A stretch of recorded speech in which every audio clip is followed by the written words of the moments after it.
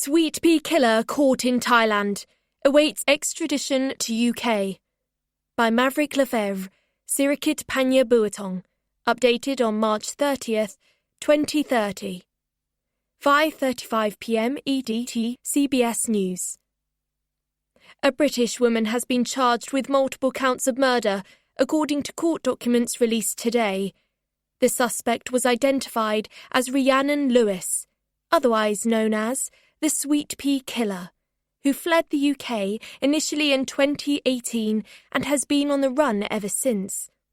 The documents show that Lewis, now 39, has been charged with 7 counts of first-degree murder and 7 counts of second-degree murder. The court filing says Lewis is considered the prime suspect in other cases in Spain and the USA and could be extradited to either country to face further charges.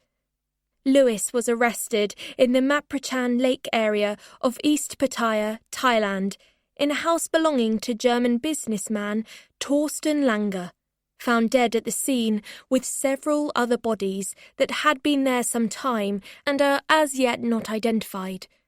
A source says that when police brought her out, she was covered in blood and had some guy's guts wrapped around her neck like a scarf. Another source claims she was singing a Beyoncé number. Lewis was taken into custody on Friday night, having been caught in a sting operation by officers from the Thai and British police working together. The major development comes more than a decade after Lewis fled the UK and is thought to have travelled extensively under false names. Lewis has remained at large thanks to a combination of botched police task force operations and her popularity among true crime fans who see her as more of a saint than a sinner. Lewis is now in a Thai women's prison, awaiting extradition to the UK. "It is up to the judge, of course, how quickly this happens," said the lead officer in the case, Chief Superintendent Jai Amakiri, last night. "But we are hopeful that we can bring her back to the UK as quickly as possible so that the wheels of justice can finally be put into motion. Then we can get her behind bars for good. That is, after all, where she belongs." 5 years later. Tuesday, 6th of March 2035. St Emily de Viola School for Girls, Hawkchurch, Devon. Things that have bloody annoyed me this morning. 1. The strings on my breakfast banana. 2. Stepping on a wet patch in the bathroom in dry socks. 3. Crying baby on the bus to school. 4. Whatever metal thing was clanging against the bus window. 5. The 2 detectives who came to my school and accused me of murder. "Ivy Silverton to the headmaster's office, please! Ivy Silverton!" "Oh, for God's sake," I groaned, chucking down my stylus and sliding back my seat. "What have you done now?" Chloe whispered across my desk. "God knows. See you at lunch?" "Yeah, if you haven't been flambéed yourself by then." I was in no hurry to get to Christensen's office. He wasn't ready to see me anyway. It was the same power play every time. I knocked on the door. "Nice sturdy knock, Ivy, no limp wrists!" and paced the parquet, staring at the weird-ass René Magritte print on the wall. It was of a steam train coming out of a fireplace, with 2 candlesticks and a clock on the mantelpiece, but only one candlestick has a reflection in the mirror. It was supposed to make us think about time. I didn't have a fucking clue what it meant. "Enter!" boomed from within. I visited Christensen's office most weeks, and it was always the same. Lecture, right to reply, stern warning, and then back to class with a blue ticket, a flea in my ear, and a "You're lucky I haven't expelled you" ringing through my brain. But this time, 2 things were different. 1. my face. I had bruises and a cut lip. And 2, he wasn't alone. There were 3 other people with him.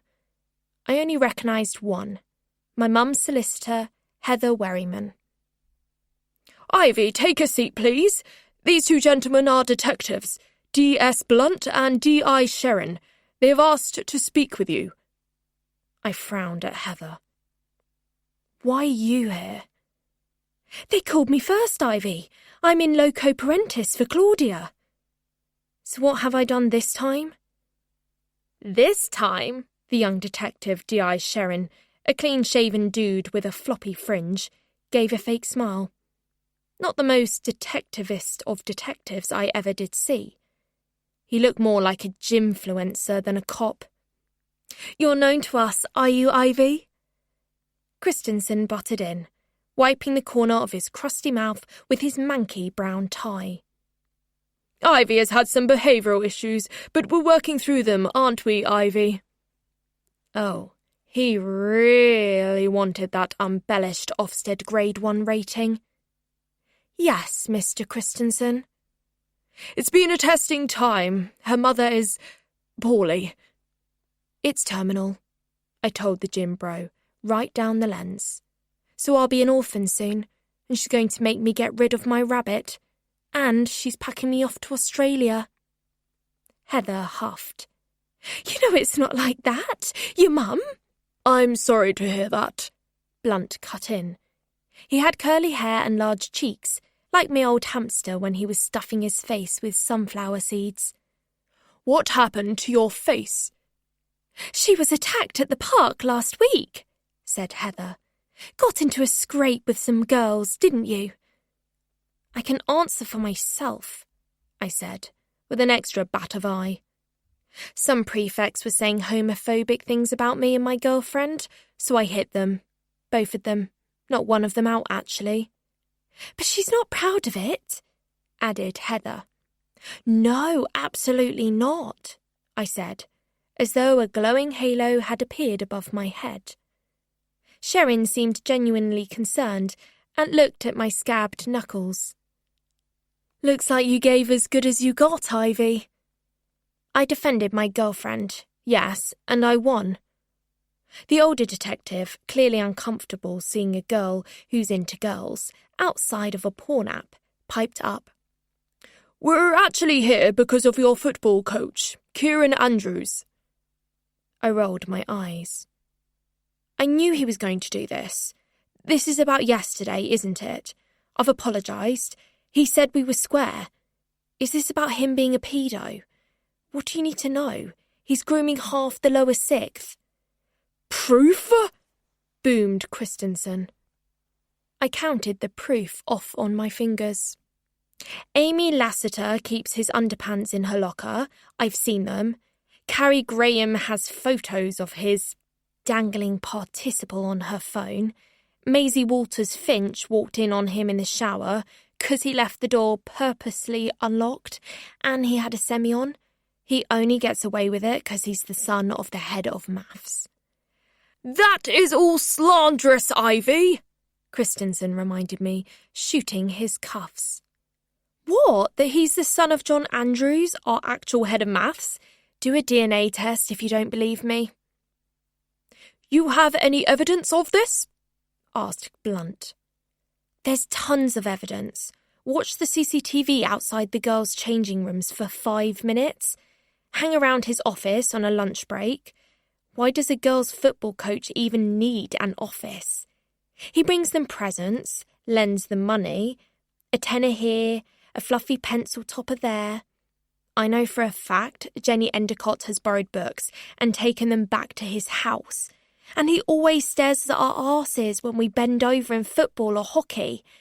I know a PDF when I see one. I lived with one for 10 years. Heather coughed, and because I wasn't explaining, she felt the need to. Ivy's stepfather had a relationship with a schoolgirl just before he came into Ivy's life.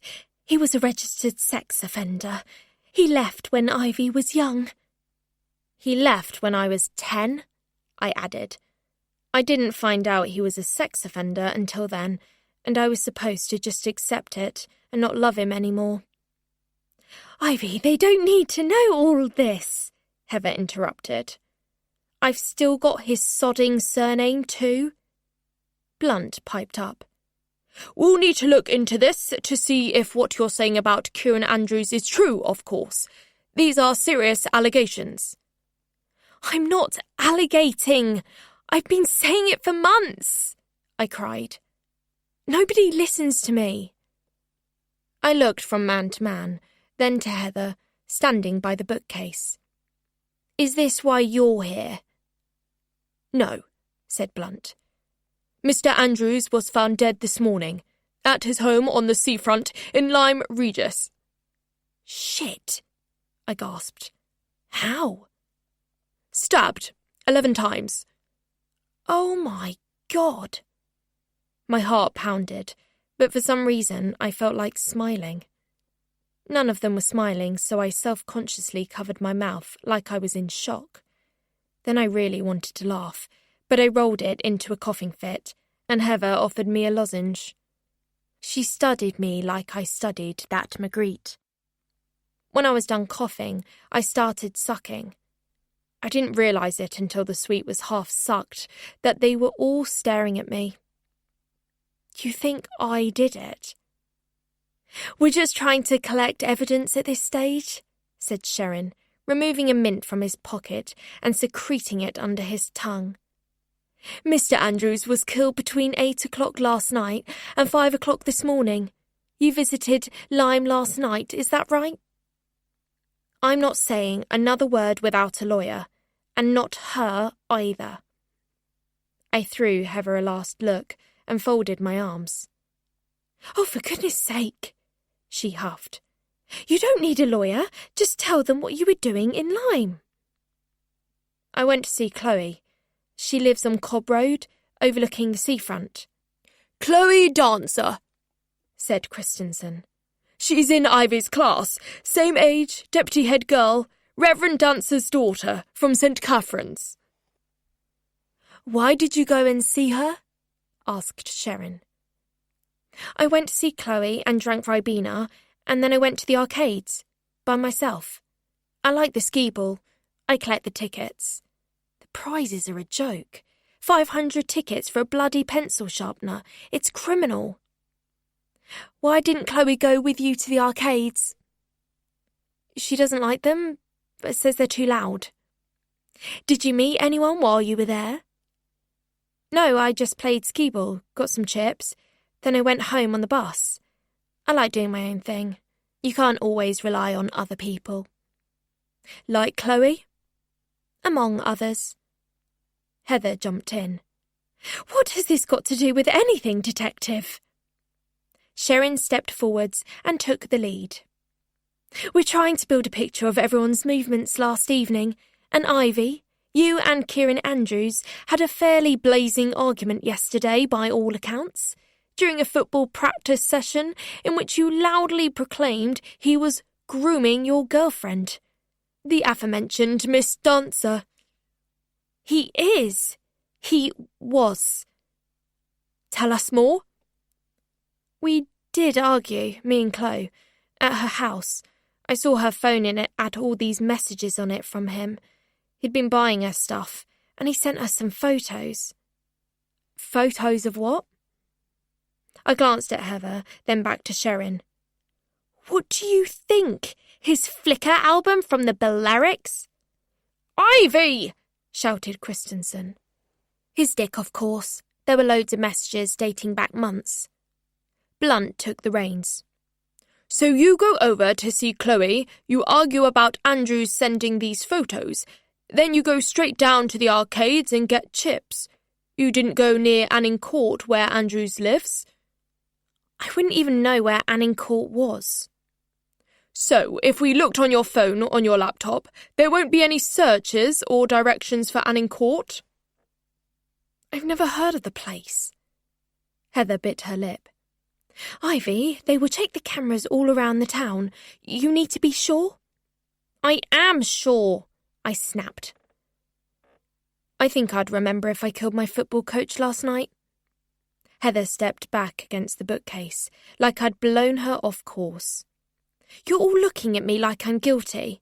I have quite intense haemophobia. I couldn't have done it even if I wanted to, which I didn't. Sharpen threw Blunt a look, who threw Christensen a look, who threw them all back to me. I can't bear the sight of blood. I don't even like my periods. I put up with them because I have no choice, like everything else in the world when you're my age. But no way could I kill someone. Yes, I'm a bit temperamental. Yes, I have been known to play truant and get into the odd fight. And yes, my biological mother is a convicted serial killer. But I'm not, all right? Heather stepped forwards and backed me up for once, amazingly. Ivy's a vegetarian, actually. Always has been, since she was a baby. Never liked the taste of it, I added. Heather nodded. And she's usually picked for a lead role in all the end-of-term musicals. Anita in West Side Story a few years ago, and Maria in The Sound of Music. She pointed up to the stage photos on the wall behind him and found one of me belting out Little Girls from the time I was Miss Hannigan in our production of Annie. Even though I do say so myself, I was terrific.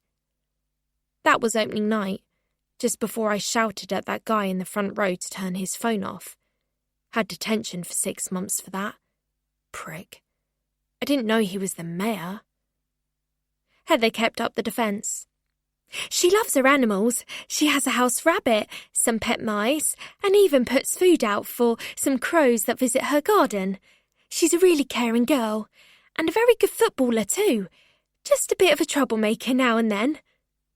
I shot her a scowl. I don't see what liking animals and being good at football and singing has got to do with it, scoffed D.I. Sharpen. Myra Hindley loved dogs, so did Bundy, and Hitler liked goose-stepping to Wagner, so that doesn't cut much ice with me. I'm more interested in whether the apple fell far from the tree. That sounds like an accusation, detective, said Heather, narrowing her eyes and going into lawyer mode. She stood between Sharpen and me. You said this was an informal evidence-gathering chat. It is, madam. It is absolutely informal, but you see, Mr. Andrews wasn't just stabbed, was he? He looked at me. He had a flower carved into his skin.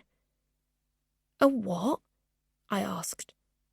Whoever killed him stabbed him 11 times and carved a flower into the skin of his chest, almost cut his heart out.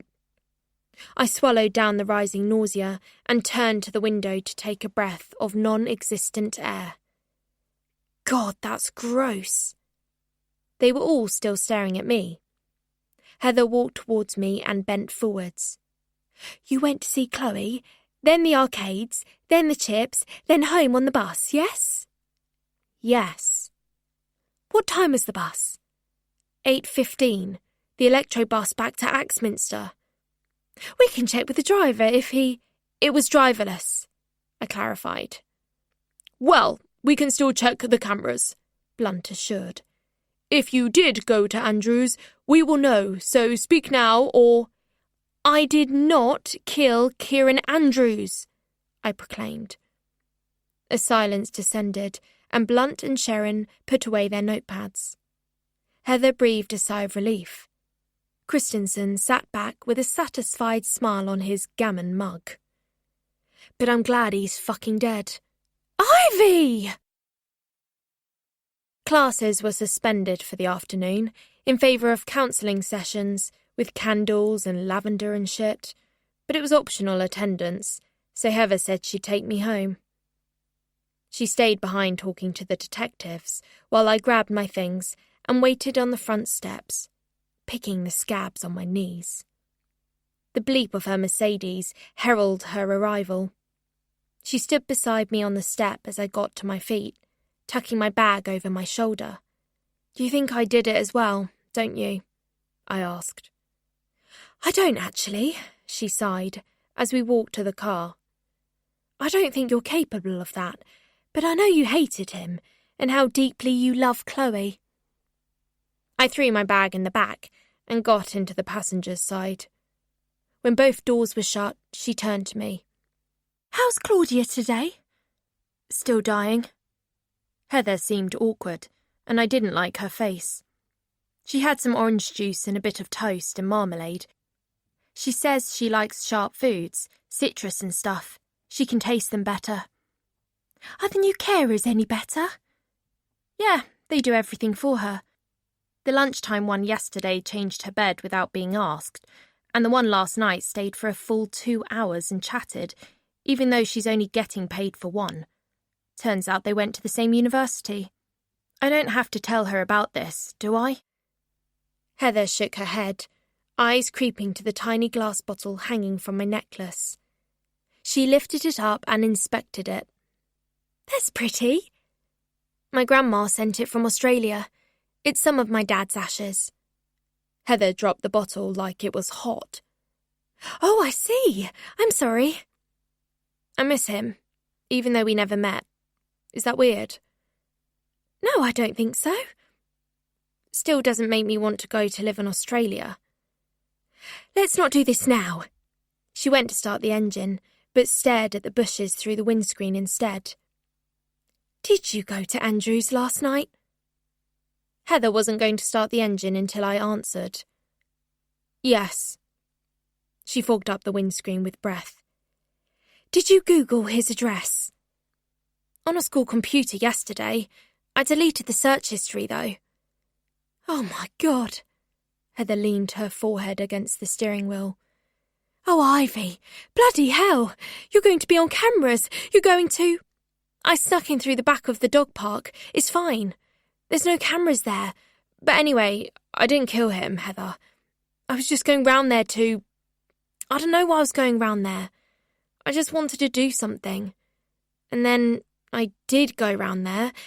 But when I got to Angin Court, I froze. I couldn't go any further. I felt sick. So I turned back and went to the bus stop. I got some chips and then I went straight home." "Ivy, why can't you behave? Why do you constantly want to mess up your life? You have everything going for you. If you just... I can't believe you think I could do that. Nothing happened." "Well, if you didn't kill him and carve a sweet pea into his chest, then who the hell did?" "Dear Sweet Pea, you're going ahead with a TV interview, and we warned you last time what we'd do if you did. You just don't get it, do you? You're not suffering at all. You're not paying for what you did, so we must make you pay. We know where your daughter goes to school, bitch. St. Emily de Viola Girls' School, right? Rich bitch school in the country.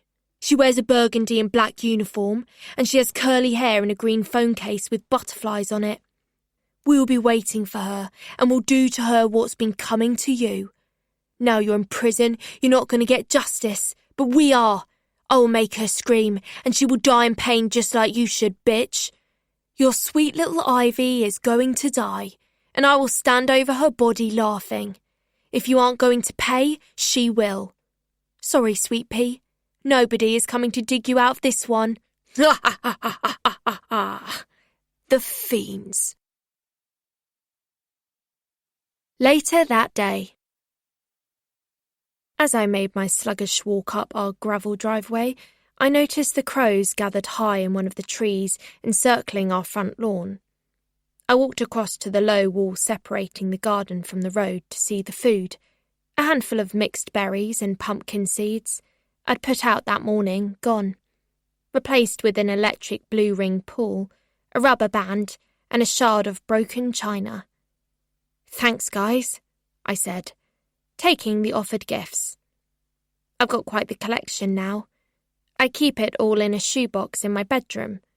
Paper clips, rocks, buttons, sweet wrappers, biro lids, broken zips, bits of old Lego, and everything in between. Today's gesture was enough to make me cry all over again. I cry a lot lately, but I only let the crows see, nobody else. Definitely not Mum. She didn't need any more stress. I read this thing online about stress and the acceleration of tumour growth in cancer patients. No wonder she's dying with me as a daughter. Each one of those tumours was probably one of my misdemeanours. A shoplifted cream egg here, a football pitch tantrum there. I ripped up the clump of dandelions growing beside the back door, wiped my cheeks, and took a few deep breaths on the doorstep before I walked in. I always had to creep in case she was in bed. She was awake anyway, sitting in the lounge in front of the mid-afternoon news. "Hiya," I said breezily as my house rabbit, Maddox, hopped down from the bottom stair where he always waited for me. I placed the dandelion bunch on the carpet. He nibbled one corner, then hopped outside through the cap flap. "Hello, darling." Mum lifted her head from the back of the armchair. She had her beanie on today. Wiggy had been relegated to the newel post at the bottom of the stairs, had been since she stopped her chemo. Many a time it got caught up in my coat and leapt out of my sleeve when I'd been at school or at Chloe's. She said she didn't see the point of it anymore, seeing as she never left the house. "You're home early." "Oh, there was a fire at school, just in the kitchens, but there was a bit of smoke, so the head thought it best to close for the afternoon." It never ceased to amaze me how quickly a lie would just shoot out of my mouth when I needed it. A precision-cut, brilliance-grade porky pie, flawless to the naked eye, but pure fiction under pressure. "What about the boarders?" "Dunno, they're gonna let them burn, I guess." I made a swift exit to the kitchen to grab a drink. I didn't think she'd follow me, but she did. "This is because of your football coach, isn't it?" she said. "What?" I said, swigging my Diet Coke, but not closing the fridge door so I could hide behind it. "How do you know?" "Mr. Christensen rang me about the 2 detectives who came to school, and it was on the news." "The main news?" "Yes." From the strained look on her face, I could tell it hurt her brain to speak. She leant against the kitchen island, but didn't attempt to sit down. "You weren't going to tell me, were you?" "Eventually. Shall I do you some scrambled egg?" "Not just now, Dolly." I used to like it when she called me Dolly, or Dolly Bird. But these days, she did it all the more because she knew she wouldn't have many more occasions where she could. There was a heavy air between us, full of unspoken words that were dancing there, right there on the kitchen island between us. But we stood on opposite sides staring into space, as I swigged and burped and she breathed heavily. "You look clean," I said. "Did Sue give you a bath?" "Shower," she said, finally taking a seat on one of the breakfast stools. "I bet you feel better for it." "Yeah," she said, even though I learned to translate her responses, and that "yeah" meant no. "Why don't you go and sit in your chair, and I'll make you scrambled egg? You can always leave it if you don't like it." "Okay." She slid off the stool and scuffed out. As she got to the doorway, she turned round and held the frame. "You didn't go to Anning Court last night, did you?" "No, stop looking at me like that." As much as the voice in my head was telling me to de-escalate this now, the look on her face irked me. I slammed the fridge door, which rattled the antique china on her dresser out in the hall. "I'm not accusing you of anything, sweetheart." "Yes, you are. It's all you ever do. You fear I'm going to turn out just like her. I'm not, Mum, and it's about time you believe me." She looked so small, so shriveled and beaten down. I spat out an apology quicker than I could mean it. "I'm sorry, I didn't mean to snap." "It's all right," she said. "If you say you didn't go near his house, I believe you. Our quiz is on in a minute." She shuffled back across the hallway and took up her spot in the armchair again. I followed her in and tucked the blanket around her in the chair where it had fallen down. I noticed multiple packets of ibuprofen and paracetamol on her lap table. "Mum, how many of these have you had today?" She looked up at me, but it seemed that her eyes hurt from the light. "It doesn't matter, does it?" she croaked, the line in the centre of her forehead more pronounced than I'd ever seen it. "They don't touch it anyway." "What about some grapefruit?" I suggested, more of a last-ditch attempt to get her to digest something. The doctor said she wasn't allowed it, as it interfered with her chemo, but now that had stopped, I didn't see the harm. After rooting through the cupboards for an interminable length of time, I finally found some just-in-date grapefruit segments in fruit juice and poured the contents into a bowl off the dresser in the hall. That was wrong, of course. "Why are you using my best china?" she said. I shrugged. "Why not? What are you saving it for?" She pecked at the segments and I sat on the sofa, kicking my school shoes off and trying to get invested in some property development programme where a couple had severely underestimated their £2 million budget to renovate an old piggery into a gym. "Why don't you change out of your uniform and hang it up?" Mum muttered as our quiz sprang to life. "You'll get it all creased." "I'll do it in a minute." We sat in front of the TV in our 6-bedroom house, at least 4 rooms of which neither of us had set foot in for the past year. She got a question right about some swimmer who won all these Olympic swimming golds in 1972, and her face lit up. Her smiles were so few and far between that I tried to memorise it. A smile can make you forget how bad things are sometimes. We used to be happy all the time, when it was just me and her, and for the last 6 years it had been. We'd moved 7 times. I was 5 when we moved out of the Cotswolds, and from there we went to central London when Mum became a newspaper editor at one of the broadsheets. When I was 8, she moved us out to Henley, and at 10, after you know who left, the press hounded us so much we fled to Tenerife to live with Nana and Grump. Nana homeschooled me for a bit.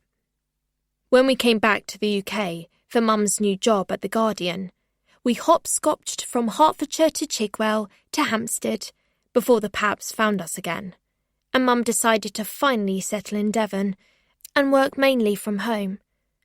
She kind of had to. Cancer clung to her like rotten egg. I liked it here, though. The Christmas tree looked amazing in the bay window in the lounge. We'd go and cut our own from the farm down the road, and I had my crows and Maddox and the mice. I wanted to stay.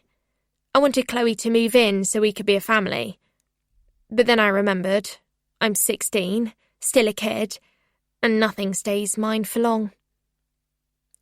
Heather said I had to go to Brisbane with the Thompsons. I threw glances at Mum, sitting in the chair like an ancient old crone, even though she'd only just turned 54, ensconced in her plush faux fur throw, bald as a new chick in a warm pink nest. Her eyes were fixed on the TV. "Who sang Castle on a Cloud in Les Mis, Ivy?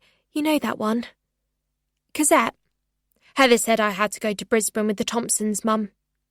I wasn't going to let her get away with not answering me. "Not now, Ivy. Our quiz is on." "It's repeat?" "Melissa's changed her name now. It's Thompson Pierce. She added Larry's name to hers some time ago." "What does that mean?" "Just for information. You didn't actually ask a question." "If I go out there, can I be a Thompson?" She looked at me. "You want to be a Thompson?"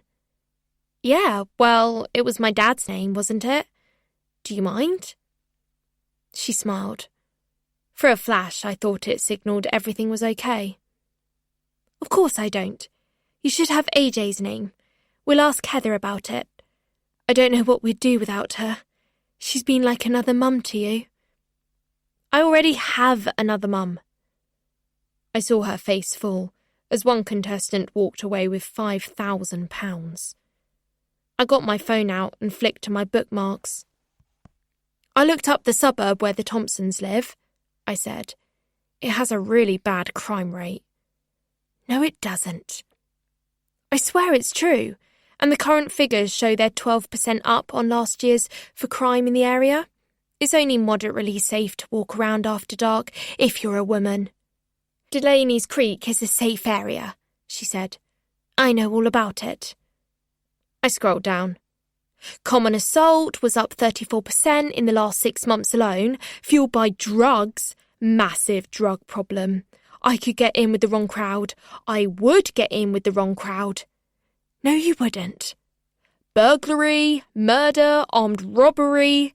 There was a story just last week of this bloke who lived very close to Delaney's Creek, who was caught with his mother's head in the fridge. I read that headline as well, she said. It was Florida. Oh, right. I don't know where you're getting all these other statistics from, but they're all wrong. It's a lovely area with a good school. You'll be able to finish your exams, go to uni. The one the Thompsons live near has got a great football programme for girls. God, you've really researched this place, haven't you? Hang on. Why did you mention exams? You're not going to make it to the end of A-levels. Mum bit her lip, as though she wasn't supposed to tell me that. She didn't say anything more. I tried to swallow the lump of pain in my throat before she looked at me. She caught me before I let the sob out. Oh, Dolly, don't, please. Why can't I stay here? I'm going to inherit it all anyway, aren't I? Of course, but you'll be on your own, and you've got no money coming in, so how will you pay the bills? It's all tied up in the house. How will you look after yourself, Ivy? You're 16. I'll be 17 in December. I clean and feed myself, don't I? I get myself to school and back. I use the washer-dryer. I know not to play with matches after last time. I care for Maddox. He's a bit like having a baby. No, he's not, Dolly. All my teachers say I'm the brightest in my year. If only I could concentrate a bit more and not get so angry. Legally, I can't let you stay here on your own. I know you're more than capable, but it's against the law. We need to sell the house, and once that goes through, Heather has arranged a stipend until you're 18. But you're going to need support as well, and the Thompson Pierces will give you that. I don't want to move again. This isn't up for debate. I scurried over to kneel beside her armchair, and she threw her arms round my head as I hugged against her. Ivy, please. She pushed her face into my mop of curls and breathed in. I don't know what else to do, Dolly. Please don't make me go to Australia.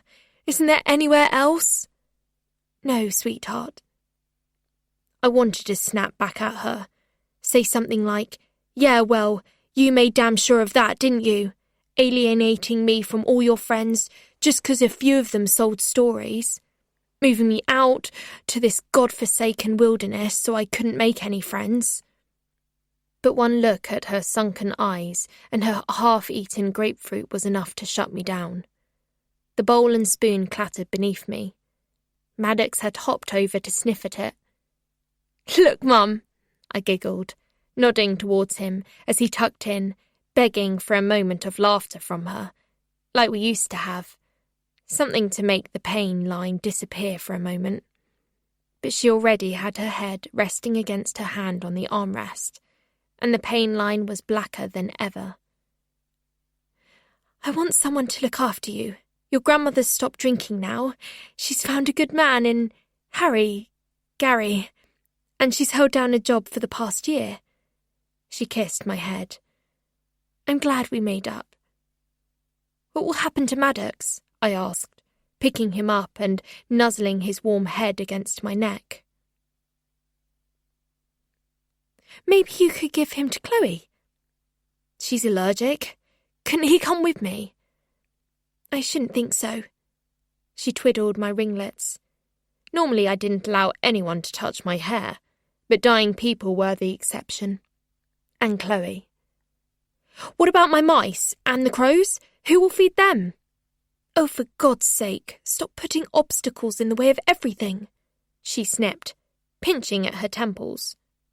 I set Maddox down on the rug, taking the grapefruit bowl out to the kitchen, wiping down the surface, even though it didn't need wiping, and slinging my Coke can in the trash. I went back in to find her dozing off in the chair, just as our quiz was ending. "I'm going up to my room. Do you need anything?" She briefly looked up, popping 2 more paracetamol and chugging them down with water. "Just get me a shotgun." I didn't know what to say to that, so went upstairs and did what I usually did. Lay on my bed, scrolling my phone, waiting for Chloe to message. She was out for the evening with her family, for some church social thing. She had a mum, a dad, a brother and a sister, and no matter how irrational it was, I was still jealous whenever she'd spend time with anyone but me. She didn't message me anyway. This wasn't unusual. Her parents didn't like their kids taking their phones whenever they went out for quality time. That expression always makes me vomit. Her family were always quality timing. "We're going to the beach for some quality time. We're going to the cinema to spend some quality time together." Funny how some people can call sitting in the dark for 2 hours quality fucking time, but hey-ho. Or maybe I was just jealous, because I didn't have a family to spend quality time with. Because soon, I wouldn't have a single person in the whole wide world. There was one person. Her. But I wasn't allowed to think about her.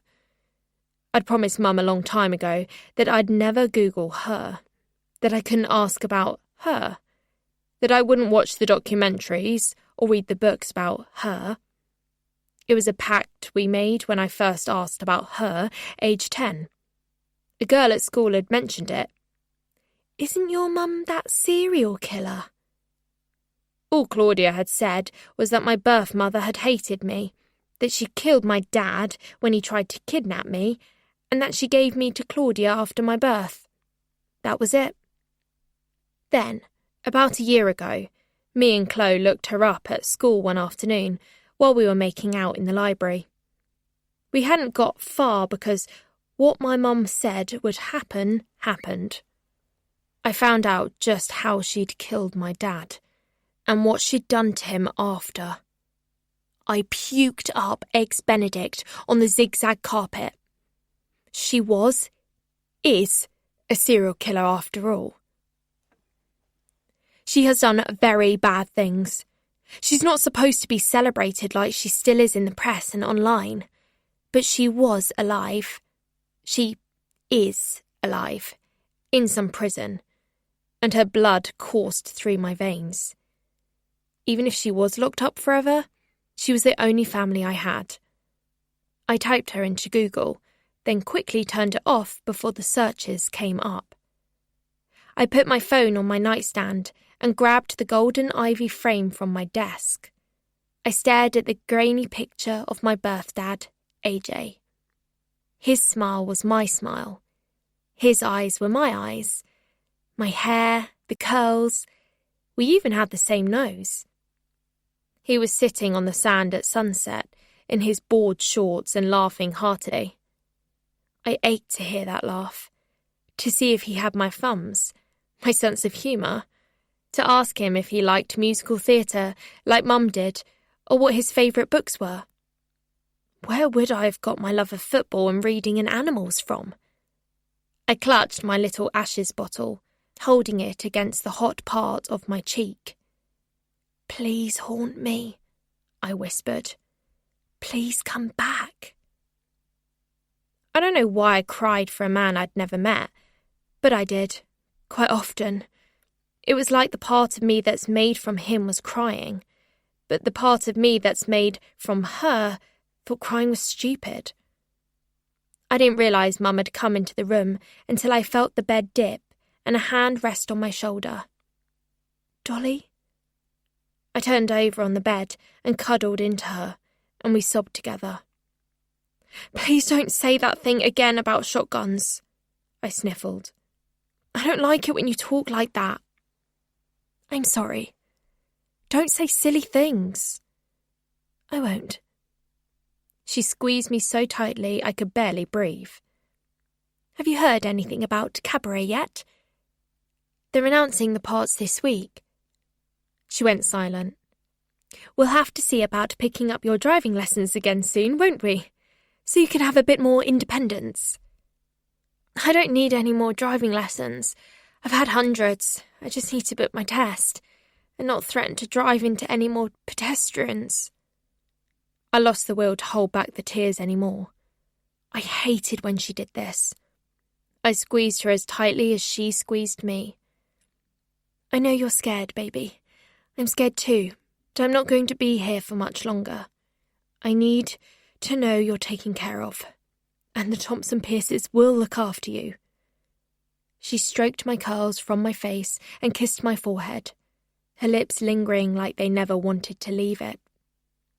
I know, I sobbed. I can't believe I won't get to see you driving, she sobbed back. You said you'd fight it, tooth and nail, you said.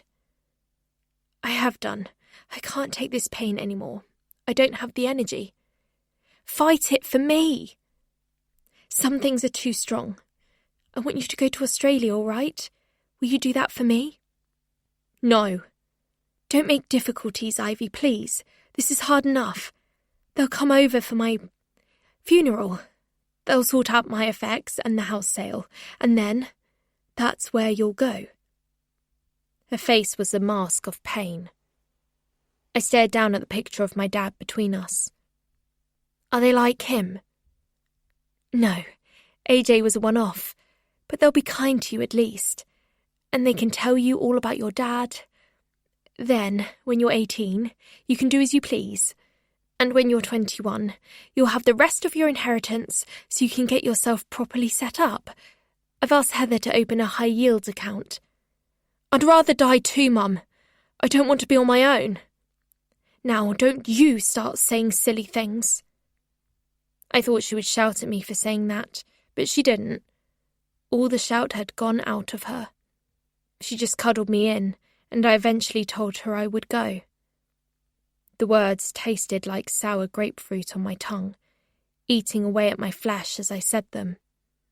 But I said them for her. Okay, I'll go to Brisbane. I'll be all right. Don't worry about me. You promise? Yeah.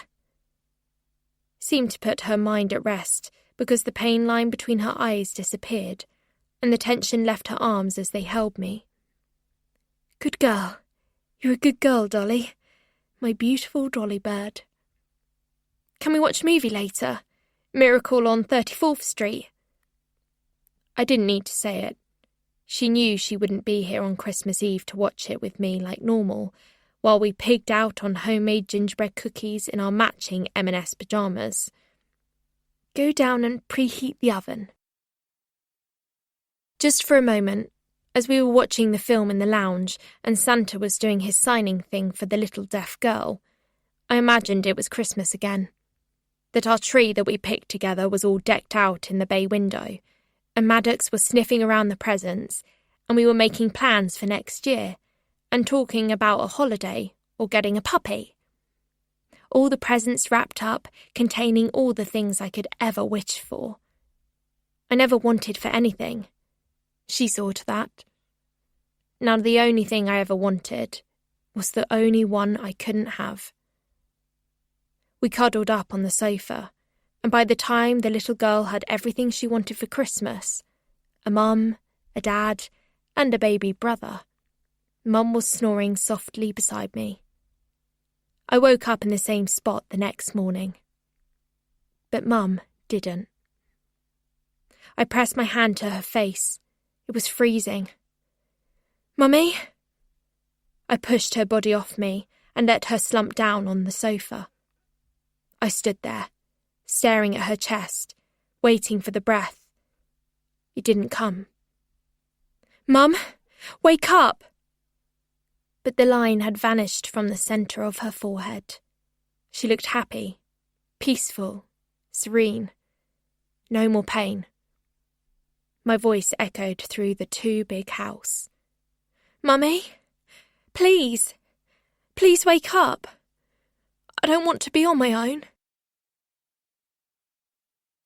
Wednesday, 7th of March, 2035. Things that have bloody annoyed me this morning. 1. The one single hair that was across my vision and that I couldn't brush away for ages. 2. The thought of chewing a bit of wood. 3. My unshaven legs. 4. The dripping tap in my bathroom. 5. My dead mum. I knew the second I raised the alarm, I'd have to face this head on.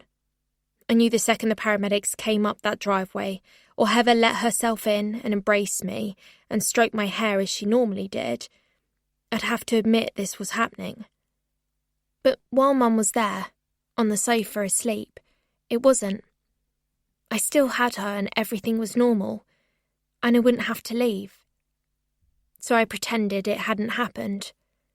That was how I coped with it. I just pretended she was asleep. "Morning," I said, more to the lounge wall than to her. "Do you fancy some breakfast? I'll do some granola, shall I? With yoghurt and blueberries. I ordered some frozen ones on the last delivery. I'll defrost them." I walked out to the kitchen and started making the granola. I flicked the radio on and did everything I normally would, one step at a time. Scooped out the oats, scooped out the yoghurt, defrosted some blueberries in the microwave. When I came back into the lounge, I flicked the TV on and propped Mum up, like I normally did. She leant against the side of the sofa, like she had just nodded off. Only difference was that instead of boiling hot, she was stone cold. I tucked the blanket in around her like a nest. "Do you want the news on, or I'll put the news on? See what's going on in the world?" I changed the channel and set the remote down on the arm next to her, grabbing her by the wrist to place her hand next to it, like she had changed the channel herself. Her skin was ice cold and stiff, like frozen meat. I prodded her arm, brushing my fingers against her cheek. I always knew this day would come. I just never thought I'd be living it. Right now. The doorbell clanged, making me jump out my skin. "Jesus fucking wept!" I cried, padding out to the hallway and closing the lounge door behind me. Meg, the morning shift carer, stood on the doormat behind the frosted glass. I steeled myself, tried breathing through my nose and out my mouth a few times. The bell buzzed again, making my chest clench. "Hi, Meg," I said sprightly. "Hello, Ivy. What are you doing here? No school?" She started wiping her feet on the doormat like she was coming in. No, actually, I'm staying home all day to revise, so I'll look after Mum today. I'll get her washed and dressed and..." "I'm being paid to do all that, Ivy. You don't need to worry." "No," I shouted. "I can manage, Meg. You'll still be paid." Meg took a step back and frowned at me. "Is everything okay?" "Everything's fine. I just want to be with my mum today, all right? I don't want anyone disturbing us. Please. I don't have a lot of time left with her, so just for today." She gave me the look everyone gives me when I lose my temper slightly. It's the look that says, "Oh, here we go. That's Sweet Pea's daughter, all right. Just a matter of time before she takes off some poor bastard's penis." Yeah, I knew about that as well. Pisses me off when people look at me like that. It's like they know me. "Of course, love, of course," said Meg, taking another step back. "I completely understand. I'll be back in the morning, all right?" "Fine. And can you call the others off as well, please? I think it's Kathy at lunchtime and Jane was going to do bedtime, but I can do all that today." "If you're sure, Ivy." "I am. Bye." I pretty much slammed the door in her face and fumbled the chain on before she could say another word. I waited a moment while she lingered outside, attempting to peek through the lounge curtains, which, thankfully, I hadn't opened yet, and eventually pootled off in her mint green Igo. I realised then all I had to deal with was school, but that was no bother. I knew the passcode to Mum's phone, and I was highly skilled at faking her voice to fool the secretary whenever I needed time off. "Ah, yes. Hello there, Mrs. Wheeler. It's Claudia Silverton here. I'm just calling to say that Ivy Silverton won't be attending today. She's come down with a rather nasty bug, I'm afraid." "Yes. She was very sick last night, and I think I've come down with it this morning as well, so it appears to be highly infectious. I wouldn't want any of the other girls exposed to it. Thanks a million. I do appreciate it. Bye-bye now, bye-bye." I looked at Mum. She remained exactly how I had propped her up, hand by the remote, ice cold, eyes closed in her blanket nest. Her lips were blue. I'd never seen a dead body before. I'd seen our cats get put down. Well, 2 of them. But it wasn't the same. The vet pumped some yellow liquid through their catheters, and they did a huffing thing, and their eyes rolled over white, and then they lay still. It wasn't scary. It wasn't scary with Mum either. It was just strange. Strange to lie on the phone to the school right in front of her. I could say anything and she wouldn't move a muscle. At lunchtime, I had a missed call from Chloe. I called her back. "Hey." "Ivy, what's happened? Where are you?" "Home. I'm not feeling well." "Our lessons have been suspended. Mr. Andrews is dead. Did you know?" Yeah." "What's wrong?" "Nothing." "You said you're not feeling well?" "Periods. What have you been up to?" "Not much. We were at church getting set up for the charity fundraiser at the weekend." "Thanks for the invite." "It was really dull. A load of boring old church farts and stuff. You'd have been so bored, Ivy, honestly. And we went for a carvery after with my aunt and uncle, so there was a lot of meat around." "I don't mind being around meat, so long as nobody shoves it down my neck. I'd like to meet the rest of your family. I've only ever met your dad." "You will, one day." "Don't be like that." "Like what?" "Forget it." After a few seconds of silence, she said, "So, what happened?" "What do you mean?" "With Andrews?" "Oh God, Ivy, you didn't do anything, did you?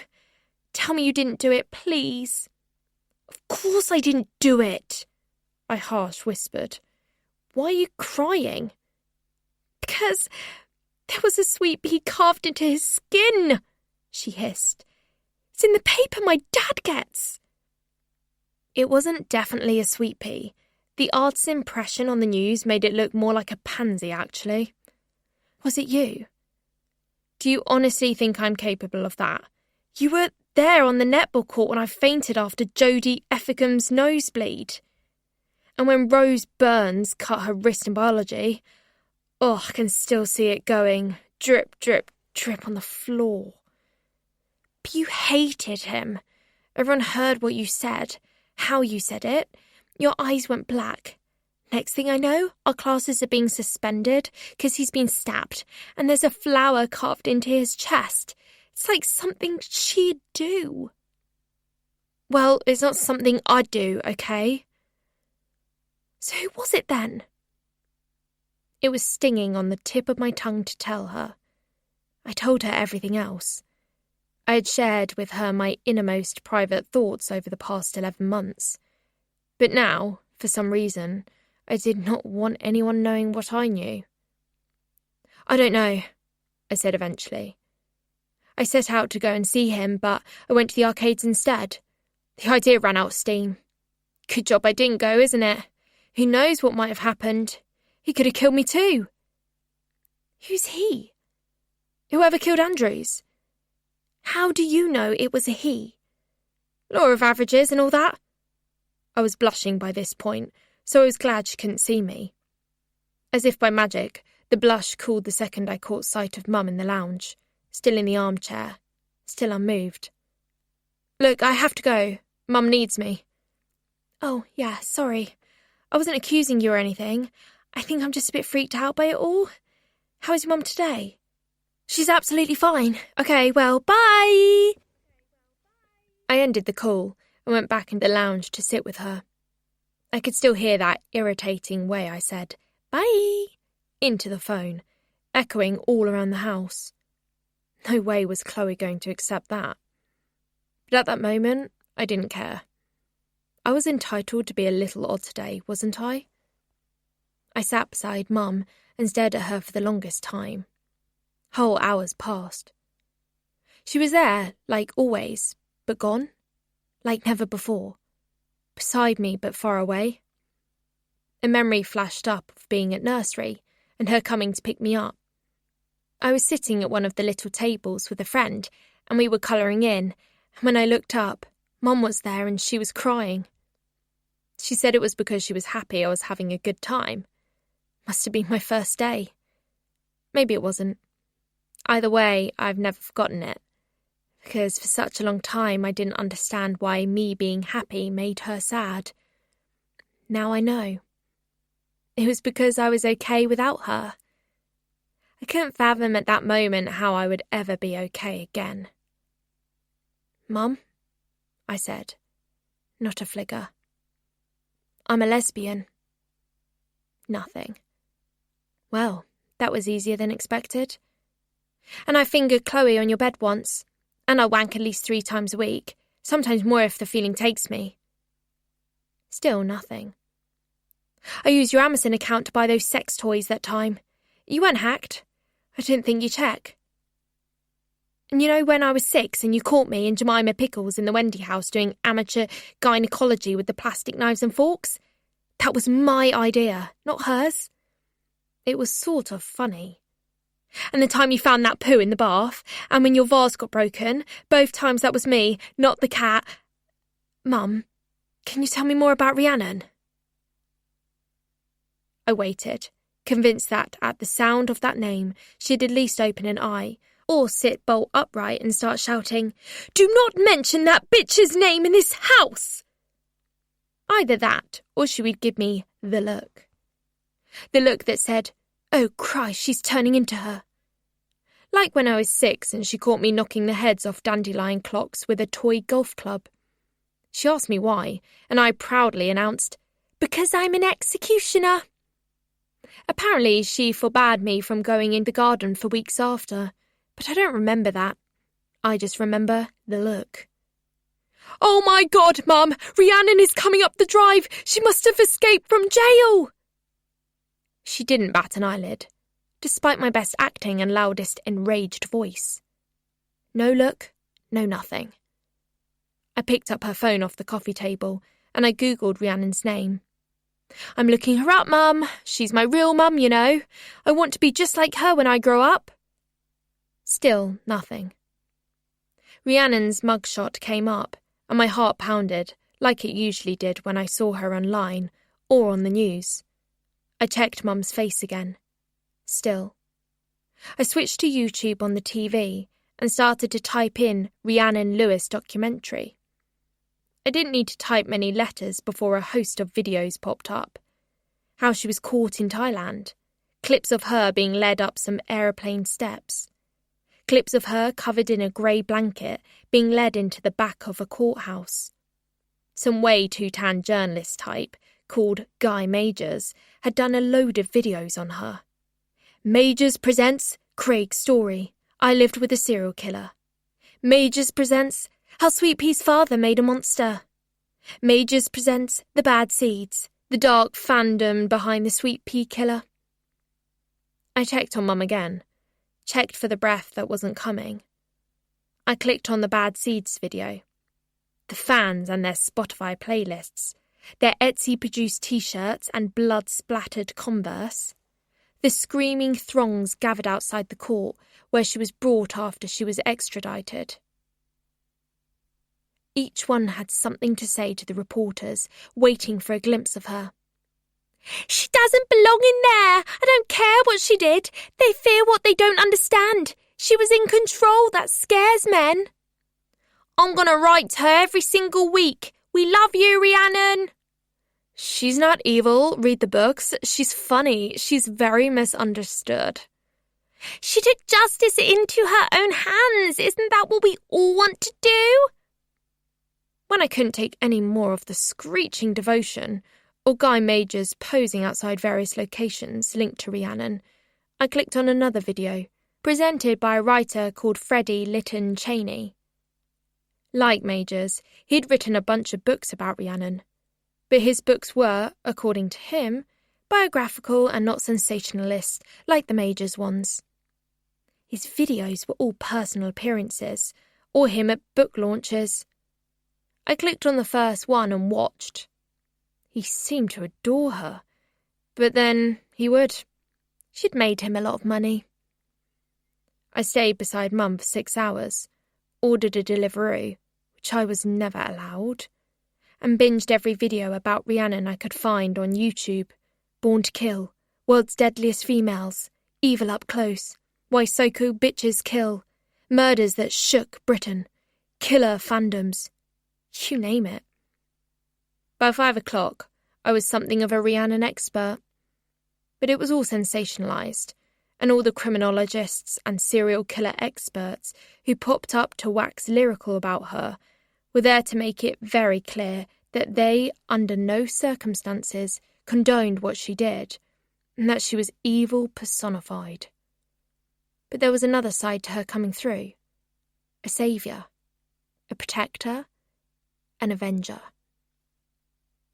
I wished I could hear what she had to say for herself. Just one interview. But she'd never done one after being caught. The only person in the world whose opinion about my biological mother I hadn't actually heard by the end of my Rhiannathon was Rhiannon herself. I grabbed Mum's phone again and clicked onto her Amazon app. I typed Freddie Lytton Cheney books into the search bar. 3 of his 5 books about her were on offer in a shrink-wrap deal, all paperbacks. The e-books were cheaper, but for some reason, I wanted physical copies. I looked across at Mum. I stared at the cursor flashing above the Buy Now button. I looked at her again, and before I could think any more about it, I clicked. Thank you for your order, Mrs. Silverton. It was only then that I felt bad.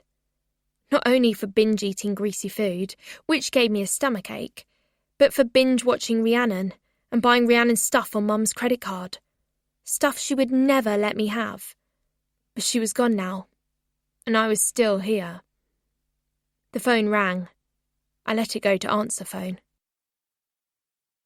It didn't stop ringing every few hours or so, for the next 3 days. 3 whole days I stayed in the house with Claudia's dead body on the sofa. It seemed like the only thing to do. The alternative was still too awful to face. I watched our favourite films, watched our quiz, ate takeaways I knew she wouldn't approve of, while poring over the first book in the Rhiannon pentalogy. It arrived the morning after I ordered it. And oh my God, it was clear to me straight away which tree this apple had fallen from. Book 1, page 1, Rhiannon had made a list of all the people that day who had angered her, all the people she wanted to kill. 1, Mrs. Whittaker, neighbour, elderly, kleptomaniac. 2, Dylan on the checkout in Lidl, acne, wallet chain, who bangs my apples and is never happy to help. 3, the suited man in the blue Qashqai who roars out of Sowerbury Road every morning, grey suit, aviator shades, Donald Trump tan. 4, everyone I work with at the Gazette apart from Jeff. 5, Craig, boyfriend. Shit, I cried out. Shit, it's me, I do that. I closed the book and shoved it down the side of the chair. The fear was real. This was what Mum was keeping me from knowing what I was spawned from, what I would turn into someday. I knew from the documentaries Rhiannon made her first kill when she was 18. That was only a couple of years away for me. I tried to nestle in next to Mum on the sofa, but she was all hard, and by day 3, she was starting to smell of something un-Mum. Her blue lips had parted slightly, so I could see a glimpse of her teeth. Her skin was starting to shrink. I could see the skeleton she was going to become. Maddox hopped into the lounge, and I grabbed him and cuddled him in. I suddenly didn't want to be anywhere near her, but I didn't want her to go either. I was stuck, literally, on the threshold of 2 rooms, and there was nobody to tell me what to do. I looked outside at the front lawn, at the grass that needed mowing, at the dust on the hallway shelves, the list on the pinboard of stuff Mum took care of. I'd have to do everything now. I didn't know where to begin. I cuddled my rabbit and tried to choke down the breaths that kept coming. Maddox squirmed, so I put him back down on the floor. I didn't know how long I'd been standing there when I heard the key in the front door and the rustling sound of a brolly being shaken off. Heather was removing her coat and putting it on a hook. "Hiya!" she trilled. "It's tipping it down out there. Sorry I've dripped all over your doormat. I tried calling you, but I didn't get any answer. Is everything all right? I've had a pig of a few days. Non-stop it's been. Anyway, how's you? How's your mum today?" I didn't have to say anything. Heather just knew. Tears were already streaming down my cheeks. Maddox had hopped out through the cat flap, and I was stood there in my 3 days' dirty school uniform, with the tie undone and socks wrinkled down, hugging myself. She enveloped me in the warm hug I'd needed for 3 days. She had on her chunky Aran, so it was extra soft, and she smelled of her usual perfume, Van Cleef and Arpels, Gardenia Patel, all fresh and jasmine-y. I cried into her like I'd never cried before. I was like a newborn again, all howls and pleading. It's all right, Ivy. I've got you. Heather kept saying, stroking my back like a mum does. "Where is she, darling?" I pointed to the lounge, and she followed me in there, not letting go of my hand for a minute. The TV warbled on in the background. Some documentary about Rhiannon, just finishing. Heather stared at Mum's face and left me momentarily to check her pulse. "Ivy, she's freezing. When did this happen?" Tuesday? Oh, darling. She doesn't look like Mum anymore, does she? Doesn't smell like her either. I tried spraying her with her Clarins, but this other smell keeps coming through. That's death, isn't it? I collapsed into a puddle again, but Heather scooped me up like I needed her to, and held my face in her hands like I was the centre of a bedraggled little flower, caught in a rainstorm. "It's all right. It's going to be all right." She sorted everything out from that moment onwards. Within the hour, a coroner's van had arrived to take Mum's body away, and me and Maddox were packed into the back of Heather's Merc, with our stuff on our way to her house. I grabbed John Ham, my little pig figurine, from my shelf. I hadn't felt the need to rub him under my chin for a while, but at that moment, I needed his little head under mine like a fuzzy buttercup. I tried to ignore the pulsing in my ears, the thud of my heart, the stupid, impulsive grab of the sweet pea book. I'd snatched it from the side of the chair as we'd been locking up the house. The engine was running. I could have let it go, left it locked up with everything else, and forgotten it for a while. But I clutched it like a secret under my coat. The story everybody had tried to shield me from all these years. The bomb everyone was waiting to explode. Monday, the 12th of March, 2035.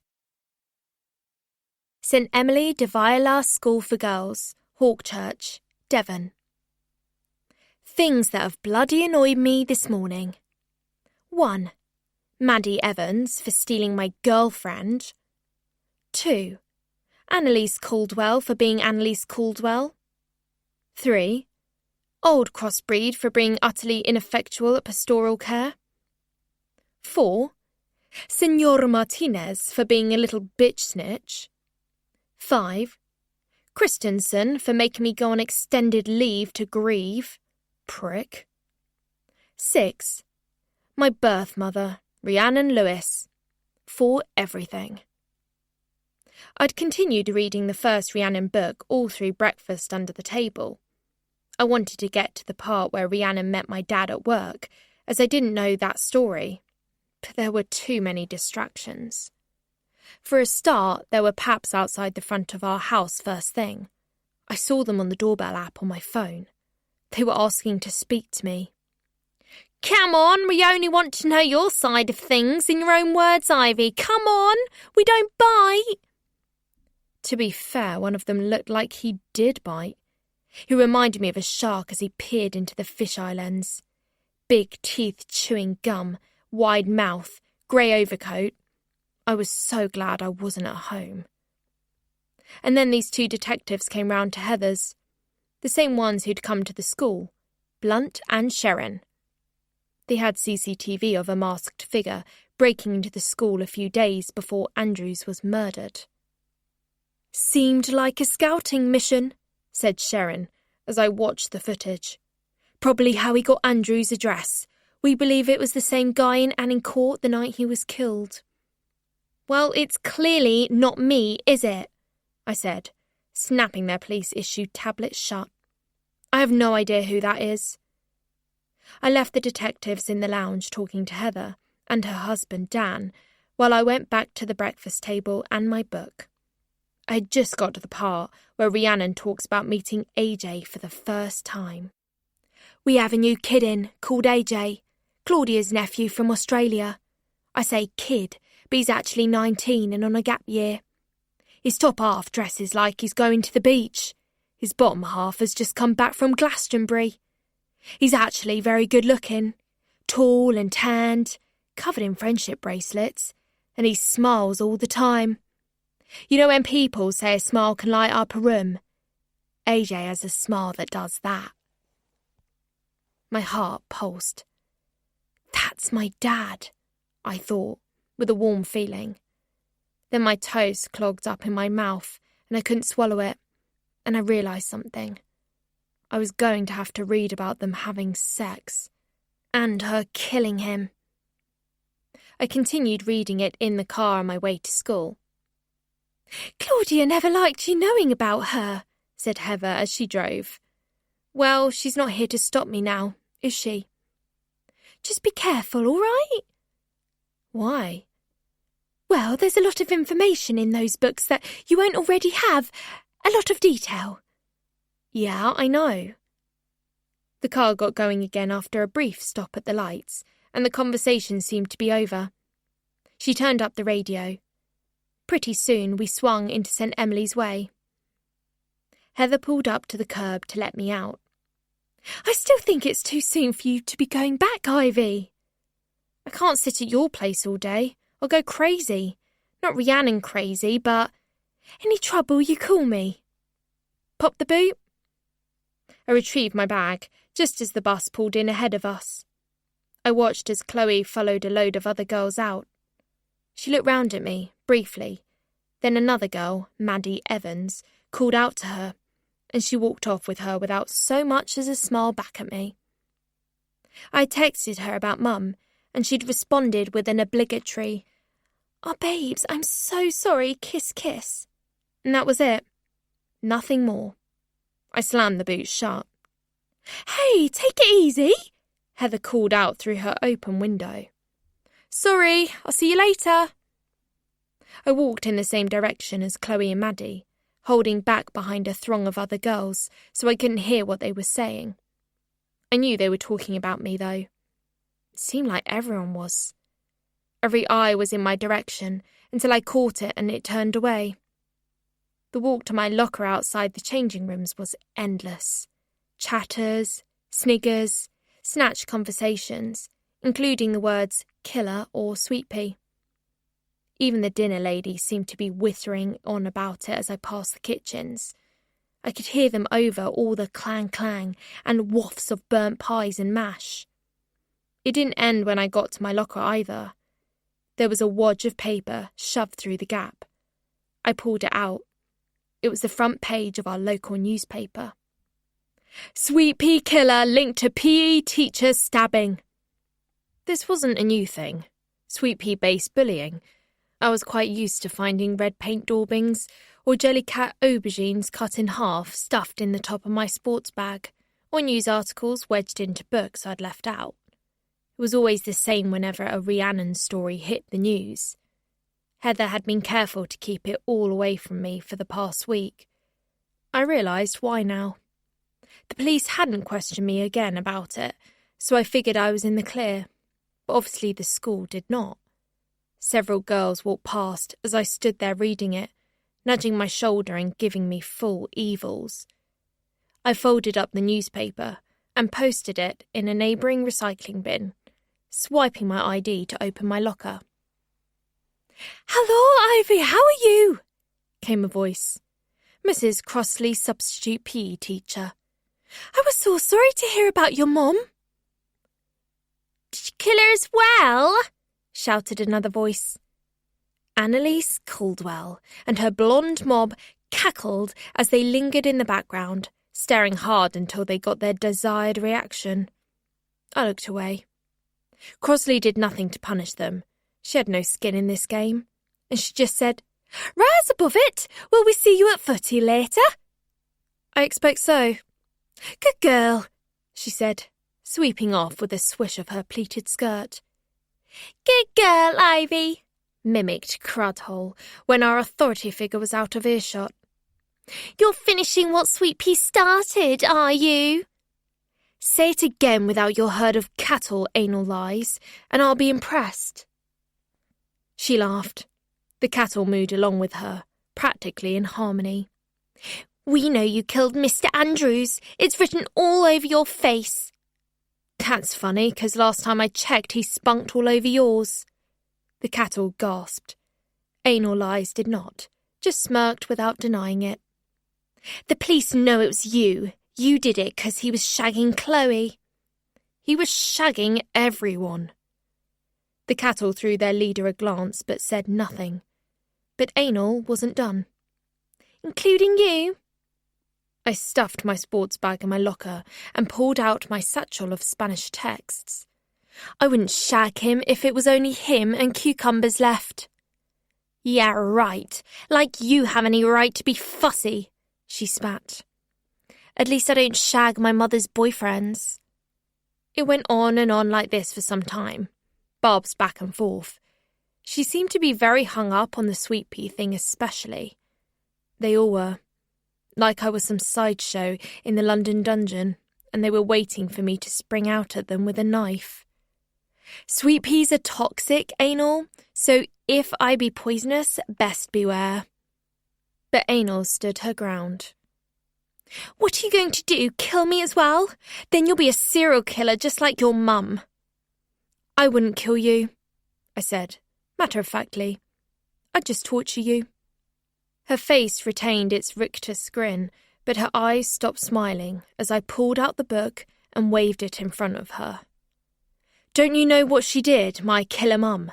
She kept her school bully hostage in a house for 3 months, chained her to a wall, cut off her fingers, and her blood runs in my veins." Anal wasn't smiling anymore, nor were the cattle. "You're a psychopath. You're going to jail, Ivy. Best place for you." She retreated. One of her herd, Bonnie Frey, echoed the "Best place for you" line, and another parroted "Psycho" as they trotted down the corridor on a medley of echoey laughter, leaving me alone at the lockers with the Rhiannon book clutched to me like a shield. For some reason, I wasn't afraid of them anymore. I always acted like I wasn't afraid anyway, to save face and all that. But this time I actually wasn't scared. This fluttery feeling pumping through my chest wasn't fear. It was adrenaline. I wanted to yell. I wanted to sprint after them and beat them all to death with the book. I wanted to see them all writhing in their own blood on the polished parquet. But I didn't. I closed my locker and trotted off to Spanish like a good girl. We were doing practice papers for our exams, and I finished mine in record time, because I've always found languages piss easy. So I carried on sneak reading Sweet Pea under my Bandera de España textbook. Rhiannon was killing a guy who'd kicked her dog in a park. "And that was what it took to wake up the monster within me." I pulled the scissors from my hoodie and thrust the blades into his neck. 1, 2, 3 times, right up to the hilt. "Shit," I gasped. I didn't carve the penis this time. It's not a trophy thing with me. I don't even remember walking back to the flats because I was on such a high. Nothing else mattered. "Ivy Silverton!" came the shouts. Turns out our teacher, Senor Martinez, had been calling out my name for some time, but I hadn't heard a word, so engrossed was I in tales of a serial killer mammy. Just as I stood up in alarm, the book fell and thudded to the floor. A sea of giggles floated up from the others as I quickly bent down to grab it. Unfortunately, Senor Martinez was quicker. He took one look at it. "Get your things and come with me, please," he huffed, taking me by the elbow and tugging me out of the classroom. I waited outside the head's office for an age.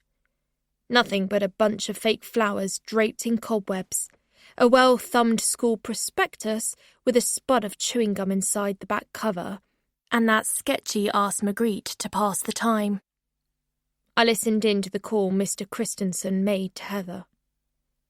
The long and the short of it was the school thought I was too much of a distraction, that it was such an awkward time, what with all my grieving and the whole Mr. Andrews investigation.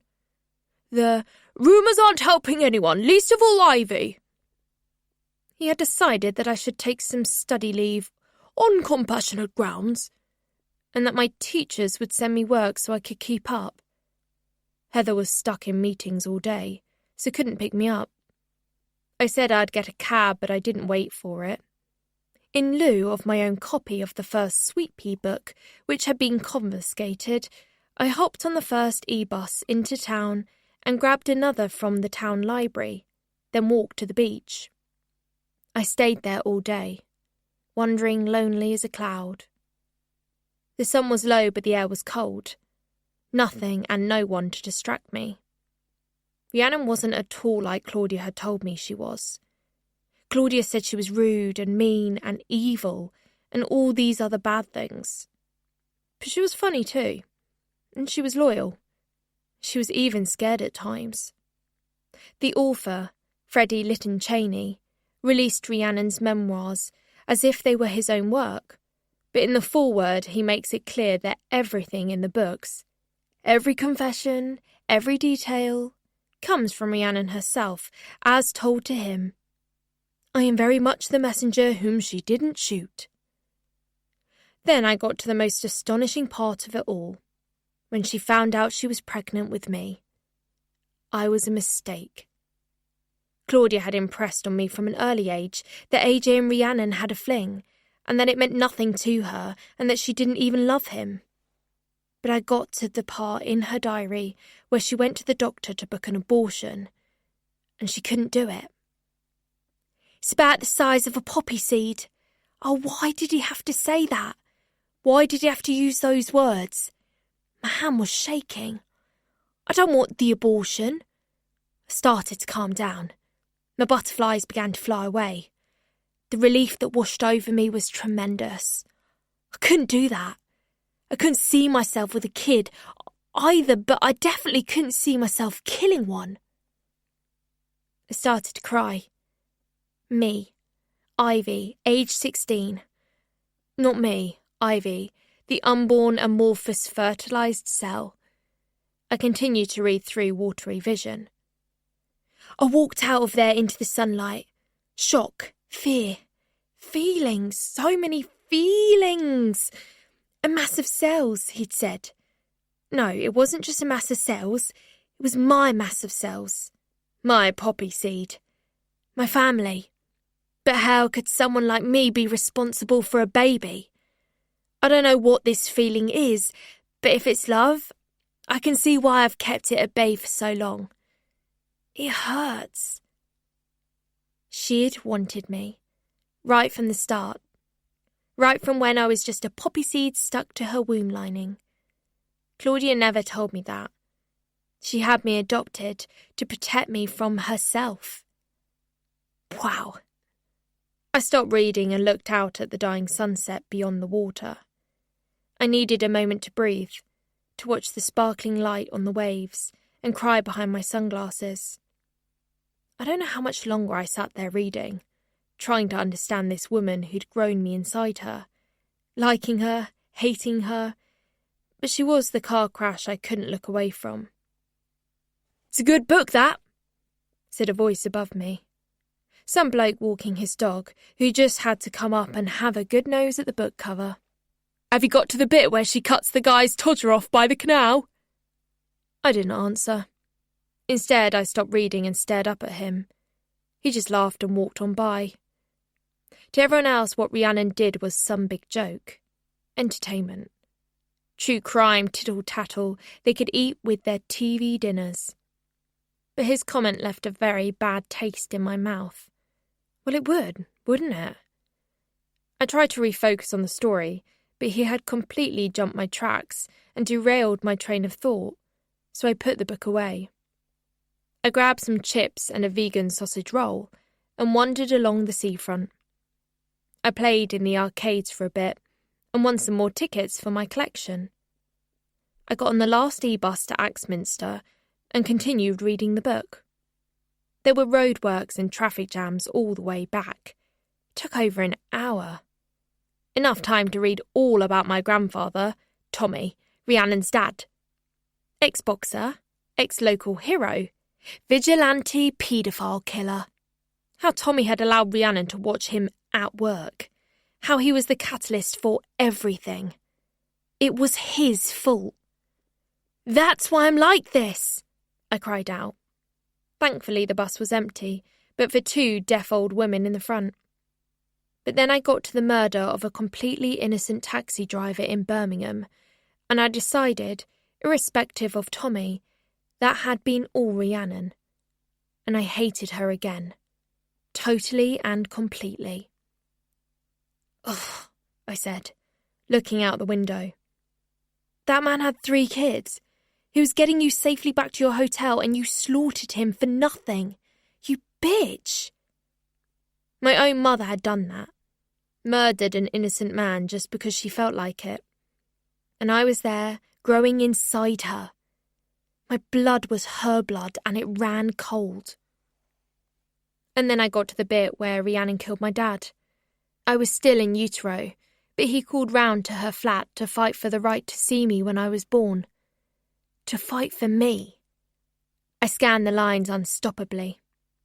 "I've thought about nothing else since you told me about the baby. I want to be a dad." "You want to travel, AJ. You told me once you'd never want to put down roots. The last thing you want is a ball and chain around your ankle." "I've changed my mind. I wish you loved me half as much as I love you." "It's a crush, that's all. You don't love me, I'm fundamentally unlovable." I felt sorry for her again. No wonder she rejected him. No wonder she didn't feel like she could love him. I understood. And then he got angry. I've never seen AJ angry before. He kicked his rucksack across the wooden floor, sending it crashing against the occasional table and making the lamp wobble. "You won't say it, will you? You never say back. Where's Craig now? I'm going to tell him. About the baby. I'll tell him it's mine." "No, you bloody won't." AJ wanted to be involved. He loved me straight away. I stopped reading to look out the window again. Outside it was drizzly and the moon glittered on the rain-spattered glass. "We could be your family, me and Auntie Claude. She'll love it. You know how desperate she is to have a baby about the place. The nursery's there waiting. It'll be perfect. It could work. I know it could." I put the book down and took a breath. The 2 old ladies had got off the bus and the moon had vanished. It was just darkness now. Darkness and me on the driverless bus alone. I picked it up again. "You know I only shagged you to keep your mouth shut, don't you, AJ?" "What?" "So you wouldn't blab what I told you?" I opened the fridge to get the milk. I put it down beside the knife block. "Oh, God," I gasped. "Oh, please don't do it, please." I begged the remaining pages, even though it was inevitable. I tore through the rest of the scene. The kettle clicked, the water boiled, the steam rose, my hand on the handle. It was me, I said, lifting the kettle.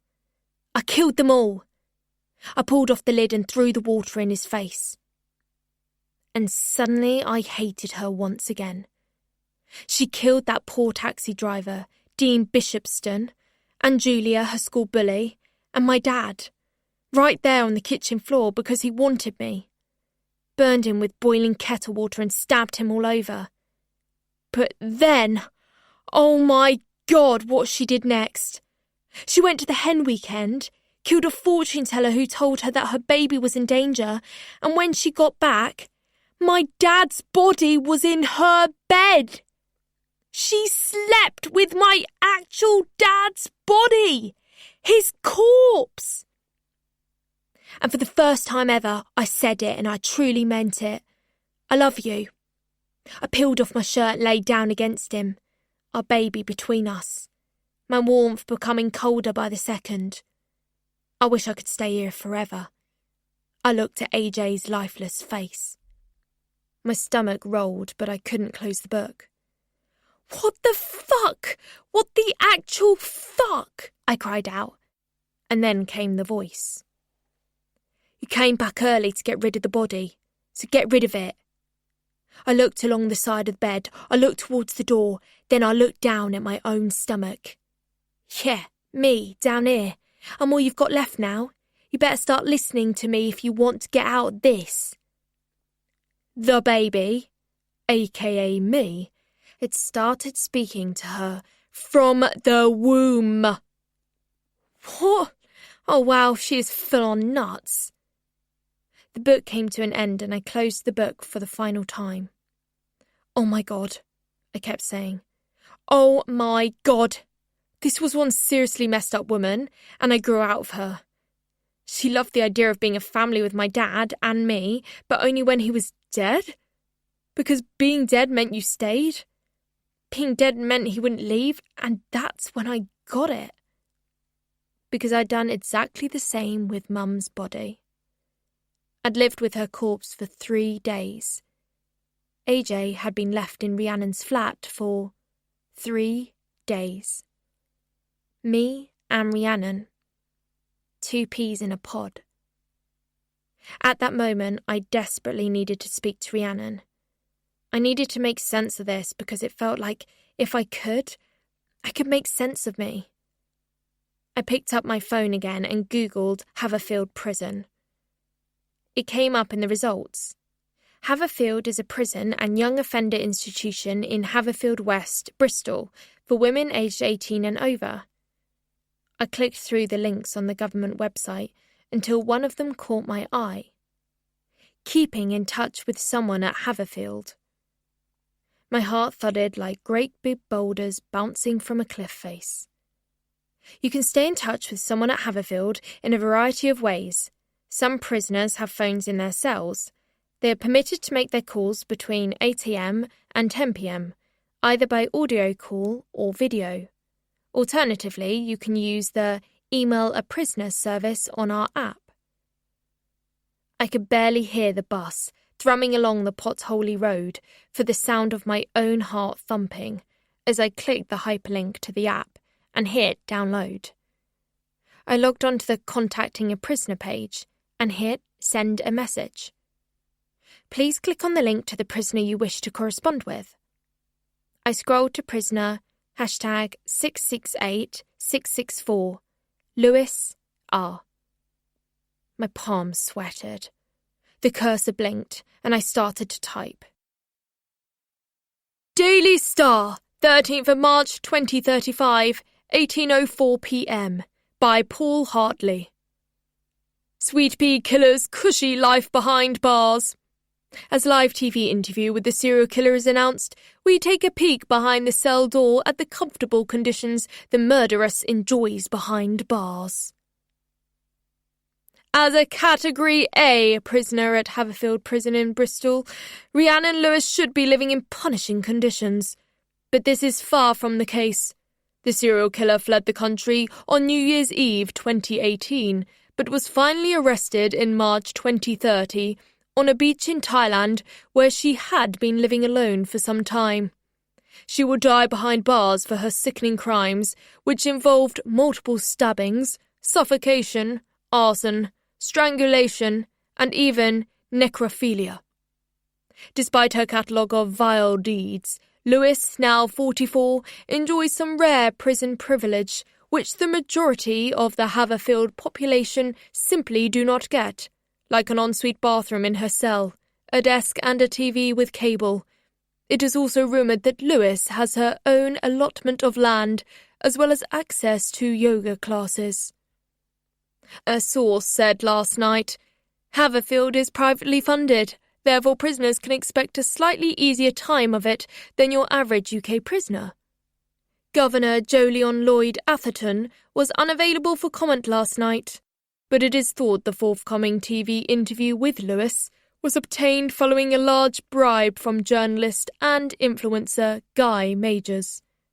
Lewis is a Category A prisoner of restricted status, which means she poses a high risk, but it is thought that since being behind bars, the killer has been a model citizen. "She has a few select friends," said the source, one of whom claims to be a witch, who puts curses on those Lewis asks her to. Another, a black widow, and one's a terrorist. Everyone's in awe of her. She is very popular. But that's not to say she's popular with everyone. There is a price on her head as the sweet pea killer. She might be popular among the screws and cleaners and most of the inmates, but there are still those who would off her given the chance. To go down as the person who killed Sweet Pea is a mighty big prize. Lewis is able to receive visitors, though these are rare, but she gets over 1,000 fan letters every month, and this isn't including the digital messages she gets via the prison's email a prisoner portal. "It's hardly like prison at all for her," continues the source. "She's living the life of Riley in there, but the same can't be said for her victims and their families." Saturday, 17th of March, 2035. Things that have bloody annoyed me today. 1. The hand dryer in the girls' bathroom. I don't need that kind of noise when I'm already in a bad mood. 2. The too long nail on my pinky which snags on everything I touch. 3. Chloe Dancer, my soon-to-be ex-girlfriend. 4. The entire music and drama department at St. Emily de Violar. 5. My birth mother, Rhiannon Lewis, for abandoning me, again. I kept looking at the last text messages my mum sent me. "Don't forget to take PE kit tomorrow. Kiss, kiss, kiss. Good luck with audition. Go get 'em, Dolly Bird, aka Miss Sally Bowles. Kiss, kiss, kiss, kiss. If you pop into the shop on your way home, can you bring me some more of those pineapple ice lollies, please? Love you lots. Kiss, kiss, kiss." It was all mundane stuff like that about shopping and school, but if I deleted them, there would never be more. I kept her handbag too, just so I could look at her lip prints on her half-used lipstick, see her handwriting in her little notebook, smell her perfume which permeated the tissues. She had blotted her mascara on one from months back when she still wore makeup. I couldn't imagine ever throwing it away. "You don't have to make any decisions yet," Heather kept telling me. "You can take what you want to and leave what you don't want. Don't worry about a thing. Let me worry about it." I was to stay with Heather for the foreseeable. Mum's death had made international news because of the link to me, so more and more journalists and photographers were arriving at our house by the hour. Heather went round to make sure the security lights and alarms were working, and to grab me some more underwear, but it was clear I couldn't go back yet. A grey van had appeared in the lane. She reckoned it was newspaper bods. A few more kept popping by with cameras and disappearing. They were staying at a B&B in the town, according to a friend of one of her clients. And another couple of guys had rocked up with a 2-berth tent and had pitched it in the field opposite. Heather said one of the tent guys had entered the 5-bar gate at the top of our drive and said something, but she didn't tell me what. Probably something awful. That's how they usually got a reaction, or words out of us in the past. It had been 2 days since I'd messaged Rhiannon, and although she still hadn't messaged me back, there had been a big announcement in the press that she was set to do an exclusive, one-time-only tell-all interview with overtanned true crime journalist Guy Majors next month, live from Haverfield Prison. It was like she'd heard me calling for her. I was still annoyed that she hadn't written back, though. There was a warning in tiny writing on the website about high-profile inmates and response times, so I guessed she must be pretty busy responding to her fans. That Saturday, Heather and Dan had taken the boys over to Exeter, shopping for new rugby kits. I had feigned period pain and sat in the bay window at the front of their house with Book 2 in the Sweet Pea series. I hadn't planned on diving right into the next one, but I couldn't help myself. One moment I hated Rhiannon for killing Dad and that taxi driver, Dean Bishopston. The next I was laughing my head off. One moment I was wondering what she would feel like to hug. The next I was nauseous. Then I was wishing I hadn't messaged her at all because she scared the hell out of me. But it was taking my mind off the funeral catalogue that Heather had left on the coffee table and the appointment to see this celebrant scribbled on the calendar. It was taking my mind off the fact Mum had been on ice for 10 days now. I kept seeing her face in my dreams. Cold, skeletal, gone. As a goodwill gesture, Heather had booked the service for the end of the month so the Australians would have a chance to pay their respects. They were coming over anyway to take me back with them, so might as well have a gawp at Mum's corpse while they were doing the rounds, I supposed. Book 2 was even weirder than Book 1. Rhiannon recounted her life as a pregnant woman with a talking fetus. The fetus being me-tus. And I, was telling her what to do. Guiding her. Urging her to not kill. Threatening to self-abort if she didn't do as I told her. This is just bizarre, I kept saying aloud, but the pages kept turning nevertheless. Outside, the rain that had started as a pitter-patter was now a full-on spring storm, thundering on the driveway and pummeling against the Grade 2 windows. I watched it for a while, until I saw something in the trees separating the lawn from the road. A man. I tried not to blink so I could see if he was moving. He wasn't. Then an arm went up to wipe his face. "The hell?" I spat, chucking my book down and padding towards the hallway. I wedged on my trainers and ran outside, across the gravel, across the lawn towards the figure which was moving away towards the road. "Oi!" I shouted, not taking my eyes off him. His black hood was up, and he continued to walk quickly and didn't look back.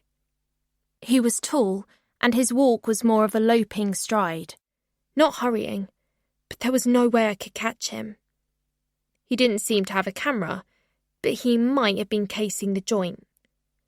"Bastard," I muttered as the rain hammered harder. He vanished like vapour as I jogged back towards the house. Maddox waited on the doorstep for me like a good bunny. "Go inside, good boy," I said, as he hopped back into the hallway. I double-locked the front door and started stripping off my wet clothes, putting them straight in the washing machine and padding upstairs. I had a bird's-eye view of the front garden from the spare bedroom. I looked out for the man again while I was changing, but he hadn't come back.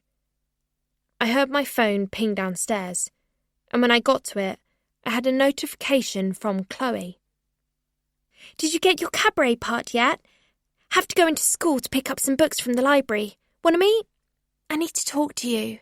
I miss you. Sad face emoji, kiss." I stared at the message for a good long while. No mentions of me being a mourning daughter or how bad she felt for keeping me at bay for the past Christ knows how long. This girl, whom I had loved and adored for a year now, but who didn't want anyone knowing we had become sexual, and who had been seeing our PE teacher behind my back for the past 4 months, snaps her fingers and I come running. I didn't want to do what I always did and text her back straight away. What would Rhiannon do? I wondered. Kill someone and blame it on Chloe so she'd go to jail? Probably. Instead, no. I had to be the opposite. I had to be better. Yeah, I could do with grabbing some art stuff, I text back. Art room 2 p.m. No, kiss. She sent back a series of love heart emojis. I left her on red. Chloe wasn't in the art room when I got there. It was still in partial darkness, lit only from the window light. I liked it that way. Natural. Daytime. The oppressive strip lighting hurt my eyes, especially after another solid night of crying and nightmares about Mum. I decided to be all aloof with Chloe before she arrived. Civil, but not cold. Conversational, but not chatty. She didn't deserve more than a lukewarm reception. But then she walked in and smiled at me, and my heart did that stupid thump-thump thing, and I remembered what her lips tasted of, and how one of my pillows still smelled of her banana-leaving conditioner. Hey, she said, closing the door quietly behind her. All right, I said, continuing to pour my little samples of paint into pots and snapping the lids on. I'd already packed a fistful of brushes and canvases and written them on Mrs. Walker's inventory. How's it going? She asked. Fine, I said. There was a silence, but I was not going to be the one to fill it. Don't you dare hug me, I thought, and she stopped the other side of the table like I was praying her to. Did you want something, or... I wanted to see you. I'm so sorry about your mum. Which one? Claudia. I told you I'm fine. Came out meaner than I'd intended, but I went with it. I wasn't fine 10 days ago when she died, mind you. I texted you, I'm sure I did. Yeah, 1 text. Thanks for that. Hope it didn't hurt your thumbs too much to type out. She had the most beautiful thumbs I'd ever seen. I'm sorry, Ivy. I'm no good with grief. I never know what to say or do. Your dad's a vicar. His sermons go on for days. Well, I'm not like him, okay? I couldn't find the words. Try looking.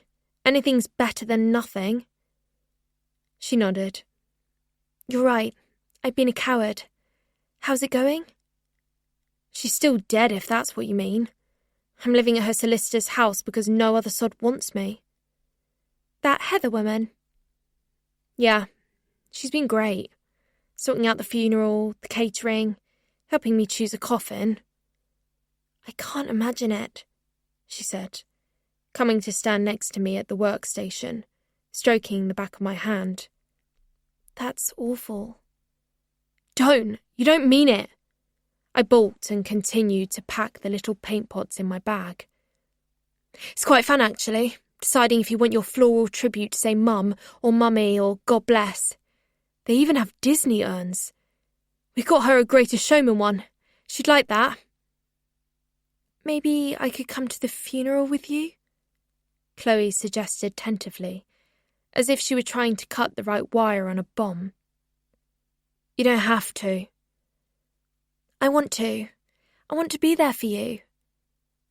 I'm fine by myself, thanks. No, you're not. I did ask my mum, by the way, if you could stay with us for a bit. She didn't exactly say no. She grabbed my hand again and squeezed it. The no wobbled in the air between us like a dizzy acrobat on a high wire. I dropped her hand. She didn't exactly say yes either. You told your parents about us having sex yet? She looked away. It's difficult, babe. You know what they're like. No, not really. Because I've only met your dad twice in the past year. I've not met any of the others because you won't let me. There's always some excuse. They wouldn't cope with this. Us. Oh, there's an us, is there? 'Cause I'm never sure. You only call me on weekends. You only see me when you want to. You never invite me round, never take the bus with me anymore. You're always with Maddie Evans. Maddie's just a mate. Sure about that? Yes. A blush had crept onto her cheeks, and it seemed to bloom the more I stared at her. Her voice lowered, even though we were entirely on our own. I haven't fancied any girls before you, and you might be, I don't know, a one-off, a phase. I've heard it could be. Where have you heard this? I said, unable to keep the shrillness from my voice. Online, some people experiment and grow out of it. I didn't know what to say. No words would come. They just swirled round and round the back of my throat and got stuck there. Chloe continued digging the deepest of holes for herself. I mean, look, I want kids and a wedding and things like that. My eyes lingered on the block of art scissors along the windowsill. I thought about pulling a set out and stabbing her in the throat. I saw the blood spray up the windows and large white wall next to it. Heard the gargle in her throat. Felt the warmth of her blood as it pulled around my ankles as she slumped to the floor. But then my stomach rolled. I came to my senses and continued to stand there, looking at the scissors, as Chloe continued with her excuses. I want a husband, a family, a normal family. My eyes clouded with tears and fury. Are you saying what we do is abnormal? No, of course not. I'm just confused right now. My mum and dad, that's what I want. What they've got, a partnership. There is such a thing as same-sex families, thousands of them. I'm not gay. I laughed. Well, tell your vagina, will you, because it thinks you are, and it can't get enough of me. Suddenly, being beside her was like sitting near a lit firework. I had to get away. How dare she insinuate we were abnormal? How dare she suggest gay relationships were just a phase? The bitch! I turned back to the workstation and continued packing the bag until it was full, then zipped it up. I hitched it onto my shoulder and finalised the inventory of what I had borrowed. It might be a phase for you too, she said. I walked out and she followed me into the empty corridor, normally thronging with girls, but empty on the weekend and echoing like a church. I know myself better than that, I spat, finding the number for Axminster E-cabs in my contacts. Now fuck off. Ivy, please, don't walk away. Please, let's sort this out. 5 minutes, said the app. Chloe still wasn't getting the hint and continued to follow me all the way through the corridors towards the music room. The casting for the school production of Cabaret had been decided at last. I scanned the list on the notice board outside for my name. Ivy Silverton, chorus. Chorus? I spat. Fucking chorus! They couldn't even give me a sympathy role! Ugh! Everything was burning down. My mum was still dead. My dad always had been. My real mum was in the glamour slammer for offing 20-something people. My so-called girlfriend had shagged our PE teacher and was embarrassed of being seen with me. Pretty soon I'd be homeless. And now, the one glimmer of hope I had of being Sally Bowles in my last ever school production had been dashed, in favour of Kerry Disbury Purvis, who couldn't hit a note with a fucking shovel. Fuck you all! I shouted down the long, cold corridor. Chloe got MC. Of course she did. I could ask if we could swap, she offered. You'd make a much better MC than I would anyway. Don't kiss my arse unless you mean it, I spat, then turned on my heel and carried on walking towards the front of school. I needed that part. I needed it. But then I realised Mum wouldn't be there to see me anyway this year, so it didn't matter at all. Nothing did. Ivy, I don't know what to say, I really don't. I'm struggling with this, all right? Can't you understand that? You know I have feelings for you. Say it louder, I said, as we approached the double doors to the dining room. There was nobody about, nobody to fill the room with the highest ceilings in the school, but even then she wouldn't say it. Say I'm in love with a girl. Say it at the top of your voice, Chloe. She blushed furiously, glancing towards the enormous empty room that had been suddenly filled with the echo of my voice. Then back at me, helplessly. You know I can't. Then leave me the fuck alone, I shouted. And then I did the pettiest thing I could think of. I pulled out my phone, found her number, and hit block contact. I showed it to her, and her eyes filled with tears. She reached out like she was going to hug me, and it took all the strength I had to walk away. I cared about her so bloody much. I had gone to my PE teacher's house to kill him in her honour. I cared about her so bloody much, I'd skywrite it with my finger on a hot summer's day and imagine us getting married in her dad's church with their full blessing, me wearing a white two-piece silk pantsuit and her in the dress I'd seen in the bridal shop window in town, the one with the ball gown skirt and floral puff sleeves. She'd have looked like an angel. But now, all I could see was the devil. This had just been a hot minute for her. That's all. A fling. A fuck. A fun new sexuality to try on like a summer dress, then stuff away in the attic come winter. She was bored of me. Everybody got bored of me eventually. It had kept me sane all this year, this thing with Chloe, the promise of our clandestine meetups and the risk of her parents finding out. The risk, that's what I liked. Maybe I didn't love her after all. Maybe I just loved the distraction. Anything to not think about Mum dying for 5 minutes. When I got back to Heather's, everyone was back from Bristol, and the boys were full of chatter and sugar. I had a headache, so I could only take about 5 minutes of it. I went upstairs to the room that wasn't mine to escape the smells of the cooking that wasn't Mum's. Maddox hopped in, and I picked him up and cuddled him on the bed that creaked when I turned over. All I've got is you now. That's it. Even Mad didn't seem that interested in staying with me. He fussed and kicked his back legs until I set him down again on the carpet. He hopped out onto the landing, back to a cabbage leaf he'd dragged upstairs. I grabbed my e-reader off the nightstand to continue with book 2, before checking my phone to see if Chloe had somehow bypassed my block button to tell me how she didn't mean it, how she told her parents she was in love with me, how we were going to run away together and get married in those outfits I'd already bookmarked on that bridal shop's website. But there was just junk email from various online stores, and one received 2 days ago from llm10@outlook.com. "Hello, Ivy, from your little brother," read the subject line.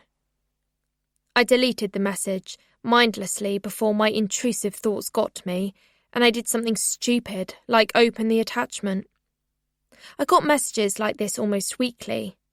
"Your mum is my icon," or "Your mum might be my mum," or "I used to go to school," or "Work with Rhiannon, so do you fancy being on my podcast?" Delete.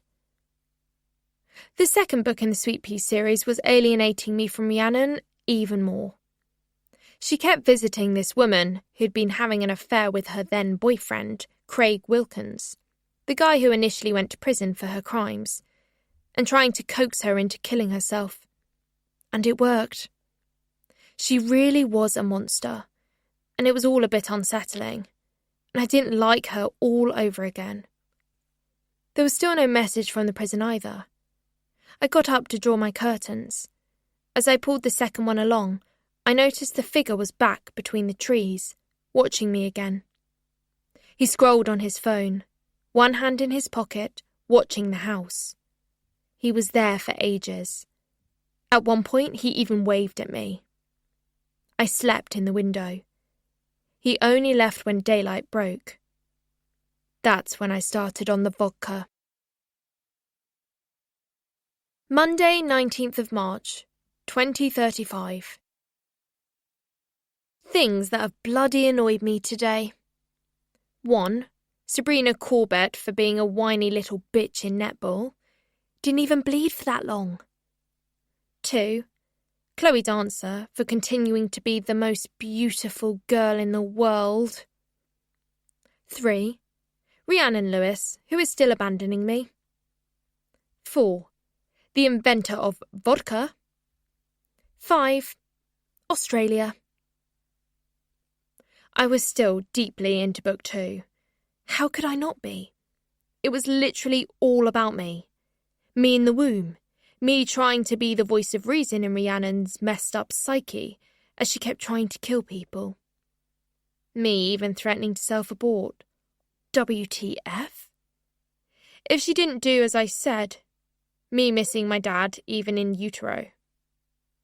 I looked on AJ's Facebook to see if there were any more videos of him and found one of him playing a guitar and singing Never Tear Us Apart. His audition tape for Australia's Got Talent, the Doppler beats grew louder again. It was unmistakable. And as AJ sang, my tears rushed at me, all at once, before I could hold them back. You love your daddy, don't you? I said into the darkness of my bedroom. No voice came back. Didn't need to. I played the singing again and again and listened to the beats multiply each time. I'm glad you loved him. It means you're not like me. I couldn't find the video clip anywhere, but I downloaded the song and played it on repeat the whole way to school on the bus. I wanted just that in my ears and nothing else. Not the bus chatter, not the engine noise, nothing. It had a strange calming effect on me. The amount of vodka I was swigging back might have been helping too. I could get used to this, I thought, as the bus bumped towards school. Vodka and blackcurrant disguised as Ribena in a Stanley Cup.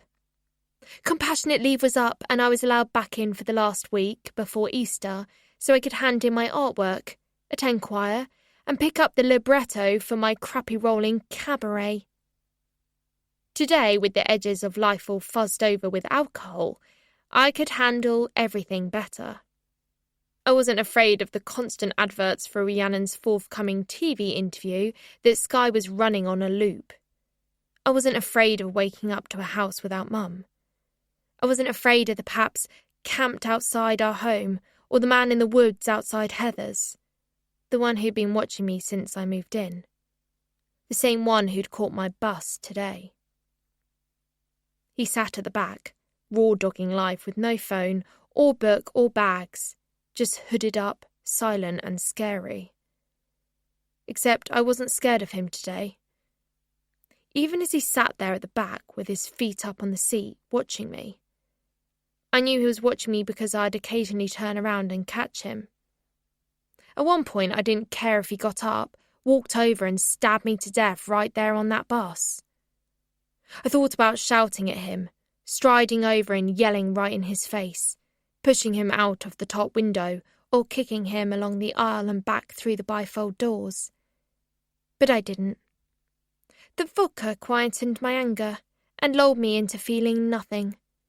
Like when you're in a swimming pool and you float and just let the water take you to the surface and you lie there, inert. I wanted to be inert for a while. He didn't come anywhere near me, as it goes, and when I got off the bus outside school, he stayed on it and he watched me as I walked away. There was an ulterior motive in that stare, but at that moment I was too pissed to work out what it meant. On the lamppost across the road from the bus stop, there was a billpost for St. Emily de Vialar School Players Presents, based on the stories of Christopher Isherwood. The 1920s are coming to an end, and in a Berlin nightclub, a dazzling master of ceremonies welcomes you to forget all your troubles and enjoy all your troubles at the cabaret. Musical numbers include Willkommen, Tomorrow Belongs to Me, and Mine Hair. I scanned the cast list. Kerry Disbury Purvis as Sally Bowles, Jennifer Sampson as Clifford Bradshaw, Chloe Dancer as MC, and Sasha Clothier as Fräulein Schneider. My name wasn't even on the poster. Why would it be? I was only in the chorus. I'd be a Kit Kat performer or a nameless, faceless member of the Hitler Youth at best.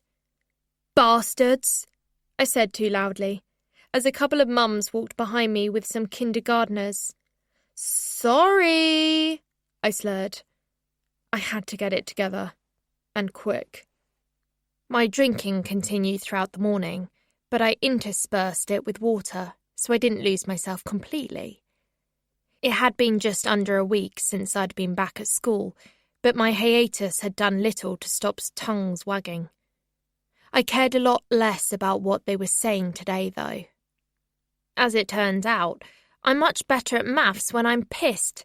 Go figure. Better at maths, but worse at PE. I smacked Sabrina Corbett in the eye with a netball, accidentally, of course, but when she started crying, I couldn't stop laughing. Mrs. Crossley sent me inside for a time-out. I had a piano lesson anyway at 4:45 p.m, so there wasn't much she could do about it. I headed up to the Prince Building music room to wait for Miss Deacon. Accidentally walked into a door on my way there, but by this point I was feeling no pain. Then I found myself fingering the box of vinyl, and picking out a record, and easing it from its sleeve, and locking the music room door. I narrate this from inside the head's office, after the event in question. "Why did you lock the music room door?" Christensen asked through gritted teeth, standing behind his desk like even his arsehole was too angry to sit. "Answer me!" "I was waiting for Miss Deacon to come from my piano lesson," I slurred. "I didn't even want piano lessons. My mum wanted me to learn 'cause she never—" "That's not what I asked. Why did you lock the door?" "I don't know. I was just waiting for Deeks, and I thought I'd lock it." "Miss Deacon," he corrected, straightening his manky blue tie. "Yeah, Deeks," I laughed again. For some reason, that word was funnier than ever. Deeks. "Was the record player on when you locked yourself in?" He seethed. "No, Mr. Christensen." God, that's a hard word to say when you're pissed. He didn't seem to notice, amazingly. Or maybe he did, but it was like one at a time kind of thing. "So, you turned it on?" "Yes, Mr. Christensen's." "Why did you do that?" "I was bored, Mr. Christensen. She was half an hour late." "You were bored," he added. "Indeed you were. So after you switched on the record player, what did you do then?" I shrugged. "If you shrug once more, I will expel you on the spot. This is your last chance. Tell me what you did after you turned on the record player." "I found cabaret, the play we're doing." "You found cabaret. Were you permitted to put on cabaret? Had Mr. Wagstaff given you permission to root through his records?" "I didn't exactly root. It was the first one I saw." "So you found the record and you put it on, and then what did you do?" "I danced." "You danced?" He spat. "Yes, Mr. Christensen." I relived it all inside my mind. The slow start to the song.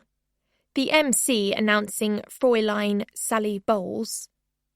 And me, turning the lock on the door all seductively, prowling around the room, pulling up all the blinds at the windows, gradually gathering speed as Liza sang faster and faster, kicking the cymbal on the drum kit all on the right beats, In my mind, I was magnificent. I was on that stage at the end of term, ceiling lights dimmed, footlights blinding, playing to the 150-strong crowd of stunned parents and teachers, seducing all the dads. And then the clothes started coming off. I didn't realise what I was doing at first. Not till the second sock, I think. Then off came the burgundy V-neck, and the black tunic, button by button, burgundy blouse, button by button, no prefect badges, OVs, then a shoe, then the other shoe, both socks, and by this point I was down to my bra and pants. I stood still, rocking my hips gently to the music.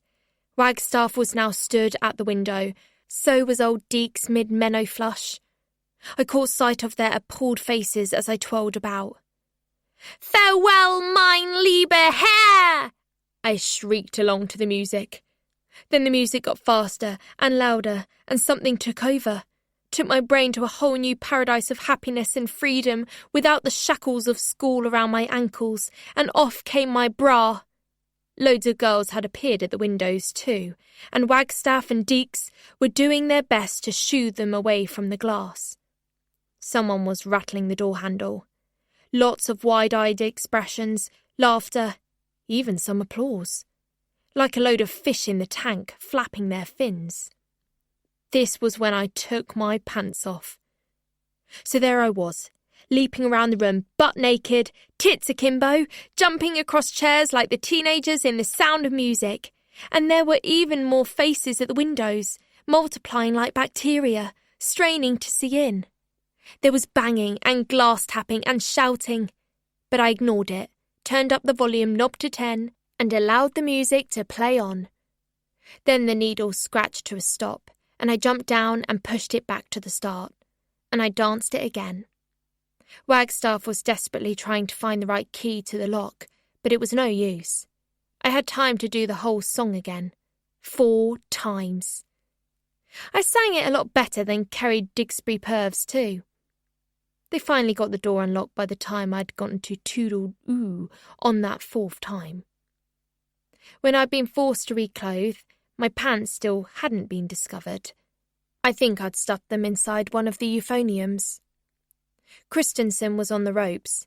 He sighed hotly and closed the folder on his desk. "I appreciate you've been through a tough time lately, Ivy, but this behaviour is entirely unacceptable. Not only are you drunk on school premises, but stripping naked, knowing full well everyone was watching you, is far past the line." "They didn't seem in any hurry to get in and stop me," I snorted. "Because you had locked the door!" he howled, slamming his hand on the desk. "In my 30 years of teaching, I have never known such revolt. You're rude to your teachers, you're sleeping in class, reading unauthorised books, habitually late. It all smacks of a student who doesn't care. And I hear you haven't attended any of your student support sessions." "I thought they were optional," I said, leaning forwards to be sick into the ice cream tub that had been provided by the secretary. All remaining food and liquids from the day had now been purged. I was sure of it. He carried on talking about me like I wasn't there, like I was the whispering wind through the crack in the window, or the flutter of the tweed curtains. "Goose-stepping! Goose-stepping!" he spat. "Your own great-grandfather would have fought in that war, and there you were, mimicking the march of the National Socialists while waiting for a piano lesson." "I didn't know it was goose-stepping. I'd have called it leaping for joy. First time I felt any joy in this tired old hellhole." "Don't cheek your elders! Wait out there!" He sent me out while he phoned Heather and told me explicitly to stand by the staircase with my sick bucket. I did as I was told for the first time that day. The hallway had started spinning like I was on some kind of ride by that point, and I still had no idea where my knickers were. Thank God I wasn't on. There's a reason we have to stand by the staircase when we are sent out of the head's office. Christensen had tested this, and it appears you cannot hear what's going on in his study if you stand by the staircase. If you stand beside the Chinese vase, or the Magritte, or the portrait of the old fart with the fat neck who built the place, you can hear stuff. If you stand beside the bench where the wallpaper's been picked, you can hear everything. Psst, came a noise at the top of the stairs. A face peeked round the banister. It was Chloe, sneaking down from the back entrance to the dorms. You okay? And for some reason, the sight of her sliced through my drunken malaise, and hatred poured through. What do you want? I just wanted to see if you're okay. What happened? Alice said you were dancing naked in the music room to mine hair. Is that true? Das ist korrekt? I laughed. Chloe bum shuffled down each stair until she reached the one third up and sat next to me. Are you drunk? Bitch. Oh my God, Ivy, is this 'cause of me? Don't flatter yourself. I wouldn't drink myself into a stupor for your sorry ass. Why are you drinking? You don't drink. I do now. Fuck off. She put her hand on my knee, and I snapped my head round and held her by the neck, pushing her up against the staircase wall. You touch me again and I'll fucking kill you. Chloe choked and gasped, and a tear emerged from her eye, trickling down onto my fingers. I finally let her go, wiping the tear off on her sleeve. She continued to cry, probably in some vain hope I'd take pity on her. But my pity tank was dry, all puked out. God, you stink, she sniffed, as her tears continued to fall. I've just thrown up everything I've ever eaten, that's why, I snipped, nodding towards my sick bucket. Oh, Ivy. Why won't you leave me alone, eh? Do me a favour and piss off out my life like everyone else has, yeah? She couldn't stop crying long enough to answer. I love you, Ivy. No, you don't. You used me for your gay phase and now you're done. Maybe I was going through a gay phase too. Maybe I was pissed the whole time. I faked it, all of it. And it meant nothing. You meant nothing. I spat the last bit, and I think a sick fleck flew at her. She dissolved into a fit of sobs and scrambled to her feet. You bitch! She yelled, scurrying up the staircase from whence she'd come. I paid it no more mind, continuing to find scraps of comfort in my fuzzy-edged, spinny-roomed drunkenness. I removed my shoes, parked them on the bottom stair, and crept, as silently as I could, back towards the office door to Earwig. I don't know what to say, Mrs. Werriman. Yes, I appreciate that. I'm loath to do that, but a line has been crossed. You know how these things spread like wildfire. I do not want this infection to spread. And it will. I didn't hear the rest. His voice became so low only the mouse in his skirting board could hear him. So I stepped away. When the door finally clicked open, he found me on the bottom stair, shoes on, all neat and a good girl, and definitely not pissed anymore. I stood up, using the wall to balance myself. Christensen glowered down. Ivy, retrieve your belongings from the lockers. I said nothing. Mrs. Werriman will collect you within the hour. I will not have girls like you at St. Emily's. One bad apple rots the rest. I've been expecting this. Your pedigree has evidently outed at last. I glared at him, lasering him with my eyes. Oh, fuck off, you old prick. The bear of a man frowned down at me. What did you call me? I said, fuck off, you old prick. Do us all a favour and strangle yourself to death with one of your manky ties. I spat the words right at him, but regrettably, no actual spit came out with them. The words were enough to stir him into full-boiled rage, and he grabbed the scruff of my uniform and fumbled me along the corridor towards the bank of lockers. He didn't say one more word as he yanked open my locker and stuffed books and jumpers and pea stuff into my bag and shoved it all at me, slamming the locker behind him. He heaved the bag back along the corridor where I was expected to follow, through the main hall and down the front steps, stamping back up and slamming the front door without one more word. And as I sat there on the front steps, awaiting Heather's Merc to roar into the driveway to herald my next bollocking, I played AJ's song on repeat through my phone at full volume. Never Tear Us Apart. The world stopped spinning, and my heartbeat slowed. I had burned one of my last bridges. All that awaited me now was Australia.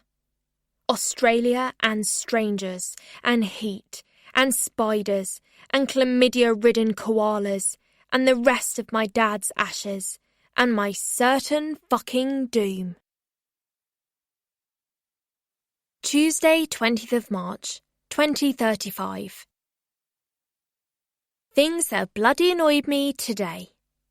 1. Heather's neighbour who had the leaf blower on at 8 a.m. this morning. 2. Heather's other neighbour who had the drill on at 9. 3. Heather's sons who keep looking at me like I'm the Antichrist. 4. My own brain which agrees with them. 5. The smell of freshly brewed coffee from the cafe at the beach. 6. The fitted sheet on my bed that doesn't fit. 7. My bra. 8. Rhiannon Lewis, for killing my beautiful dad. Heather was indeed not amused by my latest antics, nor the fact I'd somehow become a raging alcoholic in the last fortnight. Not that I had. I just liked feeling nothing. Being afraid of no one, not caring about anything, apart from making sure Maddox got fed. Aside from that, all I did was laze around, reading the Rhiannon book, and think how great it would be if she was free and could be my mum. But at the same time, whenever I would think about Rhiannon, I wanted a drink. I wanted to dull down that part of me. I didn't want to love her. I wanted to feel the hate, but I was afraid of it too. The only slightly good news was that I was off the hook from the Kieran Andrews murder. 2 detectives, different to the ones who'd come to the school, came round last night and said they were not proceeding with the case against me. Basically, because they didn't have one. No evidence I was there. Someone else's fingerprints on a screwdriver found at the scene, and footage of a black-clad guy with a neck tattoo on a neighbour's doorbell camera. I tried to look relieved, but to be honest, I was too pissed to care. The following Tuesday, I picked up an alert on my phone that our own doorbell at home was ringing, and it made me sit up in bed, fully alert. Holy shit! Mitch, aka my former dad, whom I hadn't seen since I was 10 years old, stood on the doorstep. There was no sign of any paps behind him, as far as I could see, so he continued to wait, one hand in the pocket of his jeans, the other sweeping his greying brown hair from his forehead. I watched him saunter around the side of the house and disappear, revealing the brand new midnight blue Jaguar sports car parked at an angle on the drive. My chest pounded as I swept out of bed and shoved on whatever day clothes I could find, as fast as possible. Jeans, Arsenal away shirt, socks, trainers, keeping one eye on the doorbell footage. Come on, where are you? Where are you? I said, clicking the microphone. Is anyone there? Mitch? Mitch! His face appeared at the door again and lit up. Dolly, is that you? Are you home? No, I'm away at the moment, staying with Heather, Mum's solicitor. Well, her friend. Oh my God, is it really you? I just heard the news about your mum. There was an obituary online. I saw it and flew right over. How are you doing, Dolly? I'm okay. Hearing him call me Dolly filled me with 2 emotions, hurt and happiness. Dolly was who I was as a child. Dolly was happy. Dolly knew nothing. He was a good dad to Dolly, for a while. The only dad I ever knew before everything changed. "Can I come and see you?" he asked. "I need to know you're right." "Yeah," I said, before I could think any more about it. "But I'll come to you. There's no press around, is there?" "Press?" he said, scanning the grounds. "No, it's just me. There was a creepy-looking guy in black in the lane earlier, but he seems to have gone now. Do you want me to pick you up?" "No, it's fine. I'll come to you. Give me 20 minutes." I clicked out of the app, and suddenly a new horizon had opened up. I had a dad, of sorts, and he wanted me. He knew I was hurting, and he'd come back for me. Maybe he'd want me to live with him, and I wouldn't have to go to Australia. We could start again. Maybe he'd remarried and had a nice new wife and kids. I could have siblings. Then, as I was leaving my bedroom, I caught sight of my face in the mirrored door of my wardrobe. "Jesus Christ, what are you doing? He doesn't love you. He hasn't so much as tried to contact you in 6 years. Oh, and also, he's a registered sex offender. This is crazy." Crazy, but I'm desperate, I thought. Technically, he's not on the sex offenders register anymore, I told my mirrored self. I mean, he did do that. He did groom that girl, but that was 5 years before I was even born. And he didn't hurt me. And he hasn't groomed any other girls since. I don't think so, anyway. I let the sentence hang in the air. There was no defending him. I was just desperate. Fuck it. He's one option that isn't Australia, so I have to try. I went down to the kitchen and poured myself some OJ before I could think any more about it. "We saved some pancakes for you. They're warming," said Heather. "Thanks," I said, reaching into the oven and taking 2 out, folding them over and shoving them in my mouth. "Do you have any plans today?" she asked. I shook my head. "I need to go to the library to take a book back, and I need to stop by the house and get some things." "What things?" "Just things I've left. I checked on the doorbell. Coast is clear." "Who were you talking to?" "Huh?" I said, pretending I was still chewing. "Just now. I thought I heard you talking to someone." "No. I called Chloe. Maybe that's what you heard." "Sounded like a man's voice." "Her dad answered," I lied, stuffing the last heft of pancake inside my mouth like that would stop her asking questions. "I can drop you off at the library if you want," she offered, sinking the dregs of her coffee and placing her mug in the dishwasher. "It's all right," I said. "Ed said I could use his bike whenever I want."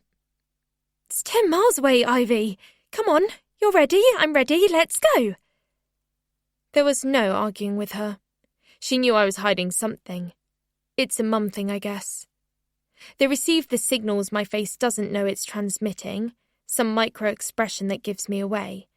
And when we pulled into the drive and she saw Mitch's Jaguar there and him pacing the gravel on his phone, her fears seemed to have been confirmed.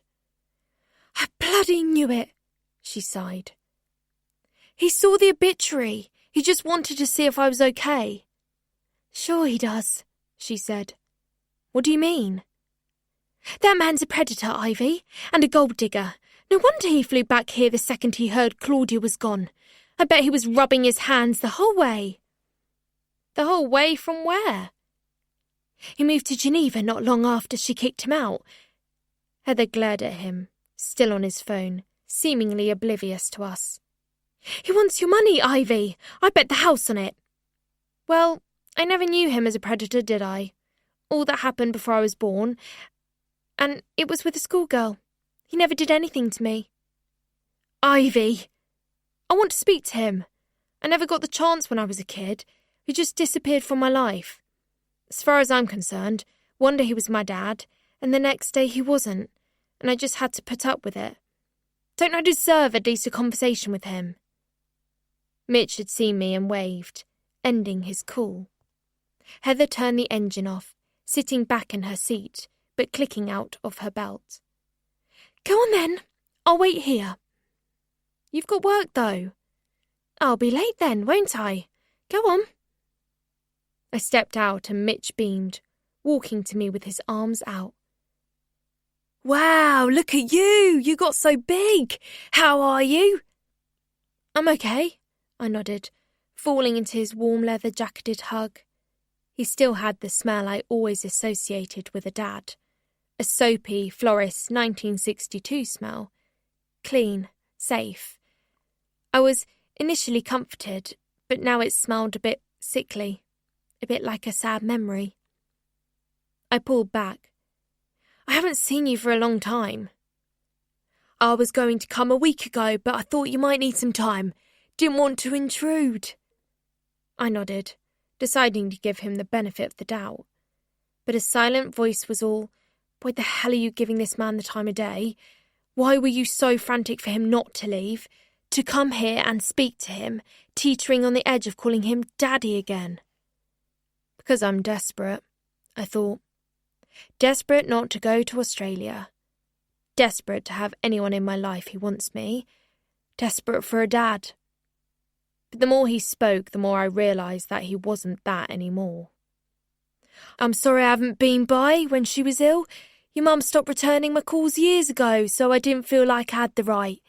If I'd have known earlier. It's okay. He looked down at my shirt. Ah, so you're a gooner, are ya? He playfully punched my chin. Yeah. Do you support a team? Spurs or Man United? Figures, I thought. I didn't get my love of football from him then. So, where do you live now? What are you doing? I live in Geneva. Got a new PT business off the ground. New wife, Chloe. He grinned broadly, showing off his black wedding band. We just came back from our honeymoon, actually. Seychelles. My girlfriend's called Chloe. Was. You're gay? That's amazing. No, it's not. It's just normal. Of course, I'm completely an ally. I'll wear a badge, but I don't want holes in my clothes. But I'll get one now. Now that I know you're gay. Yes, how have you been? Grieving. You came over here just to see me. You're my little girl, he said. A car door slammed behind me, and when I looked round, Heather was marching up the drive. Mitch's face fell. And I've got to sort a few things out, haven't we ever? No, not at all. You were sorted out a long time ago, Mitchell, said Heather abruptly. She stood, hands on grey power-suited hips. I shrank behind her. I wasn't fishing, said Mitch, palms up like Heather was about to lamp him one. I just came by to see Ivy and see if there was anything I could do. Mitchell, don't bother. You only came here today for one reason, to bend Ivy's ear about how Claudia's estate was being distributed. But as I've told you several times, Claudia's will is none of your business. It was none of your business the second you stepped out of my office. Everything from that point on belonged to Ivy, legally and binding. She will have a monthly stipend until she's 18, and the rest will be released when she turns 21, and there's nothing you can do about it. Mitch bared his teeth and laughed. Claudia died with my surname. Ivy still has my surname. They never changed it. Why do you think that is? Heather shrugged.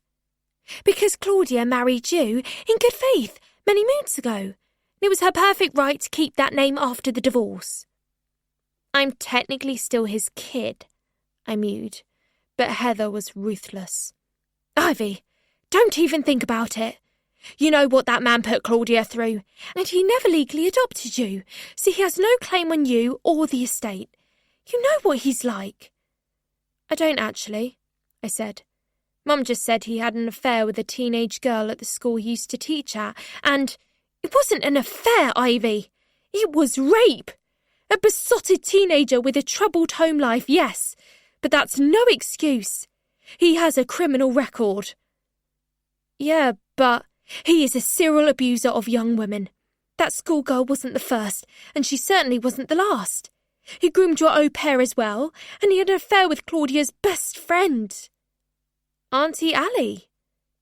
In addition to 2 further affairs with PT clients, a 17-year-old and a 22-year-old, he told Claudia he was a red-blooded man with needs.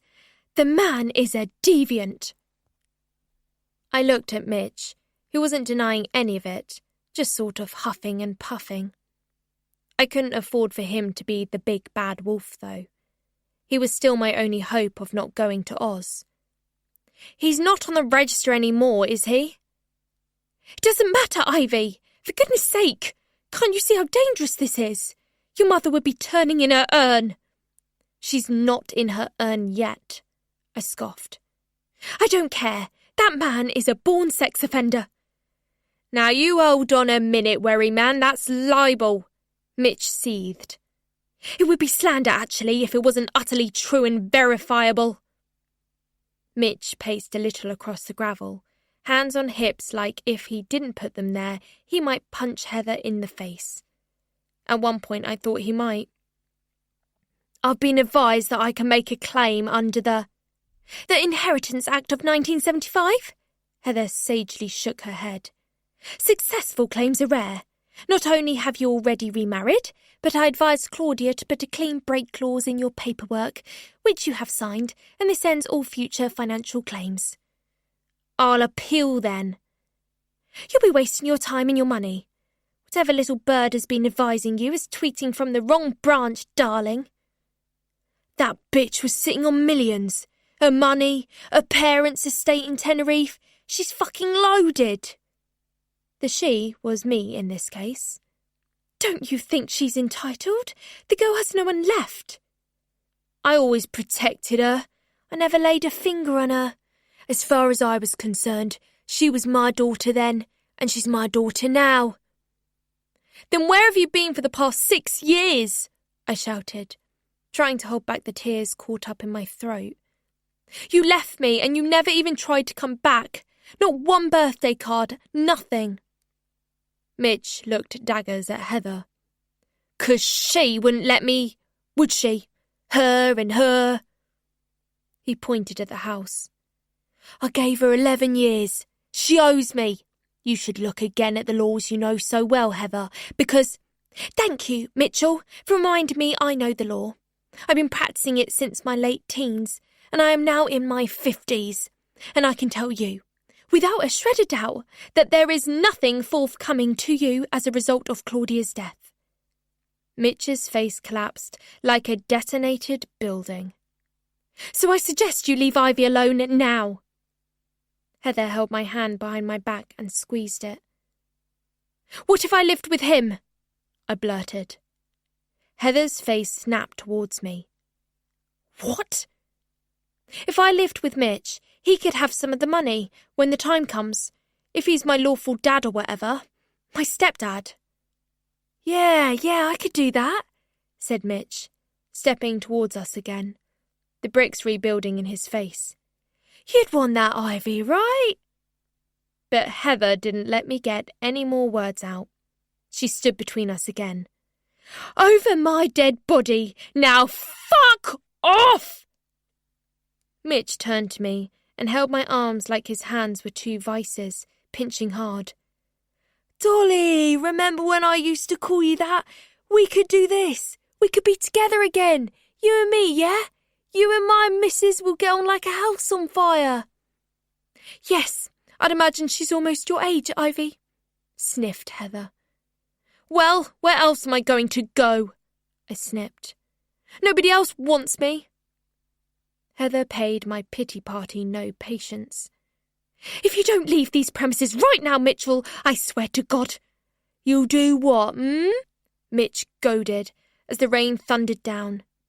You'll knock my bloody block off, 'cause the last time you tried that we had a little police issue, I seem to recall. Just try it, babe. Let's push that fucking button. I wouldn't lower myself to your scum level, Silverton, she snipped. No, but I will, said another voice. A man in black had walked into our unpleasant threesome, and without warning, threw a punch so fierce and poetic, none of us saw it coming. I recognised him instantly, as Mitch's head flew back in a rainbow of blood and snot and teeth, and he collapsed onto the gravel. "Holy shit!" I gasped, as Heather and I stood back, rooted to the spot, watching the guy lean over Mitch's flailing body to deliver a line so deadly but so quiet we could barely hear it. "The lady asked you to leave." The man had a laser-focused stare, black eyes, and an American accent, and it was the hottest thing I'd ever seen in my life. Heather grabbed onto me. "Your friend just brought himself a night in the cells," Mitch sniffed, scrabbling to his feet, his face running with blood. My legs went jelly, and Heather held me upright, parking me on the bonnet of Mitch's car to stop me falling over. "Get off my car, you stupid little shit, that's brand new!" "What did you call her?" growled the man in black, and with one hand he grabbed Mitch by the scruff and dragged him over to the car. We stood back as he opened the door and slammed it on Mitch's head, over and over.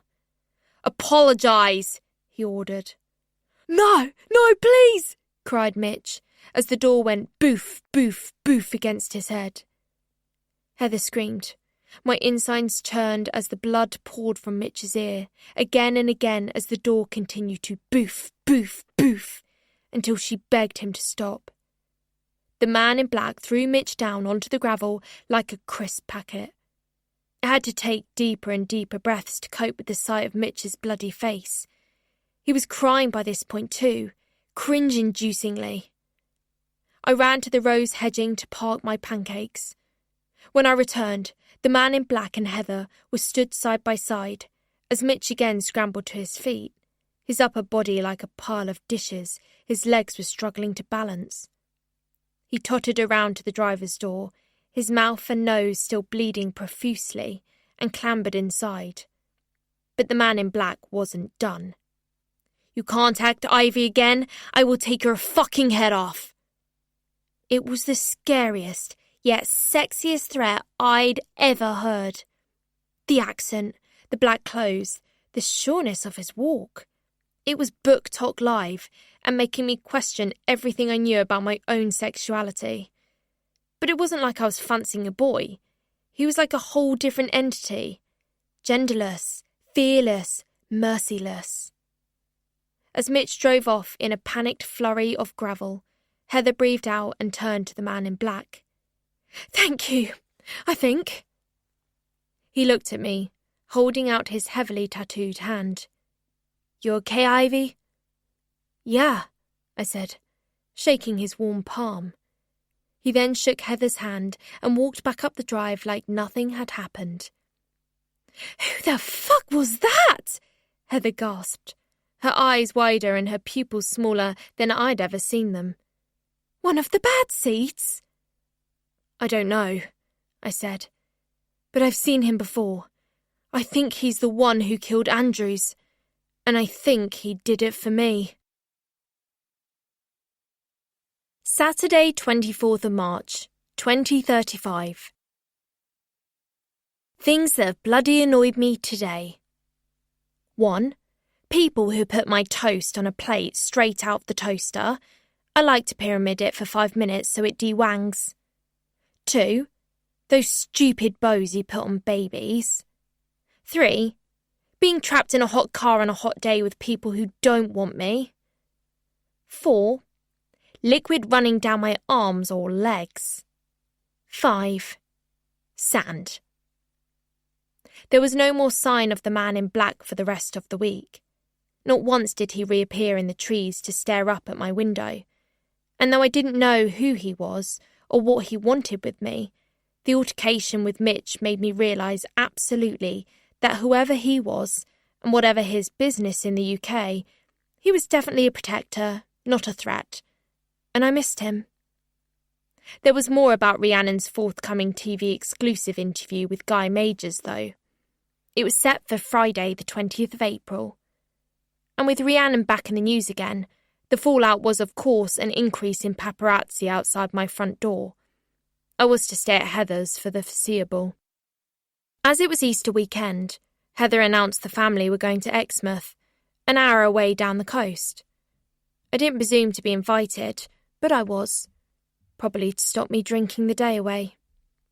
Heather's eldest son, Ed, wanted to stay home revising, and Tom wanted to play video games, but I think she'd had a quiet word with both of them and insisted we all needed to get out of the house.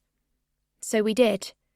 Her, me, them, and Heather's husband, Dan, leaving hellishly early to beat the holiday traffic, which, for the most part, we did.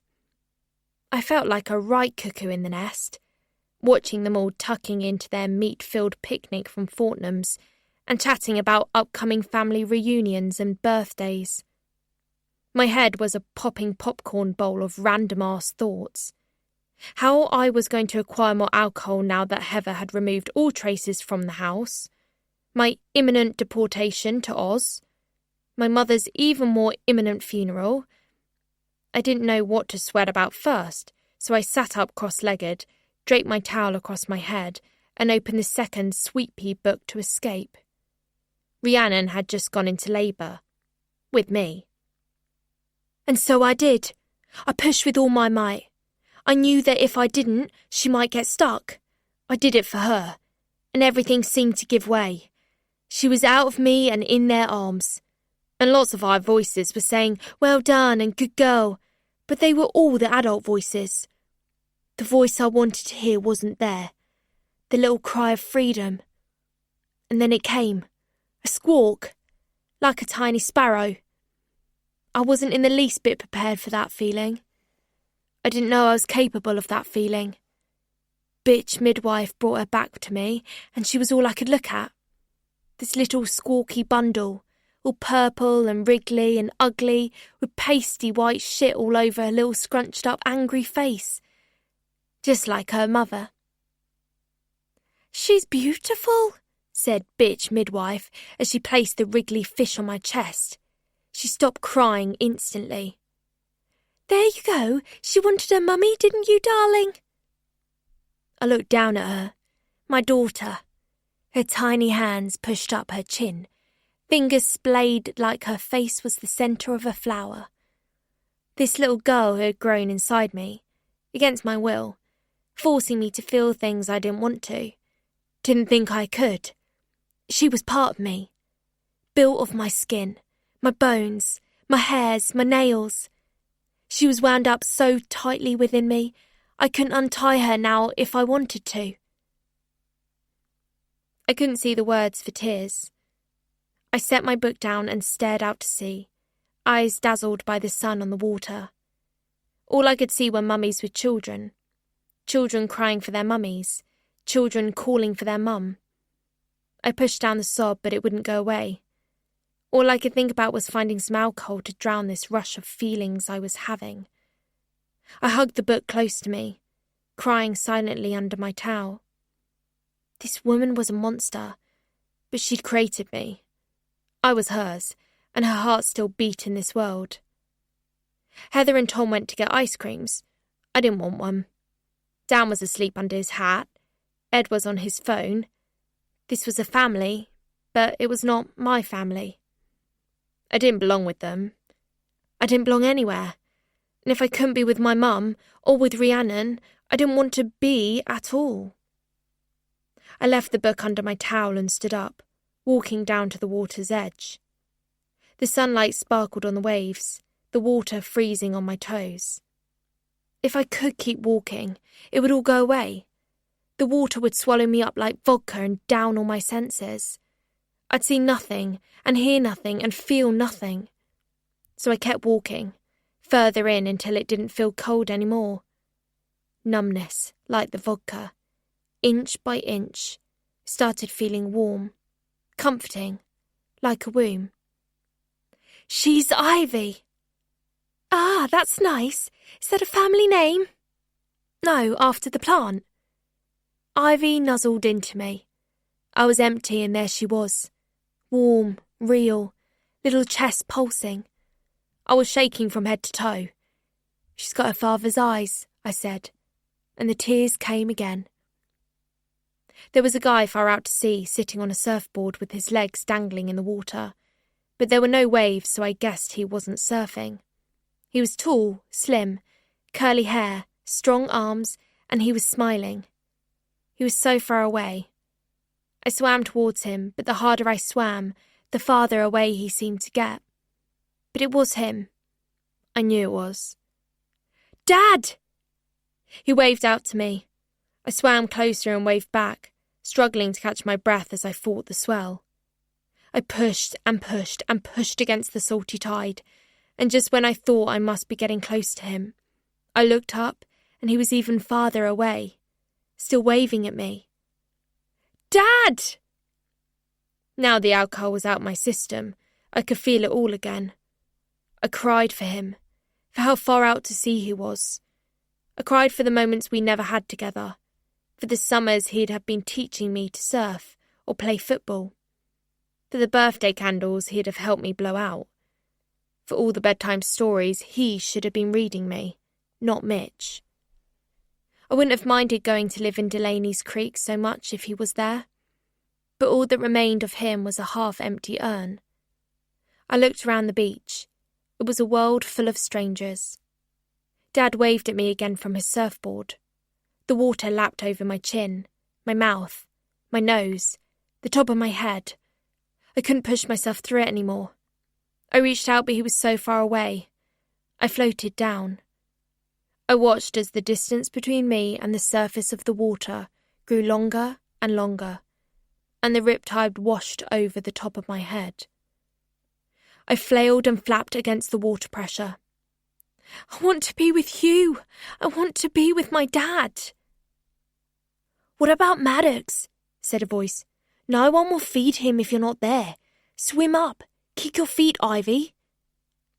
"Heather will feed him," said another voice. "Just take a breath and swallow the sea. Go and be with your dad. Get kicking. Save yourself."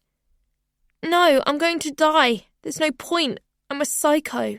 I'm disgusting like she is. Keeping my mother's body with me. Strip-teasing in the music room. Going to Kieran Andrews' house that night. Breathe, Ivy, breathe. I wanted to kill him. I wanted him dead. Breathe, Ivy, breathe. Someone else hadn't done it. I would have." "You wouldn't. You couldn't do that. You're not like her." "I want to die." "No, you don't. Ivy, fight for your life. Kick harder." My breath ran out and my dad's face was on the surface of the water. I'd reached him at last and he was waiting for me. And suddenly, I was kicking for all I was worth. Kicking to get higher towards the light on the surface, and the waves kept rushing over it and pushing me back down. But I was stronger, fighting for all I was worth to get closer to the surface, to him, and finally, I broke through and gasped the warm, salty air.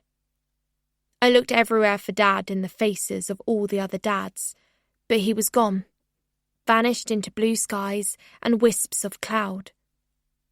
Had it been his voice telling me to kick, to fight? Had it been her voice telling me to drown? I didn't know, but I knew one thing. He hadn't saved me. Nobody was coming to save me. I had to save myself. Sunday the 25th of March, 2035. Things that have bloody annoyed me this morning. 1. The shower curtain that clung on when I had specifically told it not to. 2. The shape of Heather's cereal spoons. Ugh, all her cutlery in fact. 3. Automatic toilet on the train which flushed as I was still sitting on it. 4. Woman on the train eating a meaty burrito at 6 a.m. 5. My tight socks. 6. The guy stalking me no matter where I go. Last night, I started and finished the 3rd book in the Sweet Pea series by Freddie Lytton Cheney. In this book, it detailed how Freddie met Rhiannon when she was on a layover in New York, and she came to one of his book signings. Supposedly, she slipped through his fingers as he was about to call the police. Believe that, you'll believe anything, especially as Book 3 was his bestseller to date. Book 3 detailed everything Rhiannon had told him during their meeting, including how she ended up in Mexico, who she killed along the way, how she found herself living with an ex-cartel hitman in the hills above a place called Rocas Calientes at the southern end of the Baja California Peninsula, why she cut off her own hand with a machete, and how she met the love of her life, Raphael. He sounded too good to be true. The perfect man who wasn't put off by her criminal connections or her past, who supported her no matter what she did, who she chopped up, no matter what dead bodies she slept with, and loved her more than anyone else in the world? Paul the other one. I knew for a fact she eventually killed him too, along with practically everyone else she ever met. It all sounded so far-fetched to me, like Freddie had just written all that to shift copies because romance had been the trend at the time. Why the change in tone from the latter half of Book 3 onwards? Had she really cleaned up her act just because she'd fallen in love? Did she actually come back for me and kidnap me when I was 2? There were so many unanswered questions gnawing at me. Freddie Lytton Cheney had met Rhiannon, eaten dinner with her, brought her donuts, been close enough to smell her perfume. And for some inexplicable reason, best known to somebody else, I needed to get close to her too. In lieu of that, though, getting closer to him was the best I could do. So that Sunday morning, with nothing to lose and only a car boot sale and a decidedly meaty roast dinner with Heather's family on the horizon, I went to visit Freddie and find out the truth for myself. I sneaked off just before 5, getting the early bus to Axminster Station for the 6:20 a.m. train to Clapham Junction, where I'd switch to the 8:37 a.m. train to Richmond. Heather didn't usually get up until 6 anyway, even on a weekend. So once I'd fed Maddox and let him out into the garden, I was free. On the train, I read the first chapter of Book 4 online, because I didn't have a physical version yet. Though, after one chapter in, I wasn't sure I wanted one. By this point, I decided I hated Rhiannon all over again. I found Old Palace Place, where I knew Freddie lived with little trouble, thanks to my online sleuthing. I actually had a pretty good sense of direction and could read maps effortlessly. I don't know who I get that from. Maybe AJ, because apparently he loved to travel. I recognised Freddie's townhouse from his Insta. The steps, the shiny red door, the polished silver foxtail knocker, and the 2 potted olive trees either side. It looked like the house in Mary Poppins and was directly opposite a large green where people were walking dogs and sipping coffee cups. I went up the steps and clanked the knocker 3 times.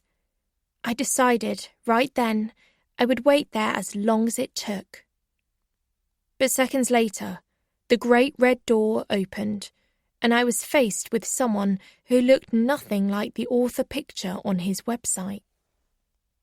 "Hello," said the man. He had closely cropped ginger hair, a kind smile, and wore high-top trainers and 2 tight jeans, even though he was about 50. Hi, I'm looking for Freddie Lytton Cheney." "Okay, who can I say is calling?" A shadow appeared along the corridor behind him, holding a mug and a dish towel he was drying it with. "Oh my God!" The doorman, Jason, turned out to be Freddie's husband, who was mentioned on his website, along with their kids, but there weren't any pictures of them on his Insta, unless covered by emojis. Freddie was fiercely protective of his privacy, especially, as he said in one interview, how bad seeds often camped on his doorstep, begging for autographs or Rhiannon trinkets. Jason turned to him, more confused than ever. For you? Freddie came forwards, so they were both in the doorway staring at me. You're Ivy. I nodded. Jason's eyebrows went up. Ivy? You mean the Ivy? Yeah, I said. Sorry to turn up unannounced, but I need to talk to you. Of course, said Freddie, stepping back. Come in. Can we get you a coffee or... No, thanks. I don't like coffee. A water would be good, thanks. Jason took the hint and headed for the kitchen with Freddie's mug as he ushered me into a living room to the left of the hall. Plush and high-ceilinged, with huge squashy grey sofas, a cinema-style screen on the fireplace wall, and a multitude of books. There was a stack of family board games in the nook by the TV, and pictures of their kids at varying ages all over the place. Where are your kids? They're called Milo and Tilly, right? Yeah, that's right. They're both at uni. One at Bristol, one at Bath. Classics and chemical engineering. Couldn't be more different for twins. A thought flew in. Maybe Freddie and Jason were grieving their children's absence so much they'd be delighted to have me stay with them for a while. Or forever. This is how you think when you're 16 and one mum's dead and another's in jail for killing people, and you really don't want to go to Australia to live with your real dad's urn. Jason appeared with my water and handed it to me, before making his excuses and closing the lounge door quietly behind him. How did you know where I lived? Asked Freddie as I sipped. Even their water tasted rich. Social media. One of your photos show you in the gym. I noted the branding on the equipment and tied it to a chain of gyms in this area.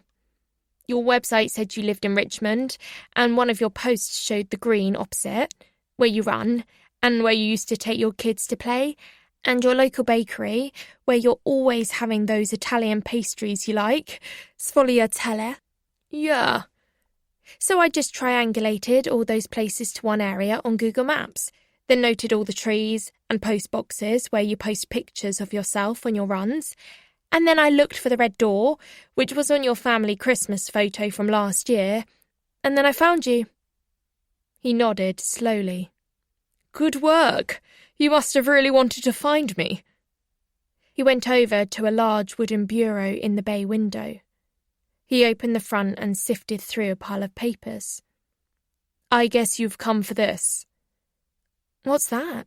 I said, not taking the white envelope as he offered it. It's yours, he beamed.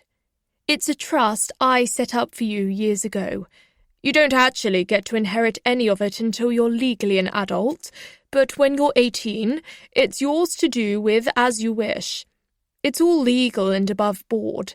It's just some money left over from book sales and merch and stuff. I opened it up. I looked at the most recent bank statement and noted the balance. Jesus Christ! It's not everything. I wrote the things, after all, and the publisher takes their cut, and my agent, and the taxman. But it didn't feel right making so much money from someone else's tragedies. And this is partly your tragedy, so I'd like it if you had it.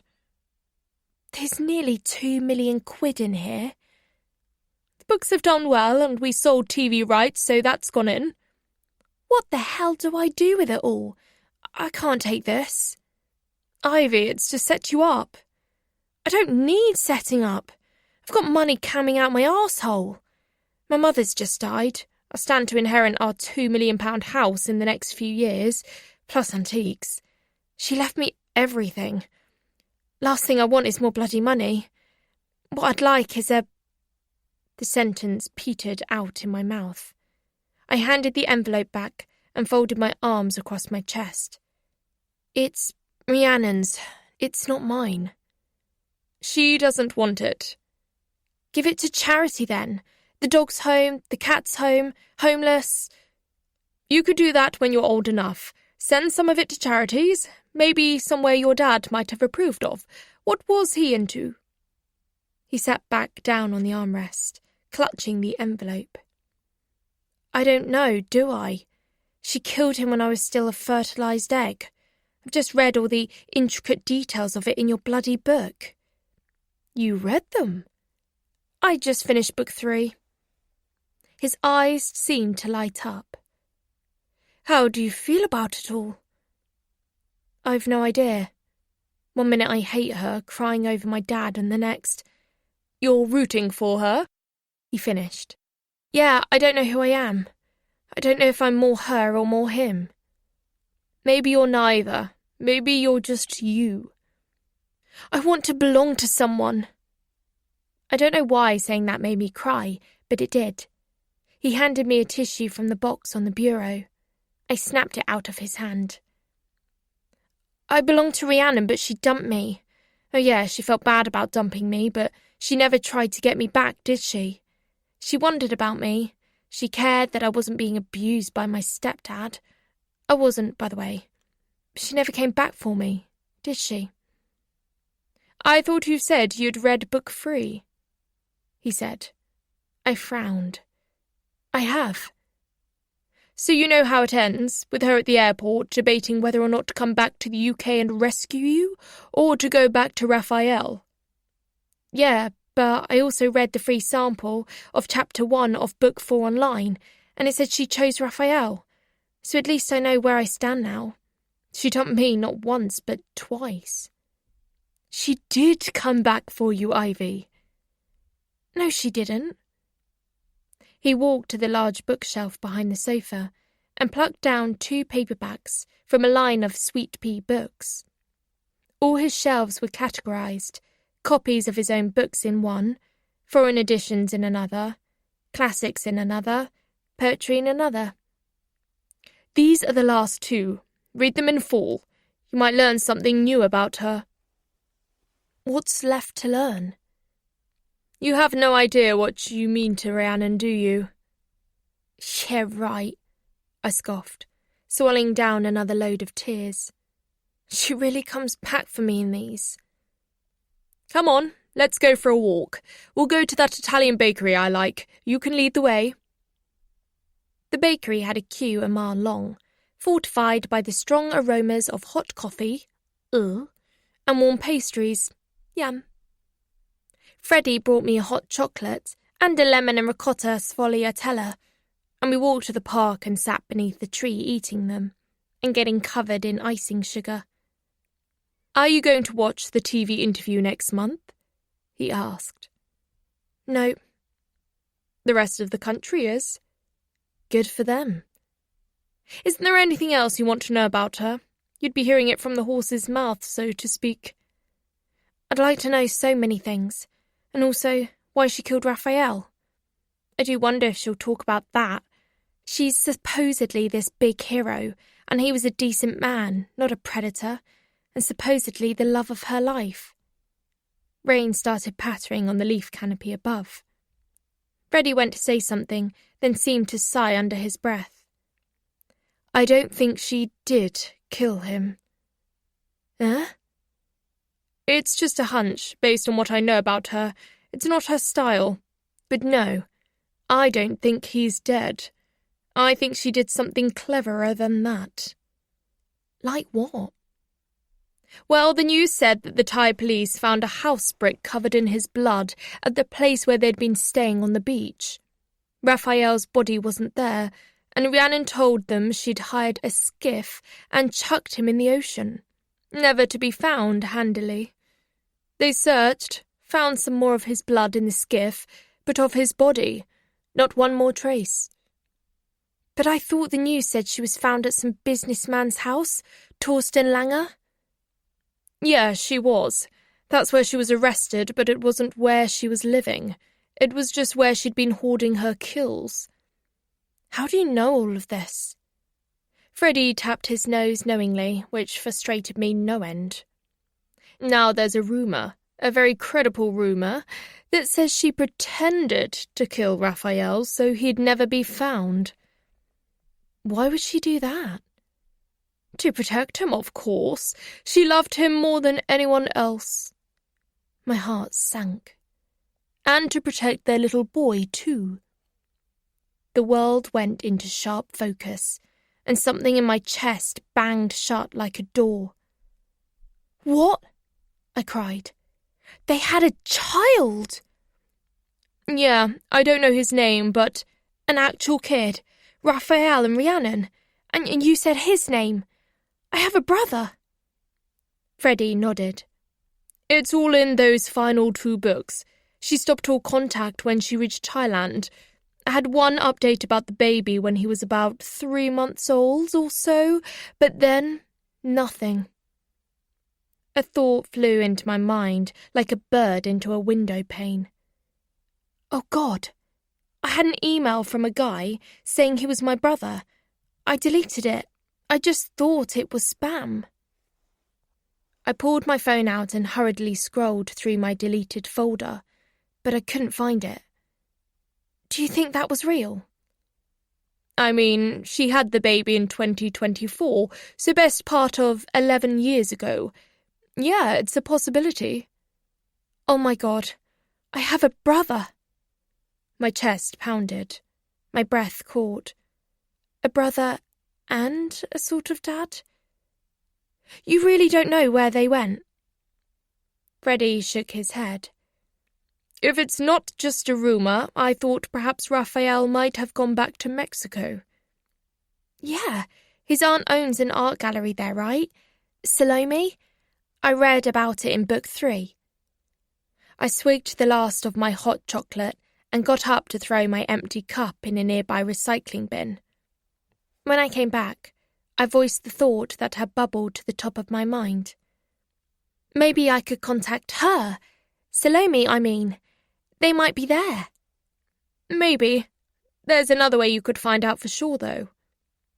I didn't need to ask how. The answer was in the twinkle of his eye. You changed her, Ivy. The second she knew she was pregnant, she became something else. Something in her brain chemistry started to alter, for the better. He chowed on his fogliatella and looked pensively out into the green space. She still killed people, though. Yes, she did. That is true. I don't think a serial killer can ever just stop, and I've studied hundreds of them. It's not just in their makeup, but she's a complex character, Ivy. She's not 100% pure evil as some commentators would have it. She was brain damaged as a child and encouraged to kill by her own father. I don't know how a human being can break free of that by themselves. But I do know that her killings became much more intentional, less erratic after she gave birth, and again after she met Raphael. She'd do anything for the people she loves. In that parallel universe she's always talking about, the one where she didn't get brain damage, she'd have been an amazing mother. Can you think of anyone better to keep you safe? I pretended I had a mouthful of pastry, but then I had to ask. If she loved me so much, then why kill AJ? Why take my dad away from me? Because he wanted to take you away from her. Listen, Ivy, I've written 5 books about Rhiannon, done years of events where all I talk about is her, for hours on end, all over the world. I've read every article, every book, seen every documentary, and I've met her several times, but I still don't fully understand her. For what it's worth, it seemed to me like a control thing. AJ wanted to travel with you and be a family, but Rhiannon didn't. She wanted to stay in the UK and be with Craig Wilkinson's, her boyfriend at the time. She wanted to be a family. When AJ blackmailed her that he was going to tell Craig about their affair, she saw red. It was her default setting. She had to control him. Later, when she gave you to Claudia, that was her decision. She had the power to decide what was best for you, and I think she was right. You were better off without her. You read how tough she found it after you'd gone in book 3. She almost killed herself, but she knew Claudia would give you the best life possible. So why did she have another kid then? A kid she didn't give away? I don't know. She was in a better place. She had Raphael to count on. From what I understand, he is the best father imaginable. Just because she gave you up, it doesn't mean she didn't love you, though, Ivy. Rhiannon loves you more than she loves herself. I finished my pastry and wiped my mouth with my screwed-up serviette. Not anymore, she doesn't. I've messaged the prison twice. He laughed. She gets about 20 bags of post a week, and that's just letters. Her messages through the website are off the charts, even now. How do you know? I wrote to see if she wanted to collaborate with me on some prison diaries. Then I wrote again to see if she needed any commissionary. Took her about 3 months to respond. She's got people doing her admin for her these days. In-house bad seeds. They protect her too. I expect they just haven't got to your messages yet. My mind was filled with sunlight all of a sudden, despite the dark, cloudy day and the pitter-patter of a gentle rain. I had a mum alive who loved me. I had a brother and a potential dad out there somewhere. I couldn't hide my smile, and Freddie seemed to sense it. We sat in silence, watching 2 small dogs zooming after one another on the green, like little black and white bullets. What's she like? To talk to, I mean, I asked him. Funny, whip-smart, cunning, manipulative, kind. Kind? Oh, yeah. If she was here, that man would be counting his hours. I looked out across the green to where a guy in a green jacket was yanking the lead of his black Labrador, who was taking 2 long-smelling tulips. Do I contradict myself? Very well, then I contradict myself. I am large. I contain multitudes. What are you on about? I laughed. It's from a Walt Whitman poem. Rhiannon contains multitudes. We all do. It's the human condition. None of us are black or white. We're full of contradictions and inconsistencies. Not many of us are serial killers, though. True, said Freddie. That's not all your mum is, though. She's not my mum, I said, still staring at the man with the dog, who were now walking away. She's your birth, mum, whether you like it or not, Freddie reminded me. You have the same side profile as her, actually. Whatever. Freddie bit his lip and looked outwards to the green. I'm sorry you're having a hard time with all this. I know it must be confusing.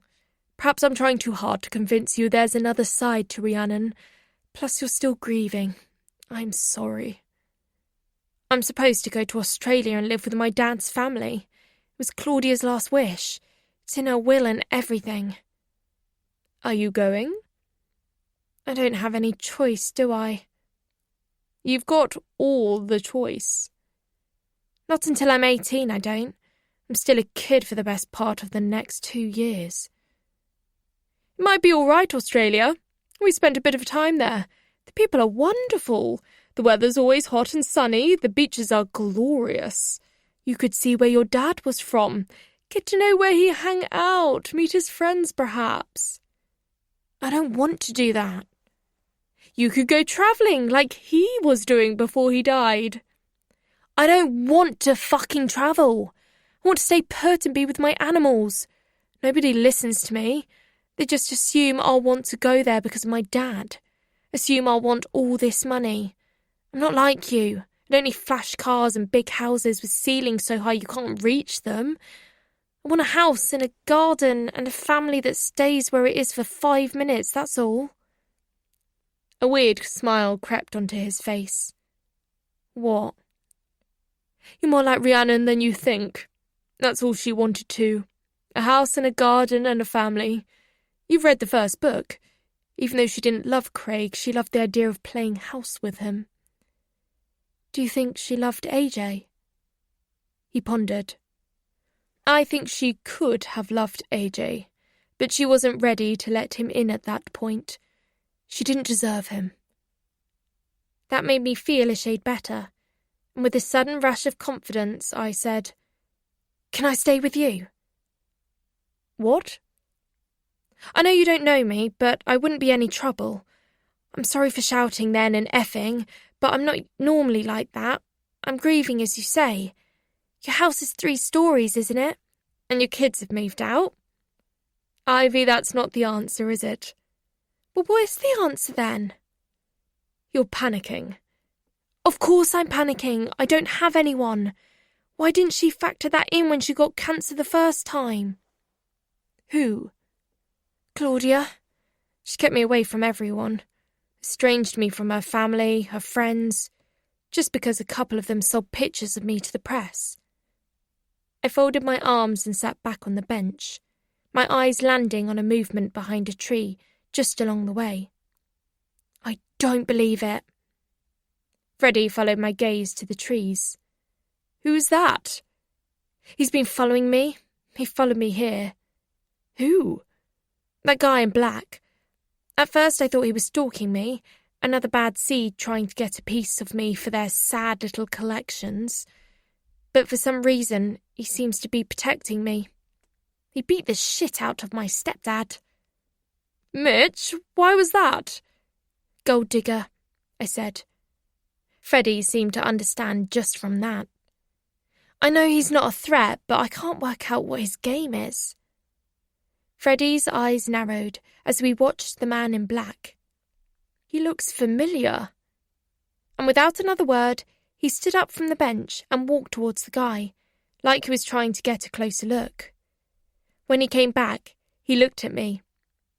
I know who that is, he said, and he's most definitely a bad seed. Flashback, Monday the 5th of March, 2035. The day of Kieran Andrews' murder. We had early football practice. I played in midfield, supplying balls into the attackers and defending the goal when needed. I'm not being arrogant or anything, but I am the best player on the team. I never meant to be. I'm just naturally good at it. Like singing. I'm good at that too. But when I think about it now, I think I only signed up for football because Mitch once made a comment I should join a team because I could bend the ball into the goal from a free kick. And I think I only signed up for choir because my mum loved musical theatre. If I'm honest, I didn't really want to do either. Anyway, I was last in the changing room because there was badger shit on my studs, and I'd been standing at the sink for 10 minutes scraping it out with a nail brush. Practice had begun up on the pitch. Whistles were blowing, girls calling for the ball, the doof of boot on leather. And Chloe rang back in crying. She flew into my arms, and I dropped my trainers in the sink, tap still running. What the hell? I can't hold it in any more. I can't. I hate him. Chloe, what the fuck's happened? Tell me. He touched my arse again. I went to take the short corner, she sobbed. He always does it when he knows nobody's watching. Randy Andrews. She nodded against my shoulder.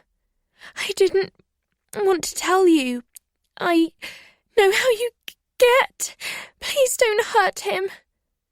I'm not going to hurt him. My chest filled with poison. I couldn't even blink. Then I turned off the taps and locked the door. Tell me everything.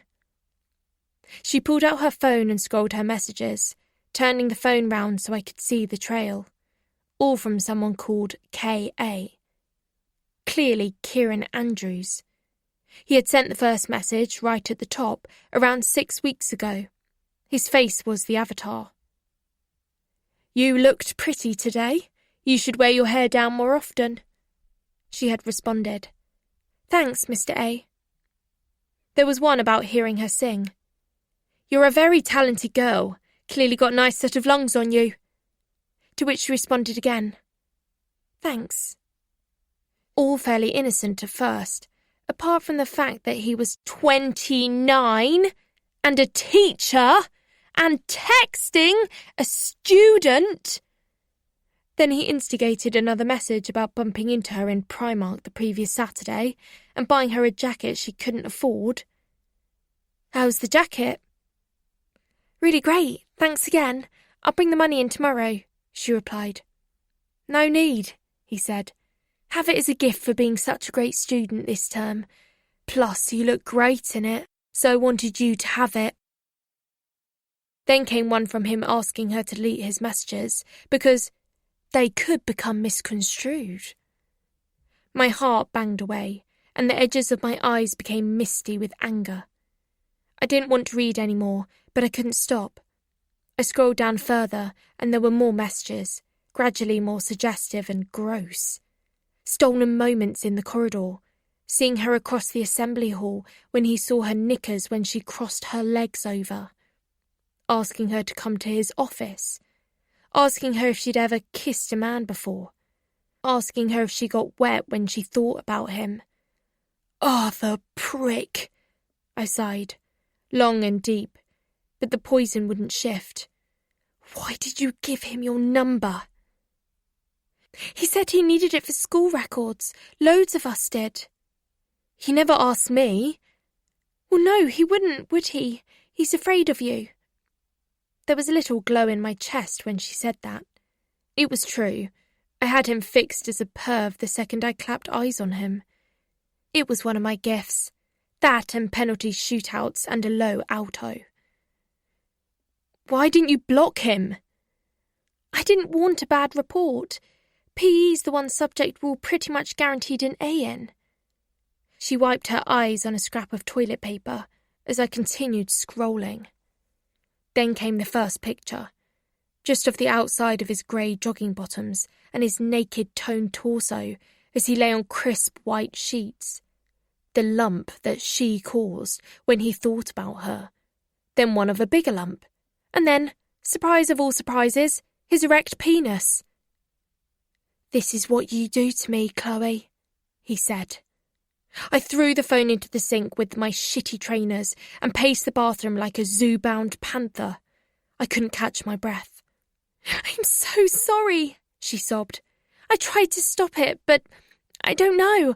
I was confused because I was enjoying it. I like the attention. I like being told I'm beautiful, and I know it's wrong because of us, but 'cause of us.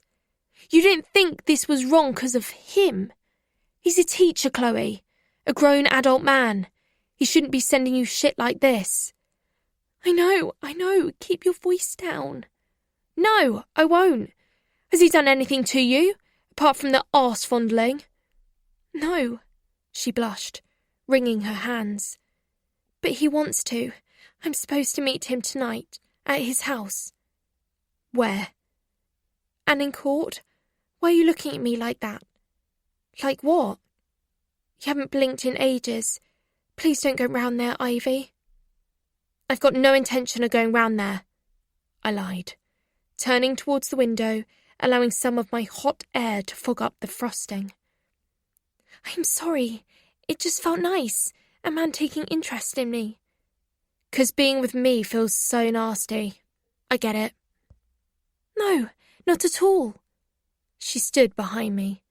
I felt her chin on my shoulder, her arms around my waist as she cuddled in. But I was too spiky for cuddling, so I ripped myself away and unlocked the door, striding into the changing room. I'm sorry, she called out again. Stop saying that, I shouted, grabbing a pair of studs from the spares bin. I sat on the bench to lace them up. You do know he sends a few girls messages like that, and you do know him and Summer Langston was seen in the cinema car park in Exeter last week. He's spreading himself around our school like an STD, and you're falling for it. She walked over to me and sat on my lap. Her heaviness and warmth eased my fire immediately as she cuddled against me. She glanced towards the entrance of the changing rooms. I love you, Ivy, she said, finding my mouth. My mouth was hard. I watched her kissing me, eyes open. No, you fucking don't, I said, pushing her off. Where are you going? You know where I'm going, I said, as I heaved open the door and stepped outside into the freezing cold morning air. "Don't do it. You'll regret it," came the voice in my head. I strode up the football pitch, keeping Randy Andrews in my vision. He ran the line, blew his whistle, pointed to the penalty spot, tossed the ball back in where it had bounced out of play.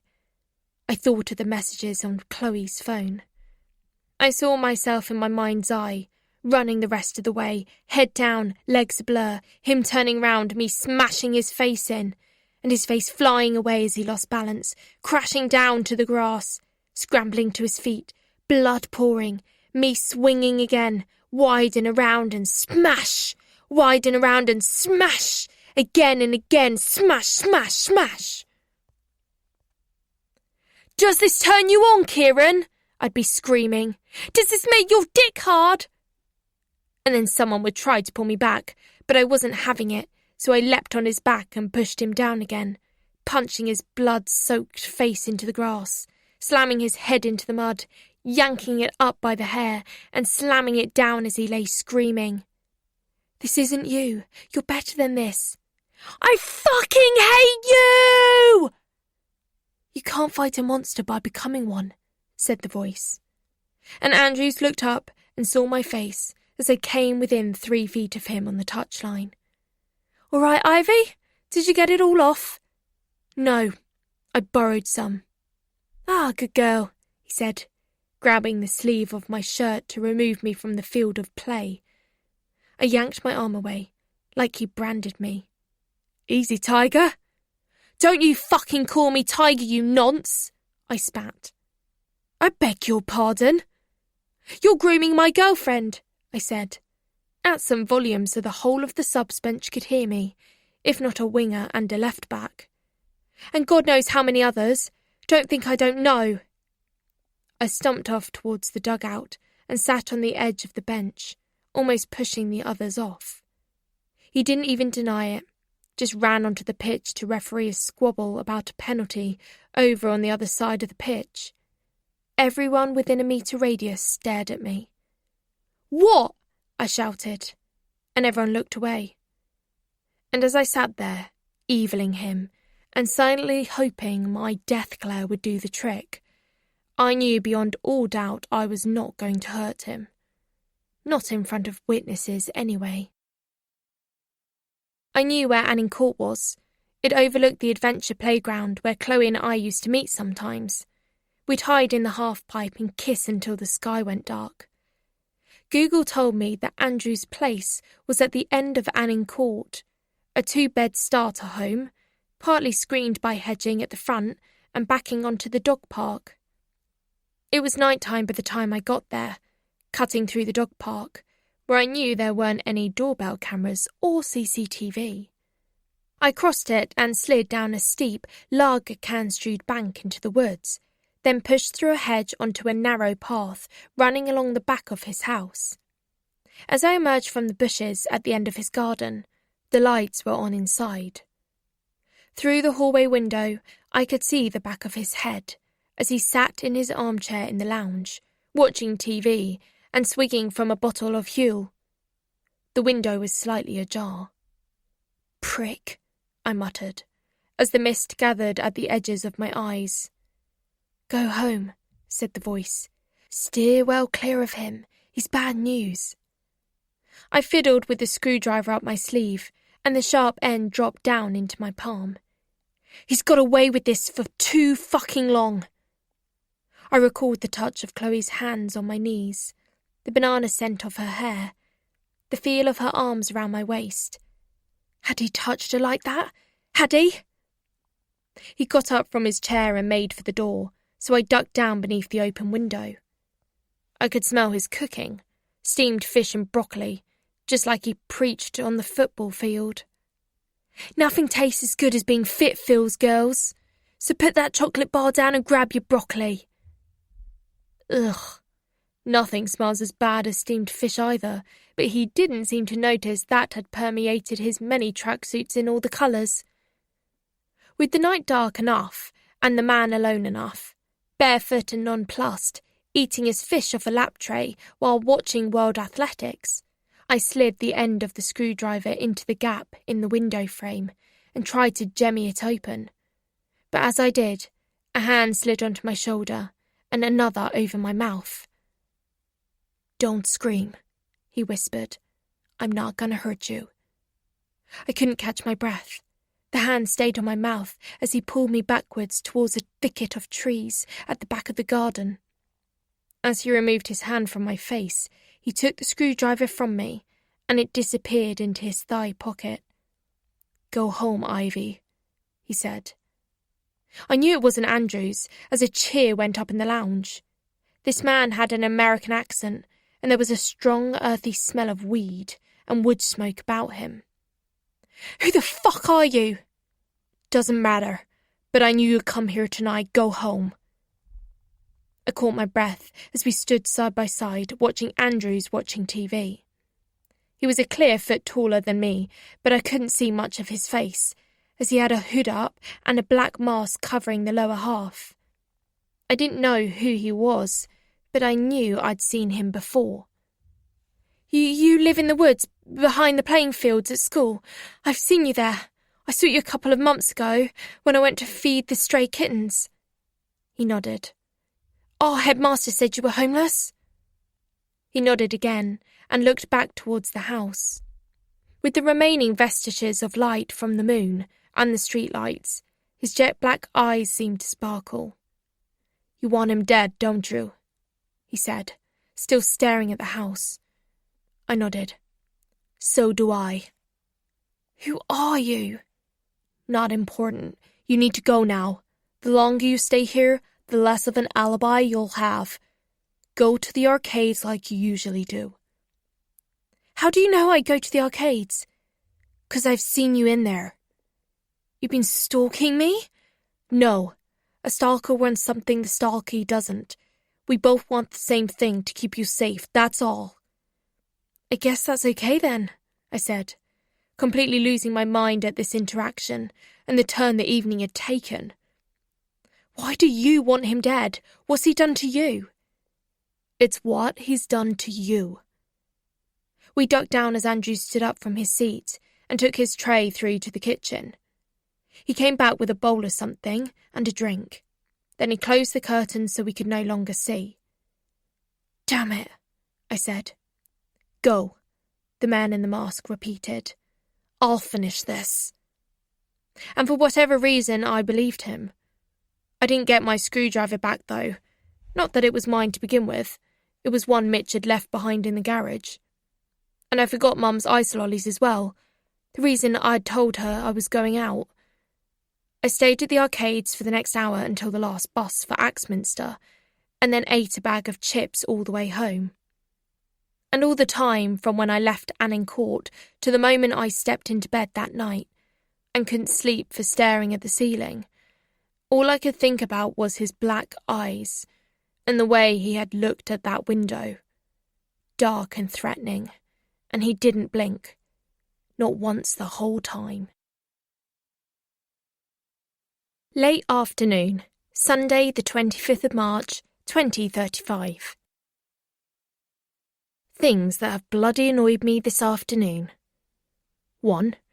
Driver who wouldn't stop badly singing songs from the radio all the way home. I'm not an expert on Prince songs, but I'm fairly sure the lyric isn't "I just want to extradite your kids." 2. My sticky fingers after eating a pano raisin. 3. When my sleeves rolled up my arms when I was putting my coat on. 4. My period. 5. My dad, A.J. Thompson, for being bloody perfect and bloody dead. Freddie insisted on paying for a car to take me directly home, rather than letting me make my way back across London towards Paddington. And by this point in the day, I didn't have the energy to argue. I was so confused about everything. About Claudia, Mum. About Rhiannon, Mum. About the money Freddie had saved me from the proceeds of his books, and about the bad seed who had followed me all the way there. The same one who'd been living at the back of my school for months and watching me. The same one who'd been there to kill Kieran Andrews, so I didn't have to. As Freddie posted me safely in the back seat of the car with the final 2 books in his Sweet Pea series on my lap, he patted the top one and said, "If that guy is who I think he is, you'll find him in there." "Who do you think he is?" I asked. "His name's River." "Who?" But he shut the door and we sped into the 4 o'clock traffic before he could answer. I didn't get far with book 4. There was no sign of anyone called River by the point I stopped reading, so I rested my head against my bunched-up jumper and forced myself to sleep. I didn't read it at all on the journey back either. I just wanted to sit and stare through the window, to breathe, to think, to just be. All the money coming from the house, all the money Freddie had specifically saved to set me up, what would I do with it all? Give some away to cancer and animal charities, obviously, but the rest of it? Why would I want a huge house like Mum bought for just me and her? Why would I need things, gold stuff and jewellery, and all that crap I didn't care about? I only wanted one thing, a family. A mum, a dad, a brother. I already had those, apparently, just nowhere near me. Heather was furious when I got back. It was the usual, blah, blah, blah, nearly called the police, blah, blah, blah. Didn't know whether to go out searching ditches for your body, blah, blah, blah. I let her blow out her bags before I said, "Can I go home now, please?" "What?" she spat, standing in her hallway, hands on hips. "The Australians are coming tomorrow, so I should probably go to the house and make up beds and get everything ready, shouldn't I?" "Well, yes, you should, but—" "Right then, let's go." "It's gone 10 o'clock at night, Ivy." "So? Are the roads closed or something?" She didn't argue after that. It took me 5 minutes to pack my things, and another 5 to pack Maddox's, and then the family helped load it all into the car, and she drove me to my house as requested in total silence. Without any lights on, it looked like a haunted house as we swung in from the drive, but at least the paps had gone away. As soon as I got inside, I felt better. Maddox hopped around as usual, and the smells I knew so well, the lime-scented candles and eucalyptus reed diffusers dotted around the place, and the furniture polish, and my mum's perfume, came wafting at me in all the rooms, like subtle reassurances all was well. Heather popped outside to retrieve everything and lock the car, returning with a small vanity case. "What's that?" I asked. "I'm staying with you to help settle in the Australians." She didn't say any more than that, and I didn't argue. I wanted to tell her I was glad, but the words wouldn't come out. The 4th book in the Sweet Pea series was calling to me again, so once I'd done my ablutions, I delved back in. Maddox hopped in briefly to nibble the wallpaper under my dressing table, and he jumped up beside me on the bed so we could cuddle in, and I could inhale his fluffy, hay-scented back. He never usually did that. He usually stayed on the floor or stretched out just behind a door like a draft excluder. But it was nice to feel his big, warm body beside me as I read. I must have dozed off. "Cute rabbit," came a voice. I opened my eyes. The book had fallen off the bed and landed on the carpet. Maddox was still there, but my bedside light was off, even though I couldn't remember turning it off. A hint of moonlight entered through the curtains, and I saw the outline of someone sitting at my dressing table. "What?" I croaked. "I had a rabbit once. I called him Maddox." "That's what my rabbit's called." The shape's head nodded. "Who are you?" "Who do you think I am?" I sat up on the bed and Maddox hopped down and scurried out through the crack in the door. "I don't know." "I saw you at the beach. I was on my board." "That was you." "Yeah," he said. I could see his face more clearly then. He stood up and walked towards the window where he was illuminated even more by the full moon. You should go to Australia, you know. Freddie was right. I don't want to go. Why not? You don't even know the place. It's full of spiders and snakes and those things with beaks. And you get, like, tarantulas hiding in your door handles and snakes in your boots. He laughed. Not all the time. Anyway, I thought you liked animals. I don't really want to get bitten by one when I'm chucking on an Ugg. He laughed again, and his curls shivered on his head. He stepped closer towards the bed, and he was completely clear to me then. My God, you're more beautiful than I could have ever imagined, he said. He looked as though he might cry. That's when I started crying. I sat up to see him closer. He looked just the way he did in my gold ivy frame on my bedside table.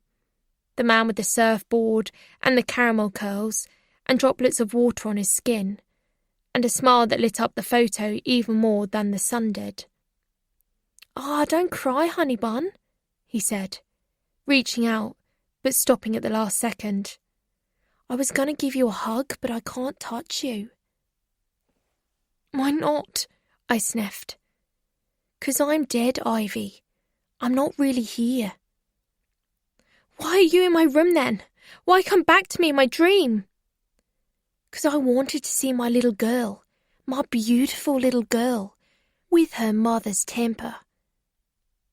I couldn't believe how clear he looked, like he was standing right there. I could see the dimples his trainers were making in my carpet, the scuffs on the white bits, the friendship bracelets falling down his wrist, the light hairs on his arms. He didn't look dead. He didn't even look injured. He sat down on the edge of the bed, and I could hear the rustle of the bedclothes, see the imprint in the duvet. He was there. I swear to God he was there. I reached out, but it was like my arm wasn't long enough. I felt nothing. You don't have a scratch on you. I know. Did it hurt when she killed you? Smarted a bit, yeah. Do you ever stop smiling? He shrugged, scratching his eyebrow as a dozen or more friendship bracelets skittered down the length of his tanned arm. You've got a lot of friends, I noted. I did have, yeah. They all came to the funeral, except Dobbo, the prick. Couldn't get the time off work. He's marrying a millionairess. I guess he's got bigger fish to fry. And you loved surfing? Yeah, couldn't get enough of it. And you like travelling? Totally. Everything you've heard is true. I'm a thoroughly decent bloke. You won't find anyone with a bad word to say about me. He winked. Then why did she kill you? 'Cause she's a serial killer, Ivy. There's no rhyme or reason to her. His hand was on top of the duvet. I put my hand next to it. We've got the same thumbs, he noted with delight. I then tried to put my hand on top of his, but it went right through. I grabbed again, but the same thing happened. I grasped the duvet cover instead. I'm not really here, Ivy. Will you stay, please? Just until I figure everything out. Be like my shadow or something? Your mum's coming here tomorrow, and your stepdad and stepsister. You want to see them, right? They wouldn't understand, but I knew you would. Tell me what to do, like you did at the beach, like you did in football. That was you, right? Telling me not to go, telling me to save myself. Yeah, I need you. You're stronger than you think. Please. I love you, honey bun. Don't ever forget that, okay? I love you too, Dad, I said, once more grabbing out to reach him, but it was like my torso was strapped to the headboard. I couldn't get to him. Daddy, come back! Dad, please, don't leave me! I'll never leave you. I'm part of you, remember that. Daddy! I woke up, with my sheet coiled up around my back, and I wriggled myself out of it until I was standing beside the bed. The stool at the dressing table was empty, the window too, and now the sun was streaming in, I looked for a sign of his footprints in the carpet, his print on the bed, anything, but there was nothing.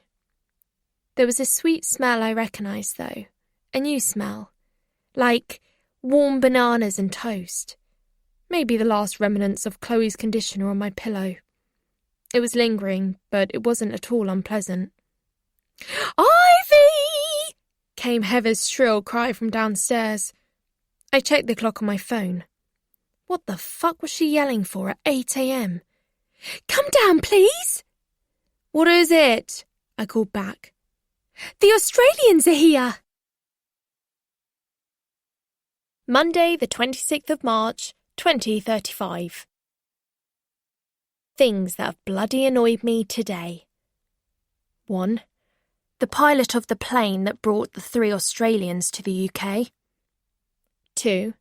My grandmother, Melissa, my mum's sister, for dogging me up and down every time she thought I wasn't looking.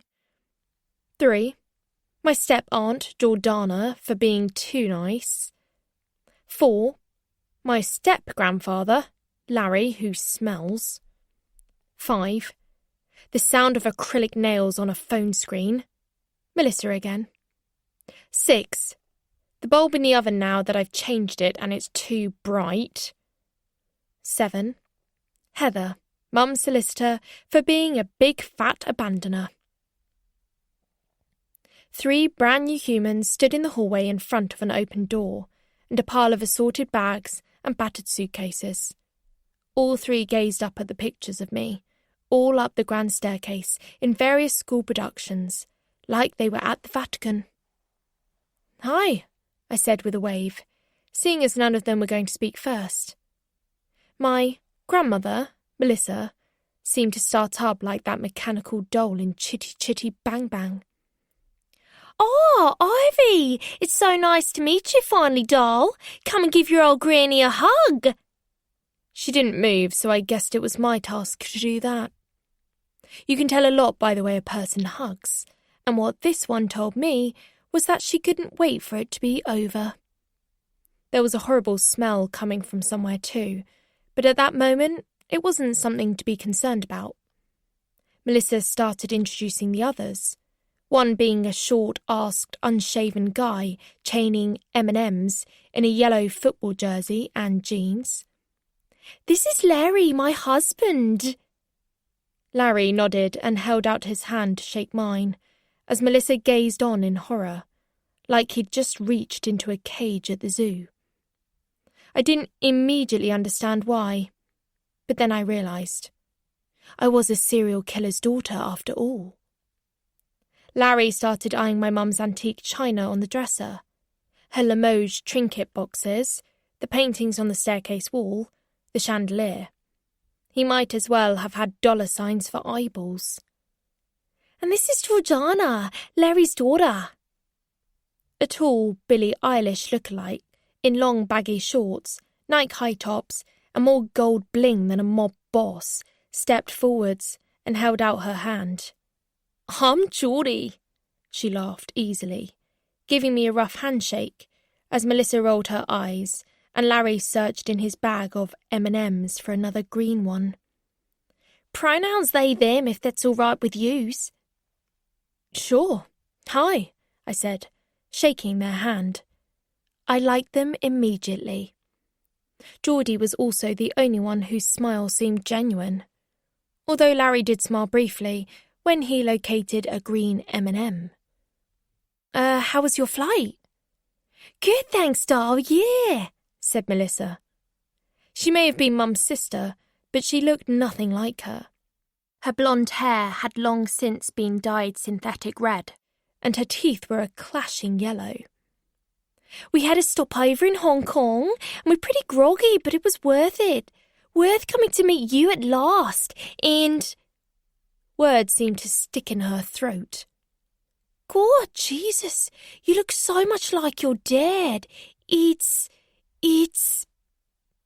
I thought she might say it was wonderful, or it was uncanny, or it was so comforting for her that her son lived on in another person. But she didn't. "It's bizarre." "Oh, right," I said. I couldn't figure out her age. By her lines and wrinkles, she looked to be about 70. But as far as I knew, she was in her late 50s. She was sort of scrawny with smoker's mouth creases and saggy knees, and her high heels were so worn you could see the shape of her toes inside them. "We're sorry about Claudia," Geordie added. "We know Mel and her had their ups and downs in the past, but hopefully we can put that behind us." Mel nodded defiantly, and she stared down at my tiny bottle necklace. I touched it, holding it out to show her. I wanted her to know it still meant something to me, that he meant something to me. "It looks lovely, matching twins!" Her smile was so forced as she lifted her own little bottle off her neck to show me. Heather was just bringing in the last of their bags from the taxi, putting everything down on the rug and closing the front door behind her. "Thanks, love," said Harry. "Where's our rooms? Could do with freshening up a bit." "Of course, we've made up the 2 spare doubles. Top of the stairs, turn right, and they're the 3rd and 4th along." "2 spare doubles, wow!" laughed Melissa. "Claude always did have more than she needed, God love her." I didn't know what that meant, but before I could ask, Melissa and Larry had scooted up the staircase with 2 holdalls, and Geordie had unlaced their high tops and sped up there on a chorus of "Wowzers" and "Ah, no way, this place rips, it's echoes." "We'll have some tea once you're all settled in, shall we?" Heather called up after them. "Ah, yeah, that'll be great, thanks, love," said Larry, who had finished his M&Ms by this point, and by the sound of it had already figured out the power shower so he could have a wash while the pot was brewing. It was only when he'd gone that I'd noticed he'd taken the smell with him, the smell of B.O. and beef burgers. In the kitchen, Heather filled the kettle and started unpacking white cake boxes and platters from the fridge. "Where did all this come from?" I asked, as she opened each box in turn and brought out a whole host of fresh cakes and sandwiches. "I had it delivered this morning from the bakery in the village. Didn't you hear the door?" "No, I was asleep. I had this dream about—" "Get me out a couple of trays, would you please?" she interrupted, bringing out the clean cups and saucers from the draining board that she'd taken from Mum's best crockery collection. Mum never used this stuff, always kept it for best. "Now's a good time as any, isn't it?" she said. "What are all these cakes?" "I asked the bakery to do them especially, Australian cakes to make them feel at home." She put 3 tea bags in the teapot and poured some milk into a jug, setting down the sugar bowl and a bunch of spoons. "We've got lamingtons, Vegemite brownies, mini pavlovas, Neenish tarts and Anzac cookies. That'll be enough, won't it?" "You didn't have to do all this." "What did you have in mind, to deliver in a glass of tap water?" "No, but that was exactly all I would have done. I forgot sometimes how well Heather knew me. She may have been just my mum's solicitor, but she'd also been in my life since my birth. She knew me better than I knew me." "They seem nice," she said, as the kettle bubbled behind her. I replied. "I thought we might take them out for dinner. The pub in the village that's doing your mum's wake. That one with the funny name." "The Scavenger's Daughter." "That's the one. They do veggie food, don't they?" "Do I have to come?" "Of course you have to come. They're here for you. You've got to get to know them. They're your family." "Yeah, right. Did you see the way Melissa looked at me? Did you see the way Larry kept eyeing up my mum's antiques?" Maddox hopped into the kitchen and took a piece of lamington out of my hand and hopped out again. "They're just nervous," said Heather. "And you're a teenager. It's your job to be aloof and difficult. Melissa's never met you before." "She's never tried," I shot back. "She did once, actually," said Heather to my astonishment. "She tried for custody not long after you came along. She found it all very painful. Claudia came down on her pretty hard legally, so she never bothered again. I don't know why." I know exactly why. Rhiannon. I'm sure it's not that. It's all right. I get it. I've had it my whole life. Oh, you're that Ivy Silverton. And then they spend the rest of the time staring, looking for signs of her, wondering if I've got a machete shoved up my sleeve, ready to pounce. You're being paranoid as usual, she said, counting out side plates. They're not going to want a big dinner after all this, I said. Well, we'll go tomorrow night then, said Heather, picking up the tray and taking it into the lounge. She set it down on the coffee table. It was then that I noticed her vanity case in the hallway, ready to go out. Are you leaving? Later on, yes. They're in now, aren't they? I dropped my voice. You're leaving me with 3 strangers. They won't be strangers soon. I've got the day off today to help out, make them feel welcome, and then you can take over. Get to know them. I don't want to step on your toes. How am I supposed to live with 3 people I don't even know? I'll still visit and you can ring me whenever you want. You'll be fine, she said, grasping my triceps supportively before scurrying back into the kitchen for another tray and some cake forks. I'll have to be, won't I muttered to her, departing back. It wasn't fine. It was horrible, living with the Thompson Pierces. They didn't know how to talk to me. I didn't know how to talk to them. I'd occasionally get some tidbit of information about my dad while I was doing something innocuous, e.g., oh, your dad loved orange juice too. Oh, your dad used to take the stairs 2 at a time too. Oh, your dad used to love showers rather than baths as well. But apart from that, we were still strangers by day 3. Every time I entered a room, I got the feeling they had to stop what they were talking about. At least twice I walked in when they were studying Mum's Capodimonte or fiddling with the catch on her jewellery box. And once I happened to walk in when the TV advert came on for Rhiannon's prison interview. I'd never seen Melissa move so fast as she did to switch the channel, like the room was going to blow up if she didn't.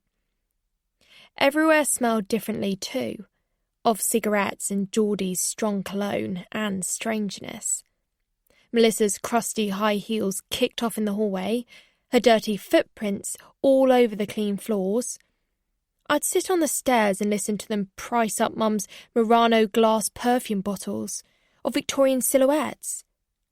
Melissa even rubbed her hands together in glee when she Googled the price of the Edwardian brooch she'd found in the drawer of her dressing table. She turned her phone off when she saw me in the doorway, but it was too late to pretend she'd been doing anything else. I'd already heard them talking about the house sale too. I'd been dreading that conversation the most, but I'd caught Heather rooting through the filing cabinet in Mum's office. What are you looking for?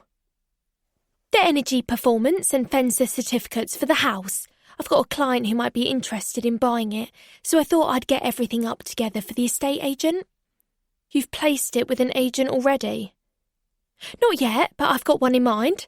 Your mum's wish was to sell it, Ivy. It's just something that has to be done. Then we can get the money into your trust and it'll be safe and sound. And I'll be homeless. You won't be homeless, she sighed, sifting out the 2 pieces of paper she'd been looking for. Any idea who put the extension on, by the way? Was it your mum or the previous owners? And where's the cesspit? I walked out. She'd find all that stuff out anyway if she wanted to. She didn't need to ask me. My house didn't feel like mine anymore anyway. Larry had managed to scare off my crows by clapping them out of the trees in his dressing gown with his cock and balls hanging out, and when I went to check on the mice, Melissa had put poison down at the entrance to their nest behind the water butts. They're vermin, love, she advised me. Can't have them getting near the house. They'll be in all your cupboards. You'll never get rid of the buggers. What poison could I put down that would get rid of her? I wondered, as I swept it away. I didn't like any of them. Melissa could barely look at me, Larry was always making jokes about fancying rabbit stew whenever Maddox hopped in, and Geordie kept away, like I was a bomb waiting to go off. Occasionally they would try to engage me in conversation, but it felt like they were trying a bit too hard, and I just couldn't find the will to make the effort. It was all very awkward. I had been spawned from the womb of a serial killer after all. By day 6, I was in the habit of getting up early, cleaning out Maddox's hutch, and putting him outside in his run with a big handful of dandelion leaves, then disappearing off for the day, not returning until it was dark. I'd stay out at the arcades or beach, walking around, reading book 4 in Freddie's Sweet Pea series. It was all there was to do. I hated being at home.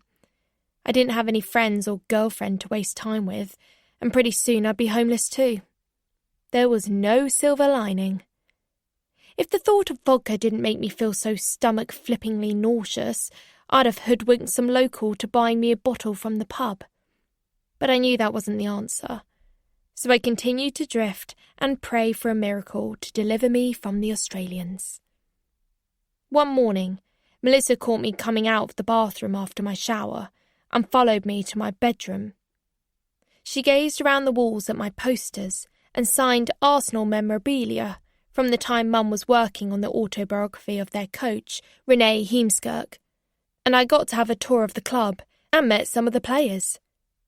She reached up and took the signed ball down from my shelf. She may as well have punched me in the face. "You love Brizzy, Ivy," she said, tossing the ball up and down. "The Matildas played Brazil at Lang Park a few months back. Larry went to see it. He watches all the sports so you can bond with him over that." "What's the Matildas?"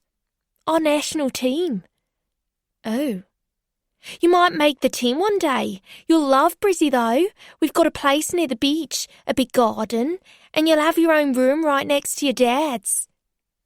"You keep his room as it was," I said, taking the ball and placing it back on its stand.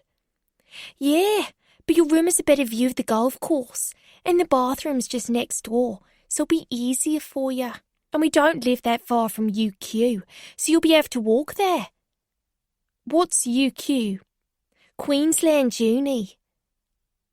"Provided I get in," I reminded her, taking my Arsenal pencil sharpener and pencil from her as she absent-mindedly sharpened it over the bin.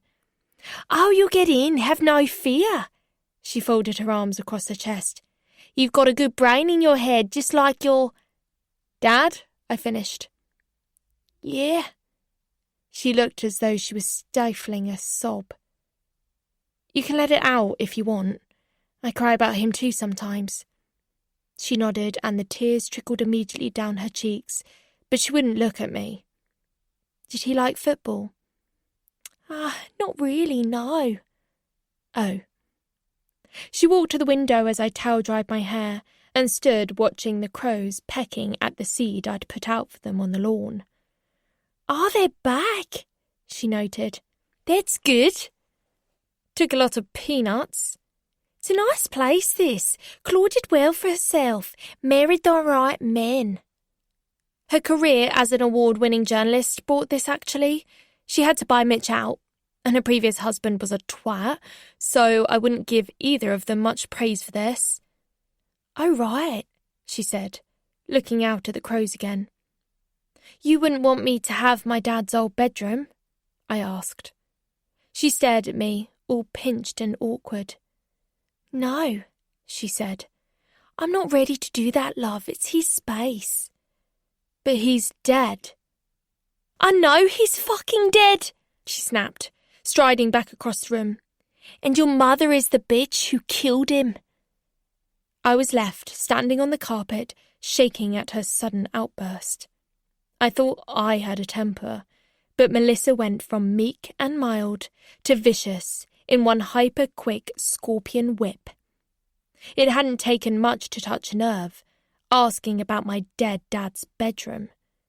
She didn't like that his blood ran in my veins, but so did hers, Rhiannon's.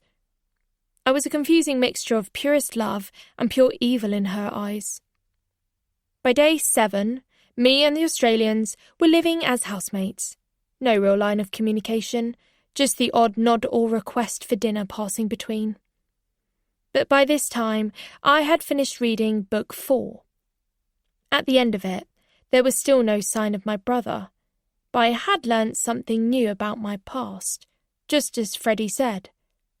At some point when I was 2 years old, I'd been diagnosed with cancer, and Rhiannon planned to come out of hiding, head back to the UK, and use her own stem cells to help me get better. She was going to give up her freedom for me. I asked Heather about it. She said it was when Claudia was living away from the area, so she didn't know anything. How the hell had she managed to keep that out of the press? She asked. I broke into Mum's big filing cabinet and found all my old medical records, vaccination certificates, baby development log, weight charts, but there was no cancer treatment plans, no mention of it anywhere, and Heather knew nothing about it either. Are you sure I was ever ill? I asked her again. It says so in the book, juvenile myelomonocytic leukemia, a rare form of blood cancer primarily affecting children under 4. But there was no mention of it in my files or online medical records either. This is the first I've heard of it, darling. And then I realised it wasn't true. Who the fuck would lie about me having cancer? I went straight into book 5, the final sweet pea book Freddie had given me, to find my answer. As it turned out, my Aunt Seren, Rhiannon's sister, had been the one to cook up the scheme, along with Claudia and a police detective called Nadie Jericho, to tell Rhiannon I had cancer just to get her back to the UK, to bait her like a fish, to catch her once and for all. It all started to make sense. I also knew exactly who River Dade Goffey was now, thanks to book 4. I ached for him to appear again in real life, watching me from a distance like in London, like he'd been doing the night of Kieran Andrews' murder. I knew why he had killed him as well. It wasn't just to stop me from doing it. It was because Andrews was a predator, and River had good reason to hate predators, even more than Rhiannon did. River Dade Goffey was an 8-year-old kid from Kansas, dubbed the Wichita Wonder Kid, whom Rhiannon had freed from an apartment in San Francisco back in 2021. He had been missing, presumed dead, for the past 3 years up until that point. A predatory paedophile called Elliot Mansour had been holding him hostage, abusing him, pretending he was his son, and travelling with him across state lines in order to stay hidden from the police. And when River was 11, Rhiannon had saved him.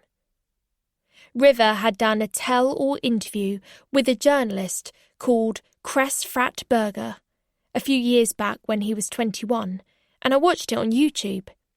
He told him how he'd been playing video games in the apartment where he and Mansour had been living, and before he knew what was happening, 2 people had broken in and started attacking Mansour in cold blood. One of them was a woman, whom he'd later recognised as Rhiannon Lewis. A grainy photo of her flashed up, courtesy of a CCTV camera from a nearby coffee shop. "Did either of them say anything to you?" asked Fratberger. "Yeah," said River, black eyes shining in the lights. "She gave me a hug. She looked like an angel. I'd been praying for someone to come and save me, some superhero, and God heard my prayer. Up until that point, I thought there was no way out, that Mansour would kill me, or I'd kill myself. She showed me another way, and I'll always be grateful to her for that. I owe her my life." I googled to see if River had any social media, or websites, or anything, but I hit a constant stream of brick walls. There were fan sites set up for him, TikToks, threads, and feeds full of fan art, because he was clearly a very beautiful boy, now man. But as for River himself, apart from the odd live stream he'd done on Instagram for missing children's charities, No sign of him. I wanted to talk to him again so desperately.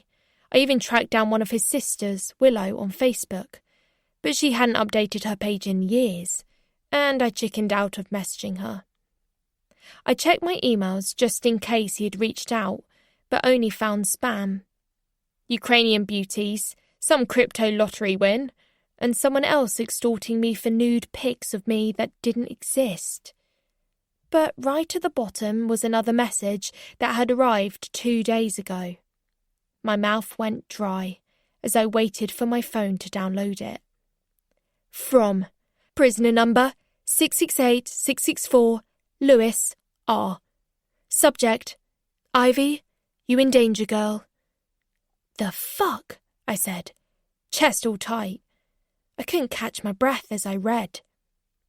Hello, Ivy. I hoped you might get in touch one day. I'm glad you did. I tried writing to you a few times, about 1,000 times actually, but I never heard back, so chances are Claudia never passed them on to you. Anyway, I'd love to meet with you if you still want to. I'll ask the governor for a special visit. I'm allowed one under strict conditions because I've been a very good girl. Maybe sometime before my big interview that's coming up. I'd prefer to speak to you before I speak to the nation. Also, I don't want to worry you, but I have received a threat that you may be in danger, so I've asked someone to keep an eye out for you. Someone I trust. He will look after you on my behalf. I'm sure you'll be fine, if you're anything like me, but just in case. I'll let you know about the visit soon. Stay tuned. R. Kiss. Monday the 2nd of April, 2035. Things that have bloody annoyed me this morning. 1. People who take forever to get to the point of what they're saying, e.g. Larry. Oh, just get on with it, you slow fuck. Chances are I won't care what you're talking about anyway. 2. When the Australians all talk over each other and the TV is on in the background. 3. Geordie touching my hair unrequested. 4. The sound of any of them sniffing, chewing or laughing. 5. Rhiannon Lewis for not kidnapping me when she had the chance. All night long, that sentence from Rhiannon's message whirlpooled around and around in my head. Not the things she said about the danger, the things she said about writing to me. I tried writing to you a few times, about 1,000 times actually, but I never heard back, so chances are Claudia never passed them on to you. 1,000 times, she said. Unless that was an exaggeration, and it all boiled down to a couple of birthday cards and a letter. Them, she said. More than once she had written. I think if I was sending cards or letters to someone who never wrote back, I'd give up eventually. But by thousands, it implied she never had. You would think that even by accident, one might have got through. As fast as Claudia might have tried stuffing them back up the chimney, or barricading the letterbox, I would have seen 1 or 2. But I didn't. Not one. In all these years. I woke up mega early before the sun, with the Australians all snoring soundly in their beds, and my rabbit on my lap, and continued the final book in the Sweet Pea series, Book 5. I read it right to the end, and everything fell into place. I read how my Aunt Serin had been accidentally shot by the detective who was trying to catch Rhiannon, Nadie Jericho. I read how Rhiannon didn't kidnap me, but befriended Detective Jericho, her sworn enemy, and how for a while they worked together to bring down known paedophiles across continents on the dark web. I read how Raphael crossed the same continents just to be with her. I read how she didn't kill a single person in that final installment. I read the end, where Rhiannon is holding a 3-month-old baby boy. I sat up, bolt upright on my bed when I got to that bit. I felt this weight on my chest, a warm, spongy sort of weight. I opened the other eye to see my baby son lying on my chest. We lay there together, me and him, as Raph left us to go make the coffee. "Morning, sunshine," I whispered, kissing that addictive little head. His fluffy hairs tickled my chin. There's no denying that smile of his, all the big brown eyes, all that same tuft of hair Raph has at the base of his neck. They even have the same eyebrows. "He must be real," I whispered to my bedroom air. "He must be. It's right here. Why would she make that up? Second best case scenario, that he was somewhere in Thailand with a nice family bringing him up, probably not even knowing who his real parents were. Best case scenario, that Raphael was still alive, like Freddie suspected, and that he and my brother were together, waiting for me." "Can you stop looking so much like your daddy today, please? Jesus, did my genes even put up a fight? I carried you for 9 months. The least you can do is take after me in some way, but not every way." Melissa and her clan were going on a trip to Longleat Safari Park and then a tour of Georgian Bath, as Heather had rented them a car for the duration. They invited me along, but I didn't really feel like getting eaten by lions and strolling around a city where Jane Austen once shat her pantaloons, so I said I had plans to see friends. They weren't to know I didn't have any friends. Melissa offered to cook a full brekkie that morning, paying no mind to my vegetarianism whatsoever, despite having been told 3 times I didn't eat meat, and that included lard, sausages, and bacon. I hated sitting down to meals with them. I could hear every gulp of food going down their scrags. "What are you doing with these friends of yours today, then, Ive?" she asked, chewing her way through a fatty tangle of egg-dipped streaky bacon. "I'm just going into town, hanging out, the usual." "You could bring your mates with us, family outing," suggested Geordie, ploughing through a mountain of scrambled egg. "No, they don't like stately homes," I said. "And Chloe gets car sick on long journeys, so it's best she stays home." "No rain forecast," said Larry, sipping his tea and scrolling the local weather on his phone. "Better than being stuck in here in the middle of whoop-whoop with nothing to do." "I have plans." "I wish you'd cheer up," sighed Melissa. A red mist floated down. "About what?" "What do you mean, about what?" she countered. "Come on, guys, don't start again," sighed Larry, sipping his coffee. "No, I meant it. What do I have to cheer up about?" to Larry. "I saw you again this morning trying to clap away my crows." To Melissa. "You keep putting poison down for my mice, and I expect I'll come home tomorrow and find Maddox's ears sticking out the cooking pot. Oh, and I almost forgot. My mum and dad are still dead. You're right, Melissa. I should cheer the fuck up." "You're nothing like your dad in temperament, are you?" she sighed. "What?" "You could say anything to our Austin, he'd never get mad. He'd never snap like this. And he was never miserable.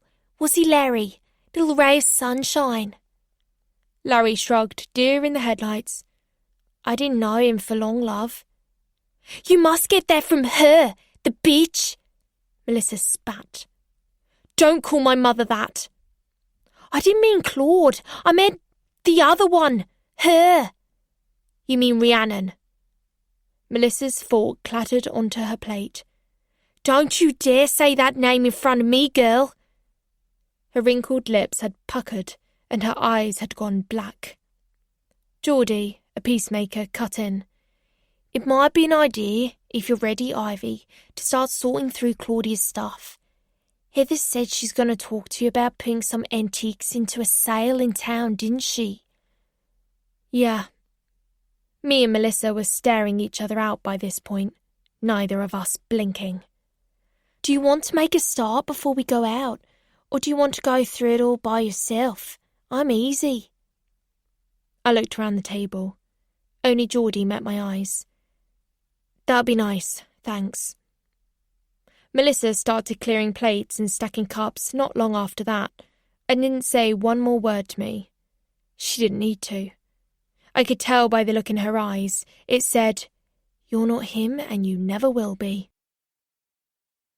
Geordie sat on a cushion on the garage floor, sorting through Christmas decks. "That can all go," I told them. "What? Your Chrissy decks? Won't you want them?" "Keep the angel, maybe. Everything else can go to the tip. There's boxes of DVDs here too." "They're all Mitch's. They can go to the charity shop. Just write it on the box and I'll organise a collection at some point." Geordie began taping up and labelling the boxes as I instructed, but soon became perturbed by the amount of stuff I was just willing to bin. "Got your mum's journalism certificates here?" "Recycle." "You should keep some of them. They're her special awards and stuff." "They're not my awards, are they?" "Bin 'em." I noticed Geordie didn't do as I asked and taped them up and labelled them, setting them aside behind my Wendy house and paint pots. "You're not in the mood for this, are you?" "Not really, but there's never going to be a good time to do it." "Are you looking forward to coming to Oz?" "No, I don't want to go anywhere if I'm honest." "How come?" "'Cause I live here, and you're all strangers, and your stepmom hates me."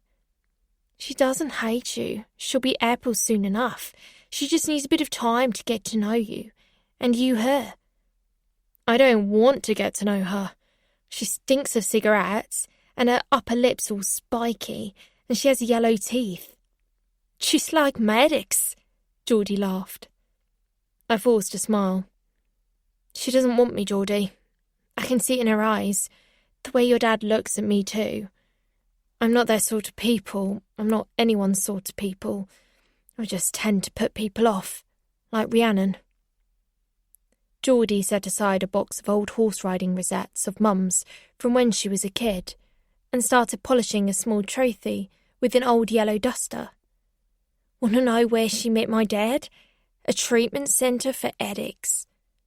"Drug addicts?" "Nah, all kinds of addicts. Melissa's an alcoholic and Dad's problem is gambling. They're in recovery. He's had a couple of daft relapses, the spoonhead, but Mel's doing all right. Well, she was. I'm worried this TV interview of Rhiannon's going to tip her back into it. It's everywhere. All over the papers, magazines. That bloody advert keeps coming on."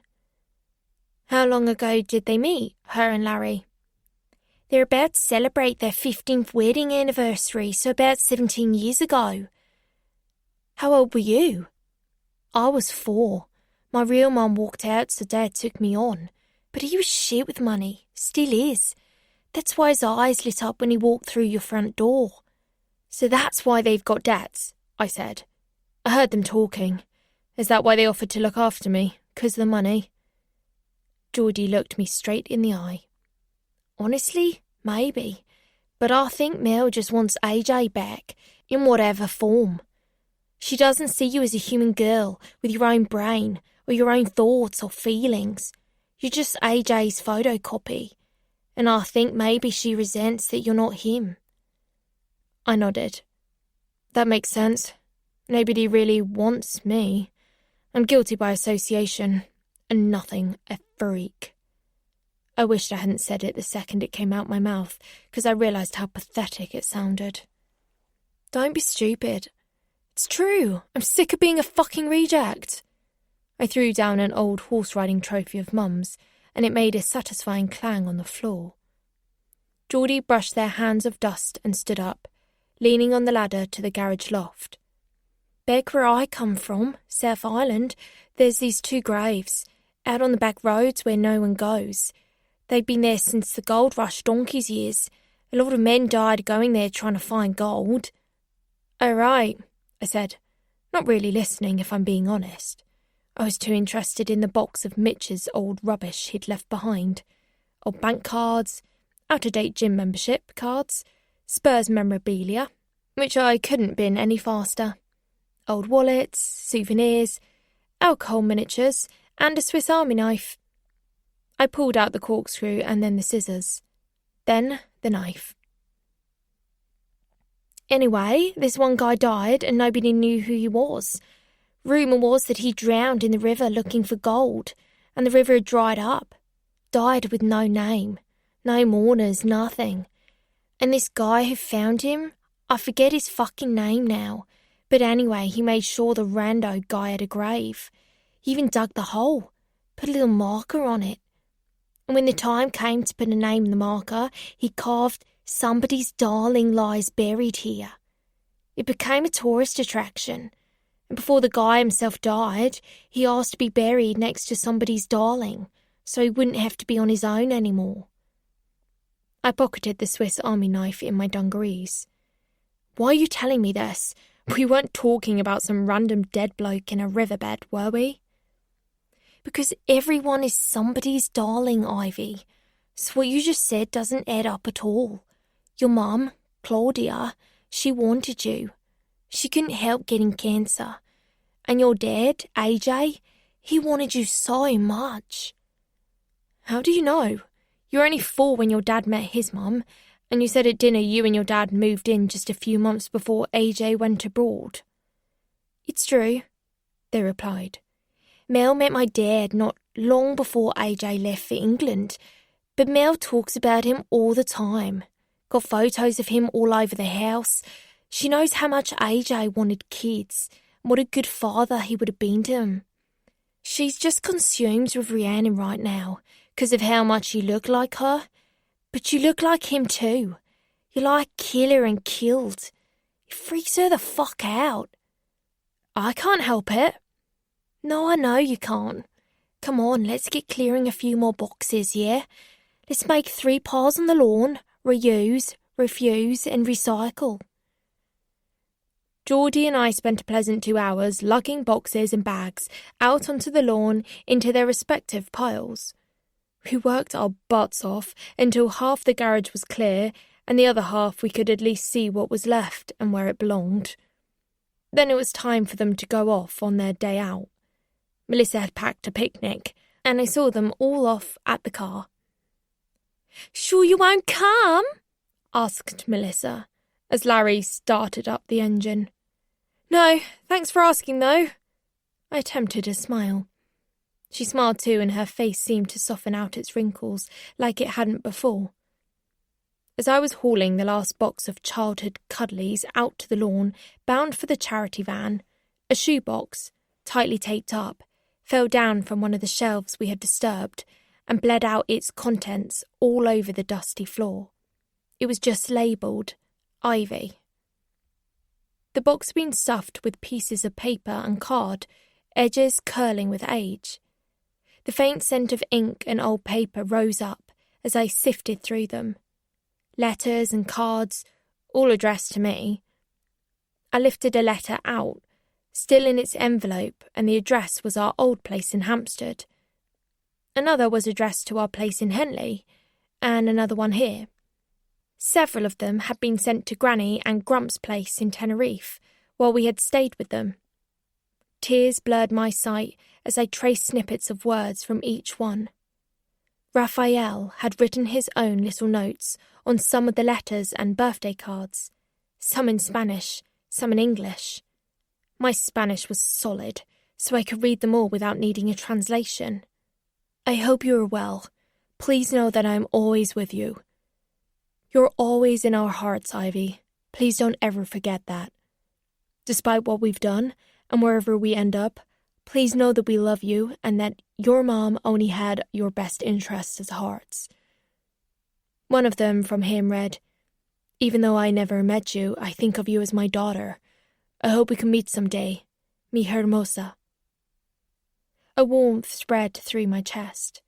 I remembered what one of Freddie Lytton Cheney's books had said, that Raphael had offered to go with Rhiannon to England and help kidnap me, just before he got shot.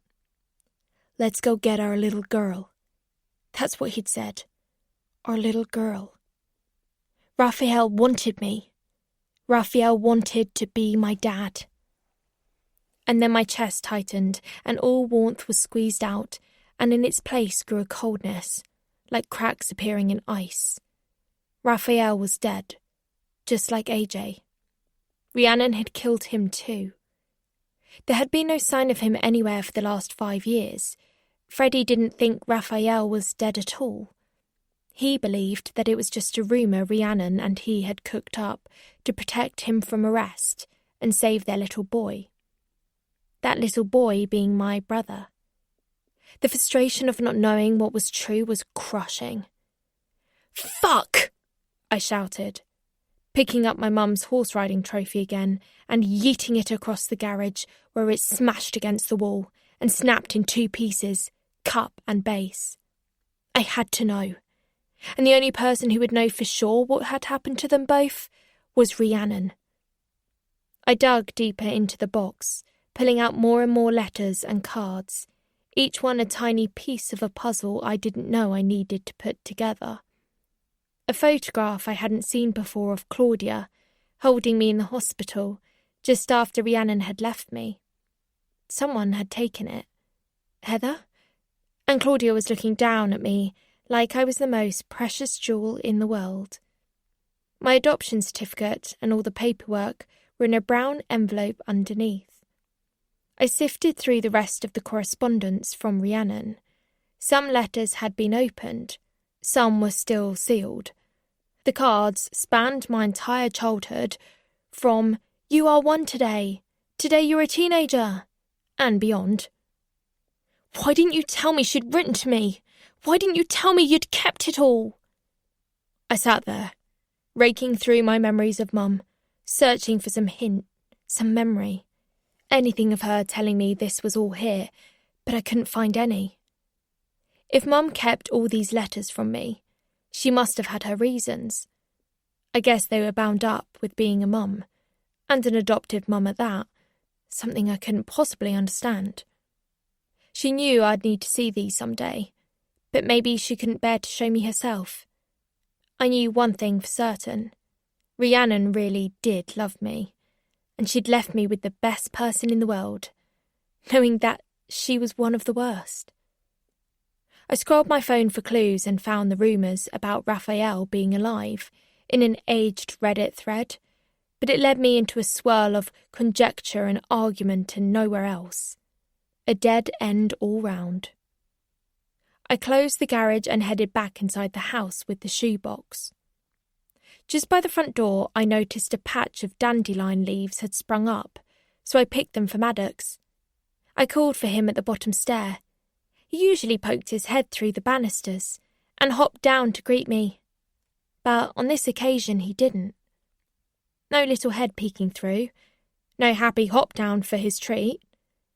I looked all over the house, outside on the lawn, in his run, his hutch, all his usual places, but there was no sign of him whatsoever. Then I noticed the front gate was still open from when the Thompson Pierces had sped off to Longleat. "Shit!" I cried out, running to the top of the driveway to check the road. I looked left and right, scanned the endless grey stretch and bordering trees as far as I could see. But there was nothing but a chewed-up cabbage leaf left in the middle of the road. Maddox had been here, briefly, but then he'd gone. Wednesday, the 4th of April, 2035. Things that have bloody annoyed me this morning. 1. Lizzie, Faye, and Shona, my mum's old college housemates, for coming to her funeral when they hadn't contacted her in years. 2. The celebrant for touching my hair and shoulder uninvited. 3. The gold-digging Aussies. 4. Mum's old boss Ron for thinking money solves all probs. 5. Guy Majors, TV true crime aficionado, and weapons-grade prick. The morning of Mum's funeral, I lay in bed, flicking the blade of Mitch's Swiss Army knife in and out of its compartment. Now that I'd oiled it, the different instruments slid out seamlessly. Knife, corkscrew, bottle opener, scissors, can opener, tiny screwdriver, a metal file, and a load of other ones I couldn't identify. The sound of the knife flicking in and out was deeply satisfying. I thought about Mitch when I saw it, every single time. I barely slept a wink for worrying about Maddox all night. I couldn't bear to see the bottom stair so empty. I wondered if he had enough food, if he was cold, if he had been knocked down by a car, or, the very worst, that the threat Rhiannon warned me about had done something terrible to him.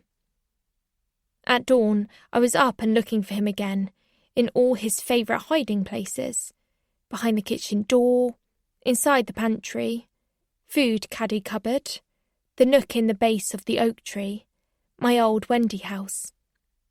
I thought I'd picked up a trail from some scattered carrot peelings in the lane, but no bunny to be found. No crows, no mice, no mum, no Mad. And pretty soon, no home. I kept saying I was fine, but really, I was in freefall. My dad visited me again in the night. This time, he was out on the front lawn, wearing an Arsenal shirt with AJ on the back, and kicking a football into the air, controlling it effortlessly as it came back down. It was raining hard, but the water wasn't touching him. I ran to him to give him a hug, but, as usual, I couldn't get to him. I can't hug you, beautiful girl, I'm sorry. I thought you didn't like football, your mum said. Shows just how much she knows me, doesn't it? I miss you. I miss you too. You're not going to be here when I wake up again, are you? He shook his head, stopping the ball with one foot. What am I supposed to do? I need you, Dad. I really need you. I'm here, baby. You're not, though. I don't know what to do. Yes, you do. I love you so much. Then stay. Stop leaving me. I have to leave you so you can find your own way. No, don't. Please come back. Please. I waited my whole life to meet you. I'd die 1,000 deaths for you. Don't say that. He started walking back up the lawn towards the trees. No looks back, no parting shots, no more ball tricks. He just walked along the dark, dark road until he was out of sight. When I looked out first thing, the ball was in the middle of the lawn, just where he'd left it. I went out for another look around for Maddox this morning, but there was still no sign in all his little places. He really had gone. I couldn't bear breakfast, so I pretended to eat some toast over the bin, 'cause Melissa kept on and on about lining my stomach, and then went up to shower and change into my funeral garb. A black cord dungaree dress, plum blouse and tights. I did up my black patent DMs and stood in front of my mirrored wardrobe. All prim and proper like Mum would want, except for my hair, which was its naturally curly catastrophe.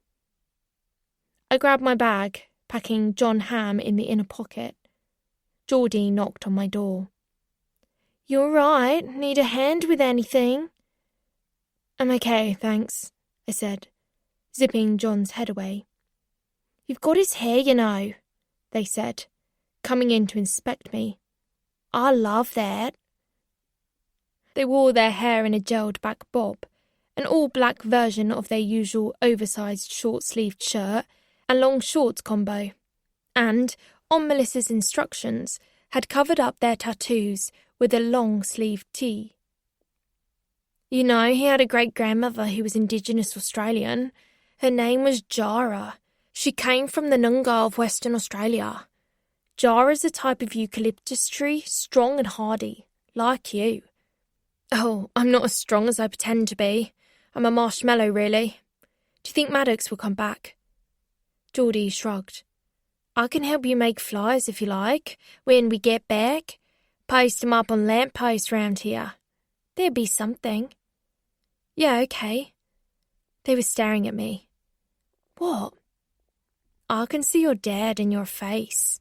I mean, you're mostly her, but he's there too, definitely. He'd have loved the bones of you, Ivy. He waited a lifetime to meet you. I whipped my head around. Why did you say that? Geordie shrugged. Well, Mel said he always wanted kids eventually. I don't think he wanted them too young, but he wanted to be young enough so he'd be able to kick a ball about with them and stuff. So he did like football? Yeah, when he was younger, before he got into surfing and girls and stuff. He was good at it too. Mel's got videos of him playing for his school. I can show you when we get back. I'm good at football too. Which position did he play? Midfield, I think. Me too. You know you said I've got his hair. I've got his thumbs too, apparently. I held out my hands to show them. I wouldn't remember his thumbs, but I'll take your word for it. They laughed. 2 peas in a pod. I glowed inside, but I was immediately awkward because, of course, Geordie had said the P word, and where the P word went, so did Rhiannon. Hey, how about a peanut butter banana sanga and a coffee before we head off? AJ's speciality. I don't like peanut butter, I said. Or coffee. Oh. Geordie seemed bewildered. Sorry. Nah, doesn't matter. They picked out the order of service that was sticking out of my bag. Mum had chosen all of it. The introit, the music, the poem I had to read. You doing the eulogy, are ya? It's not really a eulogy. The celebrant's doing that. I'm supposed to be reading out a Christina Rossetti poem she liked called Let Me Go. Deep breaths. It's going to be all right, Ivy, I promise ya. I didn't really want to hear it at that moment. I wanted to be angry. Angry at everything. And this feeling continued all the way to the crematorium. I was angry at the funeral director's son with his scuffed shoes. Angry at the roadworks that held us up. Angry at the weather for being overcast and drizzly. Angry at Maddox for not accompanying me to the funeral in his little black bow tie I'd ordered especially. Even angry at Mum, lying in her coffin in her favourite navy power suit and blonde wig, as we followed the hearse. I heard Larry and Melissa talking in the seats in front of me. I had my earphones in, purely because I didn't want to converse, and they obviously didn't think I could hear them. How much do you reckon this all cost, then? Larry asked. A few thousand at least, Melissa mumbled. And that coffin ain't a cheapo either. What is it? Mahogany? Can't see the point in getting the most expensive one. They're only going to burn the fucker. You reckon this is coming out of the estate? I cleared my throat and they both shut up pretty quickly. For a hot second, I felt like smashing their fat, greedy heads together. But then the car slowed and turned into the crematorium, and it was time to face the music. You'll Never Walk Alone from Carousel, her 5th favourite musical. There was a large crowd out the front, which cheered me up momentarily. But as I got out and started picking out faces, I realised just how many of them had kept in touch with her over the years. None.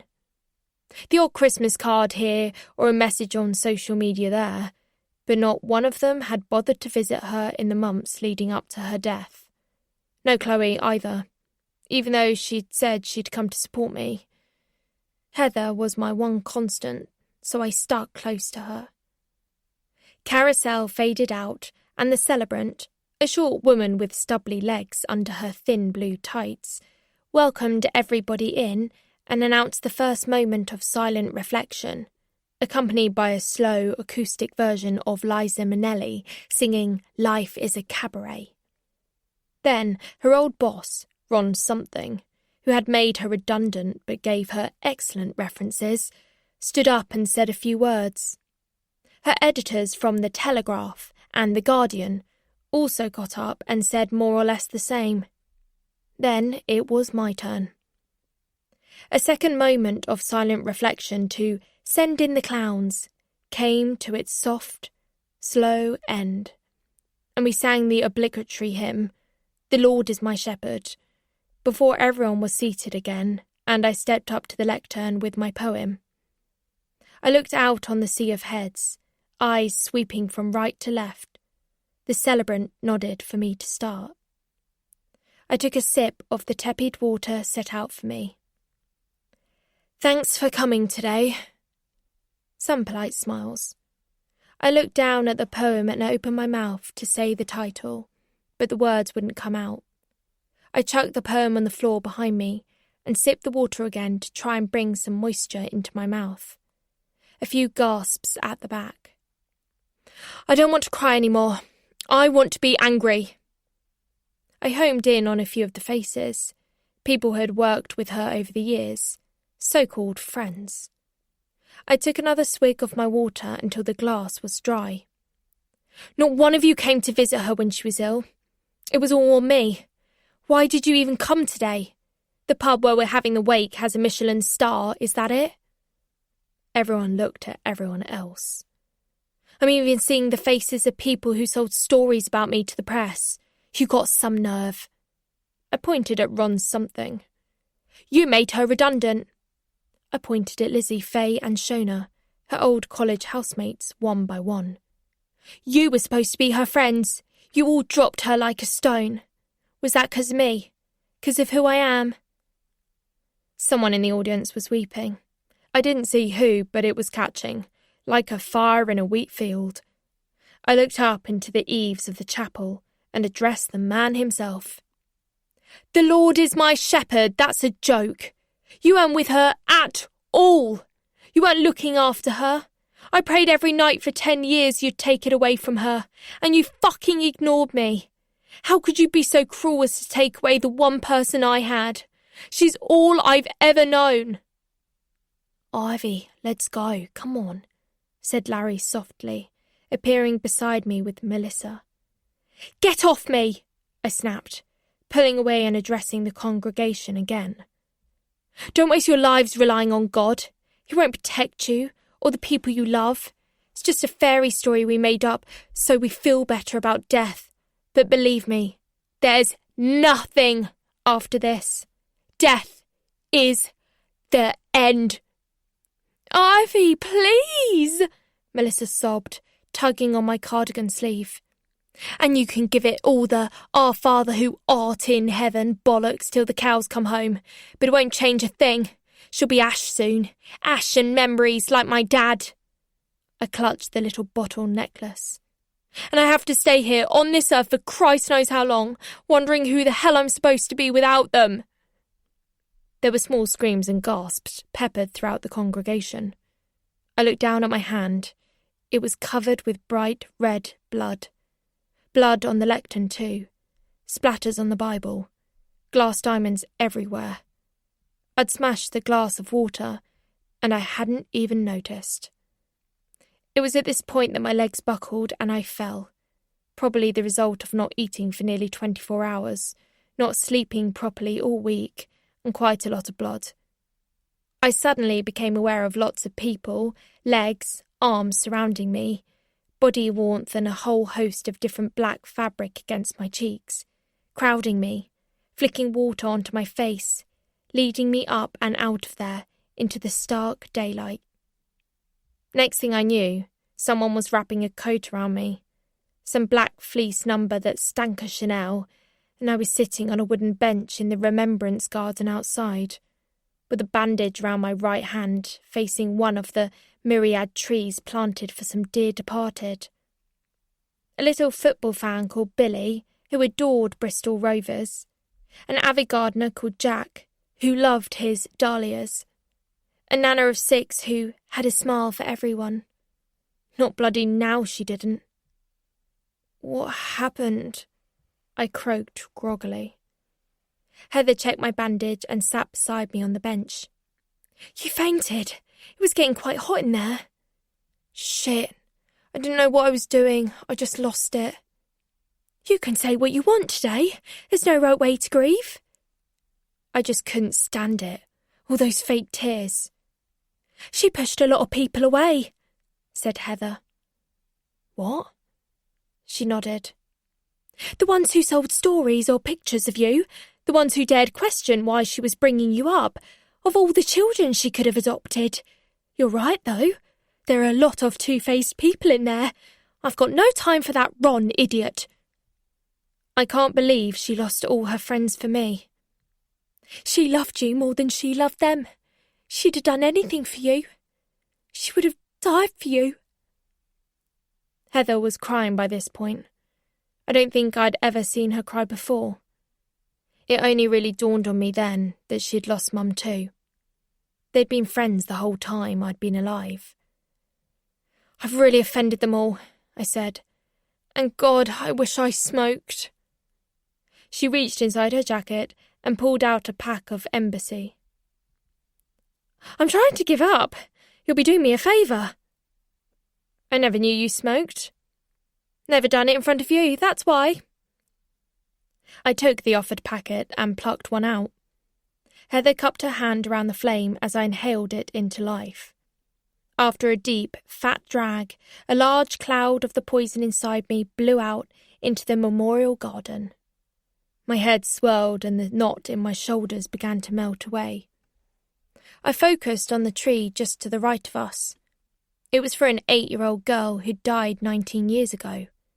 The base had been decorated with colourful pebbles, a washed-out Cindy doll, and a host of freshly dug pink and purple pansies.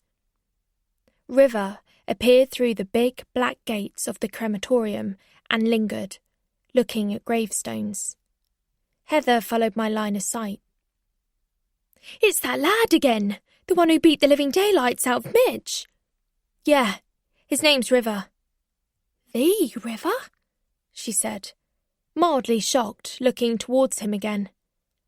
Goodness me. Rhiannon sent him.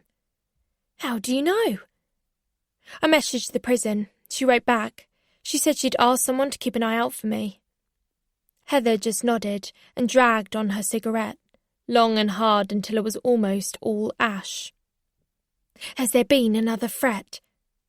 Yeah, I said, before what she'd said landed. What do you mean, another threat? There was a poison pen letter came to the house a few weeks back.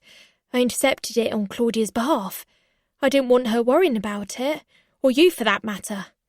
Came to nothing, so I assumed it was just an empty bad seed attempt to get close to you. I imagine they sent one to Rhiannon too. Whatever. You don't care? I have so many things in the air that I should be caring about right now, and I don't know how to separate them. Her face fell. Oh, Ivy. I keep having dreams about my dad. AJ, I mean. I told her. Nice dreams. We talk, he smiles. I can't ever hug him, though. What does it mean? It means you want your dad. But I didn't even know him. Doesn't matter. She smiled, stubbing out her cigarette. Thank you for not making me feel even more like an idiot than I already do, and for sorting everything with Mum, and everything. You're welcome, darling. I'm glad River's watching out for you. That settled one of my worries, at least. There didn't seem to be a good moment to change the conversation around to finding out if Raphael was alive, and if my little brother was with him, so I kept it to myself. Perhaps it was better she didn't know. It was a risky situation, and Heather had always been careful to steer me away from risk. I looked back towards the chapel. I'll have to get another tiny bottle so I can hang a bit of Mum around my neck too. I can't believe the next time I see her she'll be ash. Heather rubbed my arm. That's not all she is, Ivy. She's in everything you do. Everything you say or believe or feel. That all comes from Claudia. You can stand up for yourself. You're curious. You're not afraid to say what needs saying. You care deeply about animals and doing the right thing. You've got wonderful self-esteem. That all comes from her. What about my temper, and my hair, and my long fingers and thumbs and my freckles and my ski slope nose? That's all Rhiannon and AJ, isn't it? And what about Tommy, Rhiannon's dad? My granddad. It ran through him as well, the killing gene. What if I've got that? There's no such thing as a killing gene, and if there is, well, then you have a choice, don't you? Maybe it ran in your family until it ran into you. I smiled. I like that. What about my alcoholism? That's linked to mental health issues and trauma, isn't it? I read this thing online about...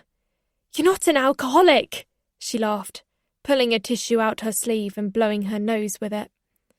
I did a striptease in front of the whole of Year 5. Doesn't matter. You were in crisis. I looked around for River again, but he disappeared. Maybe I need rehab or something. Alcohol was a crutch when you needed it. You just wanted to be numb for a while. There have been times in my life I wanted to shut everything out. There's no shame in it. I can't begin to understand what you're having to process, but from what I can see, you're doing enormously well. I glowed from within. So I'm not just evil, because I saw this thing online about this scientist monk who grew all these pea plants to figure out how traits get passed down, like flower colour or texture, and he found out some traits are dominant and some just wait for the right host. What if the evil gene in Rhiannon, in Tommy, what if it's hiding in me, waiting to come out? You're not evil in the slightest, she said. I don't even think Rhiannon is entirely, and I bet that AJ wasn't entirely pure and innocent either. But what does it matter? That's just blood and bones, and yes, you get those from your mum and dad, but the important stuff, how you've been loved, how you've been socialised, that comes from everywhere else. From Claudia, from me, from friends, school, your little pieces of everyone you've ever met, everything you've ever learned. You're unique. She tucked a curl behind my ear. Something entirely your own. I remember what I'd read in the first Sweet Pea book, how Rhiannon had saved Heather from being raped by 2 men in a van. It did not end well for the men, but it meant Heather had been her lifelong servant after the fact. That's how she'd gotten involved in my adoption in the first place. Heather had sorted it all out. But I didn't mention it. I rubbed the silver panther earring with emerald eyes that was jumping through the hole in her earlobe. I like your earrings. I haven't seen these before. Your mum bought me them about 10 years ago for my birthday. I keep them for best. You feeling better now? Come on then. They'll all be piling out soon. We finished our cigarettes and stubbed them out on the arm of Barry Bentley, husband of Mavis's bench, before heading back towards the throng. The clump of anxiety in my chest had given way to emptiness, and I realised how hungry I was, and made a plan to stuff my face at the wake. Then I had to deal with the onslaught of hugs and head pats from people spilling out to the strains of the exit song from Les Miserables, which was when I realised they were playing the wrong one, On My Own, instead of the one I'd picked out for her, Empty Chairs at Empty Tables. It was strangely appropriate, though, as I stood there like a right orphan, and they all snaked out in their long black mournful line, dropping condolences like sweet wrappers as they went. Oh, Ivy, I'm so sorry. I can't tell you how sorry I am. Oh, Ivy, you poor thing. They all gabbled and garbled and muttered and offered, and all of them were fine about my whole outburst thing. Ron Pondicherry even apologised. You are right, Ivy. It was sheer cowardice that stopped me visiting when she was poorly.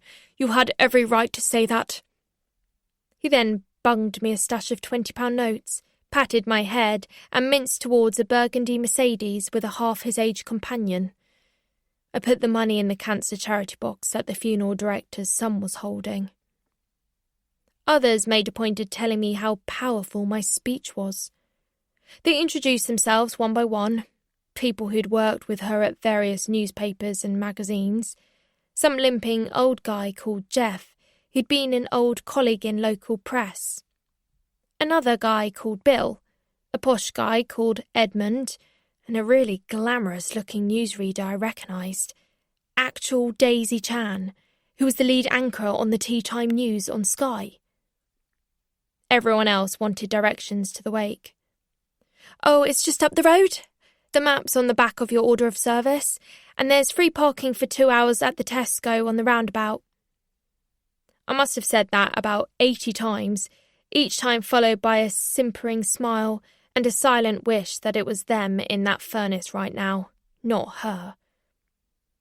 I was interrupted by a man I didn't recognise, but I knew was famous. He had that kind of tan, wore that kind of suit, had that kind of hair. "That was a beautiful ceremony," he said, blue eyes sparkling. "So nice to meet you, Ivy." He held out his hand to shake, and I felt something inside his palm. It was a gold-backed business card with the name Guy Majors, Journalist, in gold lettering. I then recognised him from several of the Sweet Pea documentaries I'd watched online. "You're the one who did that show about Rhiannon." 3 shows to date, actually, he'd. "And you know we're doing the TV special in a few weeks. My Live from Haverfield Prison exclusive." "Yeah, I heard." "I wondered if you'd like me to talk with the governor about a meeting. I can make it happen, Ivy, just say the word." "A meeting?" I said. "With Rhiannon?" "Yeah." His gold tooth glinted in the weak mid-morning sunlight. "She'd love to meet you. I imagine you must be pretty curious to meet her too." "No," I lied. "Have a think about it. You've got my card if you should decide it's something you'd like to pursue. I can make it happen. Just say the word." I stared down at the gold-embossed card. "Your mother, Mrs. Silverton, that is, was never keen on me talking to you about it, but, well, you can make your own decisions now, can't you?" "I suppose." He scratched his nose as a cluster of gold bracelets and a shiny gold watch tumbled down his tanned wrist. "She's kept her nose clean for a long time, so they're relaxing the rules regarding visitors now. I could get you in the week before my live interview if you wanted." "Why then?" "Well, we could use some of the footage, splice it in the live interview to show a more human side to Rhiannon. Be quite the scoop. Sweet Pea and Dort reunited. No other journalist would have the access. You don't have to be on camera, just a few snaps. Think about it, Ivy." He winked and turned on his heel, his soles click-clacking on the concrete as he walked away. Prick. Late afternoon, Wednesday, 4th of April, 2035. Things that have bloody annoyed me this afternoon. 1. Velvet cushions on the banquettes at the pub. Can't stand velvet. 2. The spoons at the buffet, scratchy and heavy, forks like shovels. 3. Sitting on a warm toilet seat at the crematorium.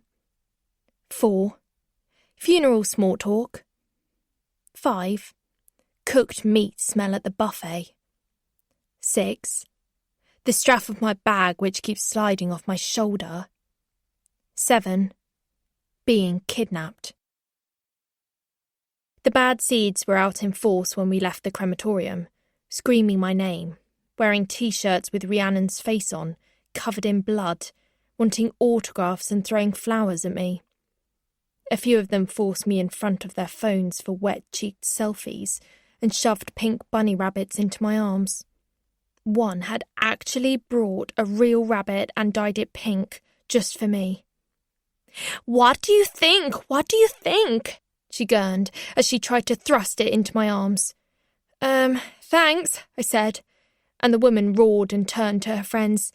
"OMG, she's so funny. I love her so much. She's just like her mom." There were more of them at the pub too, where the wake was, but River had appeared like my own personal bodyguard again and kept them away from me, so I could grieve in peace over my veggie samosas. As he pushed them back and yanked away over-eager bad seeds from tearing at my clothes or trying to pull out strands of my hair, I felt like I should be paying him. He had his own vehicle, an electric SUV he was renting, so he wasn't taking advantage of the free bar, and he got himself an orange juice and sat in the corner of the event room, watching me and Heather greet the mourners, and showing them which end of the buffet to start from. Sausage rolls to cupcakes, spoons in the centre, help yourself to tea and coffee.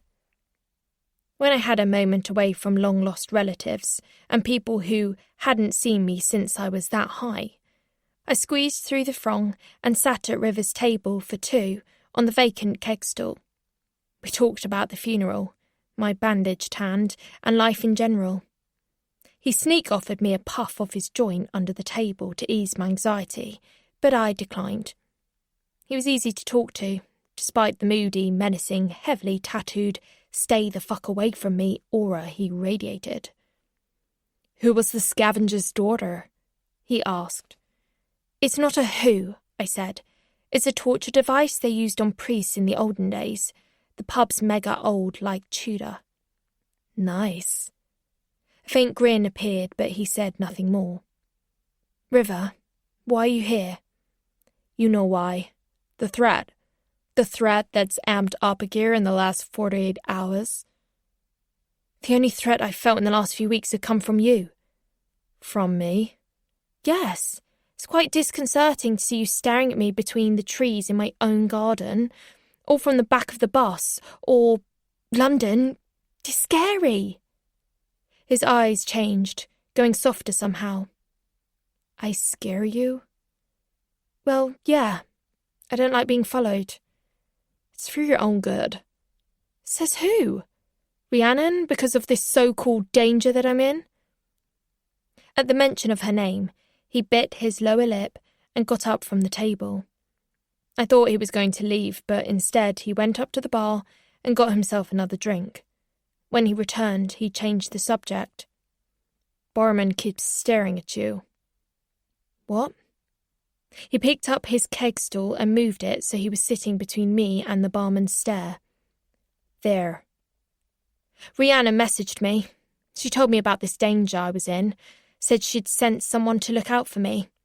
I can only assume she meant you." "Nailed it." He swigged his drink and winced at the taste. "I'm duty-bound to look after you." "Why duty-bound? Is she paying you?" "No." He sort of laughed, shaking his head. "I owe her my life. You see, what happened was—" "I know," I interrupted. "I read the book." His head dipped. "So you get it." "Yeah, but you don't owe her. How long have you been doing this?" "I contacted her just after she was extradited to the UK for sentencing 5 years ago. I said if she ever needed me to do something on the outside, I'd be like her foot soldier. Most of the stuff she wanted me to do was here." "Like what?" "Stuff she'd read in the papers, guys on the outside who'd evaded justice. She just wanted me to give them warnings. A few women had contacted her in jail and told them things like how their spouses were beating them up or that a pedophile had moved onto their estate, things like that." I leaned in. "So you went around and killed these people, willy-nilly?" "I wouldn't say willy-nilly, I just made damn sure they weren't a problem anymore."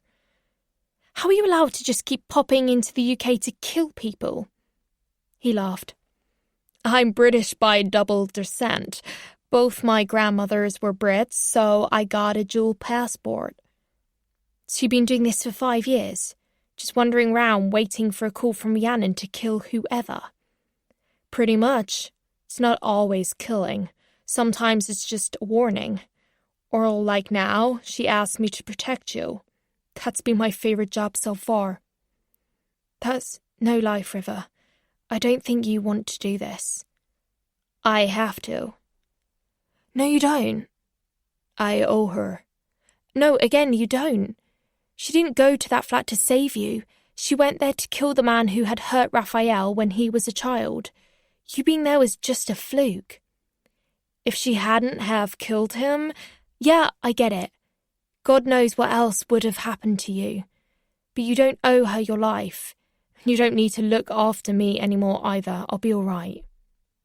He swigged his OJ, wincing again at the taste. "No, you won't." "Yes, I will. My life is none of your business, River, and it's none of Rhiannon's either. She gave up that right over 16 years ago. Plus, it's kind of creepy you being a full-grown man and me being a 16-year-old girl. Can you not see that? You must know I wouldn't dream of putting you in danger. I know, and I'm glad you got rid of Mitch and saved me today from the fans. I appreciate it, but I can look after myself. I have to. He was silent for a long time. We both watched the comings and goings of the wake. The slideshow on the projector screen above the snooker table had started. Endless pictures of Mum at work, Mum at play, Mum on the beach, Mum and me outside the cinema, where she'd taken me to see the reboot of The Land Before Time, just before I got mad into dinosaurs. The sound system played 100 Greatest Musicals on a loop. I caught River looking directly at me, like he was staring into my bones. His face took my breath away in the light of the table lamp. He had these huge black-brown eyes that twinkled when he smiled, which wasn't often. Jet black hair. On his knuckles there were tattooed letters, one on the left hand, Angel, and the right, Demon. He pushed his empty glass away, standing up, but swaying slightly. I knew there wasn't just OJ in there. Are you going to be okay to drive? I asked. I think so. He shook his head like a dog shaking off a flea. Where is the men's room? Through the door there and down the steps? Thanks. He was definitely not walking in a straight line to that door. In the meantime, I sat alone at the table, continuing to watch the slideshow. Pictures of Mum and me paddling in Tenerife, her with a killer tan and wearing rock star sunglasses and laughing hard. She looked so healthy and happy. There were no pictures of Mitch, thank God. Heather had filtered those out, so it was all Mum on her own or Mum with me. I could feel the tears coming again as slipping through my fingers from Mamma Mia played over the montage. Video footage of us at the zoo, us at some park, walking along a wall on the seafront, trick-or-treating, tiny me in a sea of Christmas presents. It hit me then, just how fucking lucky I'd been to have her as my mum. I glanced across at Melissa and Larry, slow dancing to the song. It wasn't their fault they weren't her, but it made me all the more determined to find someone I actually wanted to be with, instead of settling for two people who were only here out of duty. One who looked appalled every time her eyes landed on me, and the other who couldn't stop scouring eBay for the prices of my mum's things. Melissa hadn't said a single word to me since we got to the pub, not even to ask about my cut hand. I guess she had her own stuff going on. She was a recovering alcoholic after all, stuck grieving her only sister with nothing to comfort her but a smelly husband, an indifferent stepchild and a Diet Coke. Heather caught my eye as she talked to two women and pointed out the very end of the table where there were 2 plates of vegetarian samosas, neatly labelled. You okay? She motioned as the tears rolled down my cheeks. I nodded, wiping my eyes. The barman appeared to clear the 2 glasses from my table. There's another slideshow supposed to start in a bit. We can't get the laptop to work. Your mum was going to sort it, but we can't find her. She's not my mum, she's my solicitor. I sniffed. My mum's the one in the coffin. Oh shit, sorry, he smiled. He was cute for a bloke. If I'd been straight, I'd have gone for him. Not as good looking as River, but good enough for around here. Could you have a look? I'm not into tech. Sure. I followed him through the heaving function space to the bar area. It's just here, he said. I changed over the next set of slides easily, and they opened up a whole new host of memories. Birthday parties with assorted kindergarten friends, custom-made birthday cakes, stacks of gifts, Me at the pantomime. Me coming first in sports day sprints. Me in a fairy outfit on a stage. And she was there for every event, capturing every minute, cheering me on. My heart ached. "There you go," I said, as I hunkered down in the cubby behind the crisps cabinet. "Sorted." "Ah, that's great, thanks." He had an accent that I couldn't place, and he poured me a Diet Coke from the hose and set it down on the counter. "Thanks." "I'm Louis, just moved here." He shook my hand as I swigged the Coke. It tasted funny. "Is there vodka in this?" "Did you see me put vodka in it?" "No." "There isn't then, is there? Have a seat and stay a while." I took a seat on a high stool, watching the people at the other end of the bar, where the wake wasn't taking place, where people weren't grieving, where life was happy and safe, and people had parents and homes that weren't empty but for 3 strange Australians and a solicitor I only knew because my serial killer mum had stopped her being gang raped in a rusty blue van. "I thought your mum was that serial killer," said Louis, replacing the empty card of scampi fries on the wall behind him. I hiccuped. "Yeah, she is. I meant my other mother, adopted." "All right." "You're not bad, Seed, are you?" I asked. "I haven't seen you in here before. We came for a meal recently. I haven't worked here long. It's a nice area, though. Lots of money around here. Expect you're loaded now, ain't you?" I didn't like his face all of a sudden, and I was convinced there was something in the Coke. There was an aftertaste I didn't recognise, though he definitely hadn't put anything else in there, or I'd have seen. I wanted to go back to the table where River was, but I couldn't get down off the stool. Half the glass of Coke gone, I started feeling woozy. I felt like putting my head down on the counter and falling asleep. Another guy appeared in a jean jacket beside me. "We'll take you home if you like," said the barman. "No, I'm all right, thanks. I'm here with some family." "I can't see any of your family looking for you. Come on," said Jean Jacket, as he grabbed my elbow. All I could smell was his cologne. All I could taste was that weird aftertaste. I just wanted to sleep, but even so I knew I shouldn't leave with them. "I don't know who you are." I didn't even know if I was saying the right words. My vision had become all fuzzy as the jean jacket guy led me out of the function room. My legs were moving beneath me, but I didn't want them to. Everything was spinning, like when I was drunk, except I couldn't be drunk. I looked around for the barman, but he had disappeared. There were so many people about, but nobody I recognised. Where was Heather? Where was River? Larry? Geordie? Melissa? Anybody? I needed help. I didn't know these lads. 2 of them now, Jean Jacket and the barman. As we got to the door, another one appeared and started walking with us. "Come on, let's get you outside in the fresh air, shall we?" said Jean Jacket. The barman was holding me up on the other side. Flashes, shouting. Cold air. Freezing cold air. Red car. Cigarette stink. Warm seats. What did I do with that Swiss Army knife? Get in there! Fast engine. Shit, it's at home. I left it. Where's my bag? Where's my bag? Accents, 3 voices all the same. Not Scouse, Brummie, Birmingham, strangers. Shit, this was bad. This was really, really bad. Hot air, vents blasting, freezing air, air conditioner on to clean the windscreen. Shut the fuck up and drive!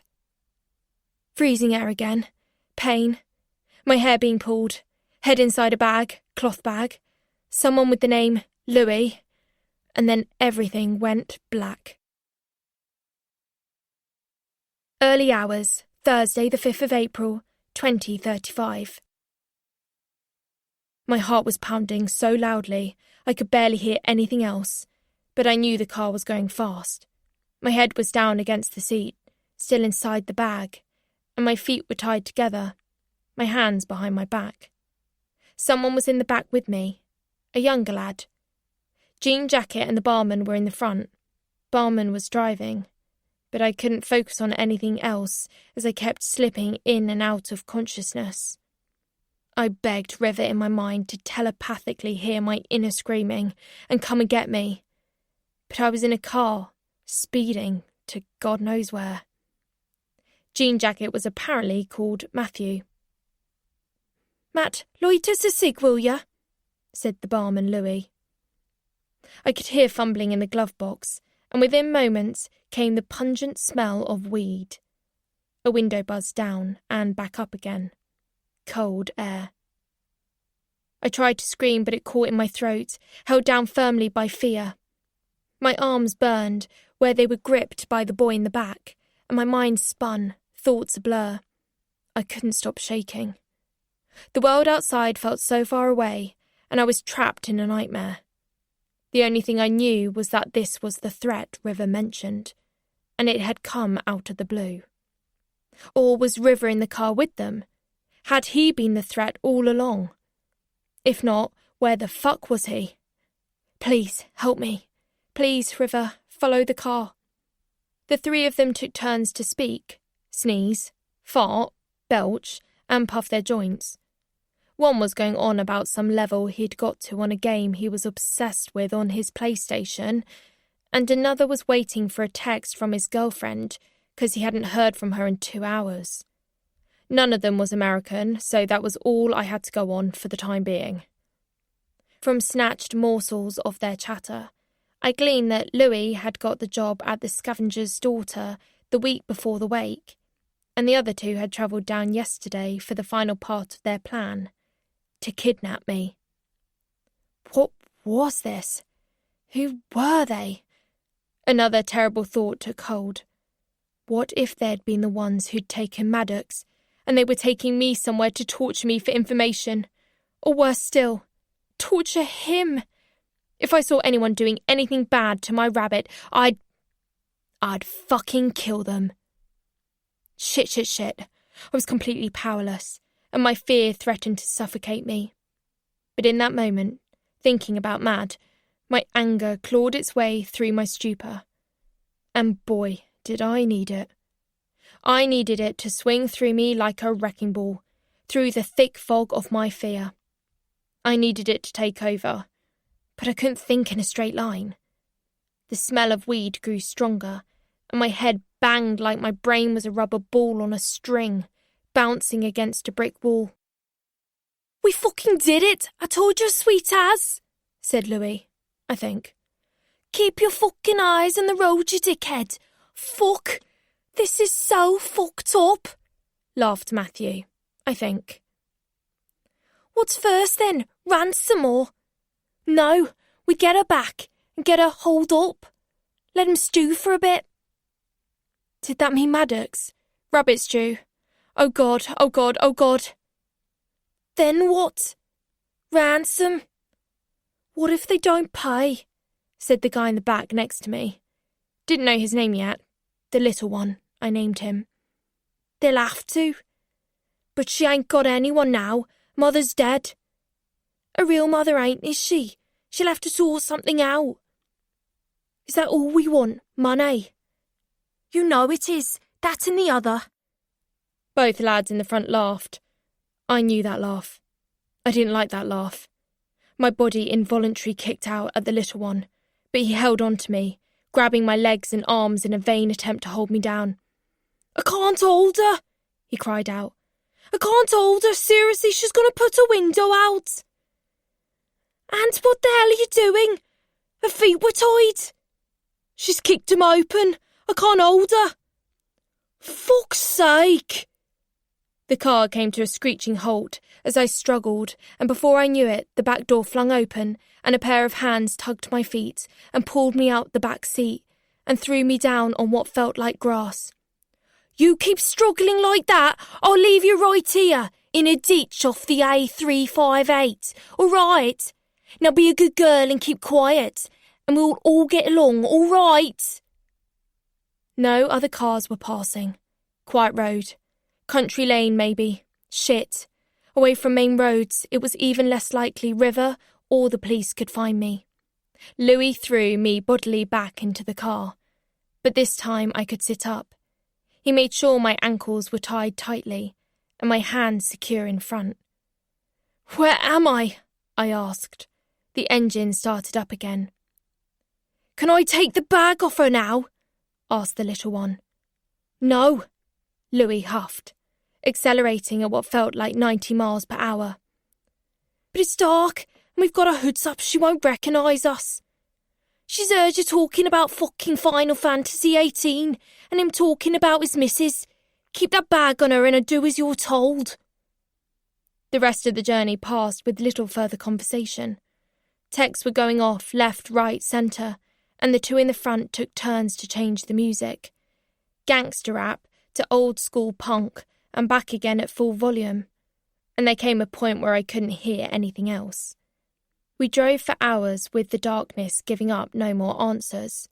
The car's engine hummed steadily, a constant, unnerving noise that made the silence heavier. My body ached all over, but it was the fear that twisted in my gut that hurt the most. The fear of not knowing what was going to happen next. At some point I passed out, because when I came to, I felt this rush of freezing air, and I was pulled out of the car and led, penguin-style, into an echoey room, a garage, seemingly adjoining an ordinary house. The garage was cold and had a concrete floor, and with a deafening slam, I heard the up and over door crash down, shutting us all inside. I was sat down on what felt like a plastic garden chair, and my feet were untied for comfort, just as my hands were retied, one at a time, to the armrests. And through the bag, I could just about see a black machete-type knife poised on my face by the one called Louis. A strip light flicked on above, and it was only then that the bag came off my head. I could see them all clearly now. Behind him stood Matthew in his worn jean jacket, arms crossed, radiating menace. And what seemed to be the youngest of three, with a squint, hovered near the doorway, into what appeared to be the main house. For some reason, I wanted to laugh. Maybe it was wearing off, whatever they'd put in that Diet Coke, or the fact the pain in my bandaged hand had disappeared. But something had shifted. The fear was gone. Like a dam had broken, and in its place was flooding a surge of raw, unfiltered rage. Louis bent down so his face was level with mine. He smiled. "Hello, you. Right little pea from the same pod, aren't ya?" The second I saw that smile, I swung my right leg with all my might and kicked the knife clean out of his hand. "Get that fucking thing away from me!" The knife clattered across the concrete floor and disappeared underneath a silver Fiesta. Matthew laughed at Louis, who shook out his hand in pain and didn't return the merriment. "Like mother, like fucking daughter, is it? We might have trouble here." I looked at all three of them in turn. "Is this the threat, then? Bloody hell, there isn't a pew between you." My heart thudded. Where the hell this voice was coming from, I didn't know. All I could think was that they were going to bring out Maddox at any second, and I would be ready for them. I'd stab them one by one if they hurt my boy. Louis crouched down again to look at me closely. "We don't just make threats, you know. We follow through." Matt handed him the knife again, and he caressed the top of my thigh with the tip. But that's the thing about threats. Once you know what motive lies behind them, they lose their power. And as soon as I saw the little one's face, it all clicked. I knew who he was. And I knew what this was about. "Now, you stay right here and make no noises and we'll treat you kindly. You want a drink? Something to eat?" I didn't answer. "See, I'm being nice, Ivy. I could just as easily be nasty. I'll ask you again. Do you want a drink or something to eat?" I shook my head. "Okay, so you wait here while we go in there." He nodded towards the house. And we'll be back soon. No noises, remember, or Mr. Nasty comes out. The three of them disappeared inside the house, and I stayed tied to the garden chair, wrists aching with the restriction of the plastic cable ties. The youngest one with the squint brought me out a glass of orange juice and a ham and cucumber sandwich. He held the glass to my mouth for me to drink, but I didn't. I looked up at him. They didn't drug it, I swear. The sandwich isn't drugged either. I'm a vegetarian, I said. He squinted, venturing inside the bread and removing the slices of ham, flinging them to the floor where a small white cat appeared and gobbled them up greedily. He set the plate down on the crate he'd upended as a makeshift table and checked my bandage was on tight enough. Does that need changing? No. How'd you do it? Smashed a glass. Do you need the toilet? He asked, setting the OJ glass down. I shook my head, and then he left. The more time that passed, the more I got the impression they didn't know what to do with me. They each kept coming in, looking at me, making threats about noise and behaving. But apart from them forcing me into the toilet under pain of knife, that if I did anything other than piss or shit, they'd gut me when I came out, there wasn't a sign of a forward plan. The weakest link in the chain, the little one, was eventually put in charge of me full-time, and he sat on another upended plastic crate opposite me in the garage and played on his phone. What do you want with me? I asked. Huh? He said, his squinting eyes as wide as my rabbit's when I was telling him off for nibbling Mum's valance. You're not allowed to say yet, I get it. He glanced at the cucumber sandwich. Eat. How do you propose I do that with no hands? Oh, yeah. He came over to me, picked up one corner of the sandwich and placed it in front of my mouth. Bite. Not hungry. Drink something then, he said, picking up the OJ. I'm not making it easier for you to rape me. I'll fight each one of you the whole way. Oh, no, not that, he said emphatically. They wouldn't do that. Not me, none of us. I don't care if you kill me then, but just know this. I will haunt the shit out of the three of you. Wherever you go, whatever you do. No, he cried. Here. He slid a Swiss Army knife, just like Mitch's, out of his jeans pocket and cut the tie on my right hand. Then he handed me the glass. That's not what this is about. I sipped all the orange juice straight down. I did feel better and handed him the empty glass. And it's not about my rabbit? He frowned. What rabbit? This is about your dad, isn't it? He stared at me but didn't confirm or deny it. You're Anthony, aren't you? You're the youngest. His Adam's apple went up and down and he glanced towards the house. I know what Rhiannon did to him. His name was Dean, right? He stared briefly, then nodded. How did you know? I read the Sweet Pea books, and I've watched all the documentaries about Rhiannon, and I saw your mum being interviewed on daytime TV.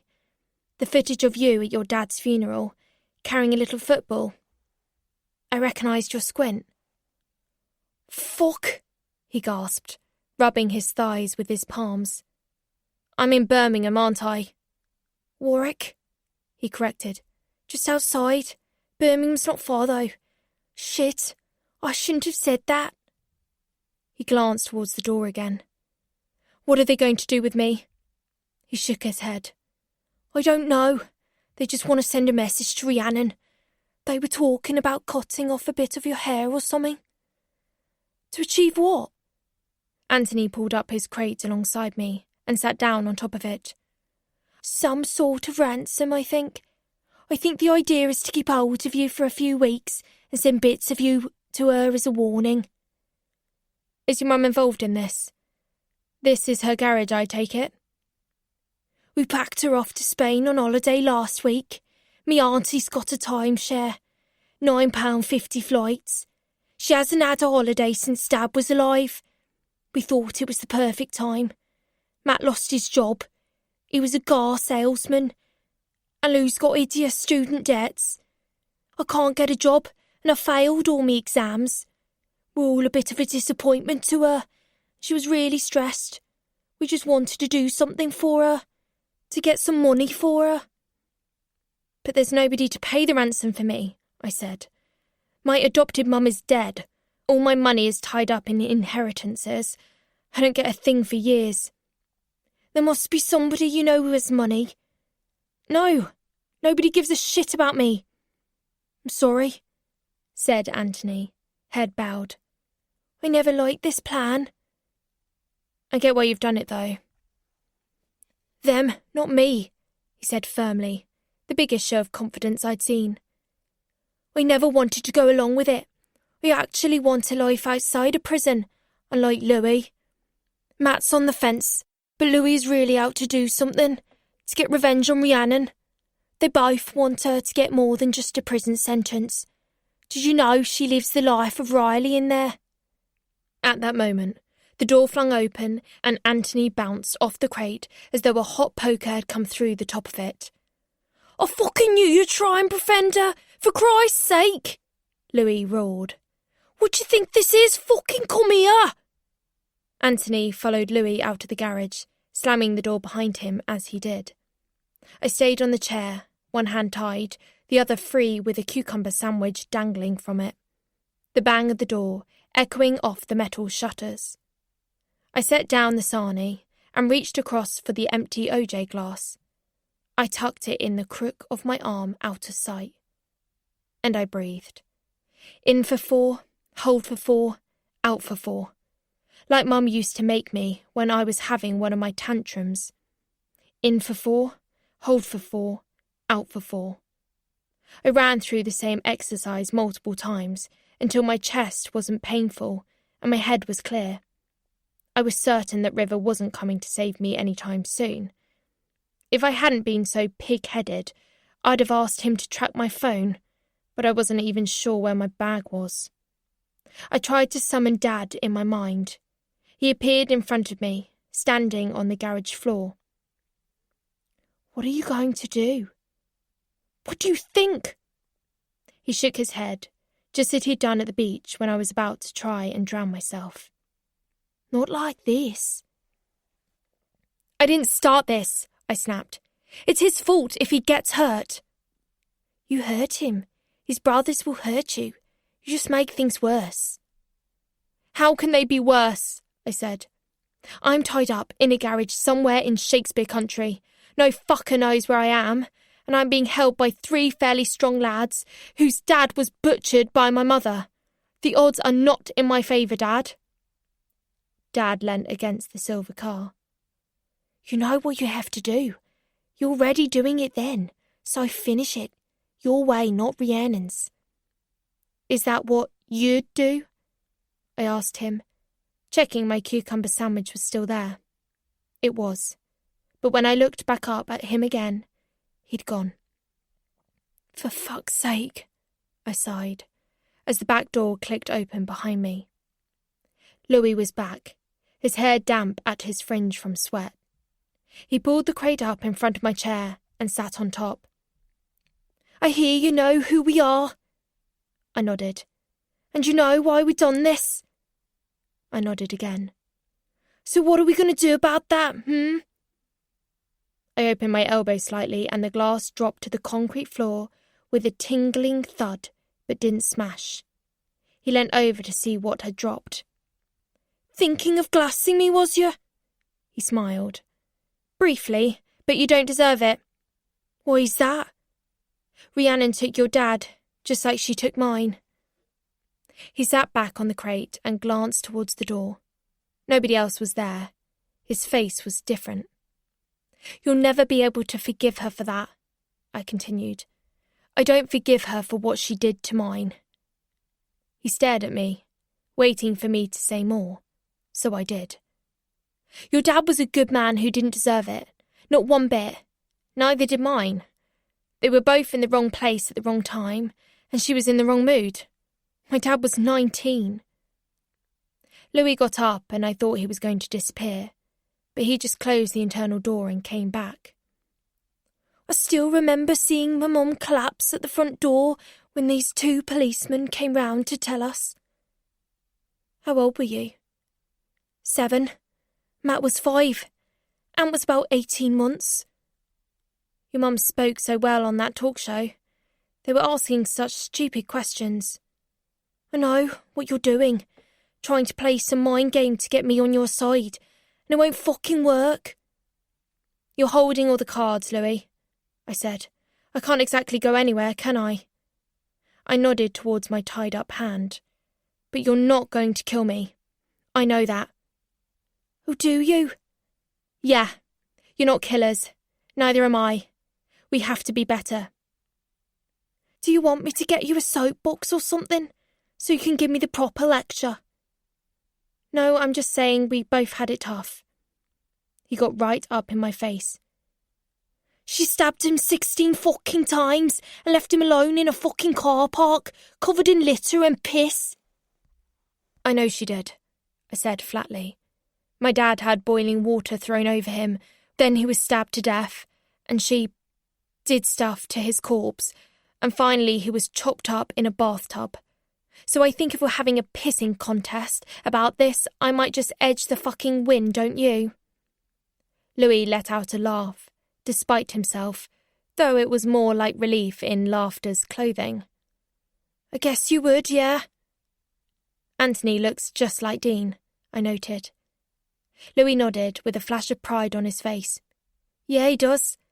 At least I have 7 years of memories of him, I suppose. He doesn't have any. It's never long enough, however long we get with them. I had 16 years of my adoptive mum, Claudia, but I miss her every second. I never realised how much she did for me until today. She gave me a brilliant life. I'd have had a terrible time if I'd stayed with Rhiannon. What you're doing to me, it's not going to change anything. It's not going to bring Dean back. Of course it's not, he snapped, standing up and pacing the floor. We're not doing it for that. No, you're doing it to hurt Rhiannon, but it's pointless. She doesn't have feelings. She does when it comes to you. His eyes stayed fixed on mine. She'll kill someone in prison. Someone who killed someone else, I expect, I said. And so the cycle repeats. It's all pointless, Louis. Utterly, utterly pointless. He glared at me, hard, right down the lens, but said nothing. Your mum's away for a couple of weeks, right? Timeshare holiday? But she'll be back. What's that got to do with it? You've done all this because she's away. But if she came back right now, tonight, and saw me here, she'd be mad as shit with you, wouldn't she? You don't know fuck all about my mum, what she's been through, how hard she's had to work to see us grow up all right. You're right, I don't, but I can imagine. How the fuck can you imagine, you spoiled little rich beach? I told you, because Rhiannon killed my dad as well. I nodded towards my ashes necklace. See this bottle? Part of him's in there. That's all I have. The rest is in some urn in Australia. Louis rubbed his top lip and sat back down. He wanted to be my dad more than anything, but all I got were some ashes in a tiny glass bottle, and his thumbs. The tears were coming properly now, but not from me, from him. I carried on talking, now that the dam had broken. I don't expect you to feel sorry for me. Private school girl, spoilt bitch, I get it. I have been so spoilt, but I promise you, however you feel about Rhiannon, I feel it too. You've missed out on something so precious because of her, and so have I. You're mad as hell about losing your dad, and so am I. We're in the same boat, so stop fucking rocking it. He leaned forwards and put his head in his hands. It was a long time that I watched him sitting there before I heard the sniff. When he came up for air again, he stood up, wiped his cheeks, grabbed the kitchen knife from the dusty floor, and hurled it against the dartboard on the back wall. Amazingly, he got a bullseye. I chuckled. He smiled too. Mum's going to fucking kill me. No, she won't. She will. I'll go to prison. Matt too, probably. And could end up in young offenders. How old is he? 18 and a half. No, that'll be prison as well then. He sighed, still pacing. We've already got criminal records, all of us. Shoplifting, truanting. We just want something else, you know. Something to lift us out of this shit. We deserve it. And now we're all going to go down the road.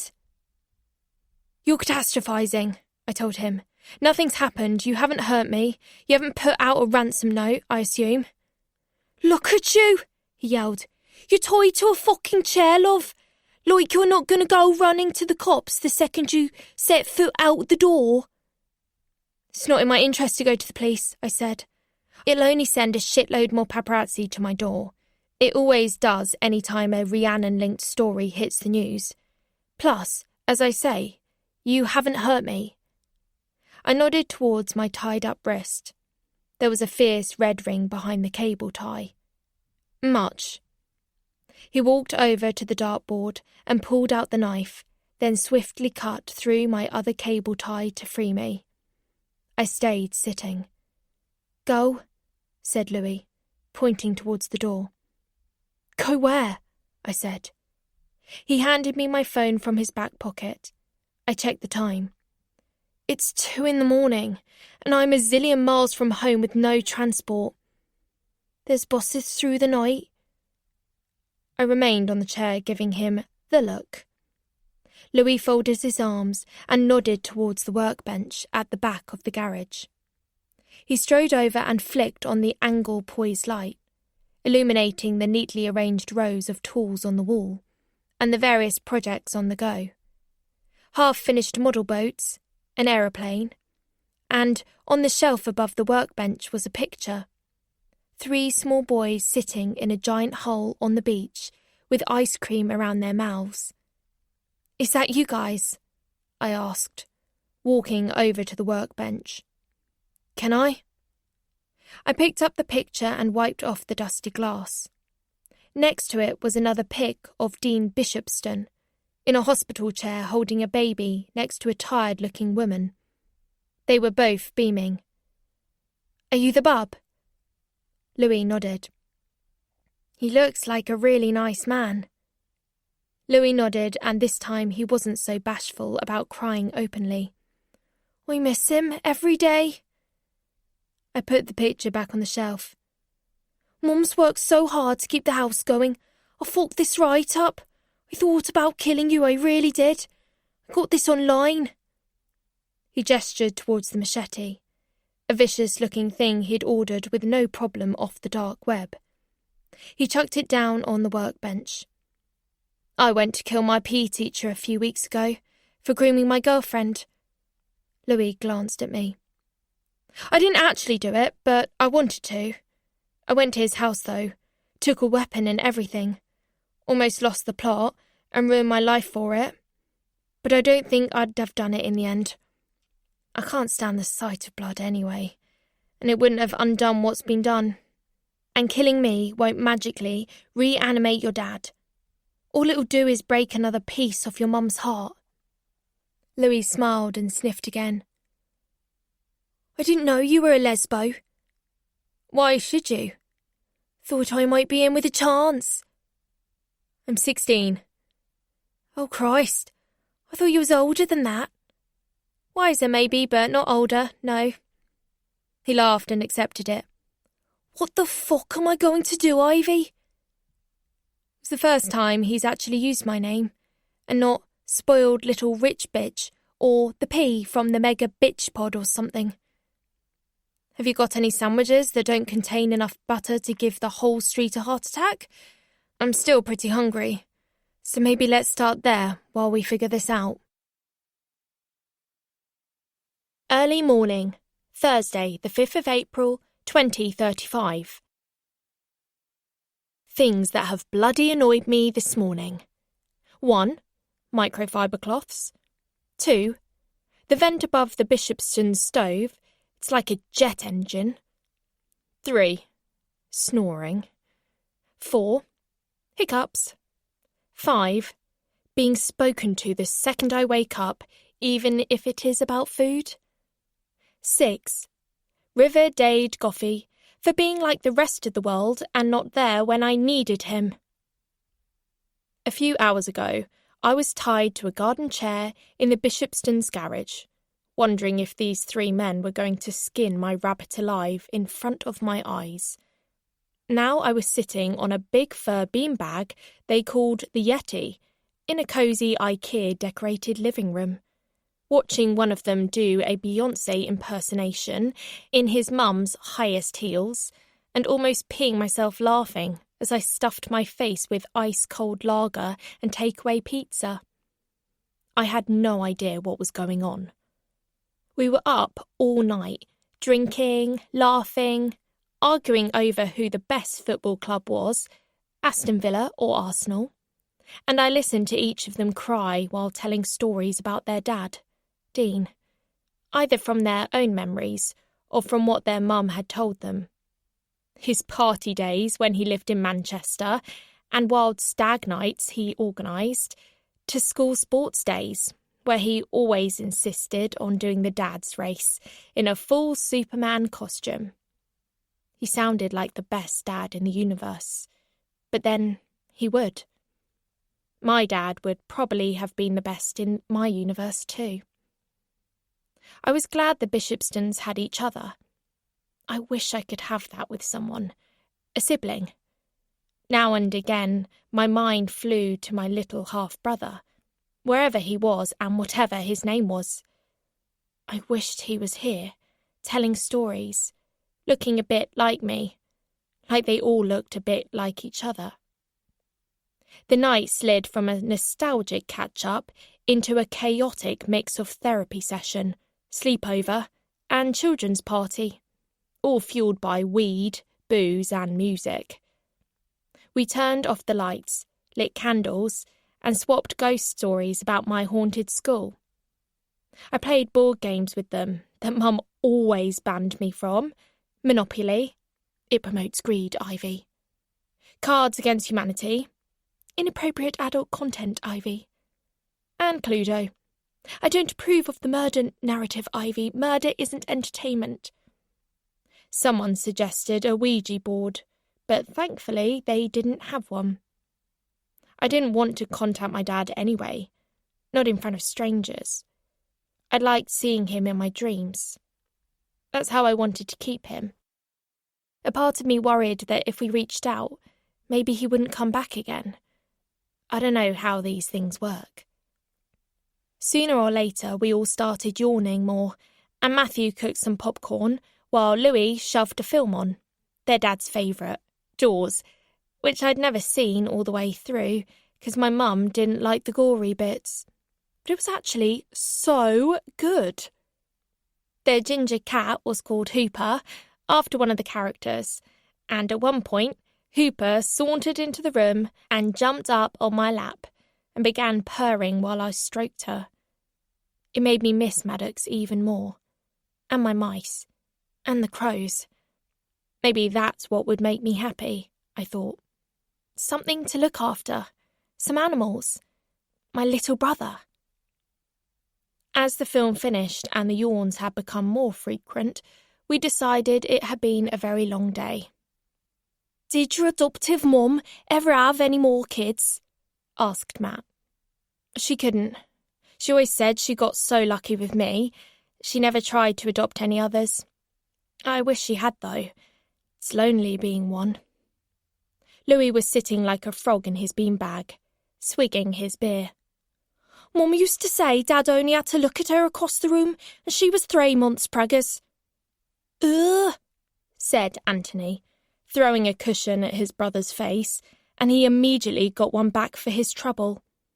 "It's true. Mum said they were at it like it was an Olympic event all the time.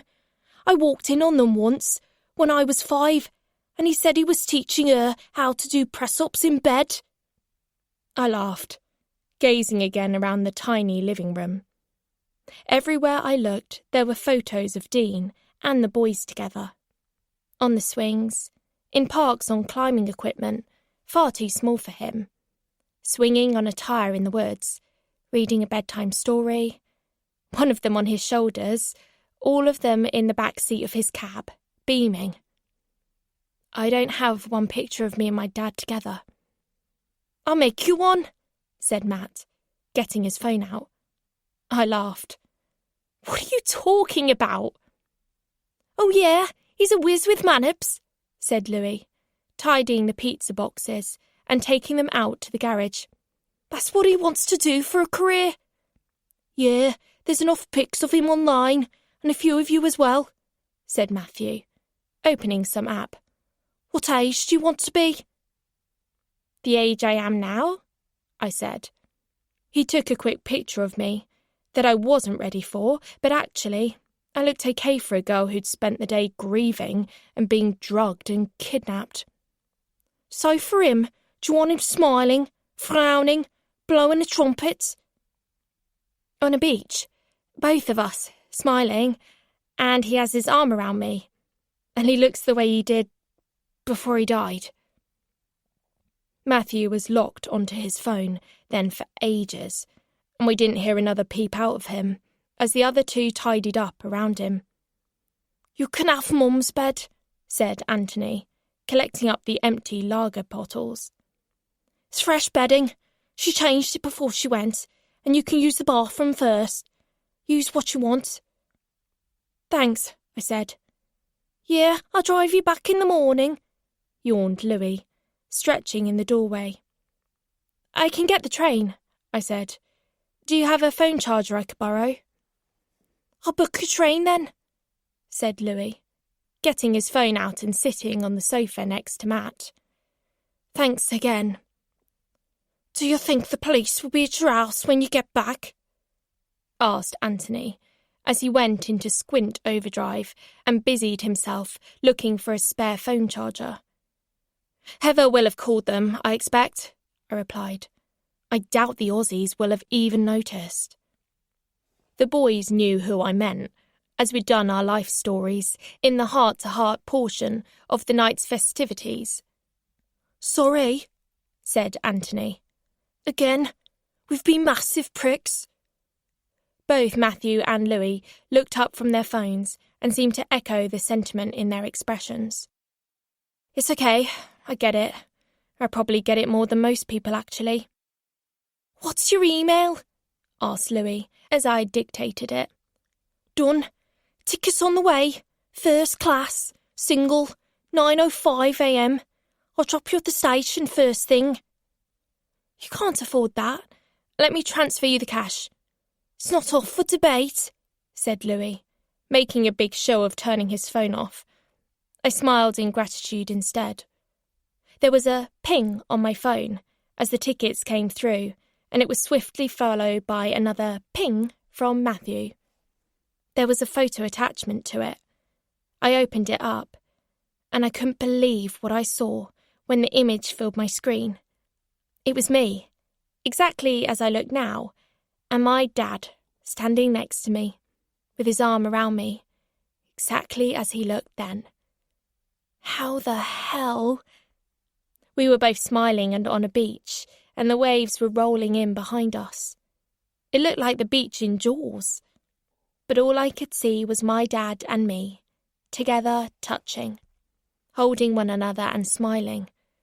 And before long, I couldn't see it at all, because my eyes were too full of tears.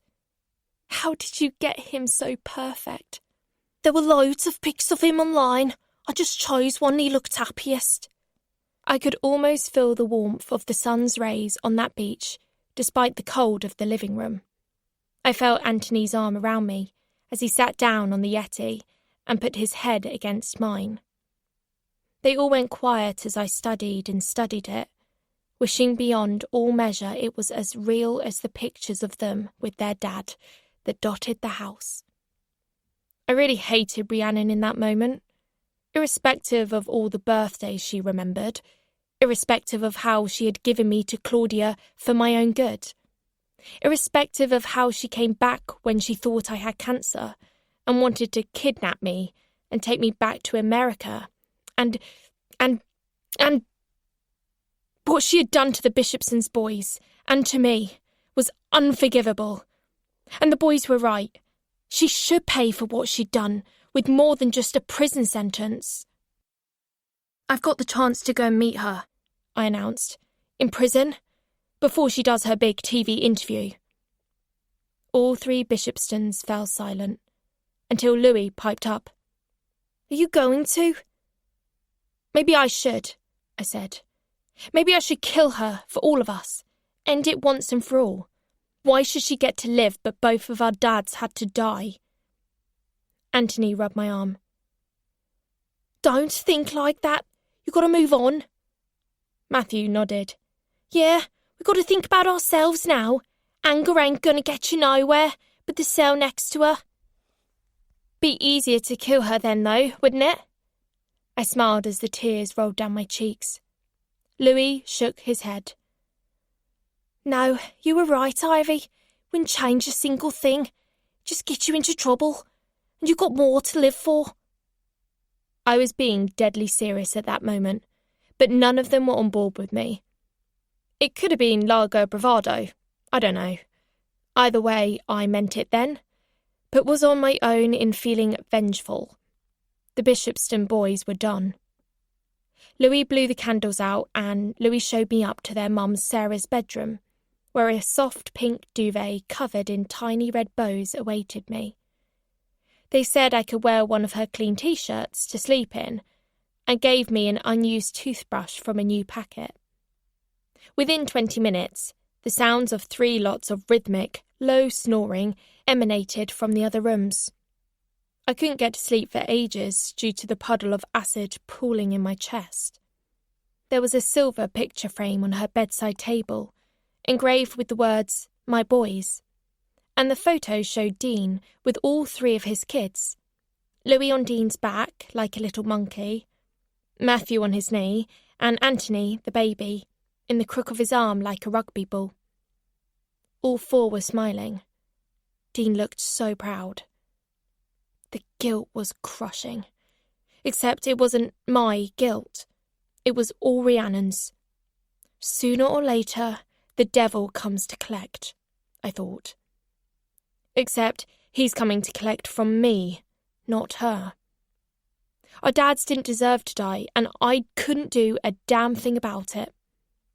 I stared at the photo manip of me and my dad for the longest time and listened to his song on repeat, that Never Tear Us Apart one, willing myself to dream about him again. But he wasn't there. And though my racing heartbeat eventually slowed its infernal march, I didn't sleep at all, let alone dream. Around 8 a.m, the boys were still asleep, so I decided to order myself an e-taxi and make my way to the station myself, without waking them. I left them a note and slipped out the front door, just as dawn was breaking. On the train back, after the conductor had scanned my ticket, I just stared through the window, too tired to think straight, as my brain desperately tried ironing out the ribbons of my thoughts.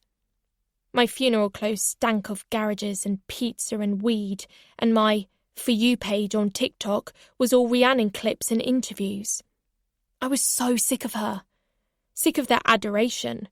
Sick of videos of true crime museums where they had shrines built to celebrate her killings.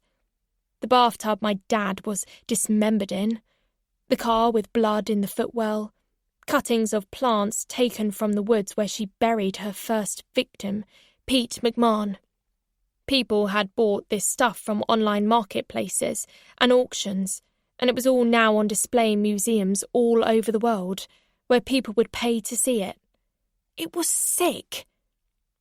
Every now and again I would stare at the mock-up photo of me and Dad that Matthew had created, and it would bring me back to calm. Rhiannon was the storm, but Dad was the sunshine. I had to hold on to that. I'd been right about the Australians not even trying to call me, but Heather had been blowing up my phone all night. I'd ignored every message. I was so tired, it was like I had jet lag, and I wasn't in the mood to make anyone feel better right then. least of all, River. He was smoking a joint and sitting on the bench at the war memorial at the corner of my road when I stepped off the bus from the station. He looked like he'd been there all night. I walked straight past him. "Where have you been? Are you okay?" he asked, getting up and walking after me. "The landlord said the barman took you somewhere? What happened? It was the barman, right? I checked with the pub. He only got the job a week ago. What did he do?" "Just leave it, all right? There's no harm done."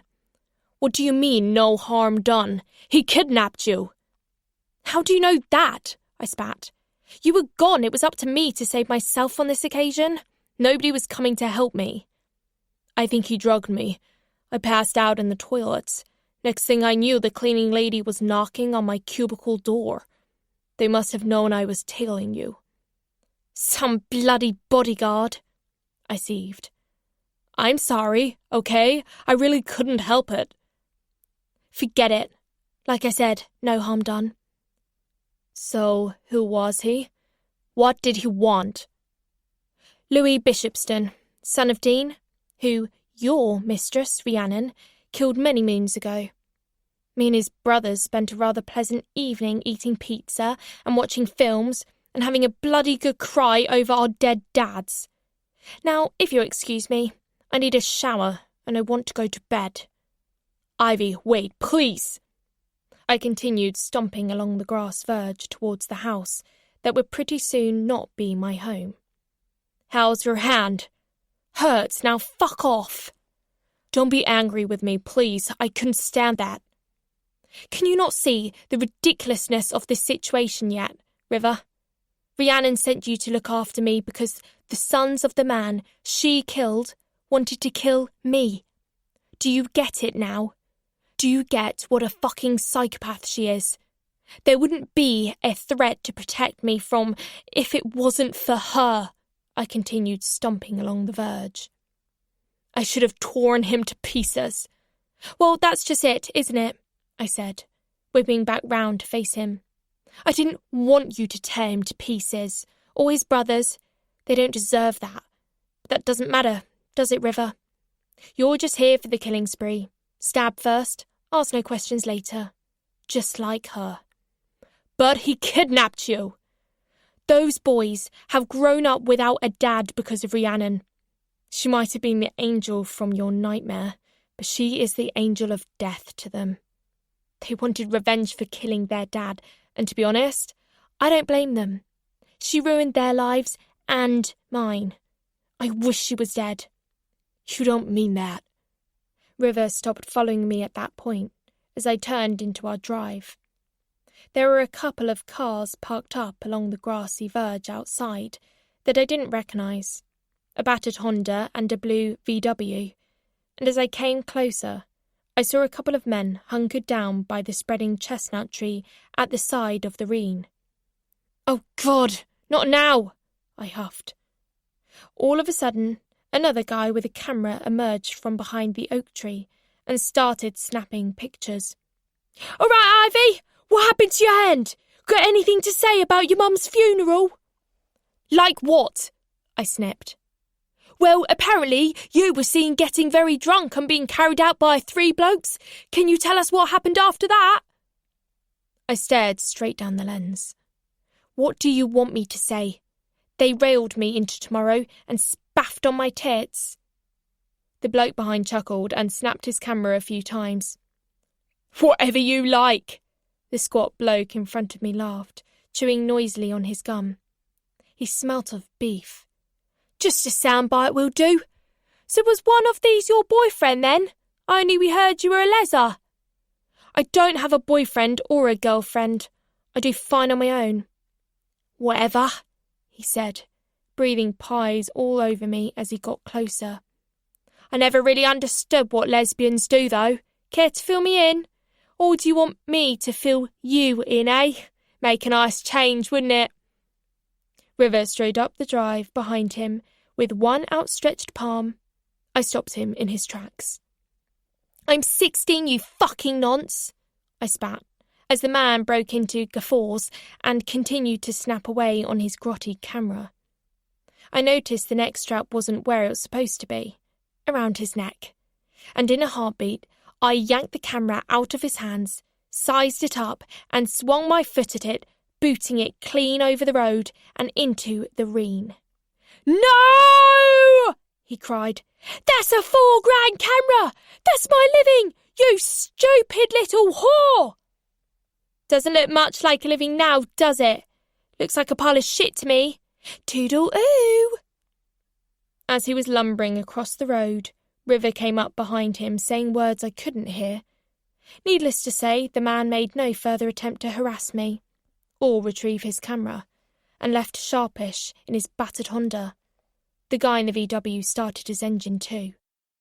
As I reached the front door, a face appeared in the window, but for the most micro of seconds, I thought it was Mum. But it was Melissa.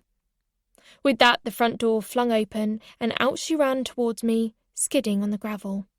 "Ivy, where the hell have you been, love? We've been frantic!" she cried. She ran the full length of the drive to greet me, twice almost tripping over her gopping grey flip-flops. "Love, we've been out of our minds. The police have been here. Larry, Heather, Geordie, she's back." Larry stood on the doorstep, pressing buttons on his ancient phone.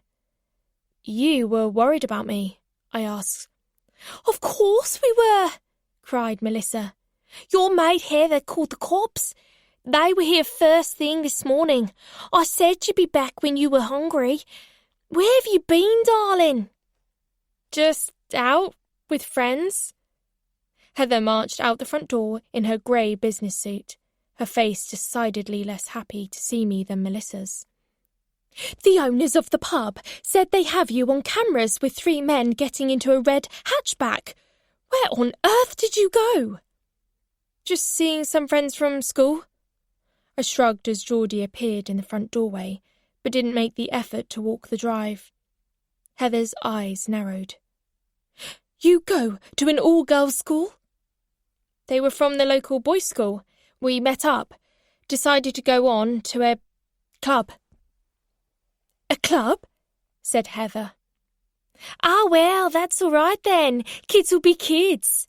Melissa laughed, one hand on her floral-skirted hip. "Come on inside the house, love, and we'll call off the search party. Got a nice lamb dinner cooking away." She placed her fingertips on my forearm, but swiftly removed them, like I was too hot to handle. "Thanks," I said, as the woman scurried back towards Larry and Geordie to fill them in. I heard her say, "Storm in a teacup, I told ya." Heather didn't move an inch and waited until Melissa was out of earshot. "And where were you, really?" I just said. "You don't do clubs, and you sure as hell don't know 3 random grown men who most certainly do not come from the local boys' school. Someone said they saw you going off with the barman from the Scavengers." "Just leave it, Heather, please," I said, marching past her. "No, I won't leave it. I've been going out of my mind." I wanted to snip, snap, shout, and suffocate her right then. But thank God another thought blew up in my mind first. Heather was not Rhiannon. It was Rhiannon I was mad at, not her. She was worried about me, and I should have texted her last night to reassure her I was safe. In some way, I think I wanted her to worry, and I knew she would. It was so fucked up, but I felt ashamed about it now, seeing her glassy eyes in the cold light of day and her angry red cheeks. So I just said, "I'm sorry you were worried. I should have texted." "Yes," she said. "You should. Where are you going now?" I walked past her and on into the house, bypassing the smells of Melissa's disgusting roast lamb to hot-footed up the spiral staircase. "Hey, Ivy, grab some, honey." "I'm a fucking vegetarian," I shouted, reaching the sanctuary of my bedroom and slamming the door. My bandage was loose on my hand, and there was red on it where it had started bleeding again. I reached into the front pocket of my dungaree dress and found the creased business card with the gold writing. I pulled out my phone and dialed the number on the card. It went to answer phone. You've reached the phone of Guy Majors, acclaimed news journalist and writer of best-selling books on true crime and female serial killers. This greeting went on for a while, doling out all the info about how to get in touch with him and how stacked up he was with after-dinner events, until there was an option to leave a message. So I did. Hi, Guy, it's Ivy here, Rhiannon's daughter. We met yesterday at my mum's funeral, and I was wondering... He picked up. Ivy!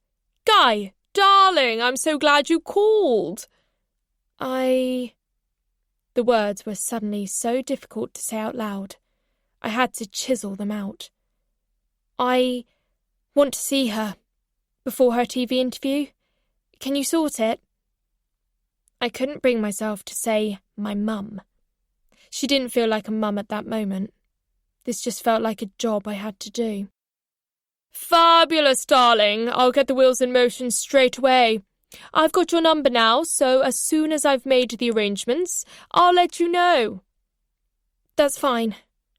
Will I be able to get close to her, do you think? There was a pause. Ah, you want to give your old mum a hug, do you? I think we could arrange that. I pulled open my bedside drawer, taking out Mitch's Swiss Army knife and flicking out the shining little blade. That would be great. Thanks. Late afternoon, Thursday, the 5th of April, 2035. Things that have bloody annoyed me today. 1. Walking barefoot on a crumbly kitchen floor. 2. Our pan cupboard. Melissa doesn't know what stackable means. 3. The sound of boxes being taped up. 4. The kitchen door bumping when Larry left it open to do the bins. 5. My Judas rabbit, Maddox. Unbeknown to me, Geordie had made some flyers about Maddox being missing as soon as they'd got back from the wake last night, and they posted them all on the lampposts, up and down the lane. That morning there had been a call on the answer phone from a woman who lived 5 houses down, in the thatched cottage, who said she had him, and that he was safe if I wanted to go and pick him up. As soon as Geordie told me about it, I wasted no time. Geordie insisted on coming with me, in case she's a mental patient or something. Why would she be? I asked as we walked. I tried to outpace them, but Geordie was fitter than I gave them credit for. You never know whose door you're knocking on, do you? You never know who's knocking, I added. I hadn't thought of that. We stood aside for a tractor coming in the other direction. So, are you going to tell me what really happened last night after the wake? I already said. Yeah, some crock about 3 lads and going to a club. Heather said you don't do clubs, or boys for that matter. The police said you were bundled in the back of a red car, and that you were possibly spiked. Leave it, I spat. It's none of your business. I continued walking. I brought your handbag back for you. Yeah, I saw it on my chair. Is that your little pig inside it? You snooped. Just check it was yours. That's when I saw the little pig. His name is John Ham. Cool. Who were the boys then? Can we just go and get my fucking rabbit, please? Why are you so angry today? Because I'm sick of everything. I'm sick of being here. I'm sick of Melissa and Larry and my mum still being dead. And her not being my actual mum because I'm the daughter of a freak. Everything I love is dead or on its way to being dead. And soon the house won't even be my home and I'll have to fly thousands of miles away with people I don't even know. It's not fair. I know it's not. I'm sorry. Don't be sorry. Shout back at me. Tell me I'm a spoilt little bitch and that you're sick to death of my fuck-ass face. Why would I? You want to shout and bawl and fuck your hand up and piss off for an all-nighter? Go right ahead. It's a rite of passage. I know I did it. Did you? Of course, it's normal. When my dog was put to sleep, I didn't go home for 10 days. Camped out in Woolworth's parking lot with a hobo called Shabby Gabby who would shout at infants. I wanted to die. What brought you back? Just growing up, I guess. That's about your age. I realised I didn't have it so bad at home and I just needed time to come to terms with the changes. What's that kids' book about? The family who goes on the hunt for a bear. We're going on a bear hunt? Yeah. You know the refrain of that book is you can't go over it, you can't go under it, you can't go round it. You just got to go through it. I knew that's what I needed to do. Lots of things are changing, Ivy. I know it's hard. And now with the house being sold and all. It's sold? I cried. Shit, Geordie sighed. I thought Heather told you. No, she didn't. It's a client of hers. She gave them the details and they love it. And they're cash buyers. Everything's just happening so sodding quickly, I groaned. There's no time to think anything through. I wish life would just slow down for a hot minute so I can get a line of thought going.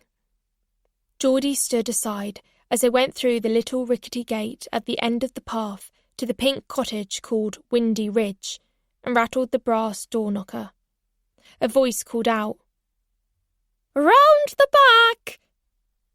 And I followed the path as it snaked through a leafy arch and opened out into a wide grassy lawn bordered by trees.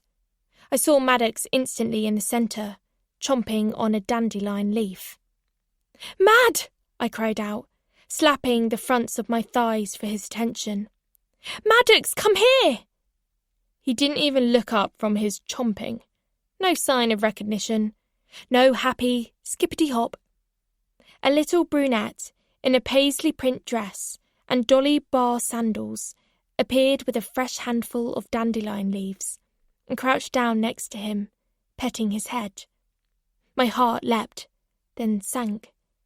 He didn't even notice me. 2 ancient ladies sat on sun loungers on a patio, one black-haired and olive-skinned, one pale-skinned and hunched over, both drinking what looked like pina coladas.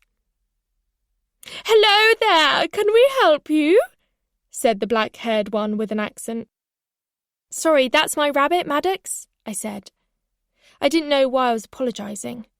I watched the little girl and Maddox together. He hopped after her as she trailed dandelion leaves from her fingertips and ran around the grass.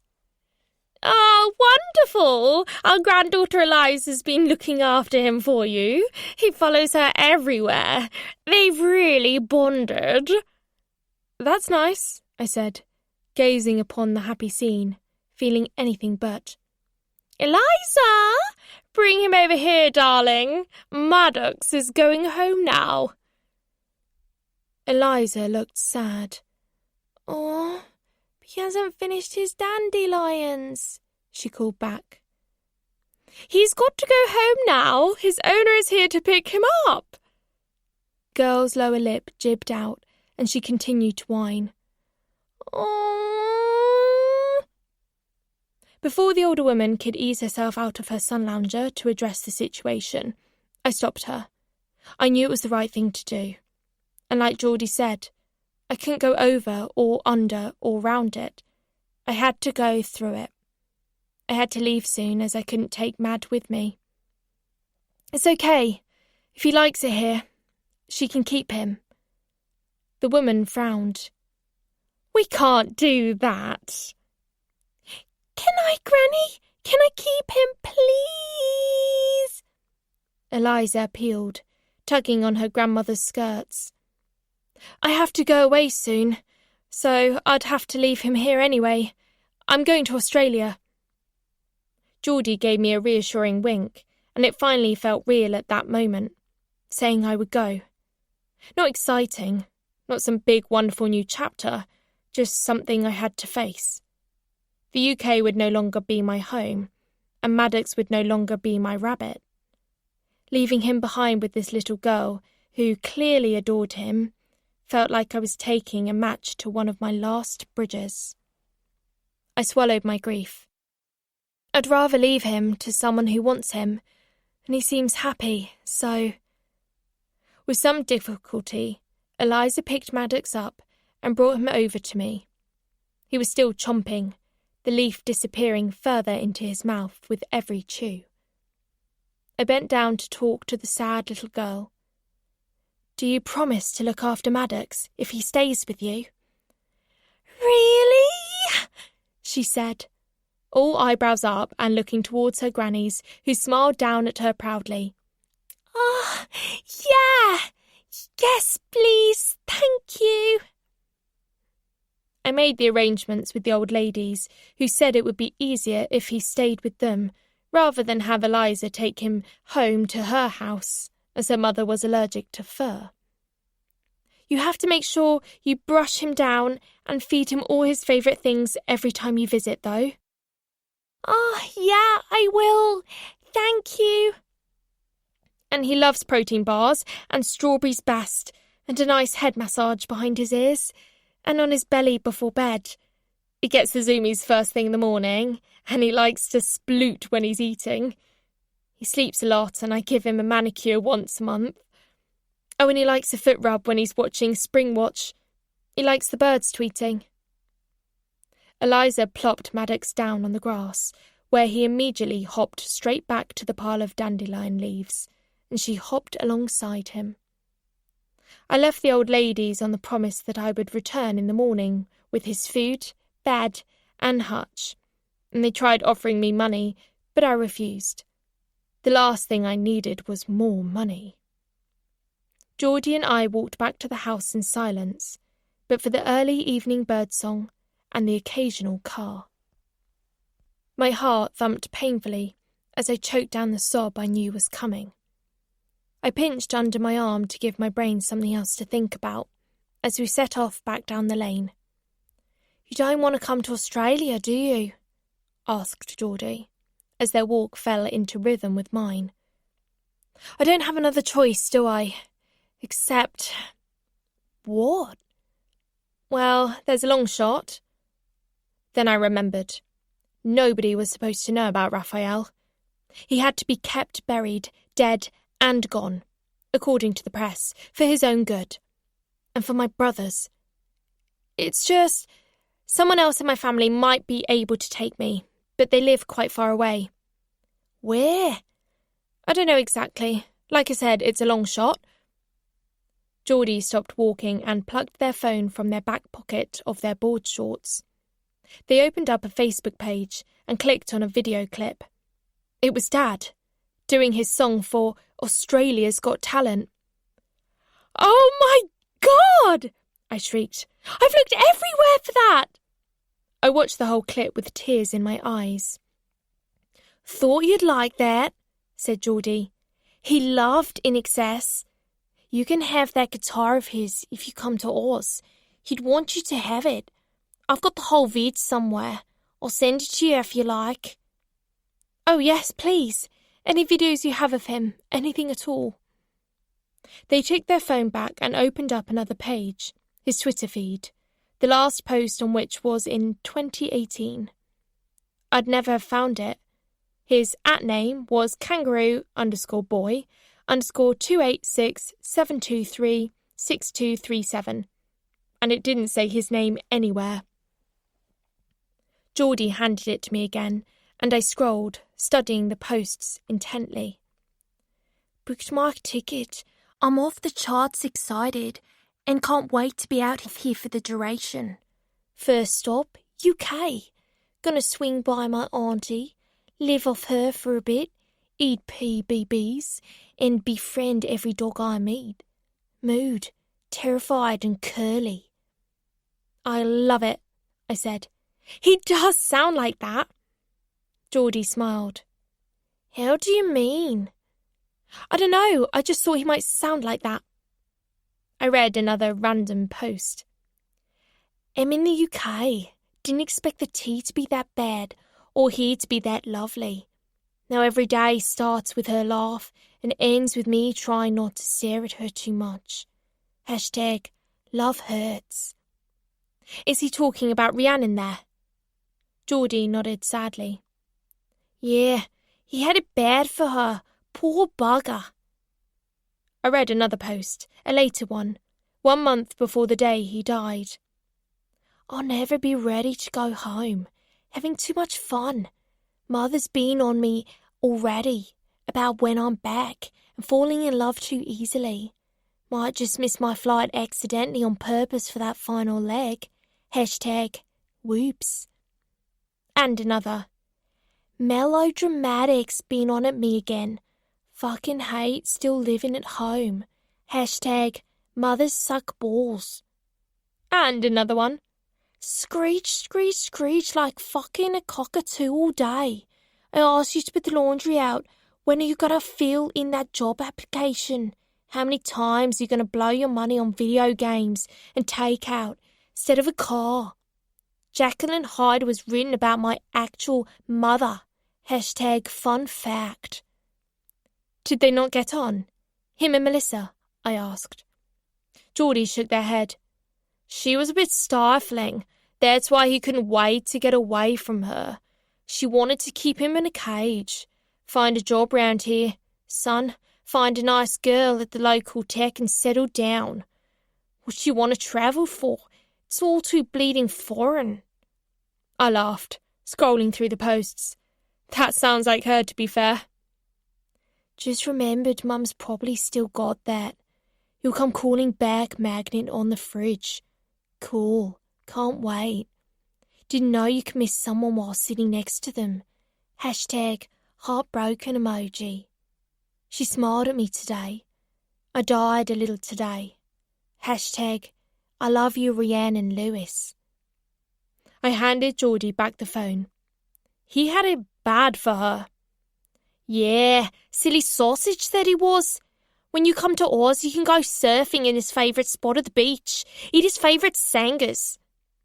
See his grave. Well, it's better than nothing, isn't it? Geordie shrugged. Melissa said I couldn't even have his bedroom. No, she won't let anyone in there. That's a shrine. I don't want to come, Geordie. I really don't. Well, you don't have any choice, do you?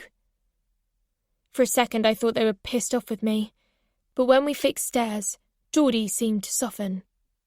Come on, let's go home and get some grub. Stomach thinks my throat's been cut. By the time we got back, it was raining hard, and Melissa was laying the dining table for dinner. Fish and chips from the worst place in the area.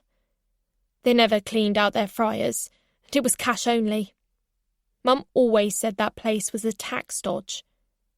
Despite the takeaway papers and bottles of sauce everywhere, Melissa had laid it with Mum's best porcelain. Her blue Mediterraneo Dolce & Gabbana collection from the Welsh dresser. Just one dinner plate cost over £150. I didn't tell Melissa that.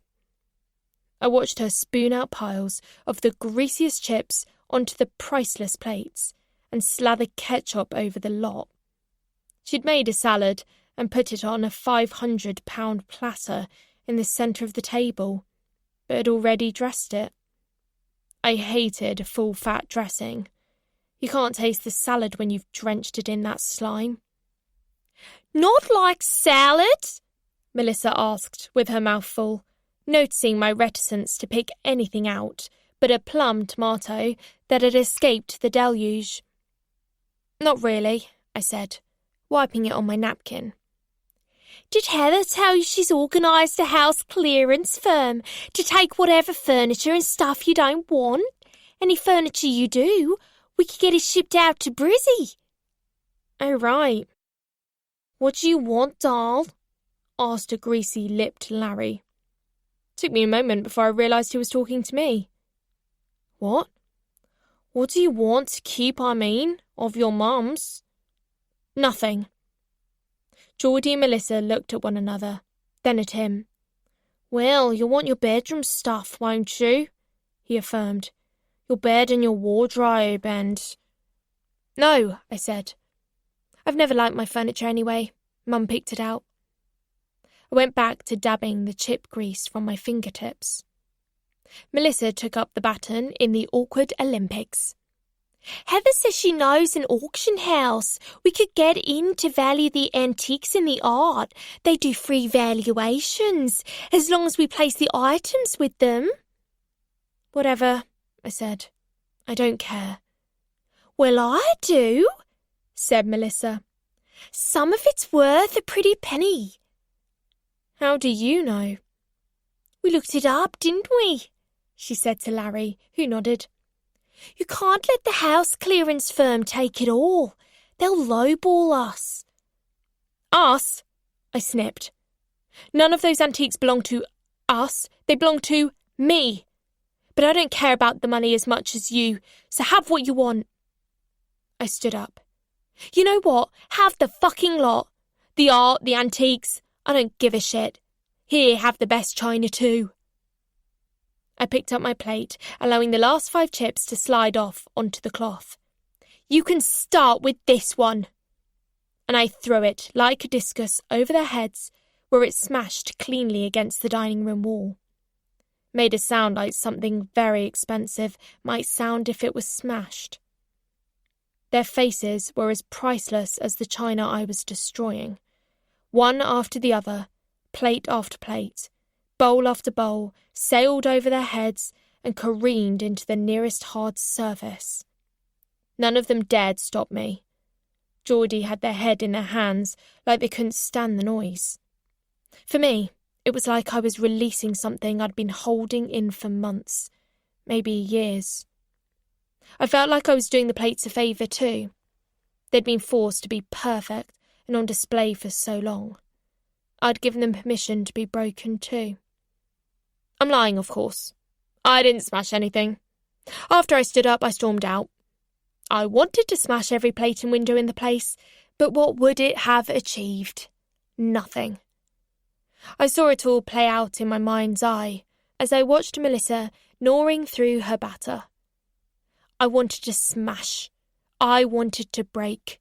I wanted to shout right into her fucking face. If you hadn't driven him away, he'd still be alive! But I didn't. I stormed outside.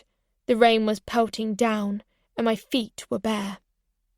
I lay on the freezing cold driveway and let it batter me to death, until my body felt the way it felt when I drank all that vodka, numb and emotionless. I had to be better. It was the only way to beat her. It ran in our family, before it ran into me.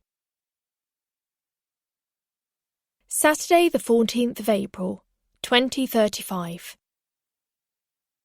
Things that have bloody annoyed me today. 1. The feel of sandpaper. 2. The seatbelt being too close to my neck. 3. Guy Majors. 4. The smell of a new place, prison pie and mash. 5. Rhiannon Lewis. Heather turned off the engine and unclicked her seatbelt, stepping out of the car. I stayed in while she changed her shoes and grabbed her handbag from the boot, just staring at the brick wall ahead and the reserved for visitors sign by the wing mirror. The day had finally come. I was going to meet her. The woman in all the books, the woman on all the T-shirts, the documentaries, the woman with a whole exhibit dedicated to her at the True Crime Museum, complete with actual axe and Malam wrappers from her crime sprees. The woman who'd killed all those people, Dean Bishopston, Troy Shearer, Sandra Huggins, my dad. "Are you ready?" asked Heather, opening her door again. "Yeah," I said tightly as my heart thumped. I studied my healed palm and picked at the scab. "Try not to pick it, love," she said, moving my hand away. "It'll scar." "Whatever. I saw this thing on TikTok this morning. Did you know the number of murders in Australia per capita—" "Oh, not this again, Ivy," she sighed, sliding back into the driving seat and closing the door. Australia is a perfectly safe place for you. There has to be another way. I don't like them. Geordie's all right. Yeah, Geordie's all right, but they're moving out soon, so it'll be me stuck with Melissa and Larry. They're appalling. He stinks and she's horrible. You should see what my dad thought about her. It's all over his social media. This isn't up for debate. As your legal guardian, I have to do what's right for you. There is no one else. There is. I read the Sweet Pea books. I had an aunt called Saren. She lived in Vermont with her husband and 2 kids. They're my cousins.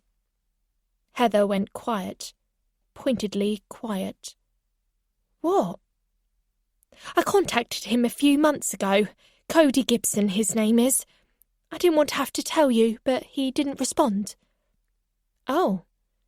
I've tried to find other ways, other people, but there is no one, I finished. Well, there might be someone else. I turned around to face her in my seat. In the final book, it says Rhiannon had a son. He'd be about 10 now. Heather nodded. You know? Yes. Nobody knows what happened to him after Raphael's death. You'll drive yourself mad thinking about this, Ivy. And even if this child is out there somewhere, he's not old enough to be your legal guardian. Well, yeah. There's a rumour that Raphael's not dead. So maybe if I found him, I could go to them. Heather frowned. I don't even know where to start with telling you how that is not going to happen. Why not? Because, for a kick-off, Raphael is presumed dead.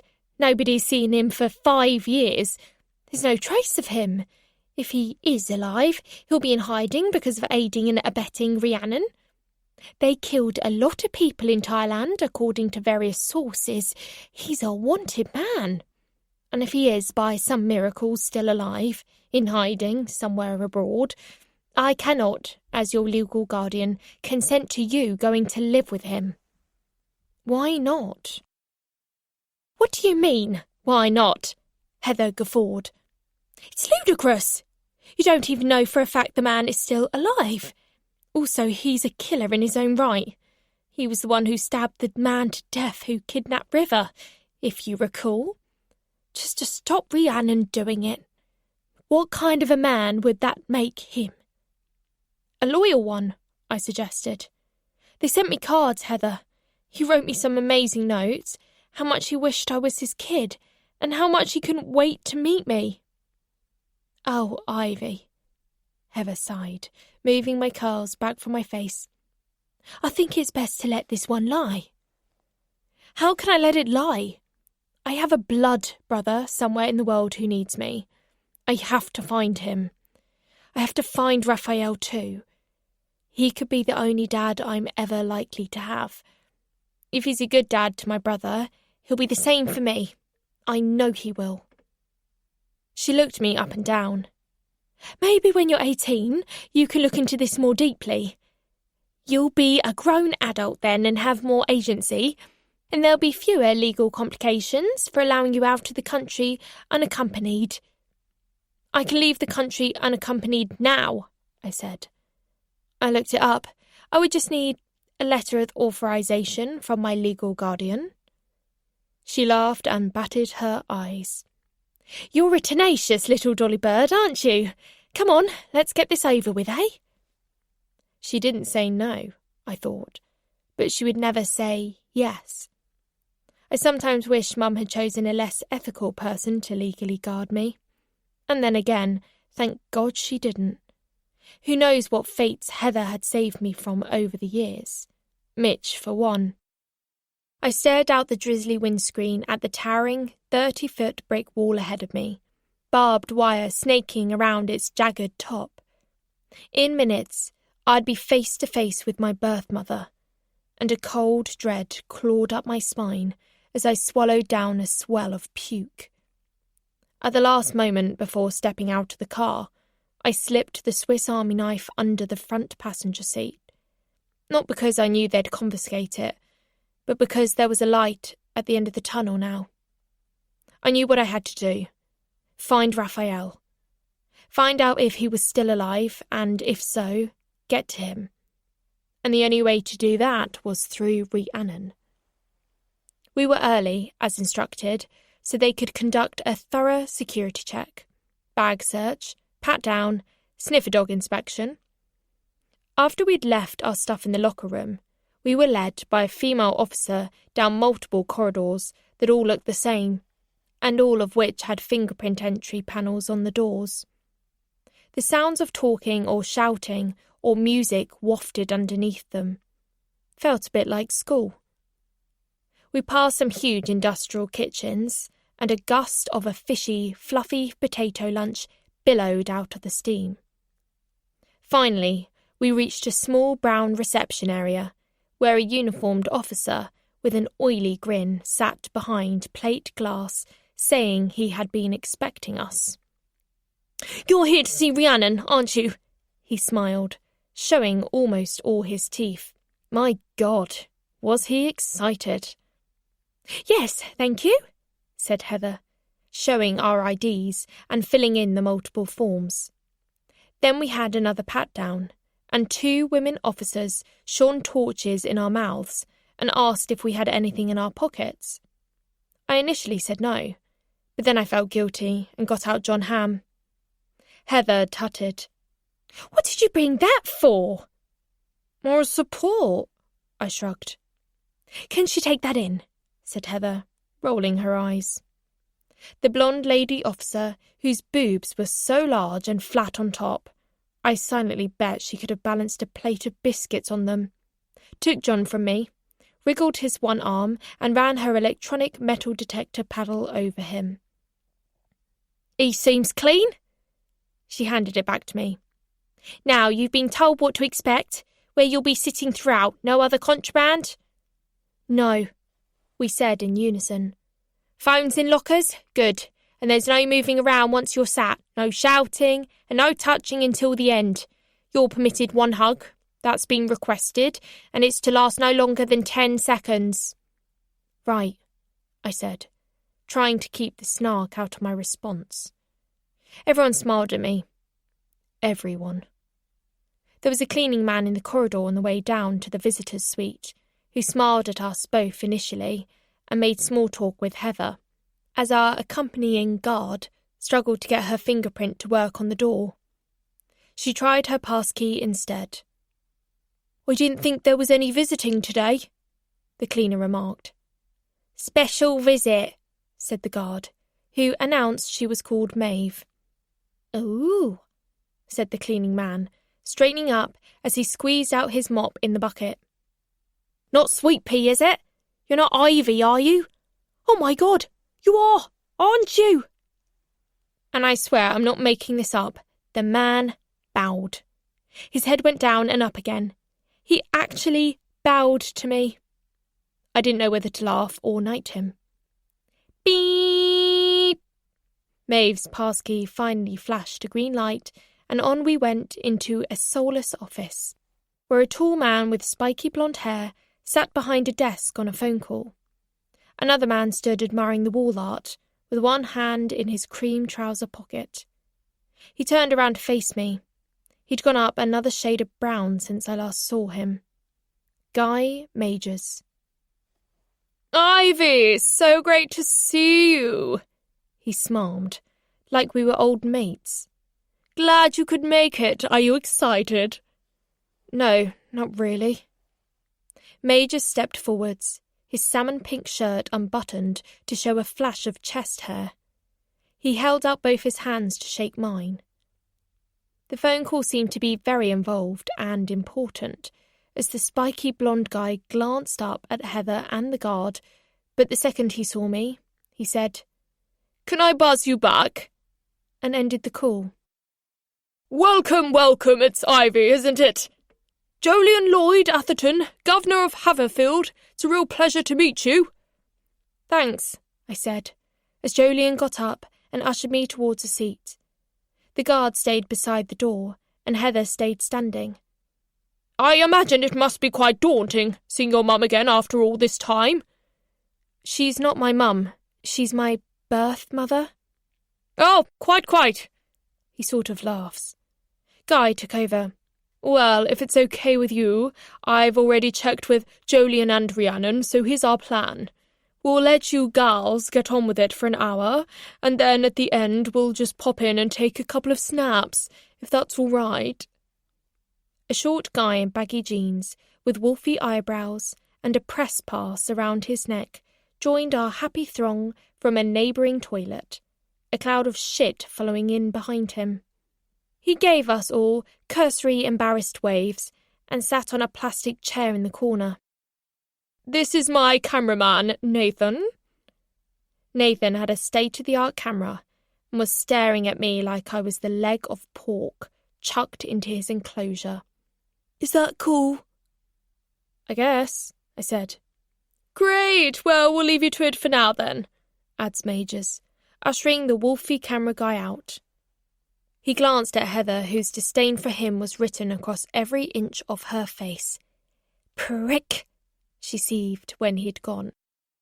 Jolien then went through an interminable Q&A session where I had to tell him about school and friends, and if I had a boyfriend yet, and all that crap adults love asking when they've no idea how to talk to a younger person.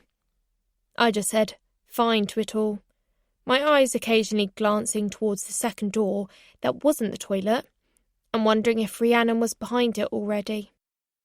But it was then that he explained what was to happen next. So, we would normally arrange for a closed visit, that is behind glass, but because of Rhiannon's exemplary behaviour since she's been with us and her last 5 psychological assessments, we don't believe she poses a threat to you, so we've agreed you don't need the glass on this occasion. What does that mean? Asked Heather. She can touch her. No, you'll have your one hug at the end. Just means you'll be sitting opposite one another at the table, like you were having lunch together. There will be 2 guards in the room with you at all times, plus the cameras. You'll go in first, and then we will bring Rhiannon in shortly after, and she will sit opposite you. You have a clear hour together, and unless there are any complications, you won't be disturbed. I'm already disturbed, I said, and he laughed heartily, even though I hadn't made a joke. My heart was pounding so loudly in my ears, I wondered if anyone else could hear it. I will go in with her, said Heather. I'm afraid Rhiannon has specifically requested Ivy on her own. She's not up to that, Heather answered before I could speak. Rhiannon says if she doesn't see Ivy on her own, she won't meet with her at all. It's her one stipulation. That and the hug. Heather looked at me, right down the lens. I'll be in here. At any point, if you don't feel okay, ask one of the officers to bring you out. I nodded, heart still thumping out my ribcage. Everything seemed set. They ushered me into a stark brown carpeted room with a table bolted to the floor at its centre. A single strip light hung above it, flanked by 2 chairs, also bolted down, one on each side. On the far wall opposite where Heather left me was another door. I sat. Her door clicked shut behind me. One officer stood behind me against the wall, the other positioned himself by the far door. I blew out my cheeks and waited. And waited. After 10 minutes, I expected someone to come in and tell me it wasn't happening, that she changed her mind.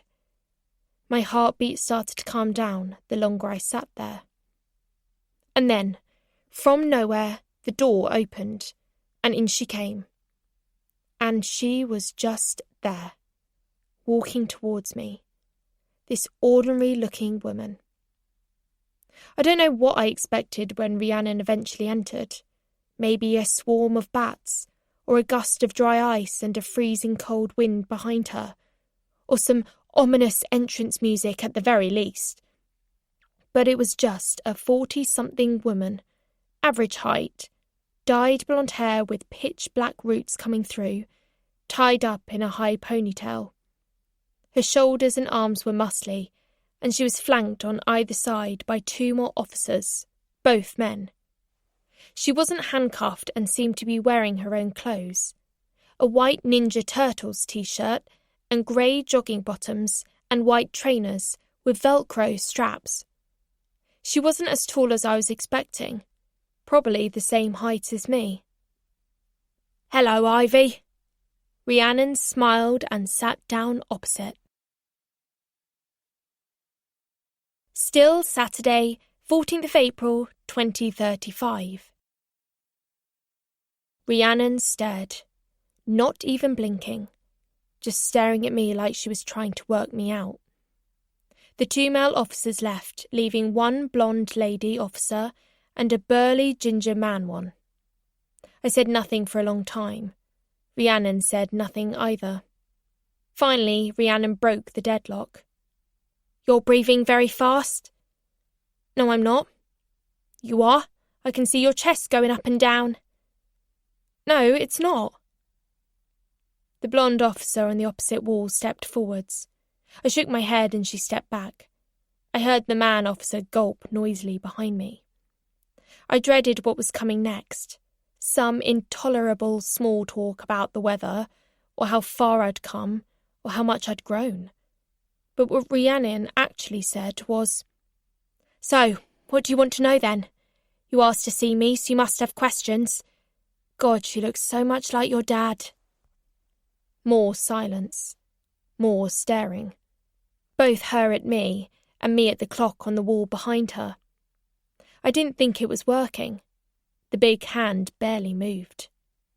Rhiannon sat back in her chair. "Well, this is going to be a fun visit. You sitting there with a face like a smacked arse, and me sitting here stinking faintly of fish." I frowned. "I'm working in the kitchens this week, mashing potatoes mainly. No knives." I nodded and glanced down at Rhiannon's wrists, at the scar where she'd cut off her own hand before it had been reattached. I looked back towards the door. "Do you want to leave?" she asked. "No," I said. She leaned closer across the table. "Well, my back is starting to hurt from carrying this conversation, so unless you start talking—" "I don't know what to say," I blurted. "I feel the weight of you." "Okay," she replied, sitting back. "You're awestruck. I get it." "No, I'm not awestruck," I spat. "You are?" Another prolonged silence, and more staring. "Stop staring at me," I snipped. "I believe I'm entitled to, seeing as I created and gave birth to you. You got pregnant with me from a one-night stand." "It wasn't a one-night stand. Me and AJ did it all the time." "I don't want to hear about it." "We'd sneak out the office at lunchtime and fuck on Claudia's bed." "Ugh. King Arthur couldn't have pulled him out of me some days." Rhiannon laughed. "Never took long, mind. We were normally back before the end of loose women, aptly." I tried not to show how disgusted I was. "He visits me sometimes," I told her. "In my dreams. Or maybe he's a ghost, I don't know. He tells me to do the right thing, like an angel. But sometimes I hear your voice too, telling me to do the bad thing, like a demon. Like when I want to hit someone, or smash something, or kill my PE teacher." "Why did you want to kill your PE teacher?" "You know why. You sent your little minion, River, to stop me." "Thinking about it, though, weren't you?" She winked. "That's my girl." "Don't patronise me." I bit back. "I don't want to be like you." Rhiannon leaned in. "Well, I have news for you, my darling bud. Because that Lewis temper you're trying so hard to hold down right now is my temper. Those little nostrils are flaring, those are my nostrils. And that heart of yours beating so fast and furious in that rib cage, it's pumping blood that runs in my veins. I'm not like you. Killing's a choice and I won't ever choose it. Someday you may have to protect what you love. Never. Mark my words. I wanted to kill myself a few weeks ago. Does that count? Her face changed. Why? Because my mum died, and stuff was happening at school, and I had no one. I just had enough. What stopped you? Seeing my dad again. He told me to fight it. Angel and demon, daddy and mummy, if you like. She folded her arms and sat back again. A guy follows you home at night. Are you going to listen to that voice that says, just keep walking and give him the benefit of the doubt? Or are you going to listen to the one that says, get ready to bite it off? I don't know. You've never been followed home. As far as you know, she scoffed. You haven't got a fucking clue, because you've never really been tested up till now. Claudia kept you wrapped in cotton wool. A woman needs her wits about her in this world, Ivy. You'll realise that as you get older. Sometimes all you can rely on is yourself. I'm in here with 600 other women, and the vast majority of those I've met are in here because of men. You might need that inner sweet pea someday when you least expect it, so don't deny her sunlight. Be ready for her to break soil. Just over a week ago I was kidnapped, I spat. Yeah, I heard. There you go. And I didn't need her then. She sat back in her chair again. Go on. Your protection dog River was a fat lot of use. You remember Dean Bishopston, do you? That Birmingham taxi driver you killed who had 3 little boys. Ah, yes, Dean. After the Beyoncé gig. Great day. How the hell can you joke about it? You murdered a father in cold blood, and any one of those boys could have taken their revenge on me that night. I could have been raped or killed because of you. But you weren't, said Rhiannon. Because of you. You survived because you used your wits and your temper. How do you know what I did? I don't. I'm guessing. But you did, didn't you? I wanted to leave at that moment. I looked back to the clock. It had only been 6 minutes, but it felt like we'd been in this stuffy grey room for hours. She leaned in. Okay, maybe you can look after yourself in ways that don't involve killing. I'm glad. But sooner or later, you're going to need to get your hands dirty, Ivy. You don't have to be a killer, just a disruptor. I'll give you a little tip which worked very well for me once in Bangkok when a cab driver asked for more of a fare than I wanted to give him. I don't want any tips from you. It works, but it needs a certain je ne sais quoi to pull it off. If you find yourself in a pervo sitch like that, and you don't have a weapon to hand, and you don't have anyone near to help you, you have to show them your insanity. And she told me what she did, leaving nothing to the imagination. And I'm pretty sure my face fell in on itself as she did. What? I couldn't do something like that. It worked like a charm. It was lucky I was on a particularly heavy period at the time, clots and all, so I just shoved my hands into my pants and looked like a complete maniac. Her laugh was all crunchy, like she smoked a lot. Nobody wants to fuck with a maniac, trust me. They want a quiet, compliant target. And that is a fail-safe way of proving you're a maniac. I guess you could try spouting a load of gibberish about Xenu and hopping about on one foot, but I swear, you pull a period freak out and he will run faster than a fucking tap. I breathed down my nausea. Sometimes, my darling, you have to know when to hold 'em, when to fold 'em, and when to bite it right off, so to speak. Is that what Dean Bishopston deserved, is it? She seemed to be sizing it up in her mind. No, I did what I felt I needed to in the moment with him. I don't beat myself up for it. We all make mistakes. Your mistake ruined 5 lives. She agreed. And what's more, little poppy seed, you were inside me when I killed drop-dead Bishopston. I did a preg test the very next morning, and there you are. So, technically, you killed him too.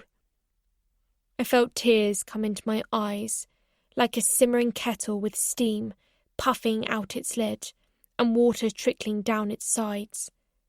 I tried deep breathing. In for 4, hold for... Shut up! I snapped.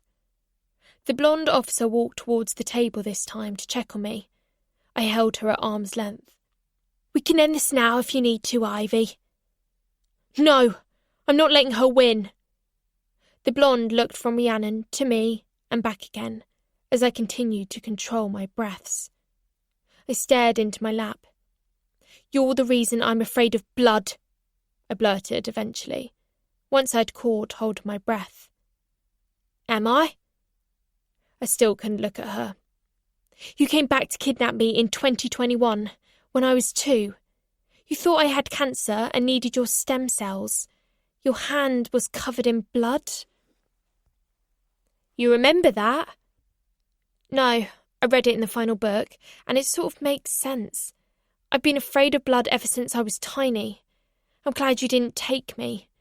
I'm glad I didn't grow up with you as a mum. Yeah, she said. I thought that might happen. I finally looked up at her, but I was crying now, and there was no stopping it. Luckily, I wasn't doing that huff-huff thing I normally do. It was just tears. Endless tears and sniffing. I knew you were better off with Claudia, she continued. And you were, weren't you? I nodded, clutching my pocket for comfort. She gave you the best of everything. I nodded again. And a happy childhood, with freedom and safety and love. I stared at her. You hate me for not taking you, don't you? I didn't answer. If you had seen for yourself what I am, what I do, there would no longer be any doubt why I left you. She stopped. What's in your pocket? I looked down to my dungarees, where a little face was peeking out. I pulled out John Ham and held him up to show her.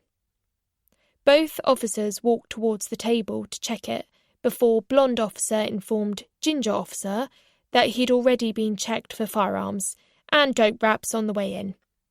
They allowed us to proceed. Rhiannon smiled large and wide. Dickie! She shrieked. What have you done to him? He's always been like this. I can assure you he hasn't. When I had him, he had a full set of clothes, eyes and limbs, and a pristine green neckerchief at a jaunty angle. And he was pink as well, not grey. Well, he's old, and I sucked him and chewed his arms all the time. She laughed and handed him back to me. You gave me that, didn't you? I read about that in the book as well. Got me through some tough times, that pig. I handed him back to her.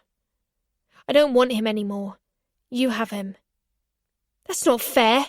You can't put him in prison just for the mistake of once having belonged to me. He's happy where he is. She handed him back. He's yours. He loves you. I grimaced at her. Yeah, right. Hey, if you can see your dead dad in your dreams, I can make up fictitious scenarios for my former toy pig, all right? I took John back, Rhiannon's fingers grazing mine, as I reached for him. I stuffed him in my pocket out of sight and wiped my fingers on my hoodie. 10 minutes had passed. Rhiannon clasped her hands in front again. Anything else you want to ask or bollock me about? It's open season for the next 50 minutes. What's it like in prison? Fun as fuck! She did that crunchy laugh again. I have good friends who do anything for me. I even have enemies who do anything for me. I established dominance quickly. See, that was the key. My dad taught me that. You come from a line of badasses, you know? Yeah. First day here, I smashed a nonce in the face. Broke her jaw. From then on, everyone knew I meant business. They keep the nonces as far away from me as possible now. But it's not a big place.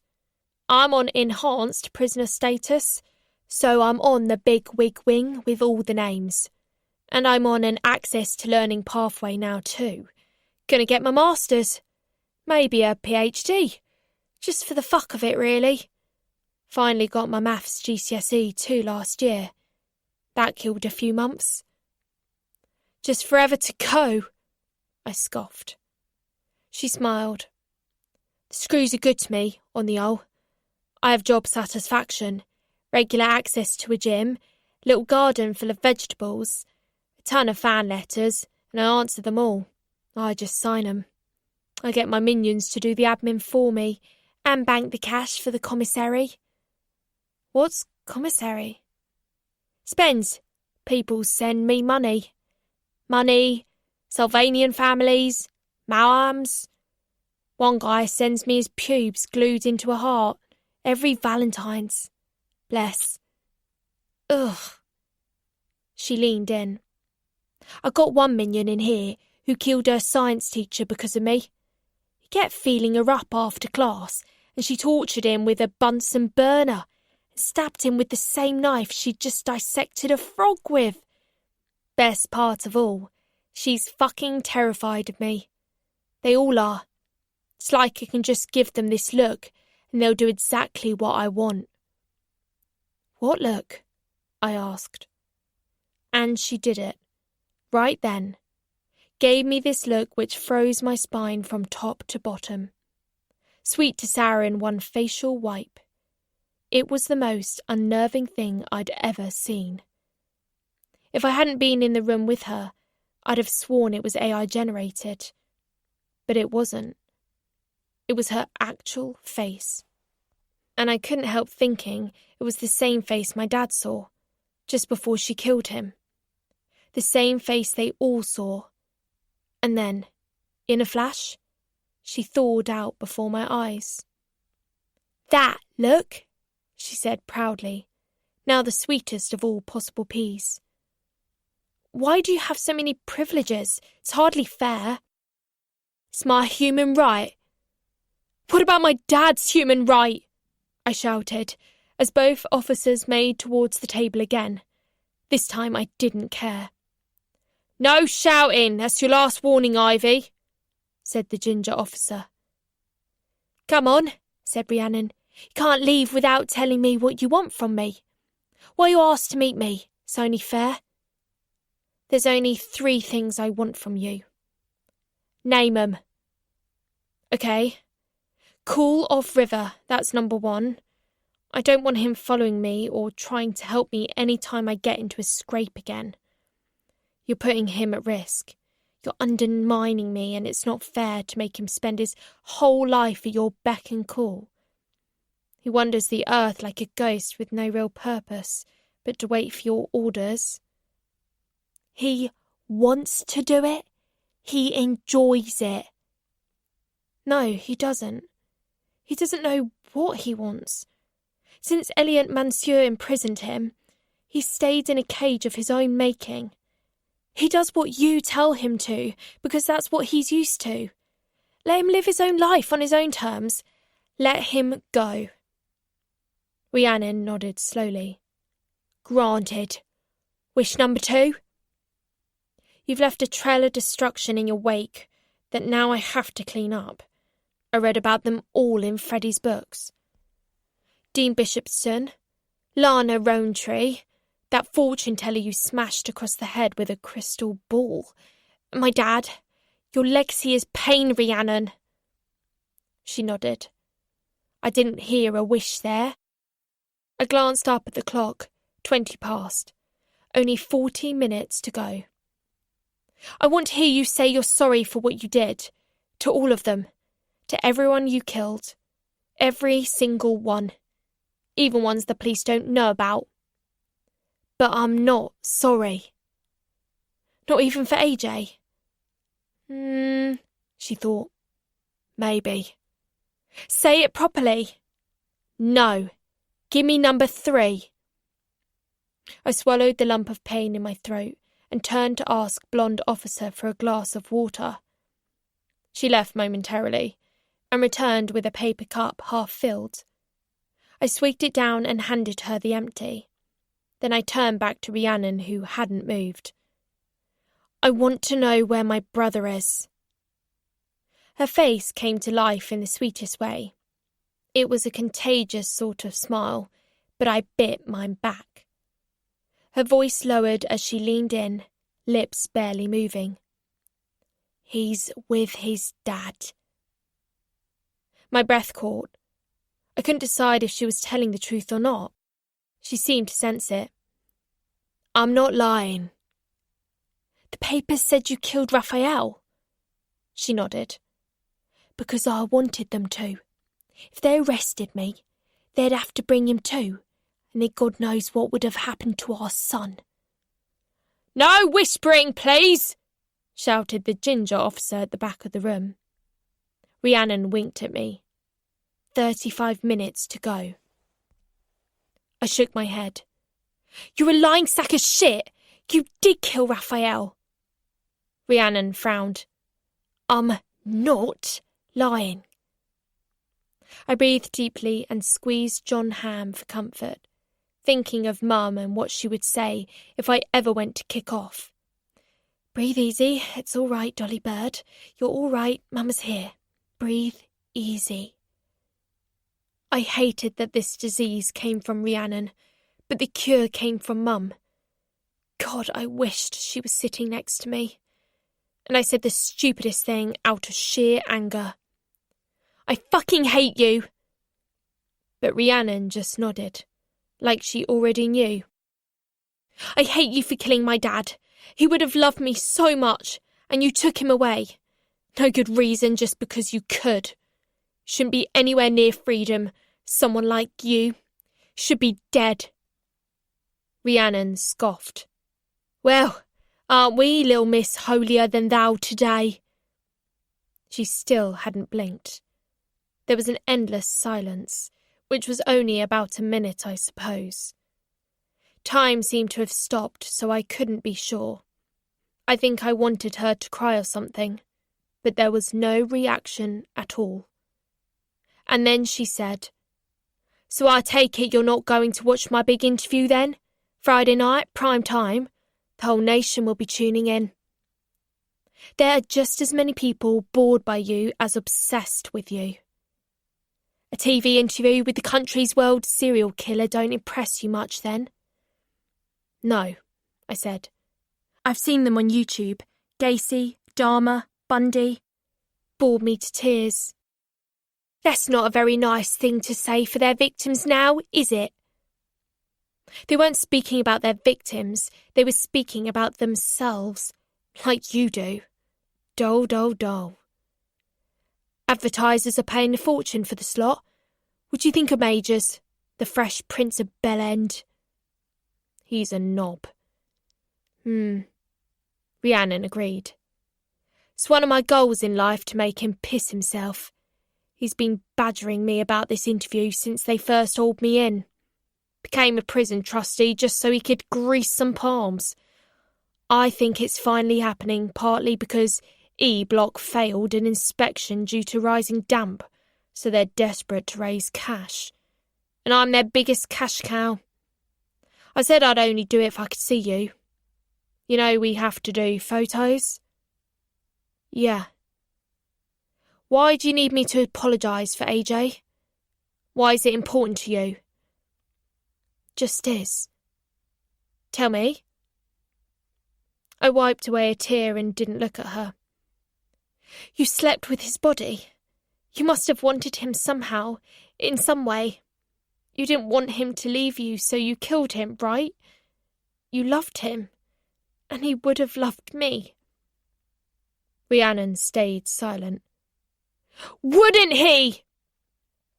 I was aware how loud my voice was getting, so I grit my teeth to say it. Tell me you loved him and it was a mistake. She shook her head. It was the worst thing she could have done under the circumstances. But then she said, I wasn't ready for love until I met Raphael. Maybe if AJ and I had stayed together and he hadn't been such a little bitch, I wasn't flooded with pregnancy hormones as well as serial killer ones. But the sentence petered out to a shrug. I hear you're going to Australia. How do you know? My minions keep me informed. Apparently they're all idiots, the Thompsons. You don't have to go with them, she said. Yes, I do, and I can't wait. Can't wait to leave the UK and be as far away from you as possible. Living with people you don't know and who don't really want you. They do want me. But my assertion lacked any conviction, and Rhiannon seemed to be able to smell it on me. She leaned in. There is an alternative, you know, but you have to be brave. I'm not sure you're there yet. Are you feeling brave? What do you mean? No whispering, blonde officer reminded us. Sorry, said Rhiannon, smiling sweetly back at her. Hey, Ivy, do you speak Spanish? To exam level, yeah. Rhiannon nodded and pursed her lips. Good enough. And then she started speaking in diction-perfect Spanish. I translated it in my head. Go to them instead of going to Australia. They want you to be with them. ¿Qué? ¿Me quieren? Sí. What are you saying? Called Ginger Officer. We're practicing her Spanish, said Rhiannon. She's got a big exam coming up. It's perfectly legal for non-English inmates. Check the regs. I don't think that's right. What are you saying to her? It's only, can you direct me to the swimming pool stuff? Calm thine tittage, Philip. Ginger Phil didn't look convinced, but he did go back to his spot on the back wall. Rhiannon leaned back in.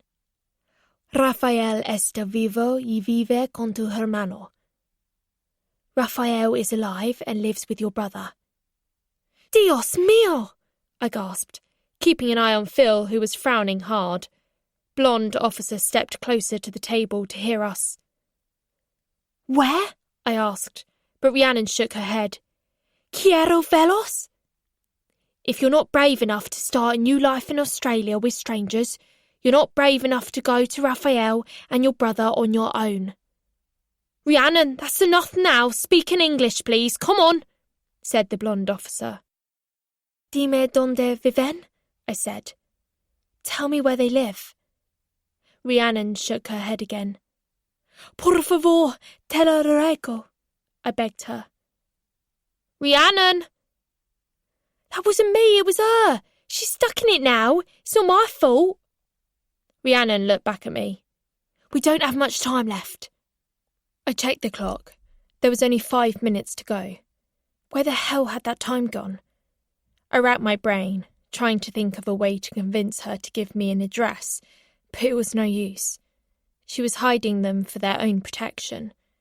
Like she said, if anyone knew where Raphael was, he'd be captured too, and then my brother would be on his own. At that moment, one of the doors in the corridor outside opened. Through the long, rectangular window, a woman walked past, flanked on either side by 2 wardens, with another trailing behind her. Rhiannon stared without blinking as the woman moved the entire length of the corridor. She watched her the whole way. Who's that? I said, wiping my cheek. Roxanne Peach, that bitch nurse who killed all those babies. A model prisoner, apparently. Wouldn't say boo to a goose. Never believe it, would you? She's next on the list, is she? Her eyebrows jumped imperceptibly. Stay tuned. Eyes front, Rhiannon, said the blonde officer. I'm not allowed to look at Princess Peach, much less interact with her. Same with all the nonces. But sometimes, rare occasions, there are small windows of opportunity that open up. I hear her in her cell sometimes, playing the Grease soundtrack at full volume. She whispered in Spanish. We worked out her cell is directly below my mate Martha's. We've been digging a tunnel for 2 years. Shh. She sniggered like a little girl, and her face changed like she was going into a daydream. I dreaded to think what she was dreaming about. I glanced up at the clock. Time was up. I'm glad we did this, said Rhiannon, pushing her chair back to stand up. It's been nice to finally meet you properly. As we stood up, we were permitted one hug, if I wanted to, and the 2 officers were on hand to make sure it was a hug that didn't last longer than 10 seconds. Rhiannon held out her arms, and I slowly entered them. She held on to me closely, and although I hadn't expected much, the hug was warmer than I'd had in months. The blonde officer checked her watch to count it down. Last time I did this, when I came back to kidnap you when you were 2, you were so scared. You were all sleepy at first and sort of melted into me. And then you called out for your mum, and I realised Mum would never mean me. She held me tightly, so tight I thought she might want to hurt me, and I started to cry again as she rubbed my back. I melted against her, grabbing her, forgetting who she was for a few moments. I just wanted a mum. I wanted my mum, whoever she was. Do you trust me, Ivy? Yes, I sniffed. Good. And at that moment, she turned her mouth towards my ear and whispered something low and deep right into the centre, holding my head tightly against hers. I felt wetness. She whispered it again. Rhiannon, let go, now! Rhiannon! Get off her, Rhiannon! She held me tighter in her strong, muscly arms and kept repeating the same thing over and over. 15 seconds, 20 seconds, 30. The wetness increased. The 2 guards eventually tore Rhiannon off me as the words she'd whispered rang about my head, and as she pulled away, her mouth was covered in blood. She smiled at me and her teeth were bloody too. My hand went to my ear, and when I moved it away, it was covered in blood too. It was on my skin, in my hair, in my ear. That's when I fainted. BBC child killer, known as Nightmare Nurse, gets whole life term for abuse and murder of 6 infants. Abigail Moss Tanner, North of England correspondent, published 19th of September 2011.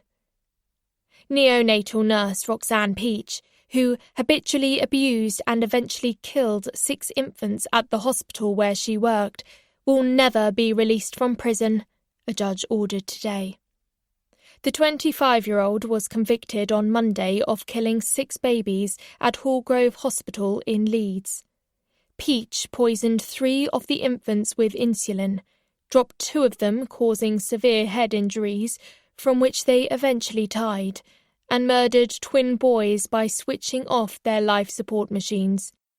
Prior to the babies' deaths, the court was shown evidence that she had abused the children and sent photographic evidence to several men, with whom she was in touch online in various child abuse forums. Peach was given multiple whole-life terms, 1 for each offence. This is the most severe punishment reserved for those committing the worst crimes. Mrs. Justice Fletcher said the manipulation and evilness of her actions between April 2009 and November 2010 was the worst I've encountered in my career, adding Peach had shown no remorse and had smirked and giggled in the dock when the parents gave their victim impact statements. The mother of the twin baby boys killed by Peach said she couldn't believe that a human could do such things to defenceless children. And the father of a baby girl who Peach targeted, and who was holding a small yellow teddy bear that he'd never got the chance to give to his daughter, after finishing his statement, looked Peach dead in the eye and shouted, "I hope someone guts you in prison, you evil cunt."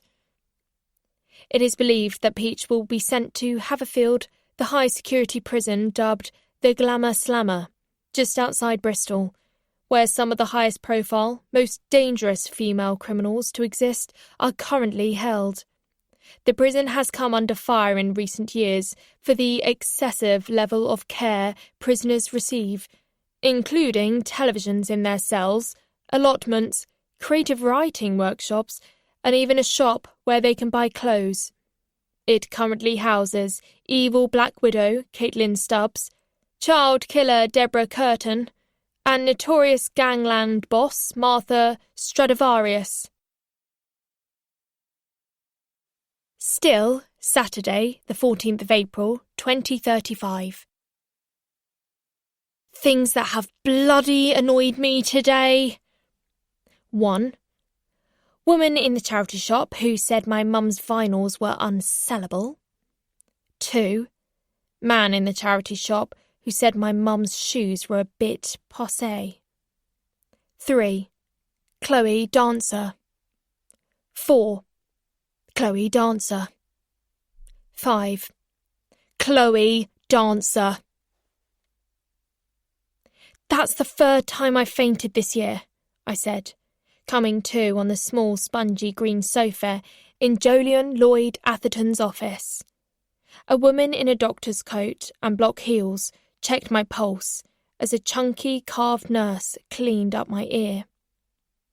Can't see any injury, said the nurse. Are you sure she bit her?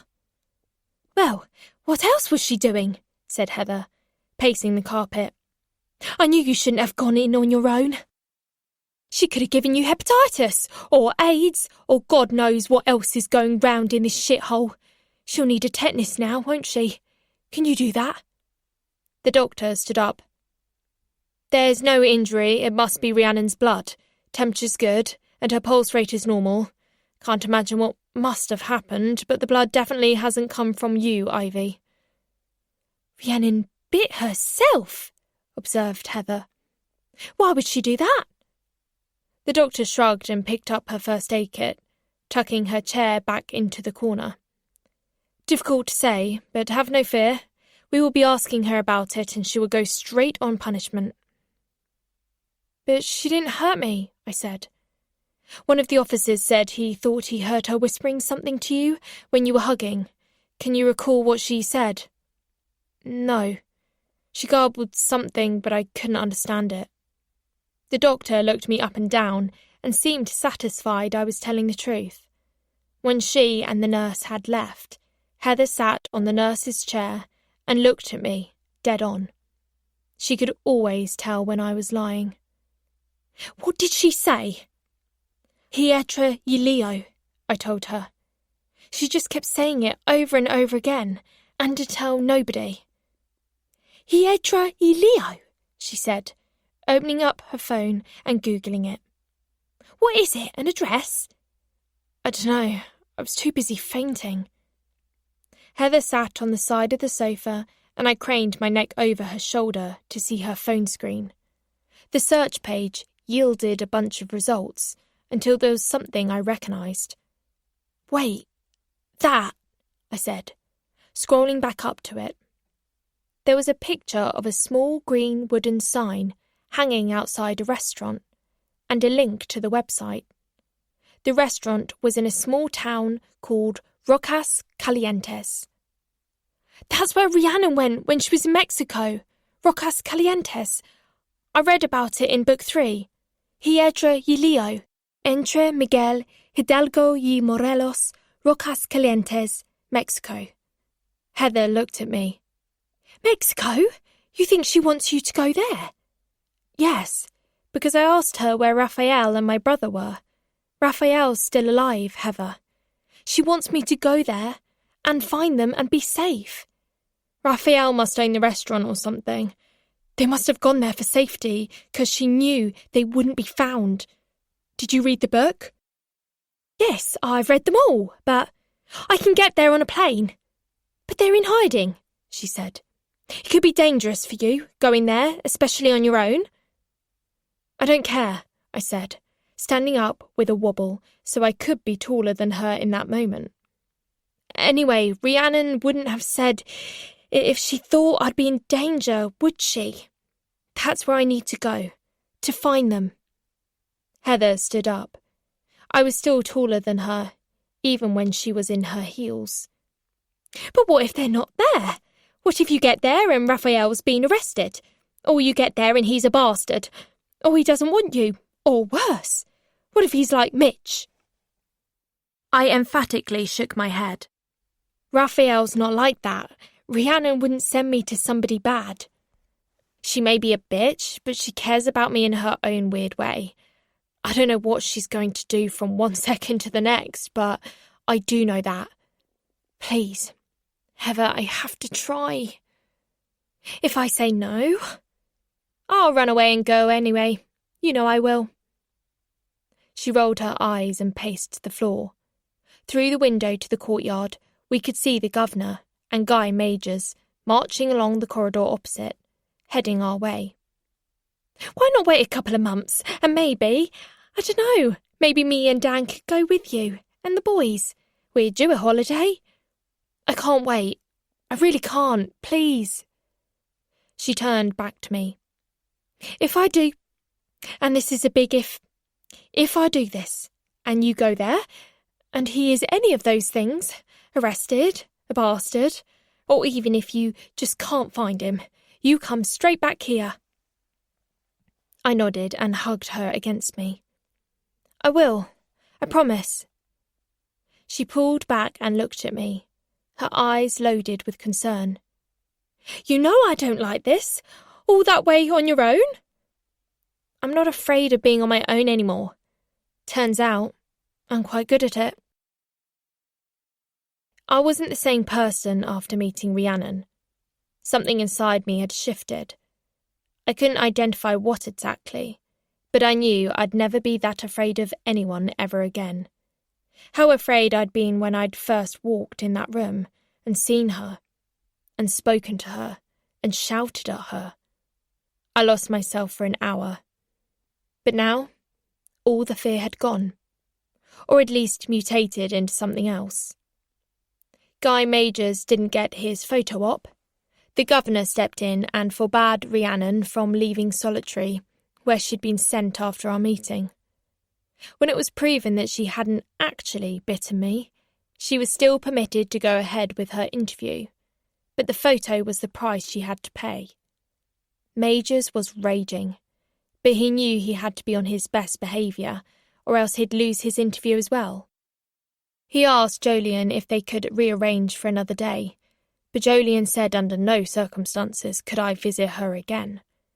They couldn't take the risk. And now I think about it, I believe that's why she did it. Initially I thought it was just a distraction, so she could deliver the address into my ear at close quarters.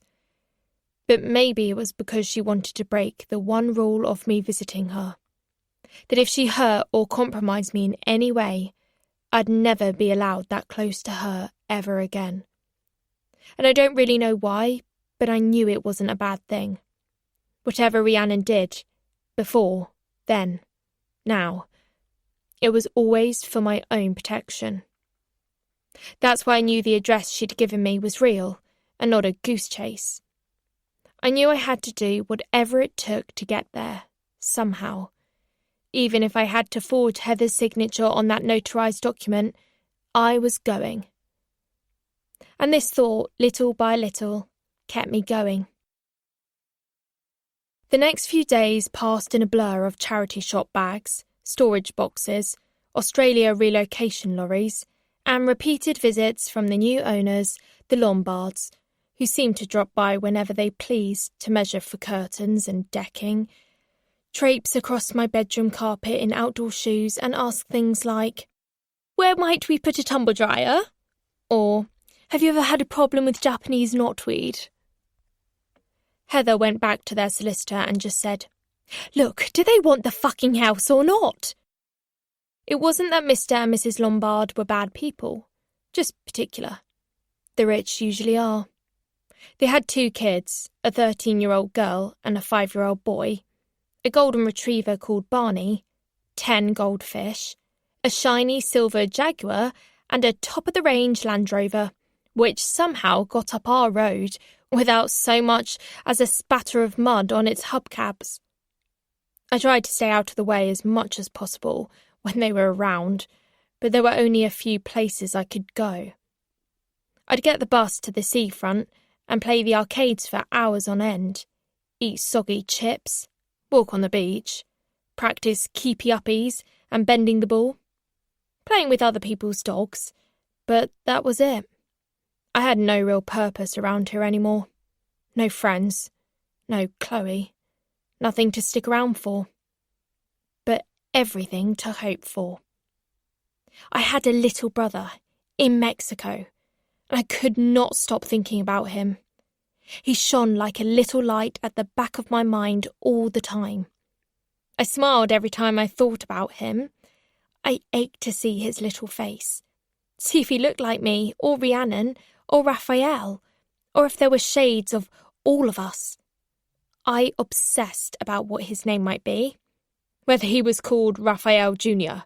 or Michael Jr. after Raph's dad, or Tommy after Rhiannon's dad. I tried to find evidence of his existence online, but of course there was nothing. All dead ends, just how Rhiannon needed them to be. And then it dawned. "Oh my God!" I cried out, as a flock of 6 seagulls helped themselves to the remainder of my chips on the bench. I remembered that email, weeks ago, from someone claiming to be my brother. I'd deleted it, like I deleted all emails or direct messages from suspected bad seeds just looking to get a piece of me. I scooped out my phone and raked back through my endless deleteds to see if I could find it. I tried this once before to no avail, but this time I took it slow, reading every single message, and I eventually found the one I was looking for. 15th of March, there it was. LLM10@outlook.com. Hello, Ivy, from your little brother. I read it so fast I had to read it again, slower to make sense of it. Hi, Ivy. I found out I'm your brother. I wanted to say hi because I think it's cool that I have a sister. I saw on the news about your mom, and I'm sorry. I know how it feels because my mom had to leave when I was little too. But she was your real mom as well. That means you're my big sister. I think you might be 16 now. I'm 10 and a half. I don't know if you'll want to talk to me, but I really hope that you do. I like gadgets and inventing stuff in my workshop. I play soccer with my dad on the beach.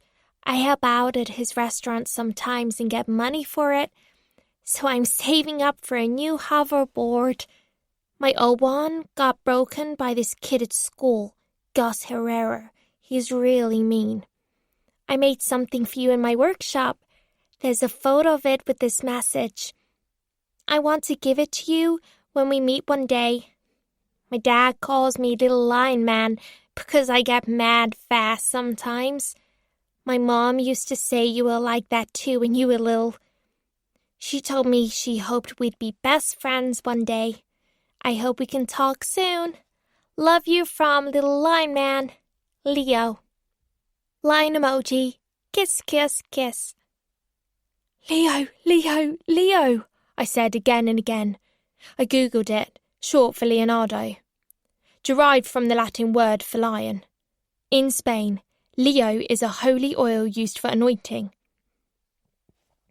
The 5th sign in the zodiac. Same name as the one of the constellations. Brave lion, it meant. Leonardo da Vinci, 1452 to 1519. An Italian artist and scientist of the Renaissance and an inventor of flying machines. Leonardo Fibonacci was a medieval mathematician, the blue-masked ninja turtle. Not only that, but I looked up Hiedra y Leo again, and get this. Hiedra is Spanish for ivy.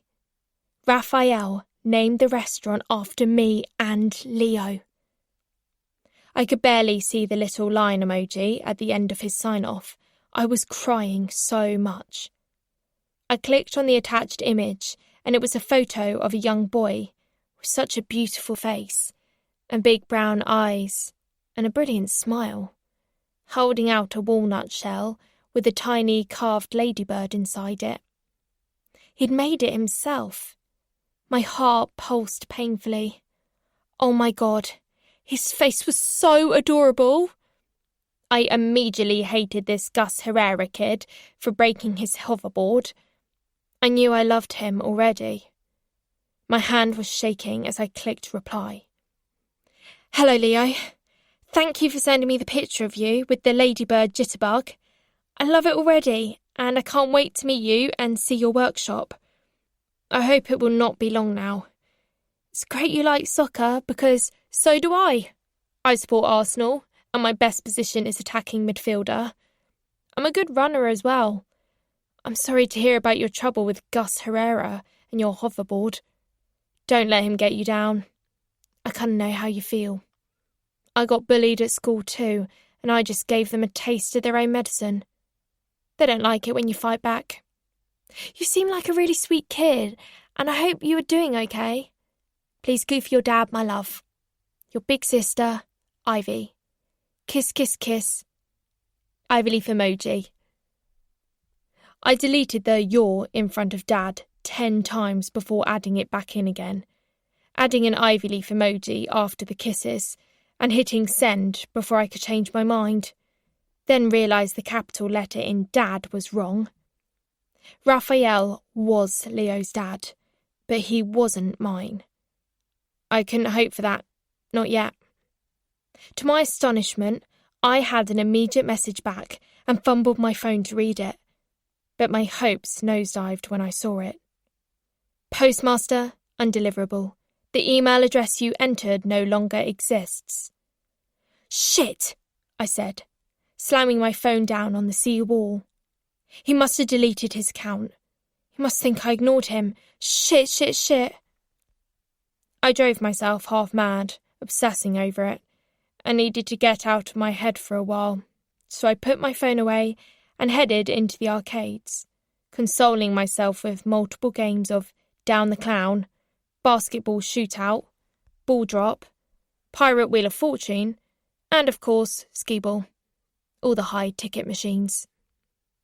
But his face was always there in my mind, smiling, looking like his dad, saying he loved me, calling me his sister. While I waited for my vegan ice cream sundae to melt, I gave in to the persistent voice and rechecked my emails, just to read his again and see the little line emoji. I found the postmaster undeliverable one, and then noticed I'd inadvertently added an X to the recipient line. I'd added a fucking typo. That's why it wouldn't send. Shit! I cleaned up the message, checked, and checked it again and resent it. This time, no undelivered message pinged back. It had gone. It must reach him this time. I was so excited I was bursting with hope and happiness for the first time in ages. Since my mum's last all-clear diagnosis 3 years ago. Since I got Maddox. Since that last Christmas when she was well enough to cook us a veggie roast. Leo and Raph were all I could think about, and I couldn't stop smiling. I already had stacks of tickets at the bottom of my bag, but I'd never found a prize worth spending them on. They seemed a bit shit for all that effort, so the tickets just accrued. And then I saw the box at the very top of the prize pyramid, a brand new, box-fresh hoverboard, worth over £200. Or in my case, 1,000 tickets. I sat on the carpet by the Spider-Man fruit machine and counted them out, one at a time. Just over 700. I needed another 271 to claim it. I could do it in an afternoon if I put my mind to it. I could hit it in one spin if I stalked the spin-to-win machine for long enough. So I set my mind to it. But as I was getting back on my feet, my plan was thwarted. "Hey!" My face instantly met Chloe's, and my soaring heart sank. She'd got even more beautiful since I'd last seen her, and she'd had her hair cut, short and shaggy, new pink hoodie, bootcut jeans with soggy hems and new Nikes. Jesus wept. She was a vision. "What are you doing here? You hate the arcades." She shrugged, hands in jean pockets. "I saw you walk past. I'm at the Fish and Fry with my fam. It's my brother's birthday." "Oh," I said, before carrying on to the spin to win. And then, the crushing realization dawned on me how we'd left things the last time I'd seen her. I'd grabbed her by the throat. I'd forced her up against the wall, called her names. Ugh. The guilt washed over me like the roaring tide, and suddenly, I didn't want to be anywhere near her. Still, she followed me round the place, lingering beside every machine. Spin to win was useless. Clearly it had a big win recently. Either that or Chloe was throwing me off my game. I had no real plan except tickets, tickets, tickets. "Shouldn't you be getting back to your fam?" I said after a while, as I grabbed another pot of tokens. "They're okay. They've met up with some people they know, friends of ours, James and Sophie." "Thrills!" I posted the tokens in the ski ball slot and released the balls. "Can I play?" she asked. "I could win you some tickets." "Why would you want to do that?" "Just help." Don't. Don't what? Pretend nothing's happened. Can't stand the bullshit. I'm sorry about what I said and did last time, okay? I'm sorry. I don't have any excuse for how I acted, and you were grieving. Haven't been there for you. You were right. I'm sorry too. Can I play? "I'm not paying for you," I replied, not taking my eyes off the rings. I aimed for the ones worth 250 points, but kept getting 50s and 100s. Aiming too high once again. Chloe went and changed up her money for tokens and then played alongside me, every machine. The tickets spewed out, but not for me, for her. I got all 50s. She played again, and again it happened. 253 times in a row. I got 100, then all 50s. "Fuck's sake!" I growled. I glanced over at the basketball game, but no way was I throwing with her around. She put me right off my lob. Chloe bunched up her tickets and handed them to me. "Here you go." I counted them out and sniffed, not daring to show her any appreciation. Just 255 to go. "Thanks. I always wondered why you never redeem them." "I'm redeeming them today, actually." "Oh, right," she said, following me to Down the Clown. "What are you getting?" "I'm not telling you. You'll probably beat me to it and claim it for yourself." "Ivy, come on. I wouldn't do that. Let's talk. I miss you." "Didn't miss me enough to call me, though, did you?" "You've blocked me." "Didn't miss me enough to come to my mum's funeral, did you?" "I had rehearsals." She stood by the machine and I tried to ignore how the pink flashes illuminated her face, her button nose, the curve of her lips. "I told my parents that me and you were more than friends," she said. I laughed, continuing to jab at buttons. "No, you didn't." "I did." "What happened?" My dad went dead quiet. My mum came into my room after dinner and asked if I had any questions. It was so embarrassing. She's obviously been reading some blog about how to guide your kids through gayness. Dad's trying to be all supportive, but it's like I've given him information he doesn't know what to do with. It's quite funny. I always thought they'd hit the roof, but I think they just don't understand it. They're trying to be cool, though. I nodded and continued to down clowns with a heavy ball. I ripped what tickets I'd accrued so far out of the base of the machine before anyone passing by could swipe them. What changed your mind? About telling them, I mean. I realised what I had. I got scared, Ivy. My feelings were so intense, and I didn't know what to do with them. They went against everything I'd been brought up to believe. Handsome princes, white weddings. And then I met someone who made me feel everything those fairy tales did and more. I couldn't believe I messed it up. What you did to Mr. Andrews for me, well, you still think I killed him? Well, you did, didn't you? Of course I bloody didn't. If you still think I had something to do with it, then you must have never known me at all. Who did kill him then? I don't know.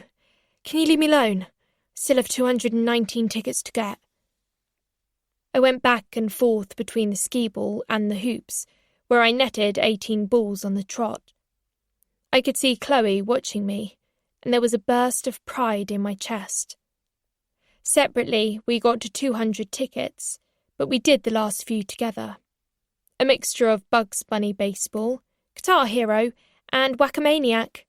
This weird game at the back I'd always avoided, where you have to find the serial killer who's run away from jail and hiding in the woods. The evil laughter track and clank of the prisoner's chains each time he escaped the slam of my rubber hammer was all old and scratchy. Come on, get him! Look, he's there, behind the tree! Quick! Chloe enthused as my hammer came down. Slam, slam, slam on the creepy guy's head each time. I pretended he was Rhiannon, and the tickets came thick and fast. Before we knew it, we had more than enough for the hoverboard. I counted the tickets through and handed them over to the bored-looking emo behind the counter, and he started counting them up too. Chloe frowned as her phone beeped in her pocket. Aren't you a bit old for hoverboards? It's not for me, I said. It's for a friend.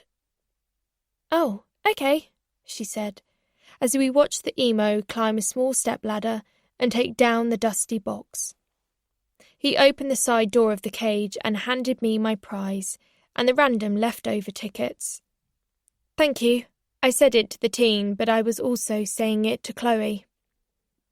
I enjoyed that, she said, as she checked her phone and we headed for the entrance.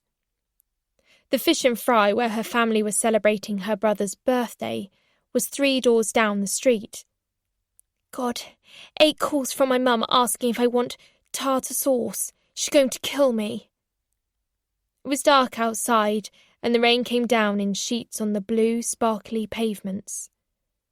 What time's your bus? Any minute, I replied, covering the box with the hem of my hoodie. I can wait with you, she said, as we crossed the road to the bus stop. Or we can give you a lift back if you want. She hadn't meant that. She just thought it was something she should offer. I could read her like a very shit book. She knew how awkward it would be with her parents in the car, now they knew me and her had done sex stuff. You should get back, I said, setting the box down on the bench as the rain thundered down on the perspex roof of the shelter. I'd rather be with you, she said, reaching for my hand. I felt her standing nearer to me. I felt her hand on my hair, on my face, turning my mouth towards hers, her lips on mine, the rain pelting down on the roof, louder as she leant against me and kissed me deeper than she'd ever kissed me before. When we finally came up for air, she pulled back from me and looked me dead in the eyes. I love you, Ivy. She held my hand and we gasped into each other's mouths and put our heads together, looking out at the pelting rain. An old woman with some heavy shopping glanced our way, stared, frowned, grimaced, tutted. And in that moment, Chloe dropped my hand and stepped away. When the woman had passed, she reached for my hand again, only to find it was not there. And it never would be again. I said, "I'm leaving soon. Going abroad." "Where?" "Australia," I lied, inadvertently touching the hoverboard box beside me. "Delaney's Creek, Brisbane to be exact, so I won't see you ever again." "You can't leave. You can't. I'm coming with you." "No, you're not," I said. "You say you love me, but you don't. Every time someone looks at us too long, you let go of my hand. If I'm going to be with someone, I want her to be proud to be seen with me, and I'm not going to shrink myself for your sake." She was crying now, but I wasn't. I wasn't afraid anymore, not of losing her. I was just afraid of losing myself. It was the only thing I had left. "Ivy, please, let's talk." "I don't want to talk anymore. Your family needs you here, and mine needs me there." And then the bus rattled up and chugged next to the curb as I stepped on and swiped my pass card. And Chloe watched me go. But I didn't look back. Not once. Friday, the 20th of April, 2035. Things that have bloody annoyed me today. 1. The family I have. 2. The family I don't have. 3. Guy Majors. 4. True crime enthusiasts. 5. Broadcasters who should know better. The house was almost completely cleared now, except for the mattresses, electrical and white goods, and the odd folding chair so the Aussies could watch TV. They wouldn't be watching Rhiannon's big interview, though, for obvious reasons. I said I wasn't going to watch it either, but as the time came closer, my will to avoid it was weakening. I was still staying out of their way for the most part, but occasionally I'd go into one of the rooms and take last lingering looks at the dents in the carpets, where beds or chairs used to be. Most of my bedroom furniture, bed frame, the vast majority of my clothes, toys, and the contents of the garage were ready on a cargo plane to Brisbane without me. My life was already in Australian airspace, even if I wasn't following behind it. Instead, Heather and I were working out a plan of our own. Flight bookings and knowing looks and clandestine visits to her office to sign pieces of paper I didn't quite understand. We hadn't told the Aussies. Heather said Melissa would put up a hell of a fight for me. "I doubt it," I scoffed, as I left her office that final lunchtime with my brown envelope. "She hasn't shown me the least bit of care since they arrived." "I don't know," said Heather, standing beside me as we waited for my cab. "Why come all this way otherwise?" "The antiques and the art and the jewellery and anything else of any worth she can get her hands on." Heather shook her head and for once didn't argue with me. "She knows about Freddie's money for you as well." "How?" "He called the house the other day when I was over there showing the Lombards round. Didn't she tell you?" "No, she didn't." "He asked to speak with you. Said who he was and that he wondered if you'd change your mind about the money." "Shit." Melissa put 2 and 2 together, asked how much there was, and he told her. She made it sound like you two were closer than you are. So, now she knows not only what you've got coming in 2 years and 5 years respectively, she also knows about the wad he's saved up for you. She's not entitled to any of it, is she?" Heather shook her head vehemently. "Have no fear. It's all nicely tied up in a bow in your name." "Minus your fee," I reminded her. "My fee comes out of Claudia's estate once the house sale goes through. Claudia stipulated everything else went directly to you and didn't pass go." What the hell am I going to do with it all, Heather? Didn't anybody stop to think it isn't the best idea to give a 16-year-old millions of pounds? Claudia knew you were sensible at heart, that you'd put it all in the right places. And it's coming to you piecemeal, so it's not as though you get the entire wad all at once. It's taken care of. Don't worry. A thought flew in. Actually, I think I know what I want to do with the Freddie money. Would you get in touch with him for me and sort it out? Of course. Just say the word. I smiled at her. Do you ever wonder sometimes how the hell you got involved in all this? In me? I asked her. No, she said immediately, without hesitation. I remember it well, and I'm grateful for it. Watching you grow up, keeping an eye on you and your mum. It's been a privilege. You're an extraordinary girl, Ivy. And remember what I said. You are multitudes. You don't have to be anything but yourself. Not her. Not him. Not some monster. You're you. And you don't have to have all the answers yet either. Whether you want to be a showgirl, or a centre forward, or a bloody rocket scientist, it's all up for grabs. Your life starts here. Thank you, I said.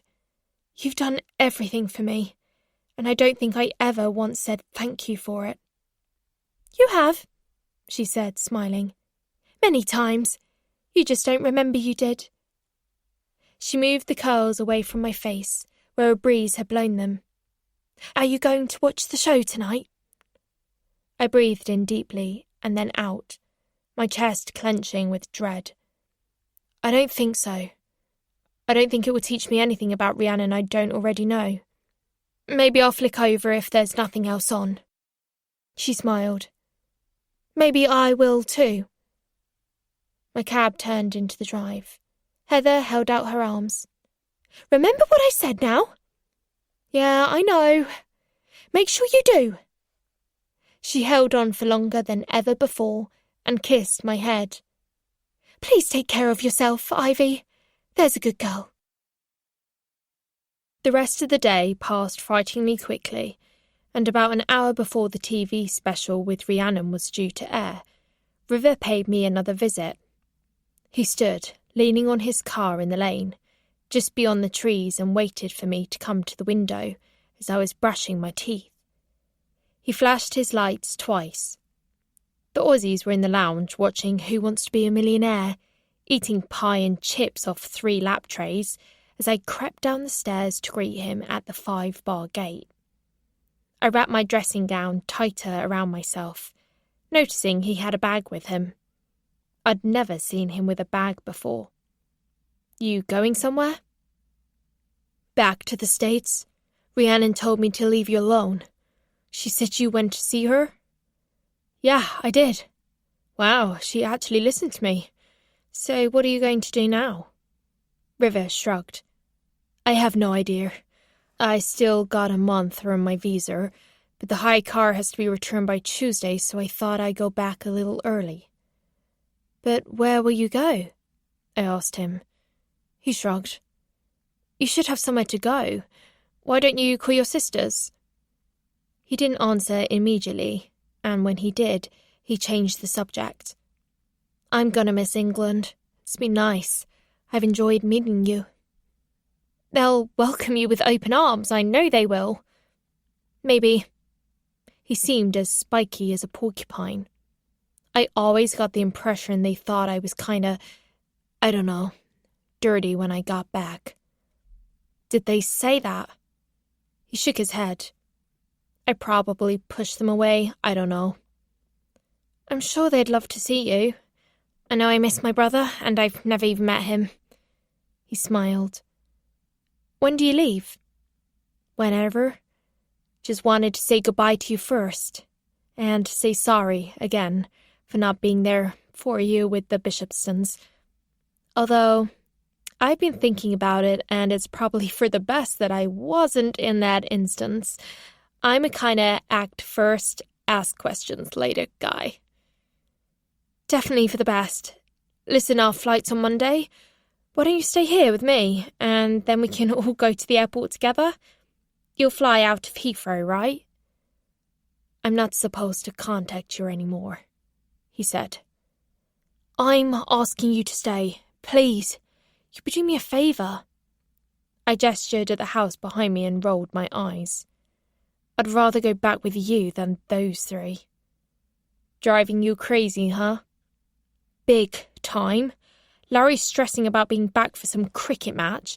Melissa's wanging on about needing room for her duty-free perfume. And Geordie's, well, you know when someone's being too nice? Absolutely. I can see right through it. Me too. We don't have any beds, but there's a ton of duvets and blankets and thick carpet on my bedroom floor. Won't your Aussie guardians mind? I shouldn't think they'd bat an eye. I'll say you're my boyfriend. You could pass for 18. Okay, he said warily, staring up at the giant house like it was Buckingham Palace. In that case, could I grab a shower real quick? Oh yeah, we still have showers. I led River inside the house like this was nothing out of the ordinary. Larry was the first to come in with his empty tray on a backdrop of game show applause and an ad break. He did a double take when he saw an almost 6-foot, heavily tattooed guy with black fingernails and spaces in his earlobes standing at the island. "Oh, whatcha?" said Larry, as he dropped the plastic straight into the open bin bag dangling on a cupboard door. "Who's this, Ivy, love?" "This is River. He's my boyfriend. He's 18. "Oh, right. How you going, mate?" Larry reached out to shake River's hand, but River just looked at it. It was also pleasing to note how much he towered over Larry and how clearly Larry was put out by this. "Nice to meet you," said River. "How'd you know Ivy, then?" "Through her mum, the serial killer." "All right." Larry looked from me to him and back again. Then Melissa shuffled in, also with an empty tray and assorted containers and cups for the bin bag. "Who's this tall drink of water, Ivy?" "My boyfriend. His name's River. He's 18. "All right. You've not mentioned him before. You were at my sister's wake, weren't you, love?" River nodded. I cleared my throat. "Yeah, River's going to be staying with us until we leave for the airport. He has to catch a flight too. He's going back to the States." "He knew her mother," Larry filled in quietly. "The serial killer." "Rhiannon saved my life," said River firmly. Melissa didn't even offer to shake his hand, just went to the fridge to grab a carton of strawberry milk. She stabbed the straw in the top and glared at him. "There's a pie and chips in the oven. I got you a veggie one."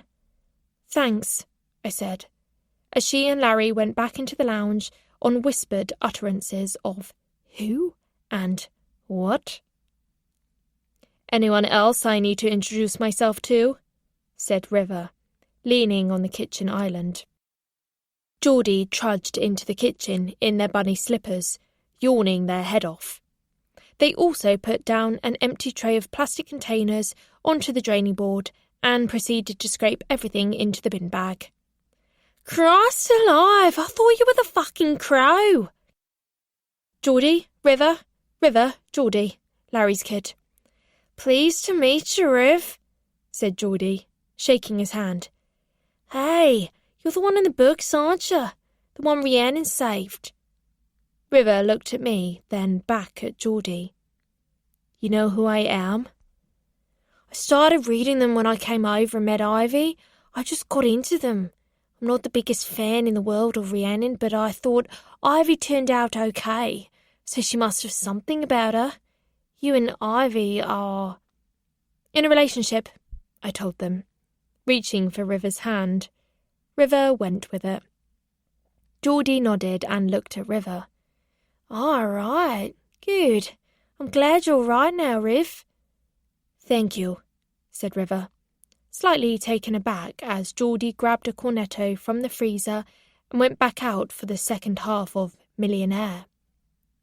"Geordie seems nice." "Yeah, they're AJ's step-sibling." Ah, cool.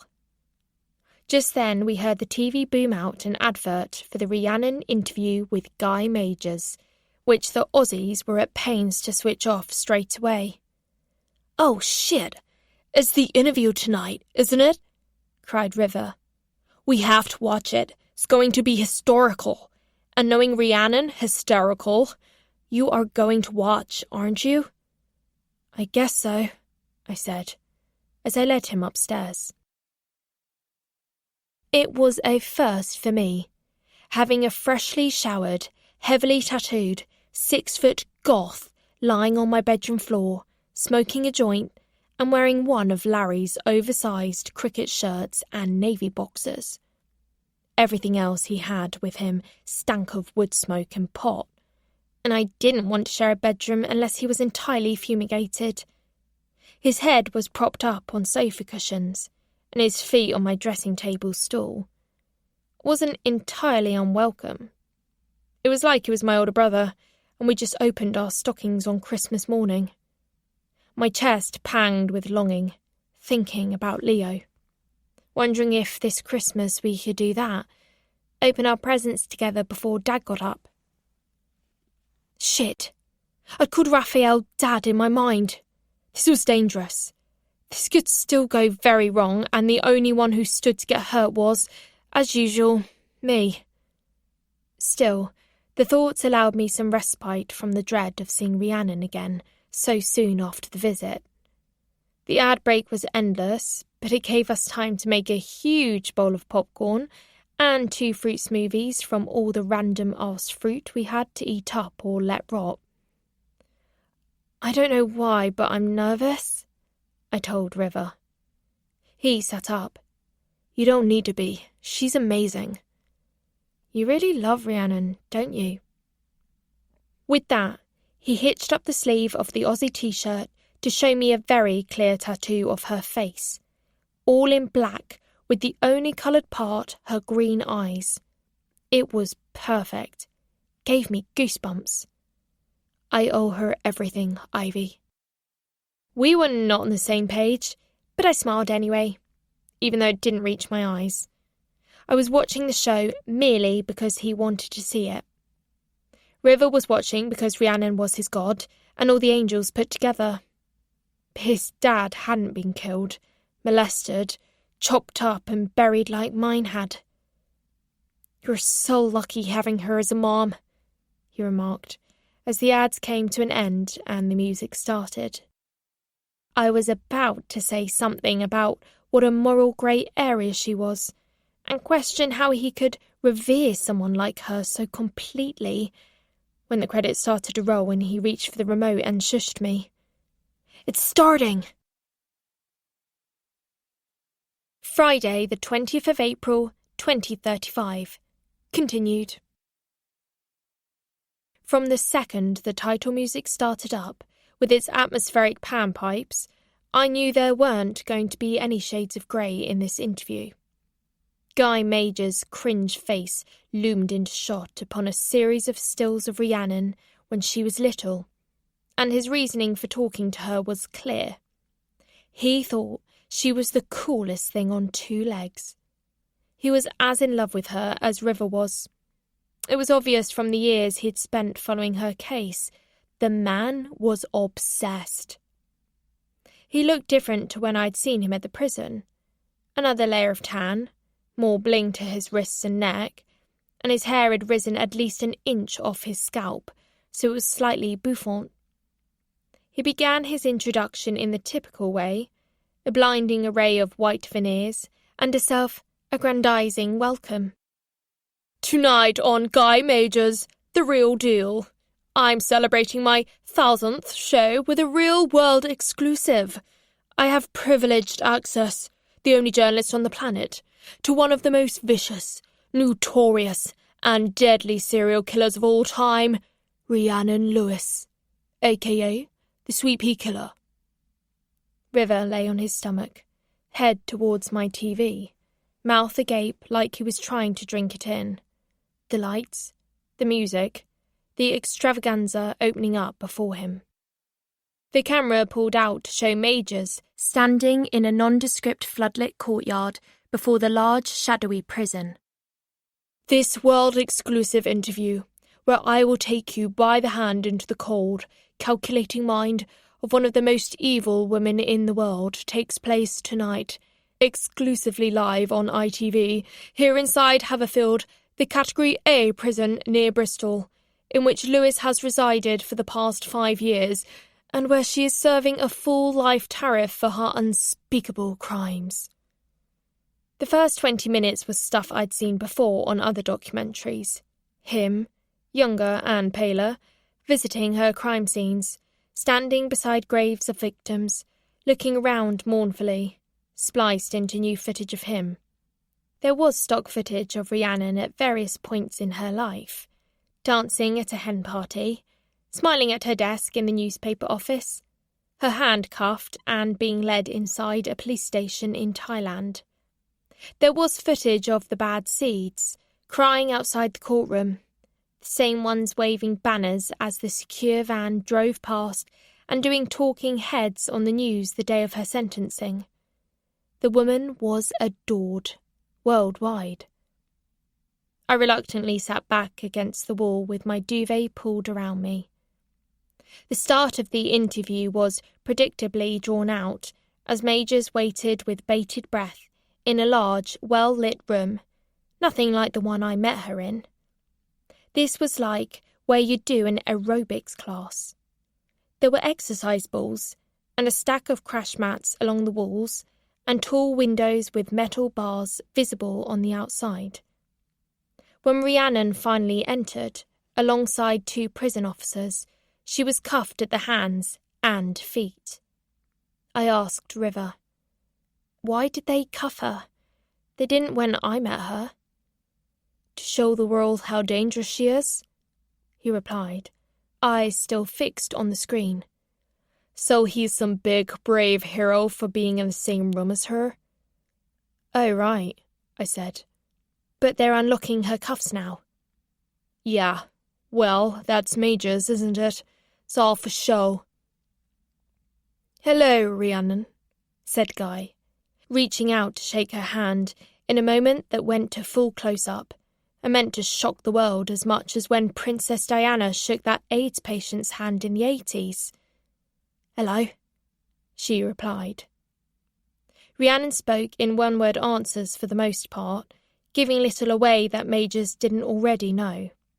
He finally got to her first kill when she was 18, then skipped to the second, where the books began. The guy in the canal whose penis she cut off. "He wasn't the second," she announced suddenly. Guy stopped in his tracks like he'd hit a red light.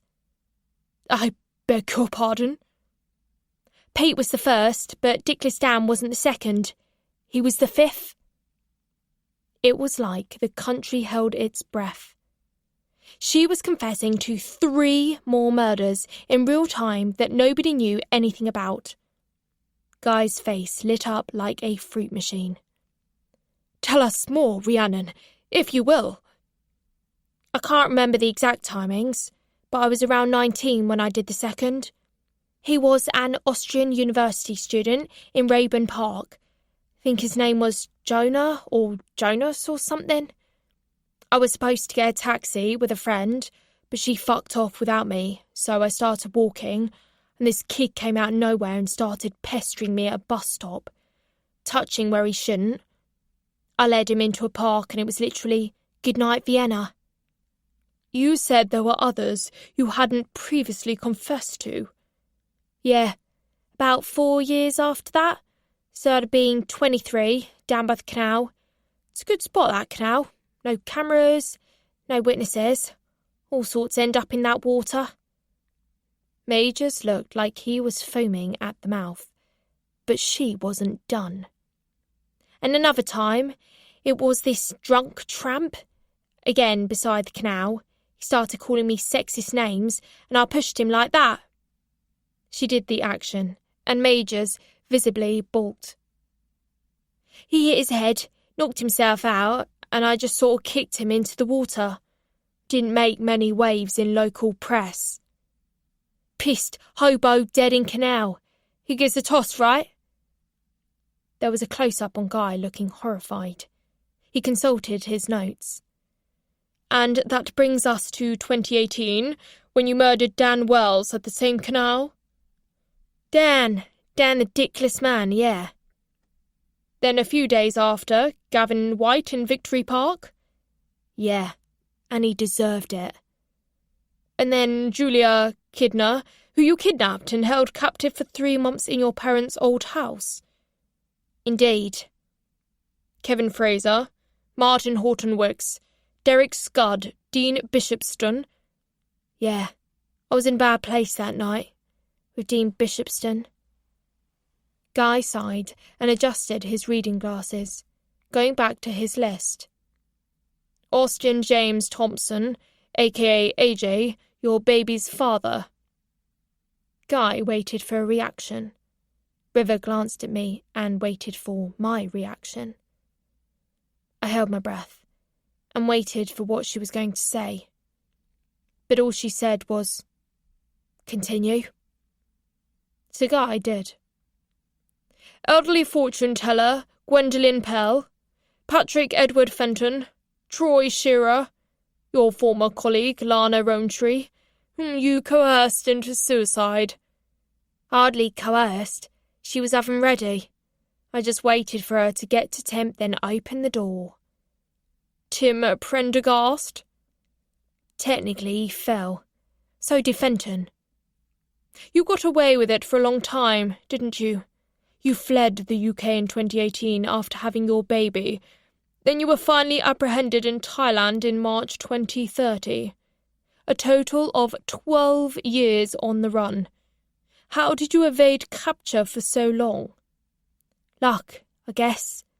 Luck and the bad seeds. I scrolled my phone. She was the top trend on all social media platforms in the UK. #BadSeeds was second.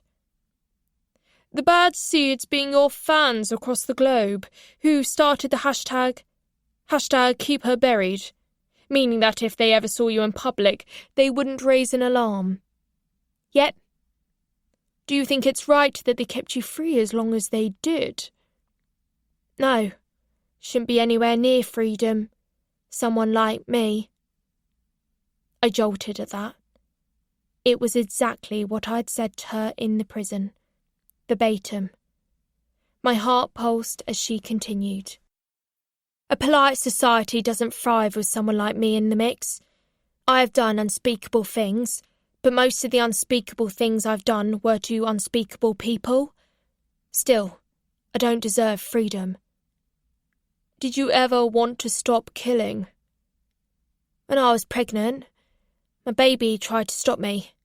She was like an in utero probation officer, checking on me, making sure I was toeing the line, keeping me on the straight and narrow. Second I knew I was having her, I had to be better. I didn't always want to be, but she showed me goodness. Rhiannon looked directly into the camera, directly at me. I tried to be better, but there was too much against me. I'm not perfect, and she deserves perfect. A painful lump caught in my throat. I coughed it away and pretended I needed the loo, so River wouldn't see me cry.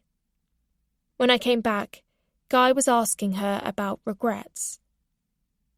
What do you regret, Rhiannon? I wish I'd eaten more Tanfastics. You can't get them anymore in here, and I miss them. I used to love Moams too. But since I hit perimenopause, I can't afford the teeth. That's not what I meant. The people you hurt, the people you killed, do you regret taking any of their lives? She stared at me again, right down the camera lens.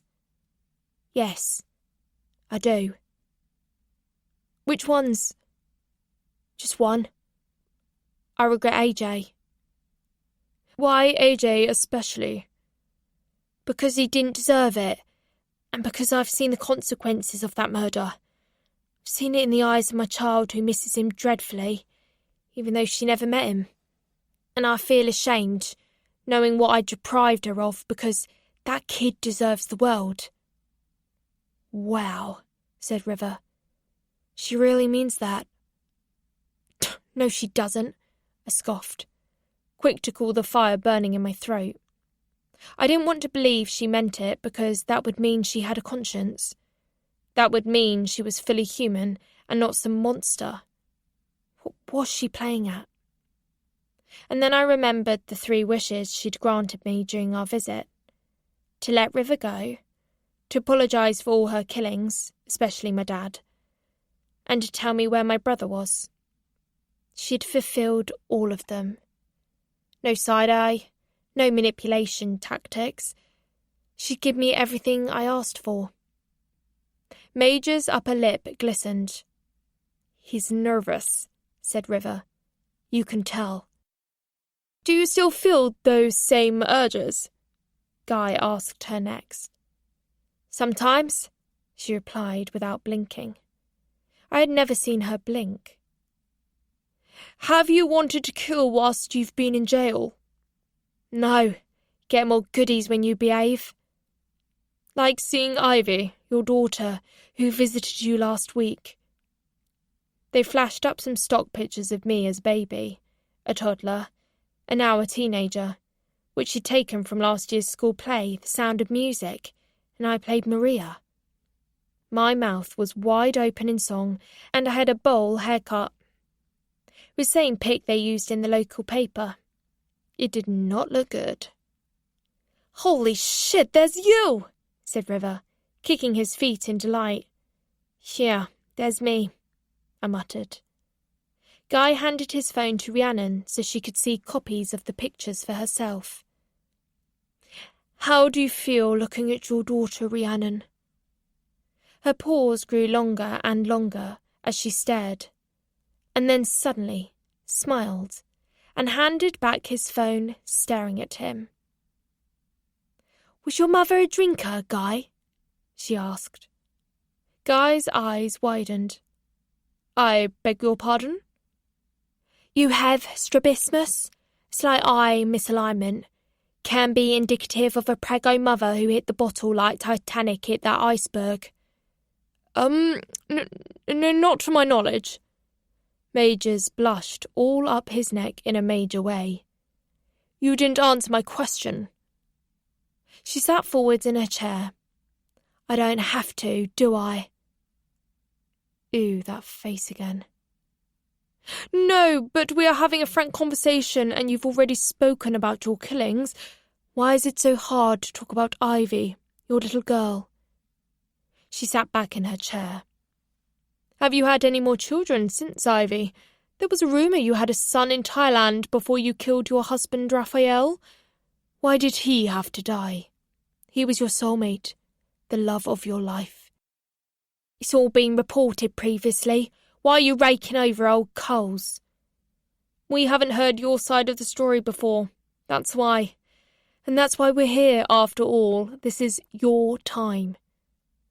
Raphael cheated on me. I caught him having an Anne Frank on his phone with some tart we'd gone to in Koh Samui.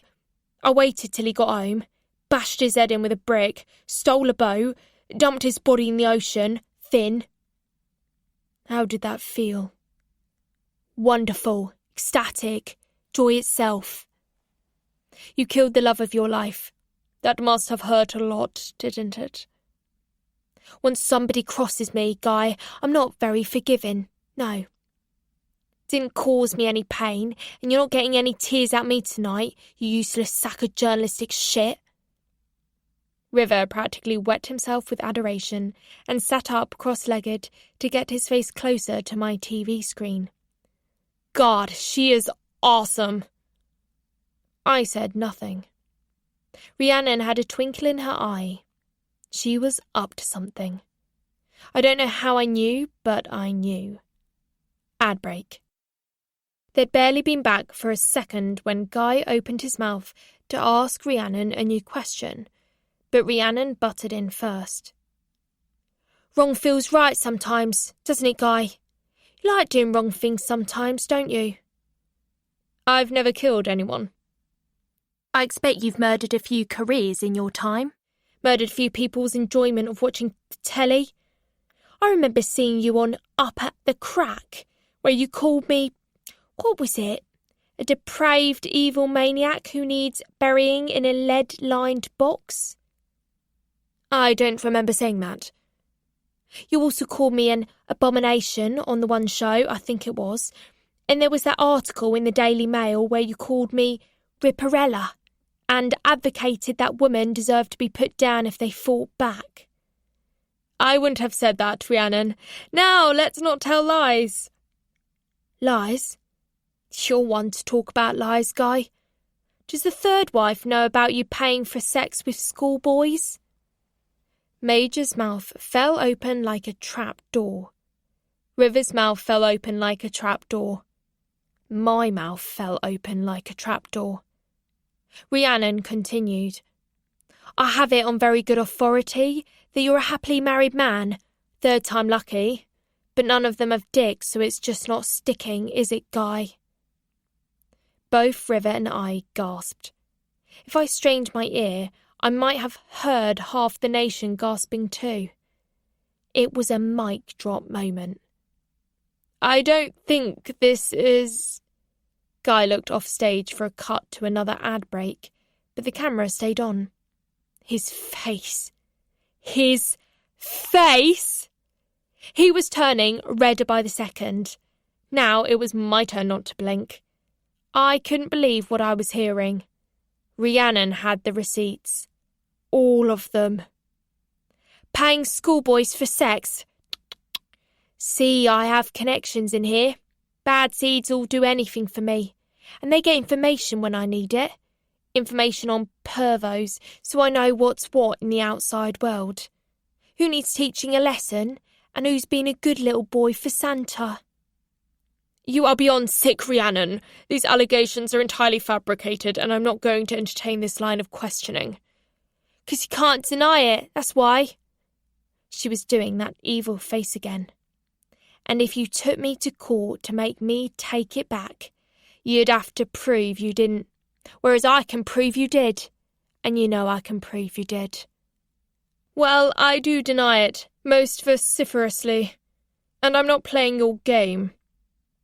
Don't get me wrong. I have been known to go gay for the stay at times. I don't go down on them because I could never stand the taste of fish at the best of times. But they go down on me. It's all right. I'm used to it now. Had so many asking, I was just like, all right then, eat me out if you must. They see it as privilege, 'cause of me being queen of the world in here and all that. And yet, ironically, you're the one having sex illegally. Well, no, it's not sex with children, is it, Guy? It's, what's the word? Oh yeah, rape. He's not even denying it anymore, cried River. Rhiannon leaned in just as Majors leaned back. Who was the one who did work experience with your production company? Got your Starbucks for you? Peeled your tangerines? Filled your carafe?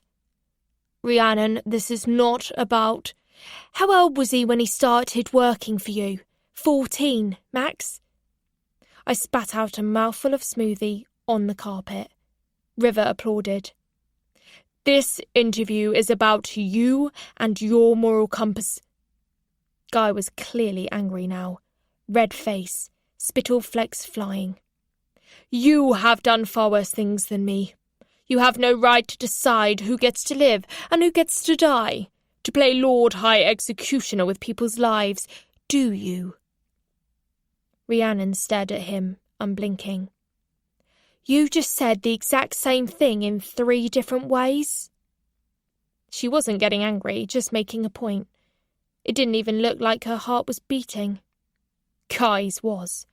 It looked like his pulse was going to ping out of his neck any minute.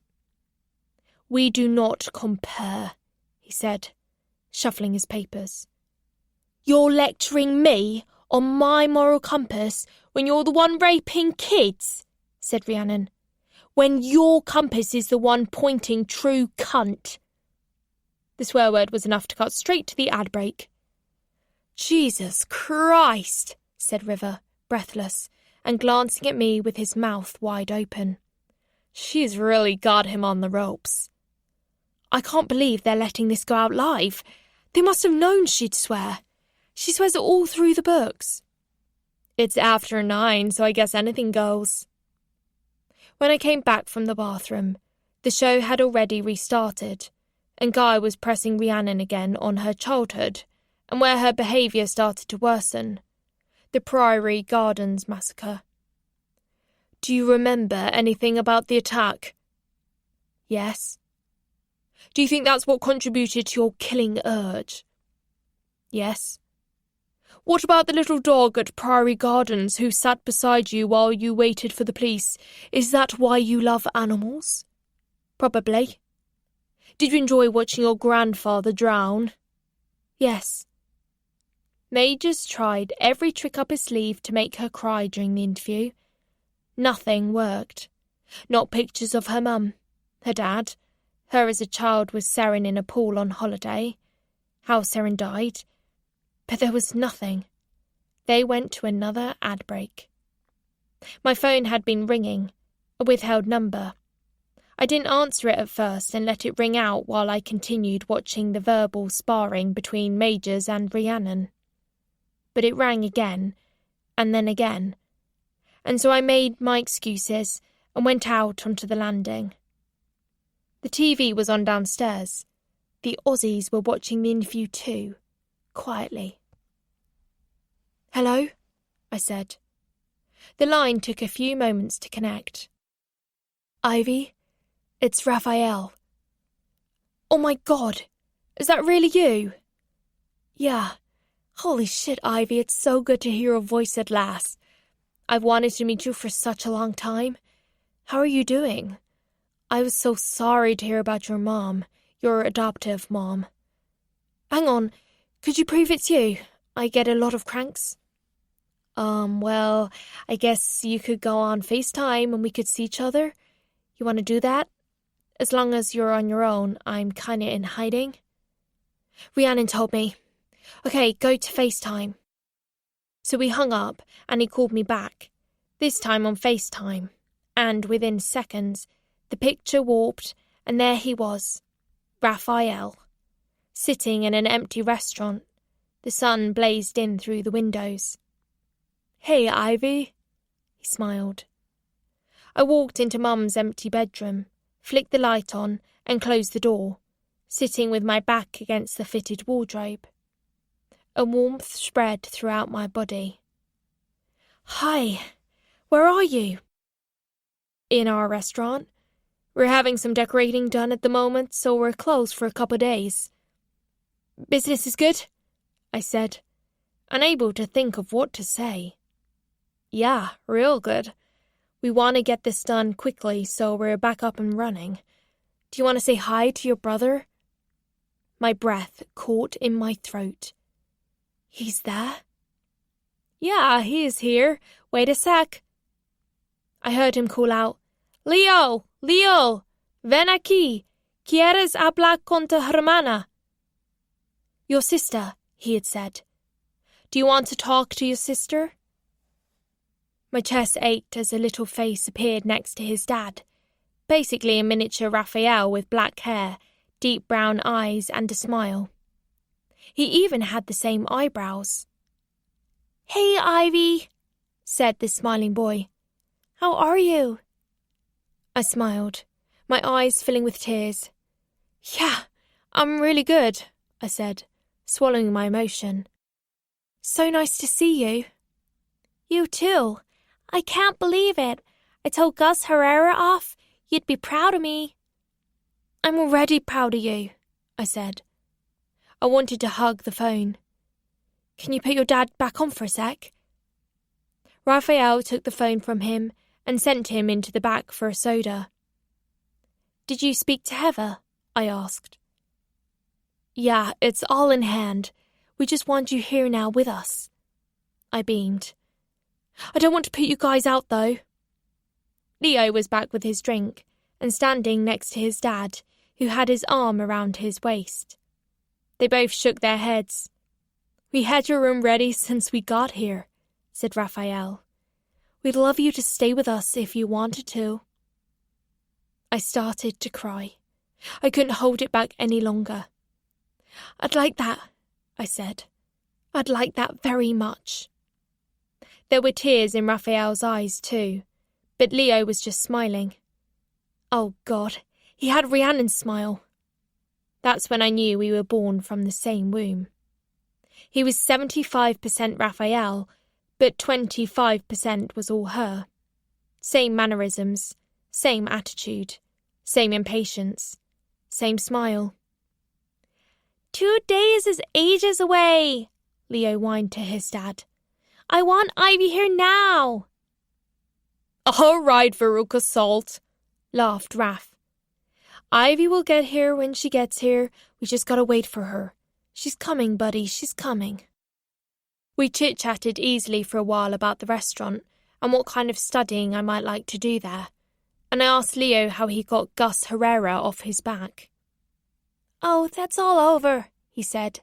"Dad told me to hit him as hard as I could, and that will send a message, so I did." "You did? And what happened?"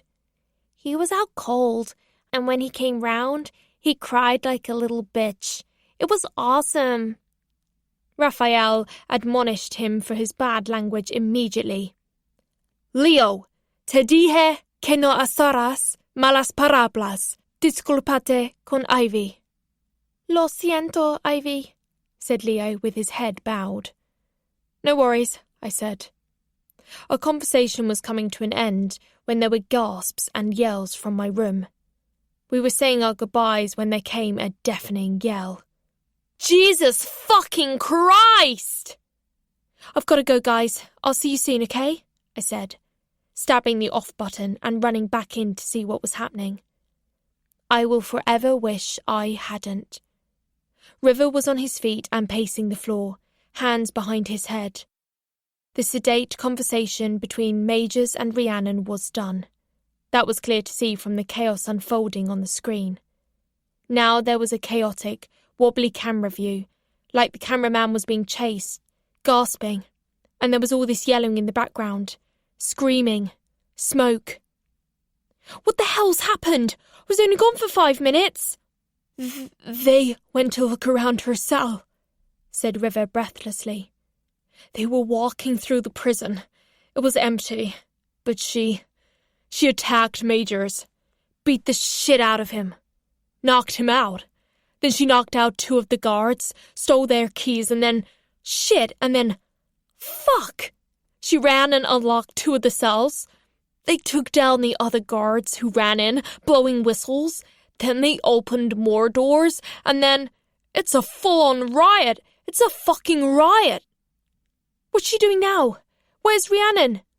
"They've lost her. She ran away. The others had taken over the wing." "Oh my God, it's bedlam. She must be there somewhere. Don't tell me she's escaped." But I didn't need him to explain the rest of it, because I saw it with my own eyes. One of the prisoners had the camera now, God knows what happened to the cameraman, and was running towards where the screaming was coming from. Guy Majors was on his back on the floor of the landing, pinned down by several women prisoners who were beating him senselessly as he screamed for his life, piss streaming down both his legs. Then the camera ran in the opposite direction as voices yelled, "She's in! She's in! Go! "What's happening now?" I said, chewing the cuff of my jumper. "I don't know," said River. "Where have they gone?" But the camera caught up to her in one of the cells and ran in, fighting its way through a throng of women as alarms sounded everywhere. There was shouting in the distance. Black, uniformed guards with face visors and guns. "Tactical response," said River. "Shit, the fuck's going on?" "What's Rhiannon doing?" I cried. The camera zoomed in to the top of Rhiannon's head as she sat on the side of a large, raggedy hole in a cell floor. The screaming grew louder. Then we saw where the screaming was coming from, directly below. Her legs were dangling down inside baby killer Roxanne Peach's cell.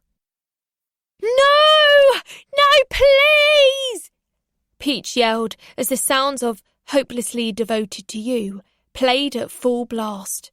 The sight of mousy Roxanne standing there in the middle of her cell, screaming her face off and backing into the wall as Rhiannon descended into her tiny space, will stay with me forever. "Why are they still alive?" I cried. "Why don't they cut the feed?" I said, peeking over my hands. "Are we actually going to watch this?" I recalled Rhiannon in the prison when we had seen Peach walking past outside the meeting room. "She's next on the list then, is she?" "Stay tuned." "She's had this planned for ages, months, maybe years," I said, my voice no louder than a whisper, as I watched Rhiannon pin Roxanne to the floor of her cell, writhing and struggling in her ferocious grasp. Someone had given Rhiannon Lewis a blade. "Oh, Jesus Christ," said River, hands behind his head. "She's taking her fucking head off!" There was a beep as they finally cut the feed and the screen went black. But I'd seen what I could never unsee. I couldn't believe the person I was watching doing that was the person who gave birth to me. It was all very well reading about it in the books, hearing about it in documentaries, seeing TikToks about her and what she'd done. It was a whole different experience, seeing it firsthand for myself. A voice came on. "We're sorry for the interruption to our regular programming, and we hope to be back very soon. Thank you for your patience." The screen was silent. They didn't even go to adverts. All I could hear was our breathing, mine and River's, in perfect synchronicity, as it filled the entire world. "Jesus," he kept saying. "Jesus, Rhiannon." I walked over to him and held him tight, and he held me back, and we just cried and cried together. Saturday the 21st of April, 2035. Things that have bloody annoyed me today. 1. Rhiannon Lewis. Neither River nor I slept a wink after the show. I don't think much of the country did either. We held each other and cried all night, me in shock, River in shock and awe. He loved her even more now he'd seen her partially take a child killer's head off on live television. But when he saw the impact it had on me, he felt terrible. "I'm so sorry," he kept saying as he stroked my hair. "You shouldn't have seen that. That was so bad." "That was my mother," I kept saying. "She really did those things to those people. She did that to her." We stayed up and talked the bones out of what we'd seen, into the small hours of the morning and beyond. How the hell had the inmates covered up the fact a hole was being cut through the floors? How hadn't the screws noticed anything amiss the whole time? How scared Roxanne looked when she'd seen Rhiannon kicking out the cell hole above her. The sounds of screams as the blade went into her neck. We talked the fear out of it. Finally tired, I invited him to sleep above the covers on my mattress. "That's not me, Ivy. That's not what I'm about." "I know, you wouldn't hurt me. You protect me, right?" "I'm still not sleeping in your bed." And he didn't. He slept on the floor right next to my mattress and held my hand. He didn't let go until I did. The news the next morning was full of it. Half the commentators talking about how horrific it was that the channel kept the cameras rolling, and the other half talking about how historic it was that a killing had been caught for the first time on terrestrial TV. Online it was much the same, some calling Rhiannon a legend or an icon or the GOAT. Others relaying how they vomited while watching, or how they were never watching that channel ever again in protest. Some bad seeds were now vehement Rhiannon haters, like she'd crossed some line, while others seemed to know exactly what life would be like in prison for her now, on basic 23-hour bang-ups, no shower gel, just soap, and absolutely no visitors. It got me wondering why she'd done it at all. She hadn't needed to. She hadn't killed anyone for 5 years, been good as gold the whole time, so why now? Why 1 week after seeing me? Is that what did it? Was it because of how I spoke to her? Did I reignite her fire to kill? Or did she do it to show me exactly who she was? To show off because I said I wasn't impressed by serial killers? I remembered what she'd said to me in the prison. That Lewis temper you're trying so hard to hold down right now is my temper. Those little nostrils are flaring, those are my nostrils. And that heart of yours beating so fast and furious in that ribcage, it's pumping blood that runs in my veins. Maybe it was to show me what I am too. No, I'm not like that, I thought. I may be temperamental, weak-minded, vicious sometimes, but no way am I like that. And I think she knew. It was a teachable lesson. My God, I said as I realised. If you had seen for yourself what I am, what I do, there would no longer be any doubt why I left you. Ivy, the van's here, shouted Geordie up the stairs. Downstairs, a removal van was parked up on the driveway with the back doors open. 3 men were going back and forth with furniture. They'd be coming up for my mattress and dressing table next. Our last night here was tonight, before our flight to Oz tomorrow. The Lombards had been gracious enough to hold off moving in themselves for a few days, but they'd already booked in deep cleaners, carpet fitters, and extra security measures like mortise locks and security lights to ward off any would-be burglars in the meantime. I had a queasy feeling in my belly. I know I'd said that thing about being good on my own now, but I was still glad River was there, hanging around like a bodyguard whenever one of the Aussies spoke to me, helping move boxes, making tea and coffee for everyone in between furniture lugging. He was everybody's friend by the end of that day. Geordie and I sat on the edge of the removal van when the guys had gone in for a bacon sandwich and a flirt with Melissa. Well, she flirted.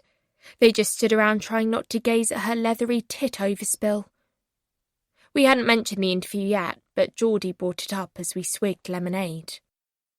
It's all over social media today. It's all anyone can talk about, said Geordie. Well, it would be, wouldn't it? You don't get to see someone beheaded on live TV every day of the week. She's going to be even more lusted after than ever now. I'm amazed we hadn't had any paps at the door today. We did, first thing. River threatened them. Hadn't seen them since. Oh, wow. Must have been in the shower. Good. Man alive, your actual mother did that. Can you believe it? No. Did Melissa see it? Nah, she and Dad went to bed. She's trying to avoid the TV today. They cleared their throat. By the way, I know about Mexico. What? How? I wasn't snooping on you, honest. I just happened to see the search on your laptop this morning. You left it on the breakfast bar. Only for a second when I went to get milk out the fridge. Well, I know how much you don't want to go tomorrow, and I had a feeling you'd try and get out of it somehow. I saw the flight booked on one of your tabs. Going for the long shot, are ya? Are you going to say something? Melissa won't let me go if she knows. She can hardly stop you, can she? Well, no. So who's in Mexico then? I can't say. It's Raphael, isn't it? Come on, it's pretty obvious. Why else would you go there? I'm going to stay with him. Them. So Rhiannon didn't kill him? No, it was a ruse. He's in hiding with my little brother. I shouldn't have told you that, but I'm so excited. I can't wait. Please don't tell anyone I said that. It's fine, they said, staring at me intently with a look I couldn't read. "Hey, we're mates, aren't we? I won't let rip, I promise. But listen, are you sure it's safe? You'd be going out there all on your own, to God knows what. You don't know Raphael. You don't know if where he is will be safe. Wouldn't it be better to come to Oz and be with us? And then when you're older—" "No, Geordie. I want to be with my brother. Surely you can understand that, can't you?" "Yeah," they said, hooking their arm around my shoulders in a friendly hug. "I suppose I can." When most of the furniture was loaded, and whatever wasn't being sold or charity shopped was going to the tip on a last run, I walked into Mum's empty bedroom and pushed the door gently open. The crows that were usually on the front lawn were gone. So were the mice and all Mum's furniture now too. The Thompson Pierces had had the good grace to leave her wardrobe to me to sort out when I was ready. But all her books, bed covers and ornaments had gone, parcelled up for eBay or in the back of the removals van. I wasn't sure. I opened the wardrobe and the little light came on as always. And my pictures were there as always, blue tacked up on the doors. She always put her favourite drawings I'd made her in there, whichever house we lived in, wherever we were, so they would be the first thing she saw in the morning. I didn't cry this time as the waft of her perfume came at me, circling my head. I breathed it in gladly as I pulled things off hangers and folded them into polythene bags. One at a time, a dress, a top, a jumper with a cancer badge still pinned to the lapel, or a Remembrance Day poppy sticker, or a eucalyptus lozenge, sticky at the bottom of a pocket. A handbag with folded tissues in, or confetti from some long-ago wedding, or a lipstick still with her lip markings on. I sat there cross-legged on the soft carpet in front of that wardrobe for an hour, folding things up and packing clothes away until the bedroom door creaked and somebody came in. Melissa. "There you are! We're getting a takeaway for dinner. Chinese. Riv said he wants to try aromatic duck in pancakes. Did you want anything special?" "No, thanks." "You should eat something. You can't go through a whole day without a bit of tucker inside you." "I'll get something later. I'll be done here in a second." "No rush." She hovered beside me, staring at the empty top shelf and around me at the bulging bags of summer clothes for a summer that was never going to arrive. "She sure did have a lot of clothes, our Claude." "Do you want any of it?" "Nah, I couldn't wear her clobber. We didn't have the same style anyway, even as kids." She helped herself to one of the last dresses from a hanger. "She was all florals and long skirts. I was always mini skirts and strappy vests." "That's an original Laura Ashley," I pointed out. "Might fetch something." "No, I couldn't." "Why not? You've sold everything else. Why not that?"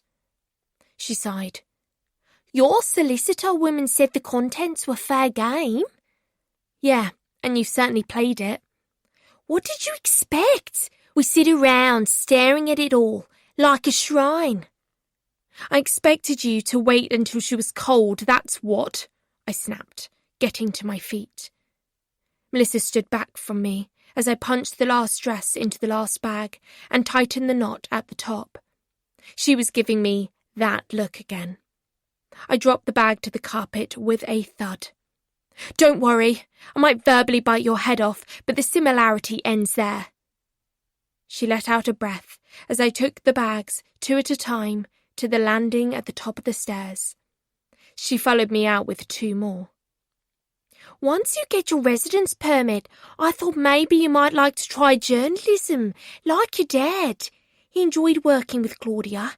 There's a local rag office near us called—" "I don't want to be a journalist." "What?"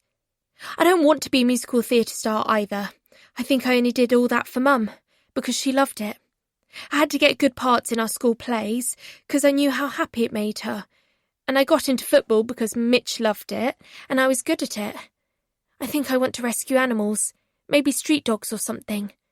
Buy a farm and get a load of stray, mangy dogs and just play football with them. Is that a really rubbish ambition? She didn't seem to be listening anyway. AJ loved his job at the Gazette. No, he didn't. He was bored. Her face darkened. What? He talked about it on his socials. He only took the job because Claudia got him it, and he was biding his time until he could go travelling. He loved that job. He was going to be a journalist. He was going to get his qualifications and everything. No, he wasn't, I said again. He only said that so you'd get off his back. He wanted to travel. He wanted to be free. I can see why now. You kept him in a cage, probably fed him on takeaways too, like Hansel being stuffed with endless greasy fried bones by some witch. You smothered him. How dare you? That's why he wanted to leave. Probably tired of cleaning up your puke or settling Larry's debts. Don't you dare talk to me like that, she seethed. Geordie told me you were pissed all the time and how he hated being in the house. He didn't have a clue what he wanted to do. All he knew was he wanted to get away from you. Melissa's tears sploshed onto the polythene bags at our feet, and she ran out the door, howling. Actually, howling. It hadn't made me feel better, shouting at her, but it had cleared the air between us. If I'd have spoken to Mum like that, she'd have blanked me for a few hours at least. But Melissa came back within 10 minutes and stood with her back against the wall. He would want you to have his bedroom. What? We'll do that when we get back. You can have AJ's bedroom. It should be used again. Shrines aren't good. He's never coming back. If anyone should be using it, it's you. Thanks, I said, even though something felt off. And we'll see about getting you a job or a college course in whatever you want to do. Stuff journalism. You can do animal stuff if you want. Maybe you're right. If I hadn't smothered him, as you say, he wouldn't have ever come over here in the first place and met her. Rhiannon. She glared at the sound of Rhiannon's name, but nodded. She was being agreeable now, all yes sir, no sir, 3 bags full. AJ had said she was like that. An argument would blow up, and then she'd breeze back in and be Mrs. Compliant. He had several nicknames for her. Jacqueline Hyde, Bait and Switch, and plain old melodramatic. I could see my future mapped out before me with Melissa having a starring role. Always falling out because I wouldn't take half the shit my dad did. Always caring for her because of her relapses, like he had to do. Always escaping to the beach to surf when it got too much to bear. How she wanted him to be what she wanted him to, never actually listening to his view. It was all there on his socials, a warning of the future from the past.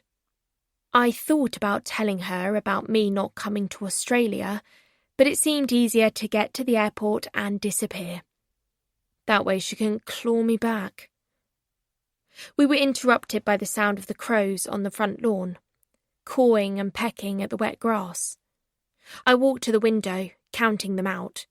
Melissa followed me. They're back, I said. Just 7 today, I noted. That's interesting. What do you mean? Said Melissa, standing beside me. Prosperity, I said firmly. She seemed impressed. Oh, shit. What? An 8th crow had landed on the lawn, pecking about, cawing louder than the rest. Now there's 8. What does 8 mean? Sadness.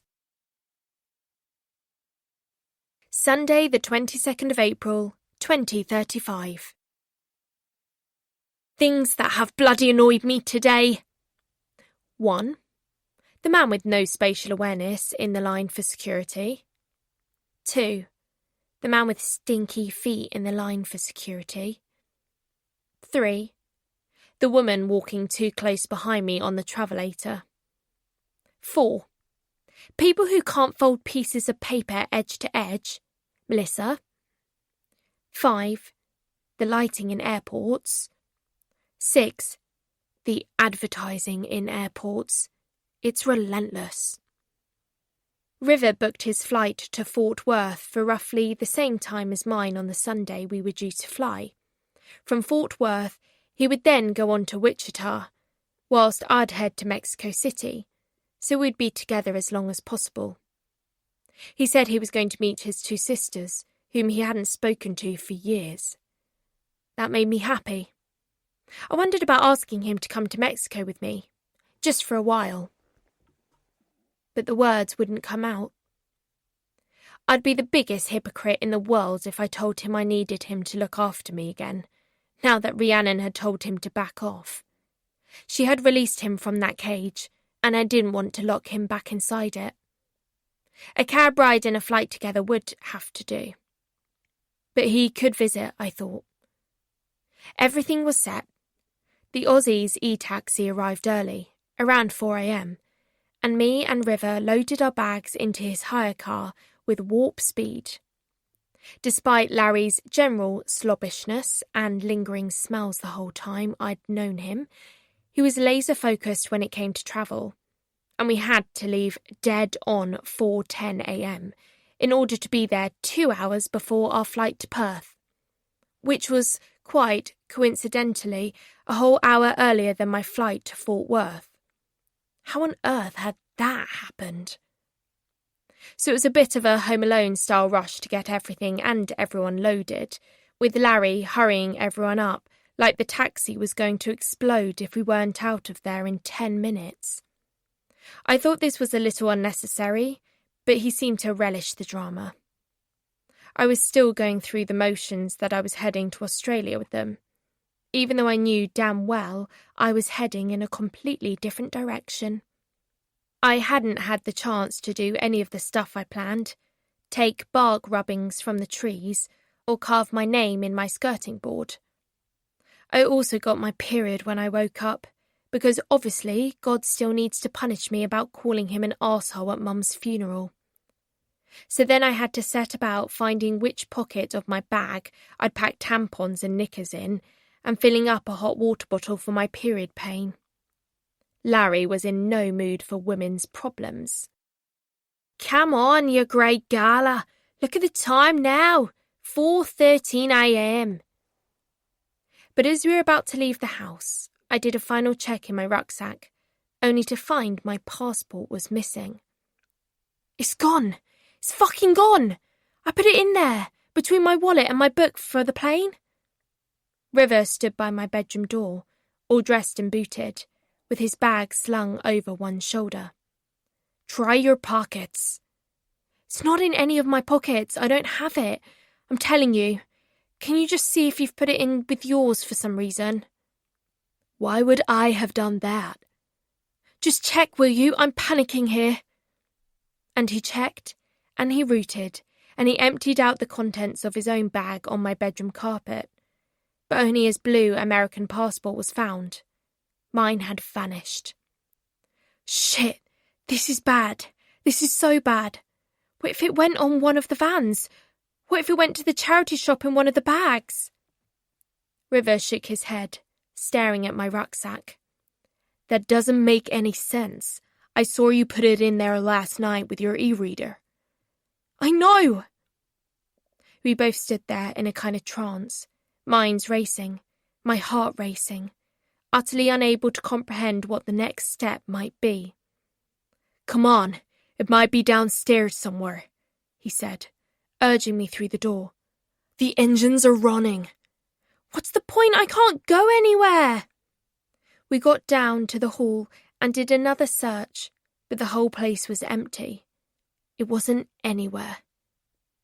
Melissa appeared down the stairs in her pink chenille tracksuit, handbag slung over one shoulder. She wedged her shoes on at the bottom. "Everyone ready?" she gurned. "Exciting, going back home, isn't it?" "I don't know," I said. I don't know where home is at the moment. Listen, No, but you soon will. And River, you can visit us any time, love. Just drop us a line. You've got our address. Larry gave it to you, didn't he? Yeah, thanks. Look, Ivy's lost. You make a cute couple, you two. Nice to see two young people in love. I remember when me and AJ's dad met. We were about your ages. We're not together, I repeated, seeing as she didn't hear me the first or second time I'd said it. And River's almost 10 years older than I am. He's just my friend, and also I've lost my passport. You what? Melissa said, genuinely concerned. You had it last night, didn't you? Yes, I had it last night, but it's not here now, I replied to Melissa. What have you done with it? Larry appeared again, hands on hips. What's going on? She's lost her passport, said Melissa, and I waited for a flicker of a lie in her eyes or her smile, the two places a lie usually sat, giving itself away. But there was nothing. Why would I have taken it? I don't know, to stop me coming with you, I snapped. Just find it, will ya? It's now 4:16 a.m, people.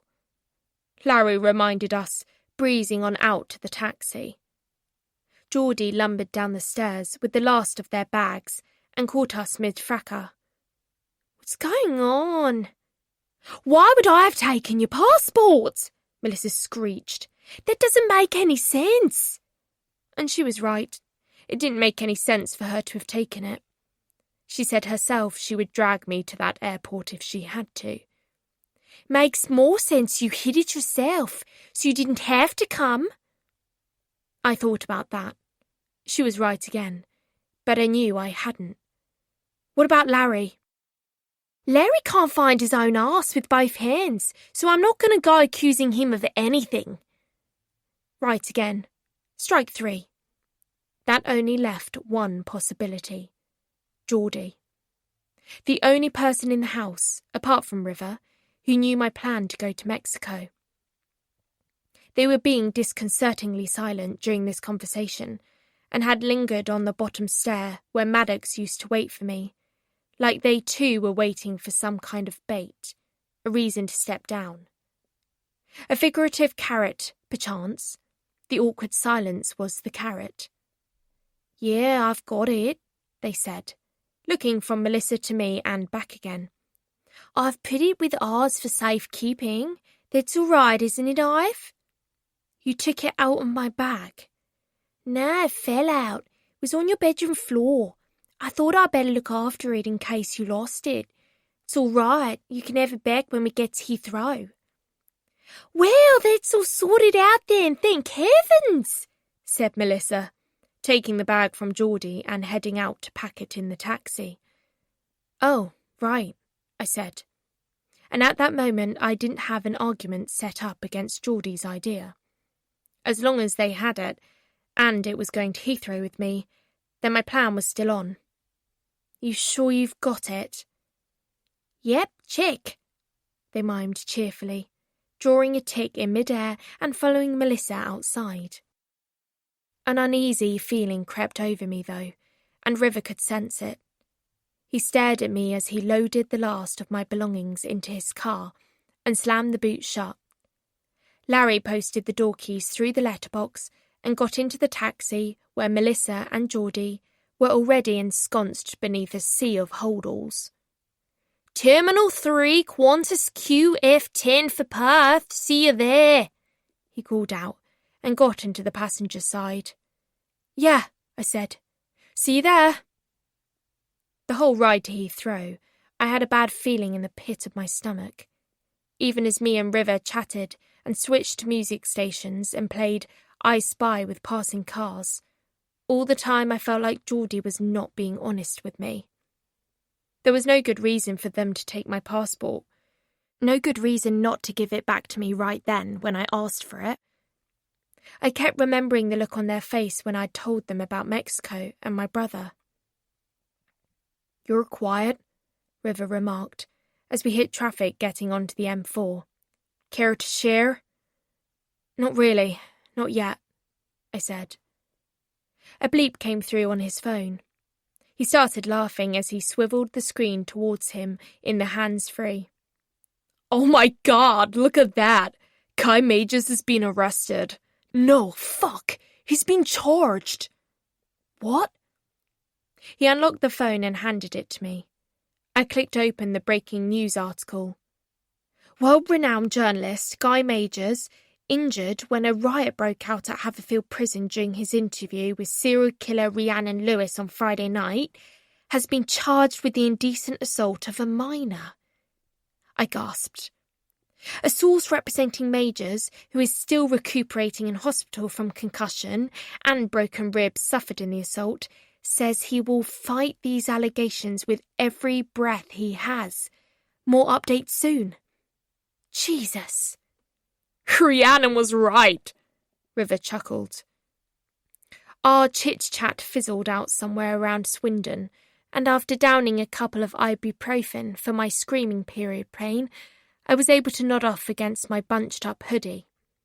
I could lose myself with the River next to me, safe in the knowledge that wherever I went, he'd find me again. Maybe I needed him more than I thought. Maybe he could come with me, instead of going back to his sister's. Just for a while. I fell asleep working up the courage to ask him. My period pain had subsided by the time we pulled into Heathrow, but my flow was heavy, which only added to my stress. This was not the day for flying.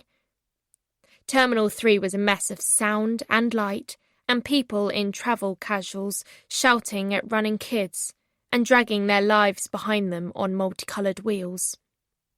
My flight to Dallas-Fort Worth was leaving in 3 hours. The Thompson Pierces were going to Brisbane via Perth, and their flight would be well on its way by then. We arrived at the terminal a little before they did, so we dropped off River's hire car and made our way towards the check-in. I returned from the toilet to the seats by the departure boards where River had made a base. All on time, he said. Just need to get my passport from Geordie, and then off we go, I guess. Off you go, he said. I'm not coming with you, Ivy. What? I said. He got his phone out and showed me his boarding pass for a Swiss air flight to somewhere totally not Dallas-Fort Worth or Wichita. I'm booked on a different flight. In a different terminal, actually. I'm in Terminal 2, and my flight is in approximately... He checked his phone again. 1 hour, so I need to be going. He readjusted his bag on his shoulder, stood up and held out his arms for a hug. What? I said again, my chest tightening as the realization dawned. You said you were coming with me as far as Fort Worth? Yeah, but I need to go do something first. It won't take me long. Rhiannon wants me to tie up a loose end. I did promise her. No, you didn't. You said you'd back off. I said I'd back off you. I haven't stopped working for her, not quite. River, please. It won't take me long. I'll come visit you when I'm done. You'll be okay from here. You don't need me. Of course I need you, I blasted. What am I going to do if Geordie won't give me my passport? You're legally entitled to it, he reminded me. I actually fear for them if they don't give it back to you. You'll be fine. He hugged me tightly and smiled, kissing the top of my head for good luck. You've got my number, right? Yeah, but I don't want to be on my own, I mewed, as the tears came. You won't be, he reminded me, stroking the side of my face with his angel fingers. You'll be with Raphael and your brother before you know it. Your biggest obstacle between now and then will be picking your meal on the flight. Chicken or fish? I don't want either. He smiled and hugged me again. He must have known how much I needed it. I breathed him in one last time as he broke away and held my shoulders firmly and looked at me. You've so got this, Ivy. I'll see you soon. Oh, and if the Australians give you any shit..." He posted something inside my hand, a freshly rolled joint, closed my hand around it, and walked towards the sign for the other terminals, and out of sight. I placed the joint inside my hoodie pocket and sat back down, alone now, and stared into oblivion as 1,000 strange faces passed. I cried. I bled. I freaked out. I considered getting a taxi back home, only to realise I didn't have a home anymore. We'd posted all the keys through the box. I'd go to Heather's, I thought. She'd have me. She still cared. I was as lost and lonely as that little girl with the tinsel halo on top of her head in the school nativity photo that had flashed up at the wake, scared and desperately looking for her mum in the crowd. I zoned out entirely and played games I couldn't win on my phone. And then it dawned on me. Swiss Air. River was going to Switzerland. Geneva, where Mitch lived. He was the loose end. "Oh, God! No, River, no!" I said, as my heart thundered and everything darkened in my vision. I called him repeatedly, but he didn't answer. Eventually, after 7 texts and 16 repeated calls, the line went dead. Shit! I cried, sitting back down under the departure board. "Everything all right, love?" said Melissa, suddenly appearing beside me with Larry and Geordie in tow, plus 2 loaded-up luggage trolleys. Yeah," I said. "Yeah." "Did your boyfriend get off all right then?" asked Larry, pulling up one of the boxes that had fallen off the front of the trolley. "He's not my boyfriend, and yeah, he's gone." I looked at Geordie. "Can I have my passport now, please?" "Yeah. Didn't we ought to check in somewhere first?" they said, avoiding my gaze. "Qantas is over there, look." And I stared them out, but they wouldn't look at me for long. I hurried behind them with my stuff, Melissa and Larry leading the charge, with Geordie pushing the trolley. "Geordie, could I have my passport?" My heart pummeled. The sickening feeling I'd had all morning ballooned. "Yeah, you can have it back when we've checked in," they replied, avoiding my eyes as we joined the end of the queue. 2 enormous families, both literally and physically, joined the line more or less straight after us, meaning I was completely hemmed in. I continued to press for my passport. "Can I just hold it, please? It is mine."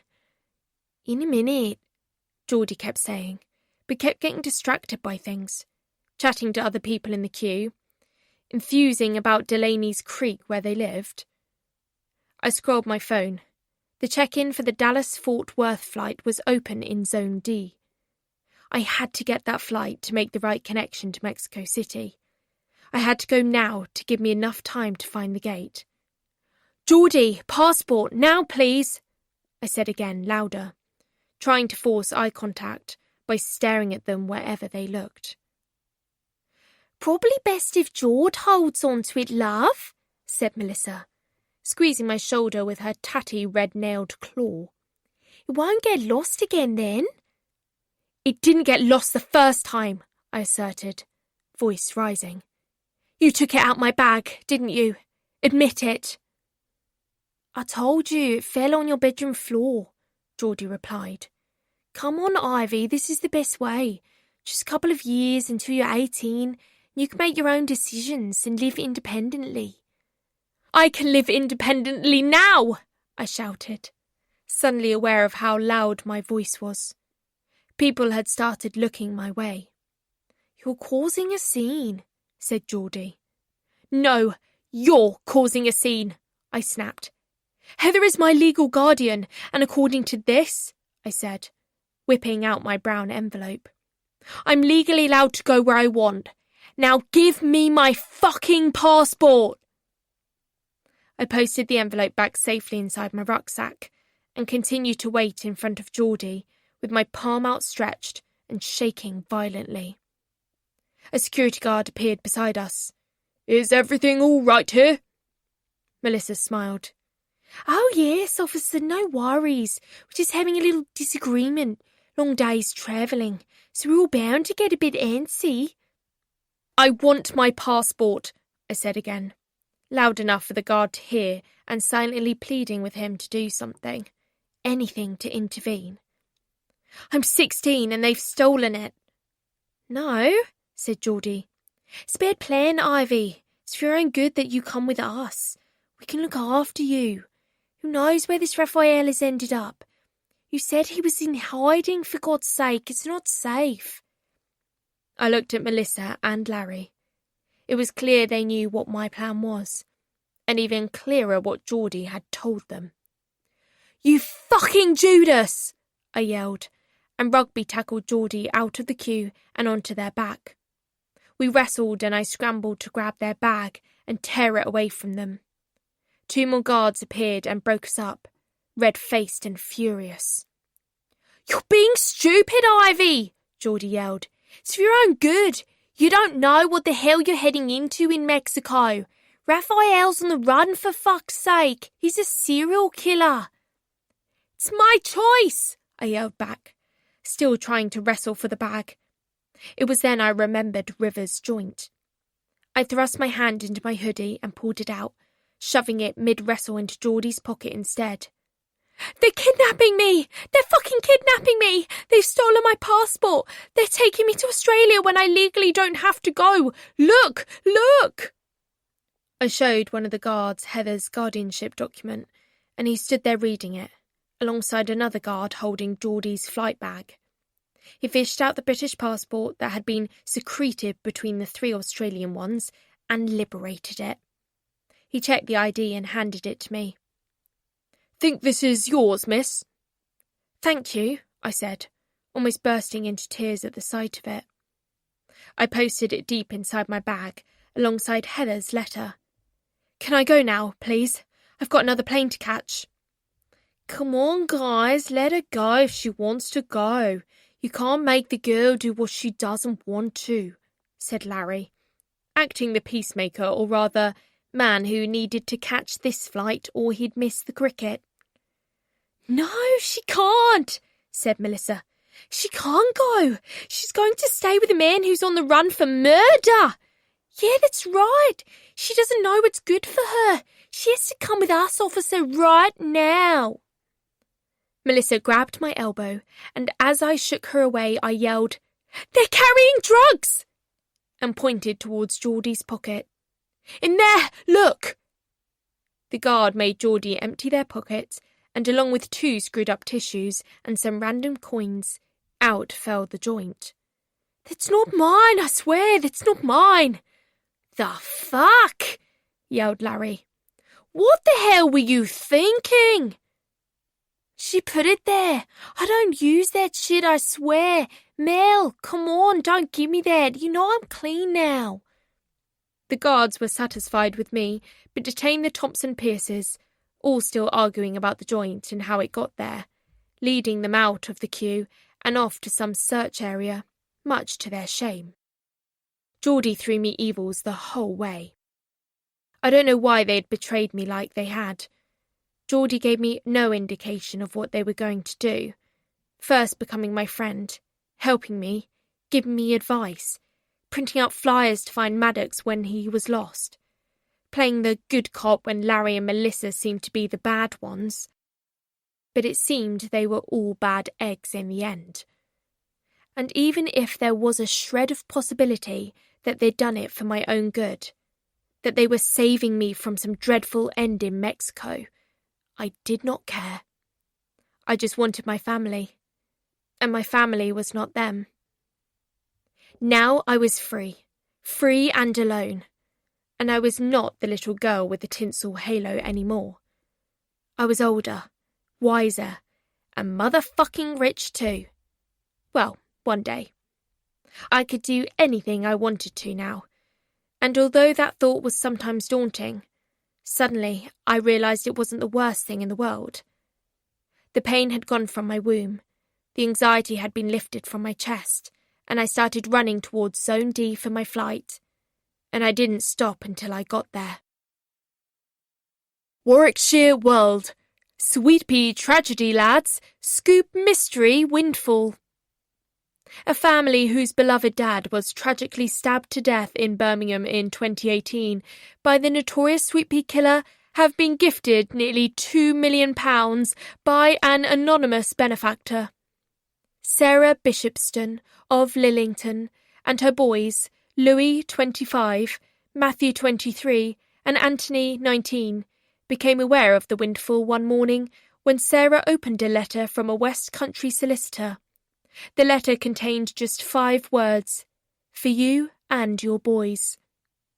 She believes the enormous sum has come from someone who felt sorry for the family following the shocking murder of her husband Dean, 43, a keen darts player and taxi driver, stabbed to death in his cab on May the 29th, 2018.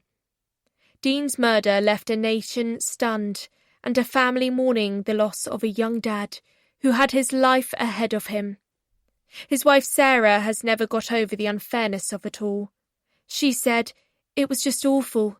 The boys were inconsolable, I was broken. We all suffered so much and poor Dean was just out doing his job, taking on extra rounds to buy the boys some Christmas presents. We've struggled ever since, but this sudden gift has been extra shocking, because we don't have a clue where it's come from." She exclaimed, "It's life-changing. I keep thinking any moment someone's going to say it's been a mistake, some crowd fund for another family, but it doesn't seem to be. I rang the solicitors that it was posted from, and the guy said the donor wished to remain anonymous, but it was definitely for us." Despite the massive gift, Sarah has no plans to fritter it away. She does want to move her boys to a bigger house, where they can have their own rooms for the first time, and a new car. "And I want to get the boys some treats too, and we haven't had a holiday together for a while, so we'll go somewhere hot." The World asked Sarah if she thinks the mystery gift giver could be Rhiannon herself, seeing as the solicitors who sent the cheque, Werryman and Armfield, are closely affiliated with the serial killer. "No," she replied curtly, "I don't believe that woman has a decent bone in her body. It will be someone who's done this to spite her, and we can never thank them enough." Tuesday the 24th of April, 2035. Things I want to do before I die. 1. Open a dog sanctuary in Mexico. 2. Read more. 3. Get better at Spanish. 4. Get fitter. 5. Find my own taste in music. 6. Join a women's football team. 7. Find my soulmate. 8. Get to know Raphael. 9. Get to know my brother. I had never been farther than Tenerife on a plane before, and I always had my mum with me. Now it was just me. Just me talking to the air steward, responding to what drink I wanted. Just me asking for a blanket. Just me asking if the turbulence was anything to worry about. Just me running for my connecting flight to Mexico City.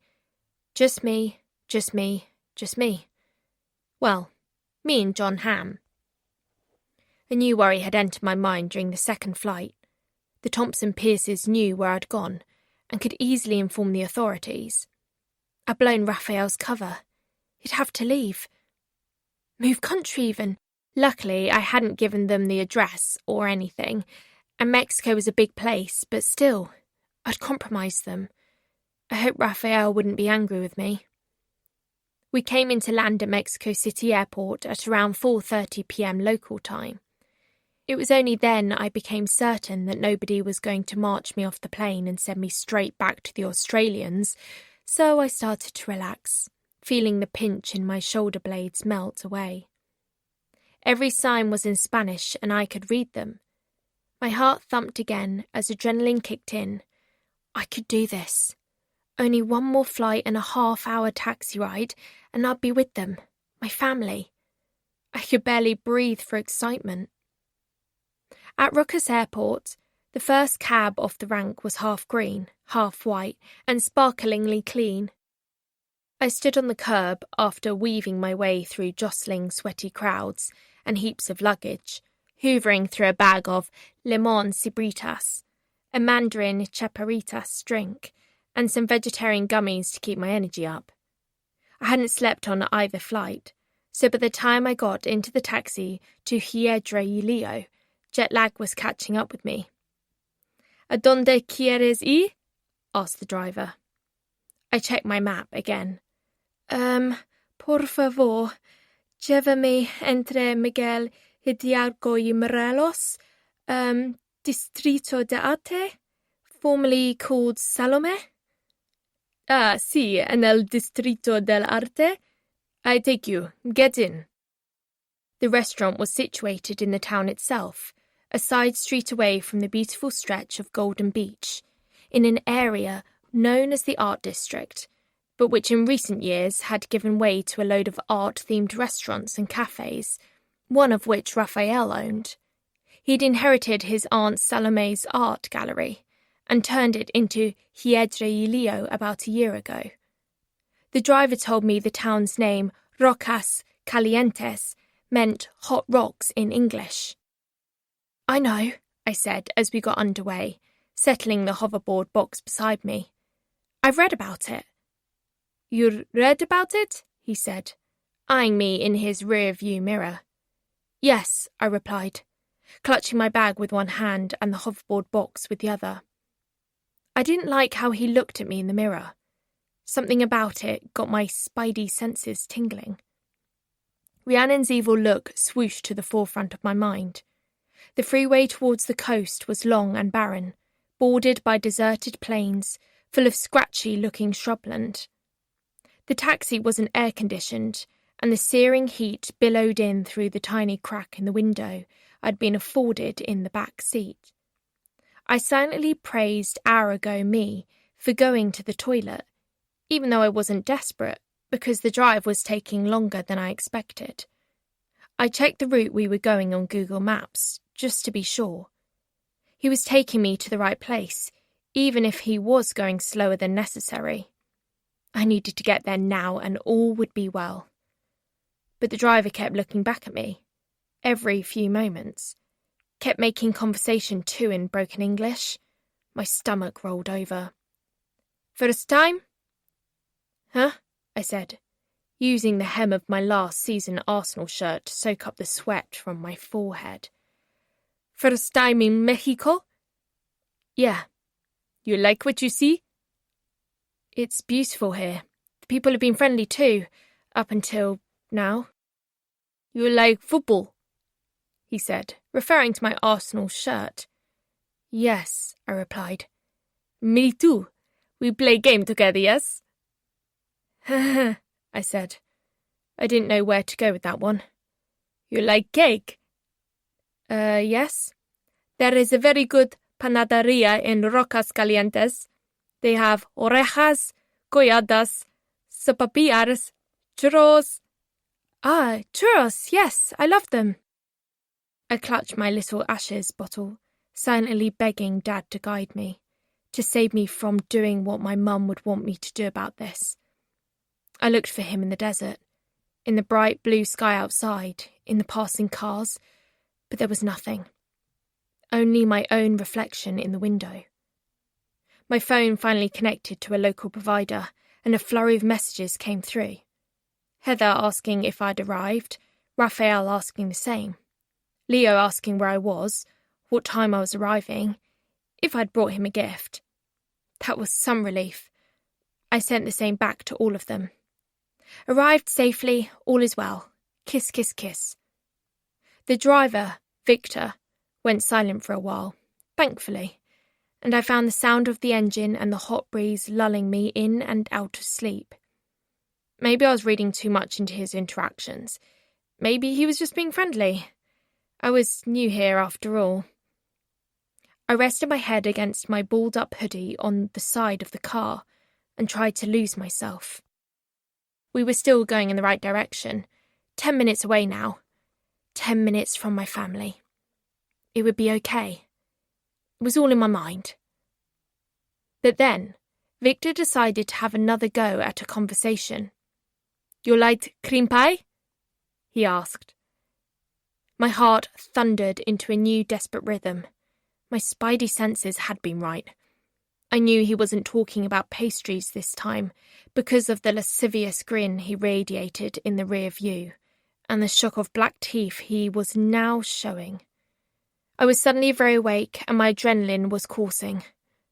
"No." I didn't give him any more than that. Despite myself, I could hear Rhiannon's voice so clearly in my mind right then. "You might need that inner sweet pea someday when you least expect it, so don't deny her sunlight." But still, he beckoned me with forked tongue. "You will like my cream pie, I think. You look like that kind of chica." Let her break soil. Without warning, Victor swung the car off the road into the desert, parking haphazardly in a space between thickets of spiky trees. He switched off the engine. "Why have we stopped?" I asked, heart thundering, barely able to catch my breath. He turned around in his seat and smiled. "I thought we could get to know each other better, chica. You like me, right? We're friends." I shook my head. Come on. I'm not going to hurt you. We're only..." He checked the clock on the dash. 10 minutes from your beach. Plenty of time for fun." "Take me where I've asked to go," I said, slowly, so as to stamp the quiver from my voice. "What if I want to take you somewhere else first, Pera? I'd take you to paradise." I swallowed hard and repeated myself, even slower. "Start the car and take me where I've asked to go." He shook his head. "Lie down on your back, chica. I do the rest." And with that, he stepped out of the car and adjusted his jeans, glancing round at the road this way and that, presumably looking for witnesses. I had no choice. I had to do this. No help was coming. I scrambled out the other side of the car and stood on the side of the dusty road, the heat of the day beating down on me, waiting for him. "Come on now, chica, back in the car. Where you think you're going? I'm the only one that cab, remember? You can't run away. You die in the heat. No one coming to save you. If you want to go beach today, you pay the fare." There wasn't an atom in my body that wanted to do what I did next, but there was no other way out of this. I was between a rock and a hard place, and the rock was closing in. I had to.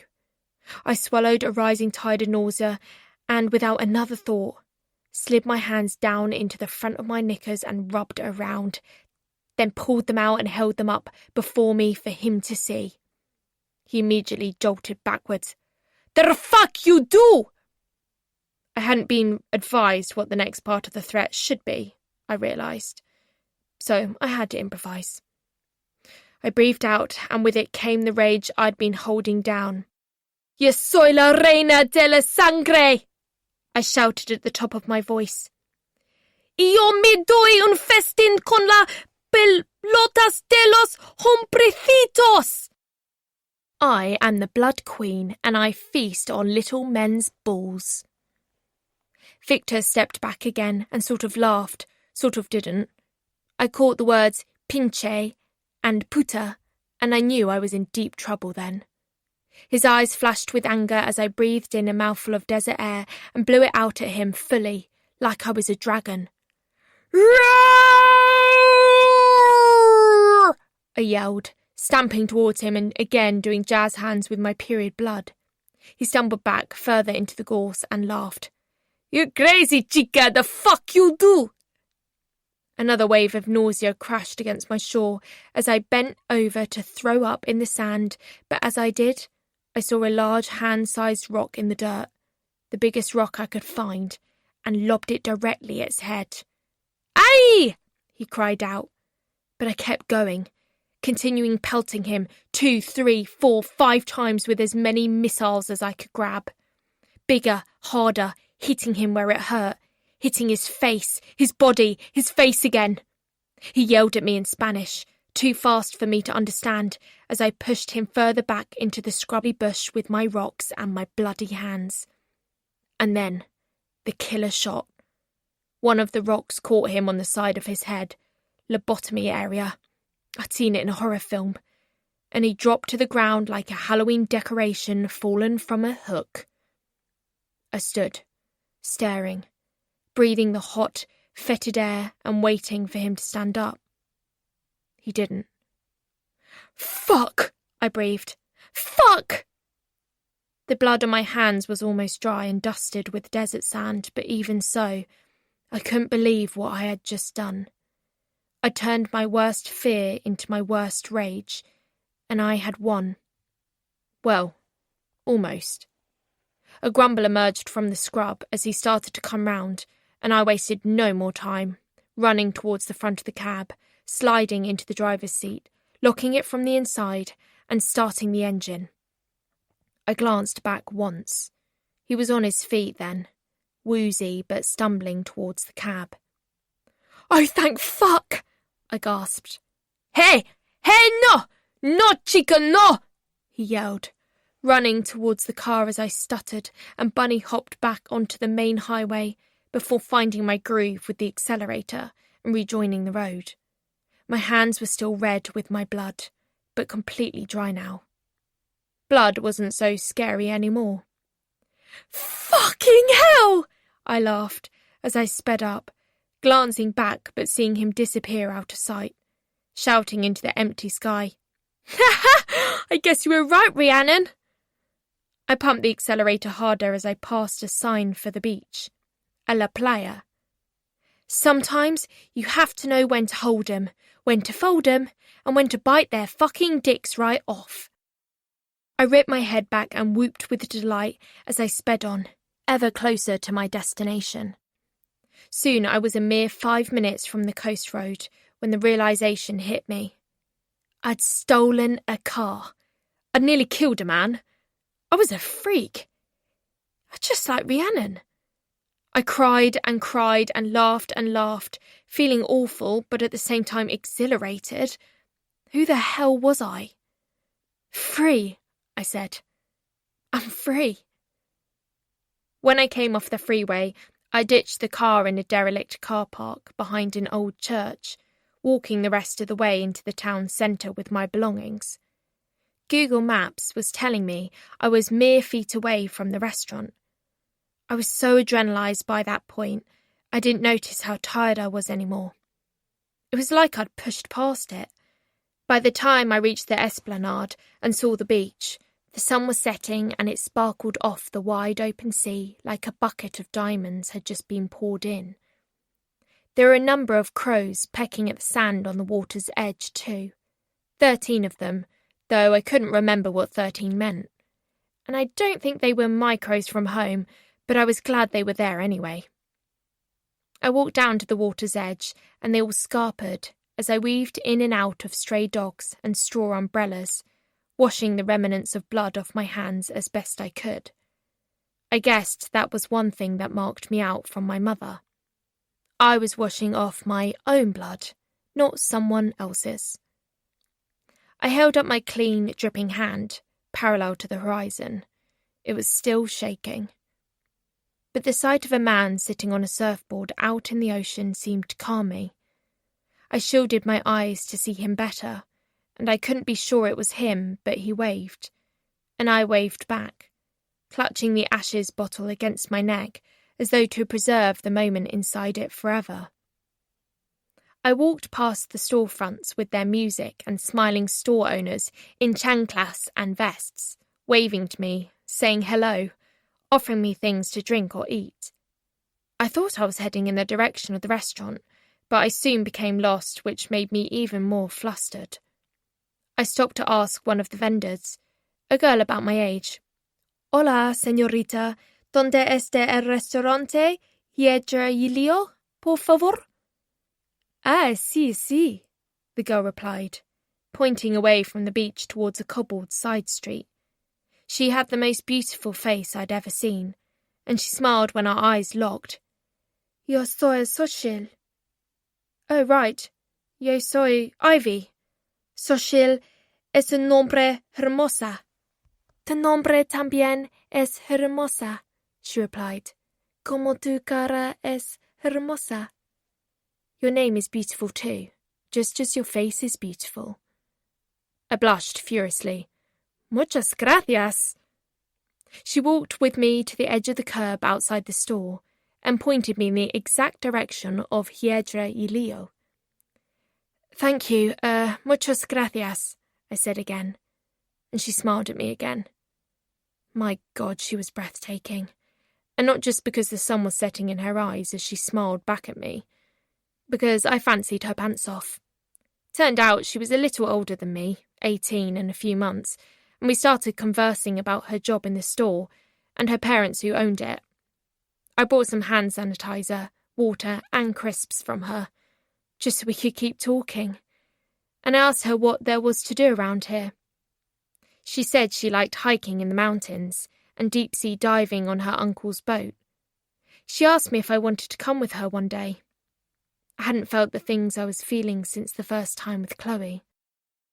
Sí, definitivamente, eso sería fantástico, I answered as we swapped numbers. I slung my bag on my shoulder as we said goodbye, and I finally headed towards the restaurant. I thought many things as I walked that final stretch with my bag on my back and the hoverboard box under my arm. How Rhiannon must have felt when she first came here. Whether I was walking in the same place as she had. Whether coming here had been the right idea after all. Whether Xochitl really did like me, or whether I was mixing my signals with someone just being kind. I took John Ham out of my bag and squeezed him for good luck. A kid loitered under a shop veranda at the corner of the street where Hiedra y Leo supposedly was. He seemed impatient, checking his phone repeatedly. A boy of around 10, shorn black hair, yellow t-shirt and red shorts, and black and white Vans, looking around. Looking for me? Did I dare to hope it was him, my brother? He squinted my way. I screened my eyes and we locked on. He screened his eyes too and stood still, just sort of staring. What if he'd decided he doesn't want to see me anymore, I thought. Then suddenly the boy waved out, frantically, his feet leaving the ground completely as he jumped up and down, pocketing his phone and running towards me at full pelt. I couldn't believe my eyes. My brother. My little lion man. Ivy! He screeched, like we'd known each other for years, even though I'd only ever seen him on our short video call the other night. We smashed into a hug that threw all my things to the pavement. Bags, sunglasses, phone, hoverboard box, the lot. But I didn't care. I finally had my brother. I could hold him and hug him, and he was as real as I was, not a ghost or a vision. We both cried. I can't believe you're here. I dreamed about you last night, he said. Did you? I wiped my cheeks on the back of my hand. I can't remember the last time I slept. Oh my God, Ivy, it's so good to see you here. He bent down and began collecting up all my things and handing them back to me one by one. Holy shit, you have a hoverboard? I had one of these. No, it's a present for you, I said, to replace the one Gus Herrera broke. Oh my God, he said, mouth wide in shock. And then he started crying and dropping the box and wrapped his arms around me again. Thank you so much. I held him against me. You're welcome. It was no trouble. When he finally pulled back, his tears had gone, but he stared at me intensely in silence. We have the same eyes, I think. No, I replied, but I think we have the same nose. You really think? Said Leo, all serious. Yeah, I said, tweaking his nose, much to his surprise. He giggled like a toddler and grabbed my hand. Come see Pappy, come see Pappy. Okay, hang on, I giggled, wiping my eyes again as he picked up his hoverboard and my bag, slung it over his shoulder, and carried them the rest of the way. I felt so tethered at last. I hadn't felt tethered to anyone or anywhere, not since Mum died. Leo chattered on like a little bird, telling me about his day and what he'd done, and how he couldn't wait to show me his workshop back at their house. He talked a mile a minute. Leo, slow down. It's okay, I'm not going anywhere, I think. Why you think? He asked, his face falling. He stopped walking. Well, I don't know. Your dad might not want me. He does. You know he does. You'll live with us now. Come see him. And Leo virtually dragged me along the street, and we finally turned into a quieter alley, wide and flanked on both sides by the cafes and restaurants I'd seen on Google Maps. It was still bustling and hot, and the sign stuck out ahead for the restaurant, lit up by fairy lights. Hiedra y Leo. See, that's named after us, he said. You and me. I know, I smiled. Me and you. It was my turn to stop in my tracks as we passed the front of the restaurant. People ate on benches outside. Gelato, pancakes, pork belly, ceviche, shrimp. There were around 5 stray dogs, ambling among the tables where the customers fed them pieces of meat on a sick command, and a sequence of water bowls was set up for them in the shade of the awning. There was even a sign up on the wall in Spanish that said, "Well-behaved humans welcome too." I knew I was going to like it here. A man stood in the doorway of the restaurant in a black t-shirt, jeans, white apron and Vans like Leo's. He was the taller, older version of him, Raphael, and he was smiling at me. Not someone behind me, actually me. He held out his arms. Ivy, thank God you made it. I was worried sick. You should have told me when your flight was. I'd have come and picked you up.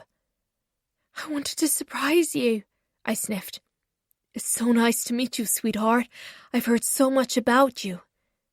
And I stood there and finally released the rest of the tears I'd been holding in. I almost drowned in them. Hey, what is it? Raphael asked as he moved closer and held my face in his big, rough hands. I remained frozen to the spot, but then I couldn't hold back any longer, and grabbed onto him and hugged him until I thought he might break. I still hadn't stopped shaking, but now it felt safe to be vulnerable. Because even though he wasn't my dad, he was Leo's dad, and maybe I could be his forever too. It's okay, it's okay. We broke apart momentarily, but only because Leo wanted in on the hug as well. And when we squished back together, Raphael and I locked eyes, and he said to me, It's okay, Ivy. You're home now. I've got you. I didn't want to let go of either of them. I didn't want any other thoughts to rush in, though I knew they would. I knew I should tell Raphael that their cover had been blown, and that the Thompson Pierces knew where I'd gone, and who I'd gone to. But in that moment, all I wanted was to push away the bad thoughts and hold on to that fragile, hopeful feeling with my family. Dad, can we go home now? I want to show Ivy my workshop, said Leo, tugging on his arm. Hey, come on, dude. Let Ivy catch her breath first, said Raphael. She probably wants to freshen up and get a drink. Are you hungry? I'll make you anything you want to eat. Or do you want to go home and rest? Home, home, said Leo. Leo and I walked to the car, as Raphael went to grab some supplies and say goodnight to the decorators, who were just finishing up for the day. The house wasn't far away, but tricky to find. It was dark by the time we arrived at their place, up in the hills overlooking the bay. But Raphael switched the lights on outside the house, so our way in was guided. The place was enormous, fronted by wrought iron gates, and the gardens surrounding were so overgrown you could barely see the house beyond itself. Santu read the broken sign above the tall, rusty gates. Hacienda Santuario? I said aloud. Yeah, said Raphael, pulling on the handbrake and stepping out of the car as we followed him. It's a work in progress, So you have to excuse the work going on. I sort of inherited it. Yeah, I read about it in one of the Sweet Pea books. Oh, you did? Good. You're fully up to speed on everything then. And your room's all ready for you. It's next to mine, Leo beamed, already playing with the hoverboard he'd torn from the box and singing a stupid little Sweet Pea song he'd just made up. I did remember reading about their hacienda from Book 3 in Freddie's Sweet Pea series. Rhiannon had come here not long after she'd left me. She'd lived here quite happily with an ex-cartel hitman for a while. She'd been tortured by his henchmen here. She'd cut off her own hand to save some kids here.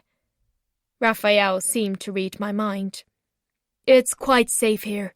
We don't get any trespassers. And we've cleaned it up a lot. Been here 2 years now, all told. I nodded, yawning for the first time since I'd arrived.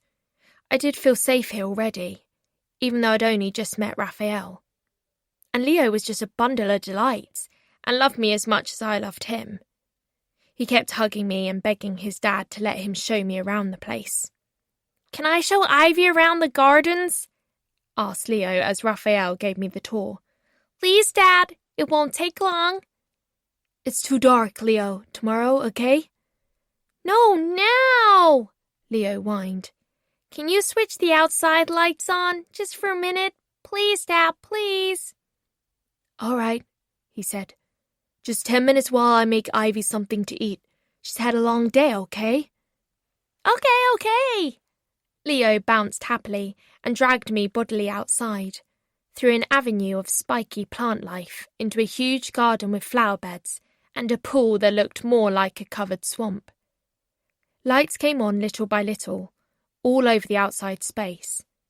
Some were rooted in the soil, others draped across pergolas, lighting our way through the overgrown garden towards a thicket of trees and bushes. The place was hidden high in the hills above the town, far from the rest of the world, but it didn't feel lonely. It felt sheltered. Twisting vines snaked over cracked paths, and cacti stood like silent soldiers, guarding against unknown threats. As more lights flicked on, shadows shifted across the plants, and for a moment, it felt as if the whole garden was watching us as we walked. Dad's going to clean the pool out for us so we can play, Leo told me, as he held my hand and swung it as we walked. Come see my little den.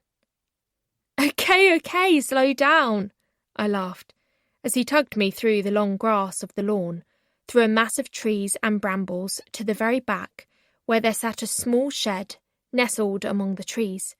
This is my workshop, Leo announced proudly. No unauthorized entry. So said the sign on the door in red paint. He flashed the little torchlight at the door and dropped my hand to unpick his rope lock on the handle. What kind of stuff do you do in here, then? I asked, as he swung open the door to reveal a mess of bikes and scooters, a broken hoverboard, a bucket, tins of paint, and, in the centre of it all, the torch beam fell on something moving. A young boy, around Leo's age, dirty, gagged, and bound with the same rope that had been tied to the door. The boy winced at the bright light in his eyes. It took me a while to register what on earth I was seeing, but I slowly realised what was happening as my brain caught up with the events unfolding before me. His hands were tied behind his back. His face had been punched and pummeled ruthlessly. He was shaking all over, and his filthy, deformed feet bloody and bare. And 2 of his toes had been cut off by the guarding secateurs, which leant up against the workbench, where all Leo's little walnut insect creations lay. The blades dripped with fresh blood. The light fell on the jars lined up along the windowsill, each one holding a tiny animal suspended in liquid. Their eyes stared blankly, paws curled, wings stiff, frozen mid-motion. I looked at Leo, who was grinning widely. What the fuck? This is Gus Herrera, he said, pointing at the wriggling boy. The kid that broke my hoverboard. I could barely choke out the words. What the hell have you done? What you told me to. You said give him a taste of his own medicine. You were right. He didn't like it when I fought back, did you, Gus? Leo walked towards the boy, kicking him hard in his ribs, laughing as he did so, as I winced and reeled back from him. The weakened, bound Gus Herrera coughed and retched and struggled against his bindings. Beside him in the dirt lay his 2 freshly severed toes. And when I glanced up, Leo was smiling at me, a smile I recognised with dread, a look which froze my spine from top to bottom, sweet to sour in one facial wipe, and now sweet again, the sweetest of all possible peas.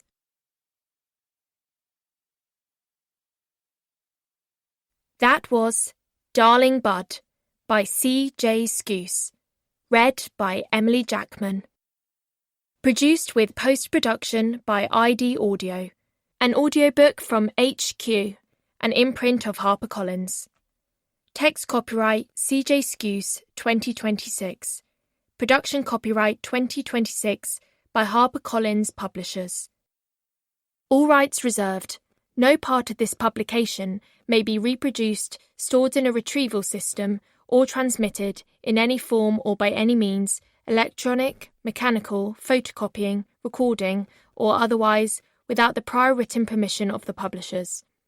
Without limiting the author's and publisher's exclusive rights, any unauthorized use of this publication to train generative artificial intelligence, AI technologies, is expressly prohibited. HarperCollins also exercise their rights under Article 4.3 of the Digital Single Market Directive 2019-790, and expressly reserve this publication from the